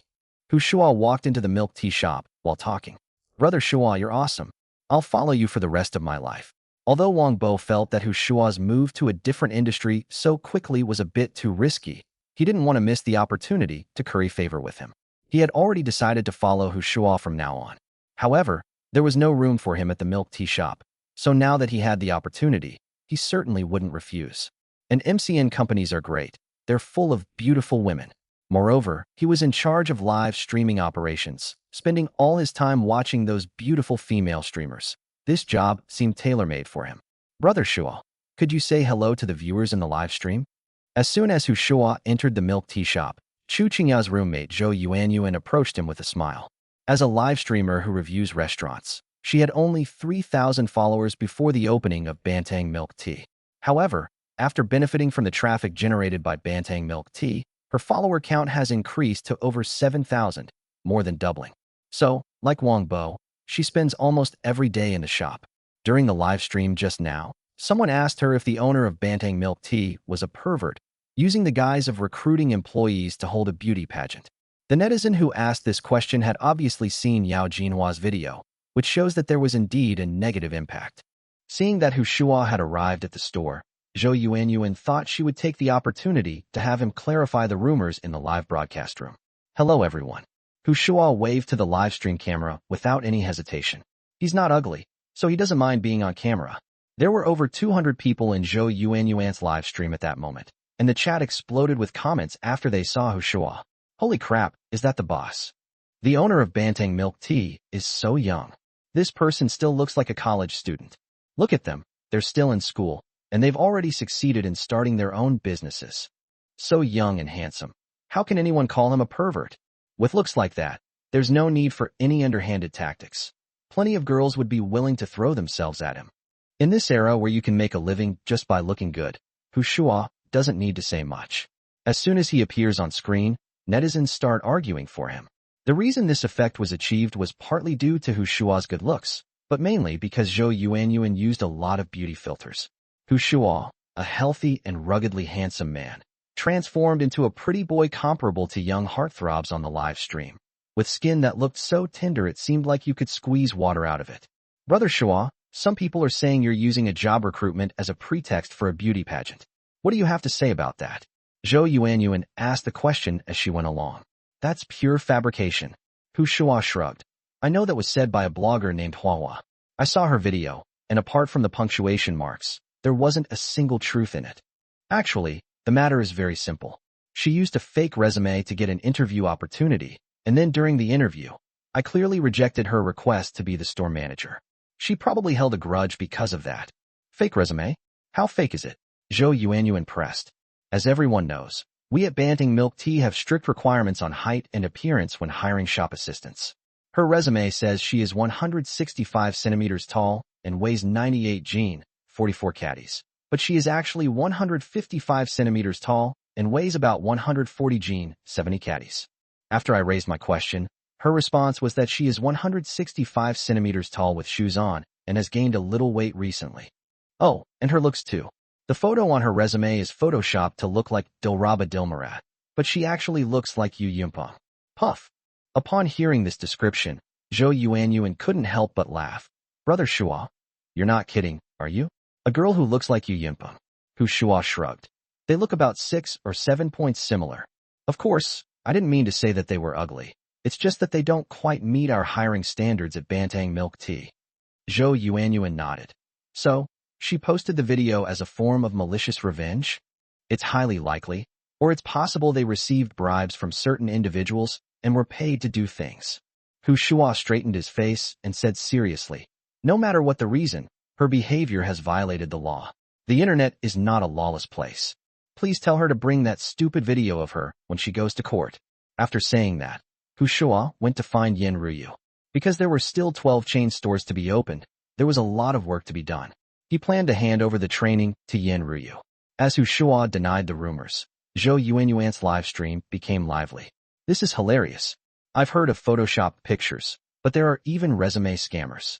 If a 155 centimeters tall, 140 kilograms employee appeared at Banting Milk Tea, I would think it was too expensive even if the milk tea cost 4 yuan.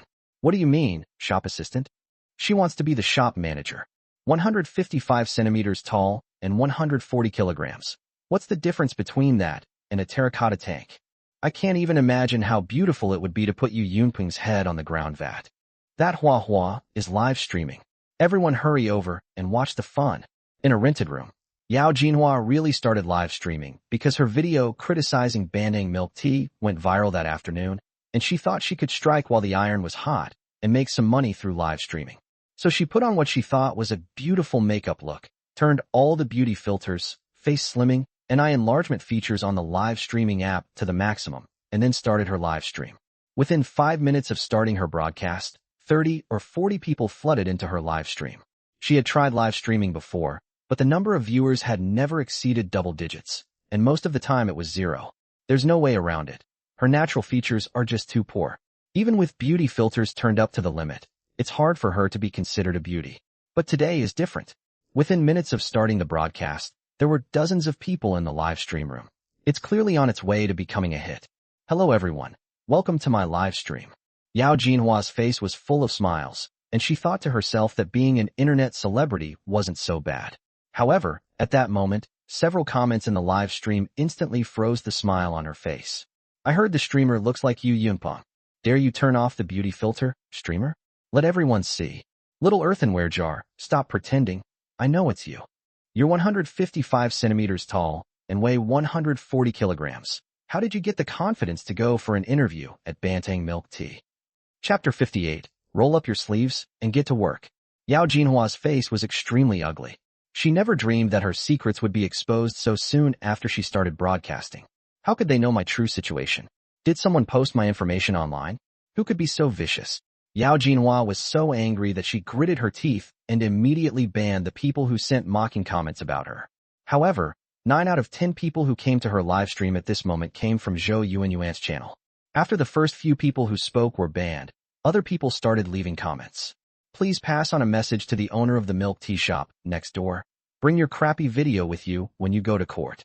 Hey sis, don't we look in the mirror sometimes? The manager of the Bantang milk tea shop is a stunning beauty. You're 165 centimeters with shoes on and 155 centimeters without them. Is that what you call wearing shoes? You're walking on stilts. I've heard of photo fraud, but to actually post a fake resume? That's incredible. Dare you turn off the beauty filter and let the brothers check the cards? With everyone chiming in, Yao Jinhua broke down again. However, she did find the reason why netizens knew her background from the comments. The owner of Bantang Milk Tea had probably leaked her information. You're violating my privacy rights, aren't you? You're in big trouble if I sue you. See you in court. Court. Yao Jinhua screamed inwardly and angrily shut down the live stream. On the other side, inside the Bantang Milk Tea shop, Zhou Yuanyuan's live stream is still going on, and the viewers who went to Yao Jinhua's live stream have all come back. That girl named Hua has broken down. It seems the handsome boss was telling the truth. There are just too many overconfident young women these days. With the beauty filter on full blast, he looks like an average person, but without it, he'd look absolutely hideous. These days, young women always like to cyberbully themselves. While everyone chimed in with their own comments, Zhou Yuanyuan didn't continue the topic.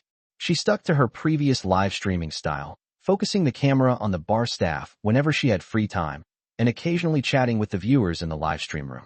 Yuanyuan, come here and I need to talk to you. After finishing his work conversation with Yan Ruyu, Shuo waved to Zhou Yuanyuan. Brother Shuo, what's wrong? I've started an MCN company, and I'd like to sign you. How about it? Are you interested? Oh, Brother Shuo, you've started another company? Shuo nodded. The online live streaming of Bantang Milk Tea is quite successful, so I thought I'd try opening an MCN company to enter the media industry. Am I capable? Zhou Yuanyuan lacked confidence. Although she wasn't ugly, she wasn't a great beauty either. At most, she was just cute. I think you can do it. Shuo has a good impression of Zhou Yuanyuan, a freshman in college. It's not the romantic kind of affection, but rather a feeling of treating her like a little sister. Okay then, as long as you don't feel like you're losing out. Zhou Yuanyuan readily agreed. Okay, I'll send you the contract. Take a look. Shuo sent a copy of the template contract that Su Nuo had prepared to Zhou Yuanyuan. The young girl immediately began to carefully review the contract. Despite not having many fans, many local MCN companies in Jinghai had actually contacted her, wanting to collaborate with her. However, these MCN companies actually operate on a broad-based model, and their contracts are quite harsh. Once a contract is signed, there is virtually no resource allocation, and you almost have to rely on yourself. If the account doesn't take off, there's not much loss, but once the account does take off, those MCN companies will have to share the profits according to the contract. So 99% of them are scams. Zhou Yuanyuan has seen many complaints from minor internet celebrities online. After reading Shuo's contract with Bantang Media, Zhou Yuanyuan's eyes lit up immediately. This is a proper cooperation agreement, focusing on mutual benefit, with no harsh terms, and very friendly to the contracted streamers. Brother Shuo, can we just use an e-signature? After reading the contract, Zhou Yuanyuan was ready to sign it almost without hesitation. Sign one copy electronically, and then sign another paper contract for double protection. Okay. Zhou Yuanyuan immediately completed the electronic signature with great satisfaction. Bite. Congratulations, host, on successfully signing an employee. A reward of 500,000 renminbi in cash. As Zhou Yuanyuan's contract was finalized, the system notifications sounded in Shuo's mind once again. 500,000. Shuo glanced at Zhou Yuanyuan subconsciously. This signing bonus was already on par with Bai Jia's, making it the second highest bonus among all the signed employees so far. Shuo's action was highly recognized by the system, which means that Zhou Yuanyuan should be very suitable for the profession of live streamer. Not bad, not bad. Unexpectedly, we stumbled upon a treasure. Shuo was in a great mood. As a contracted live streamer, Yuanyuan, the company can provide filming equipment. Just tell me what you need. Really? Zhou Yuanyuan's eyes lit up immediately. The phone she was using for live streaming was an old hand-me-down from her mother, which drained the battery very quickly and had poor picture quality. Of course, I'll get you a set of equipment that's standard for live streamers. After saying that, Shuo opened the Maosong app, which can deliver electronic products within the same city within 2 hours, and sometimes even less than an hour. He placed an order for an Apple iPhone 17 Pro Max, a DJI Pocket 3, a DJI Air 3S drone, and an Insta360X5. Since there are 2 large shopping malls near Jinghai University, the items Shuo ordered were delivered to the milk tea shop in less than an hour. Seeing all this equipment, Zhou Yuanyuan was stunned. She suddenly felt like she was being kept by a tycoon. Hu Shuo told her that the company would provide the equipment, and she thought he would at most buy her a mobile phone, but he bought her all sorts of equipment. Even some top streamers don't have this much equipment. Thank you, boss. I will definitely work hard to make videos and try to build up the account. Zhou Yuanyuan expressed her satisfaction. The company will have professional editors, and we are currently recruiting. In the future, you just need to shoot video footage and send it to the professional editors. The recruitment processes of Bantang Catering and Bantang Media are being conducted simultaneously, and barring any unforeseen circumstances, another batch of employees will be joining the company tomorrow. As the boss of two companies, Hu Shuo is now full of ambition and ready to roll up his sleeves and get to work. After spending a while at the milk tea shop, Hu Shuo and Wang Bo returned to their dormitory together. Brother Shuo, I heard your company is hiring. I'm looking for a sugar daddy. Brother Shuo, you can take me on as a security guard too. As soon as Hu Shuo entered the room, his roommates Ma Chao and Sun Qingjie surrounded him. Neither of them planned to take the postgraduate entrance exam or the civil service exam, and they were facing employment pressure. Previously, Hu Shuo's milk tea shop didn't hire male employees, so the two of them naturally couldn't bring themselves to ask. But now things are different. Wang Bo has joined Hu Shuo's company, so the two of them naturally can't sit still anymore. No problem, the media company is short of a lot of people. The positions are pending for now. We'll see what you can do then. Ma Chao and Sun Qingjie have a good relationship with Hu Shuo. Now that there is an opportunity to make money, Hu Shuo is willing to help his two brothers. Chapter 59, The 800 Li Raid. Night. Girls' dormitory, room 203. As soon as Zhou Yuanyuan returned to her dormitory carrying a bunch of filming equipment, she was surrounded by her roommates. Yuanyuan, you've struck it rich. No wonder you're our dorm's biggest internet celebrity. An iPhone 17 Pro Max and a DJI drone. How much does all of this cost? Does Yuanyuan already expect to achieve financial freedom at only a freshman in college? Does Yuanyuan need an assistant? I can do it. Everyone chimed in with their own comments, and the eyes of several young girls were filled with envy. I didn't buy it myself. It was provided by the company. I've signed with Brother Shuo's media company. Zhou Yuanyuan explained as she fiddled with the new filming equipment. Isn't Brother Shuo the owner of Bantang Milk Tea? He's opened a media company too. This kid is incredibly rich. He just opens a company without a second thought and even gives away so much equipment. Yuanyuan, do you think Brother Shuo has a crush on you? Otherwise, why would he treat you so well? I think it's possible. Maybe Brother Shuo likes the cute type like Yuanyuan. Several roommates started teasing each other with smiles. Zhou Yuanyuan blushed slightly and quickly shook her head in denial. How could that be? Shuaji is surrounded by beautiful women. If you say he likes elegance and refinement, I might believe you. Hearing her say that, Chu Qingya, who had already been sitting quietly at her desk reading, immediately lowered her head even further, pretending that she hadn't heard anything. Qingya, stop pretending to be dead. Zhou Yuanyuan wasn't going to let Chu Qingya off the hook, teasing. When Brother Shuo went to the store today, you kept peeking at him. Others might not have noticed, but I did. Tell me, do you have a crush on Brother Shuo? Wow, what an explosive story. Qingya, tell me quickly, is it true or not? The Rich Young Master and the Cinderella story is like a sweet romance novel for female readers coming to life. Before Chu Qingya could respond, her roommates had already started to jeer. No. Chu Qingya stammered in denial, but she was not good at lying. Her fair face was already as red as a ripe apple. Which girl doesn't dream of love? Chu Qingya was just a normal little girl. Due to her family's circumstances, she had always been insecure and had no desire to be in a relationship. Since working at Bantang Milk Tea, she no longer has to worry about making a living, no longer has to work 2 jobs a day, and doesn't need to go to work when she has classes. Hu Shuo was like a savior to her, the brightest light in her life. He not only illuminated her future, but also gave her extra money to send home to pay for her mother's medical treatment. Although she and Hu Shuo rarely interacted, from some point onwards, his sunny and handsome image took root in her heart. But Chu Qingya felt that she was not good enough for Hu Shuo at all. He was young, rich, tall, handsome, capable, and had so many beautiful older sisters around him.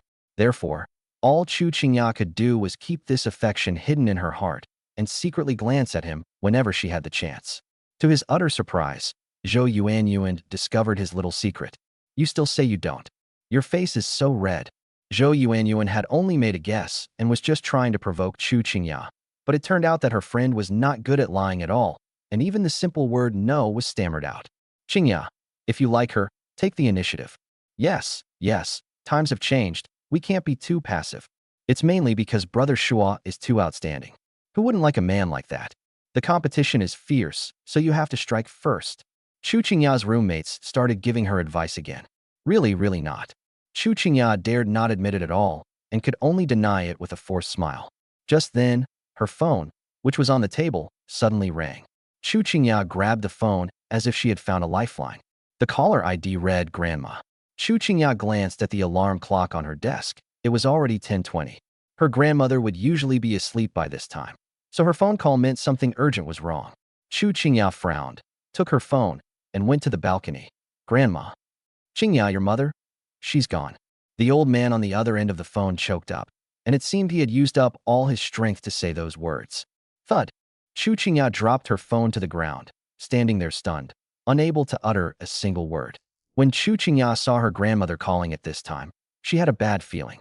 Her mother's health had not been good for the past 2 years, and she had even had surgery during the Chinese New Year. Every time she called home, her mother would say she was feeling all right. She knew that her mother was often just putting on a brave face, not wanting to worry her. She was very worried that one day she would suddenly receive bad news, and she never expected that day would come. Qingya, are you listening? Your uncle said the funeral is tomorrow morning. Are you not going to make it back in time? The balcony was eerily quiet. The old man's voice came from the cell phone on the floor. Chu Qingya cherished her old, second-hand phone. She used the thickest kind of phone case, which wasn't pretty at all, but it was drop-resistant. This phone case really did a great job. Go back. I want to see my mother one last time. Chu Qingya picked up her phone and responded with tears streaming down her face. She didn't have time to ask her grandmother any more details. She hung up the phone, went out onto the balcony, and hurriedly rummaged through the closet for a set of black clothes. Qingya, what happened? Why are you crying? Zhou Yuanyuan noticed something was wrong and quickly came over to ask. My mother has passed away. I need to go back to see her one last time. Chu Qingya responded, sobbing. Upon hearing this, the previously noisy dormitory instantly fell silent, and several roommates who had been gossiping quickly gathered around to offer words of comfort. Qingya, is it too late for you to go back now? Zhou Yuanyuan glanced at the time. It was almost 10:30. Chu Qingya paused for a moment as she changed her clothes. All she could think about was getting back to see her mother one last time and see her off on her final journey. However, they overlooked the fact that the school was a full 800 kilometers away from her hometown. That's not the most crucial point. The main issue is that her home is in a very remote mountain village, and even if she took a plane back, she might not be able to catch up. Because the airport is in the provincial capital, it takes more than 2 hours to get from the provincial capital to the county by bus, and then another hour to get from the county to their village. Add to that the time spent catching a plane, waiting for a bus, and transferring, and with all this trouble, I won't be home by tomorrow morning. Besides, there might not be any flights to their provincial capital at this time. Chu Qingya quickly opened the ticketing app to check flights from Beijing to her hometown in Guizhou province. The earliest train was at 6 a.m. the next morning, which was too late. She then checked the earliest high-speed train, which was at 5:45 a.m. the next morning. Chu Qingya deflated like a punctured balloon, slumping into a chair, tears streaming down her face. Qingya, don't worry. Tell me the exact address of your hometown. Zhou Yuanyuan was relatively calmer. She opened Gouda Maps, entered Chu Qingya's hometown address, and then clicked on self-driving navigation, which showed that it would take 8 hours and 20 minutes. If we drive fast, we can get there in under 8 hours. Qingya, is there enough time? Zhou Yuanyuan asked. There should be enough time. Chu Qingya's eyes lit up, as if she had seen a glimmer of hope, but the light in her eyes quickly dimmed again. It's so late. There's no way any taxi driver would be willing to drive that far, and besides, even one driver might not be able to keep up driving for 7 or 8 hours straight. Who said we took a taxi? There are people and cars all around us. As she spoke, Zhou Yuanyuan dialed Hu Shuo's number directly. Chapter 60, The Journey Begins. When Hu Shuo received Zhou Yuanyuan's call, he was flirting with the contrast sister, a woman known for her unconventional personality, who sent him several explicit photos. This infuriated Hu Shuo, who planned to teach her a lesson the next day. After hearing Zhou Yuanyuan's description, he immediately sat up in bed and waved to Wang Bo, who was sitting in front of the computer watching Japanese art films. Old Wang, get dressed and come with me. Brother Shuo, what happened? Wang Bo was completely bewildered. The economy in Japan hasn't been doing well lately, and more actresses are going into adult films. He hasn't even gotten to know all of these newcomers yet. Let's talk as we walk. Hurry up. Shuo jumped out of bed and quickly put on a set of clothes. What happened to Brother Shuo? Do you need help? Ma Chao and Sun Qingjia, who were still awake, sat up in bed, and even Su Jian, who was hiding in his own little world, peeked out from behind the curtain. We don't need that many people. Old Wang can drive. Just have him come with me. As Shuo walked out of the dormitory, he called his advisor, Lu Chuanxiu, to ask for leave. This trip might take 2 days, and he needed to explain his whereabouts to his advisor. After learning the whole story, Lu Chuanxiu readily granted her leave. Brother Shuo, what exactly is going on? As they went downstairs, Wang Bo asked curiously. Qingya's mother has passed away. The funeral is tomorrow morning. It's too late to fly there, so we're driving there tonight to accompany her back for the funeral. Shuo explained simply. Holy crap. I remember Qingya is from your province, right? Wang Bo spends all his time in the milk tea shop and is very familiar with Qingya, Gumani, and others. Among the girls, Qingya's family was the poorest. I heard that they lived in the mountains of Guizhou province, and it was already very difficult for them to get into university. Yeah, we'll be driving all night. That's why I called you out so we can take turns driving. As they spoke, the two arrived on the first floor. The dormitory door was already locked, and the gatekeeper, Uncle Lu, was snoring in the duty room. Shuo knocked loudly on the duty room door. Startled awake, Grandpa Lu asked angrily, Who is it? What do you want? Uncle Lu, it's me, Xiaohu. Open the door. This is where Huazi's role came into play. If it were any other student, Grandpa Lu would definitely be cursing and swearing, and he might not even open the door. He would probably have to go through the procedures with the counselor. Upon hearing that the person outside was Shuo, he sat up in bed, threw on a coat, grabbed his keys, and walked out of the duty room. As he unlocked the dormitory building door, he asked, What are you doing out so late? Did you ask for leave? I've already asked. My classmate's mother passed away, and I'm going back with her for the funeral. That's really urgent. Hey kid, drive slower and be careful. While giving them instructions, Grandpa Lu opened the dormitory building door and let the two out. Thanks, Uncle Lu. I'll bring you something delicious later. Shuo thanked him and strode into the car. Grandpa Lu didn't say anything. He yawned and locked the dormitory door again. Uncle Lu, do those two people have leave slips? Just let them go. Just as Grandpa Lu was about to return to the duty room, a seemingly refined young man appeared behind him without him noticing. Are you in the student council? Grandpa Lu vaguely remembered the boy, but couldn't recall his name.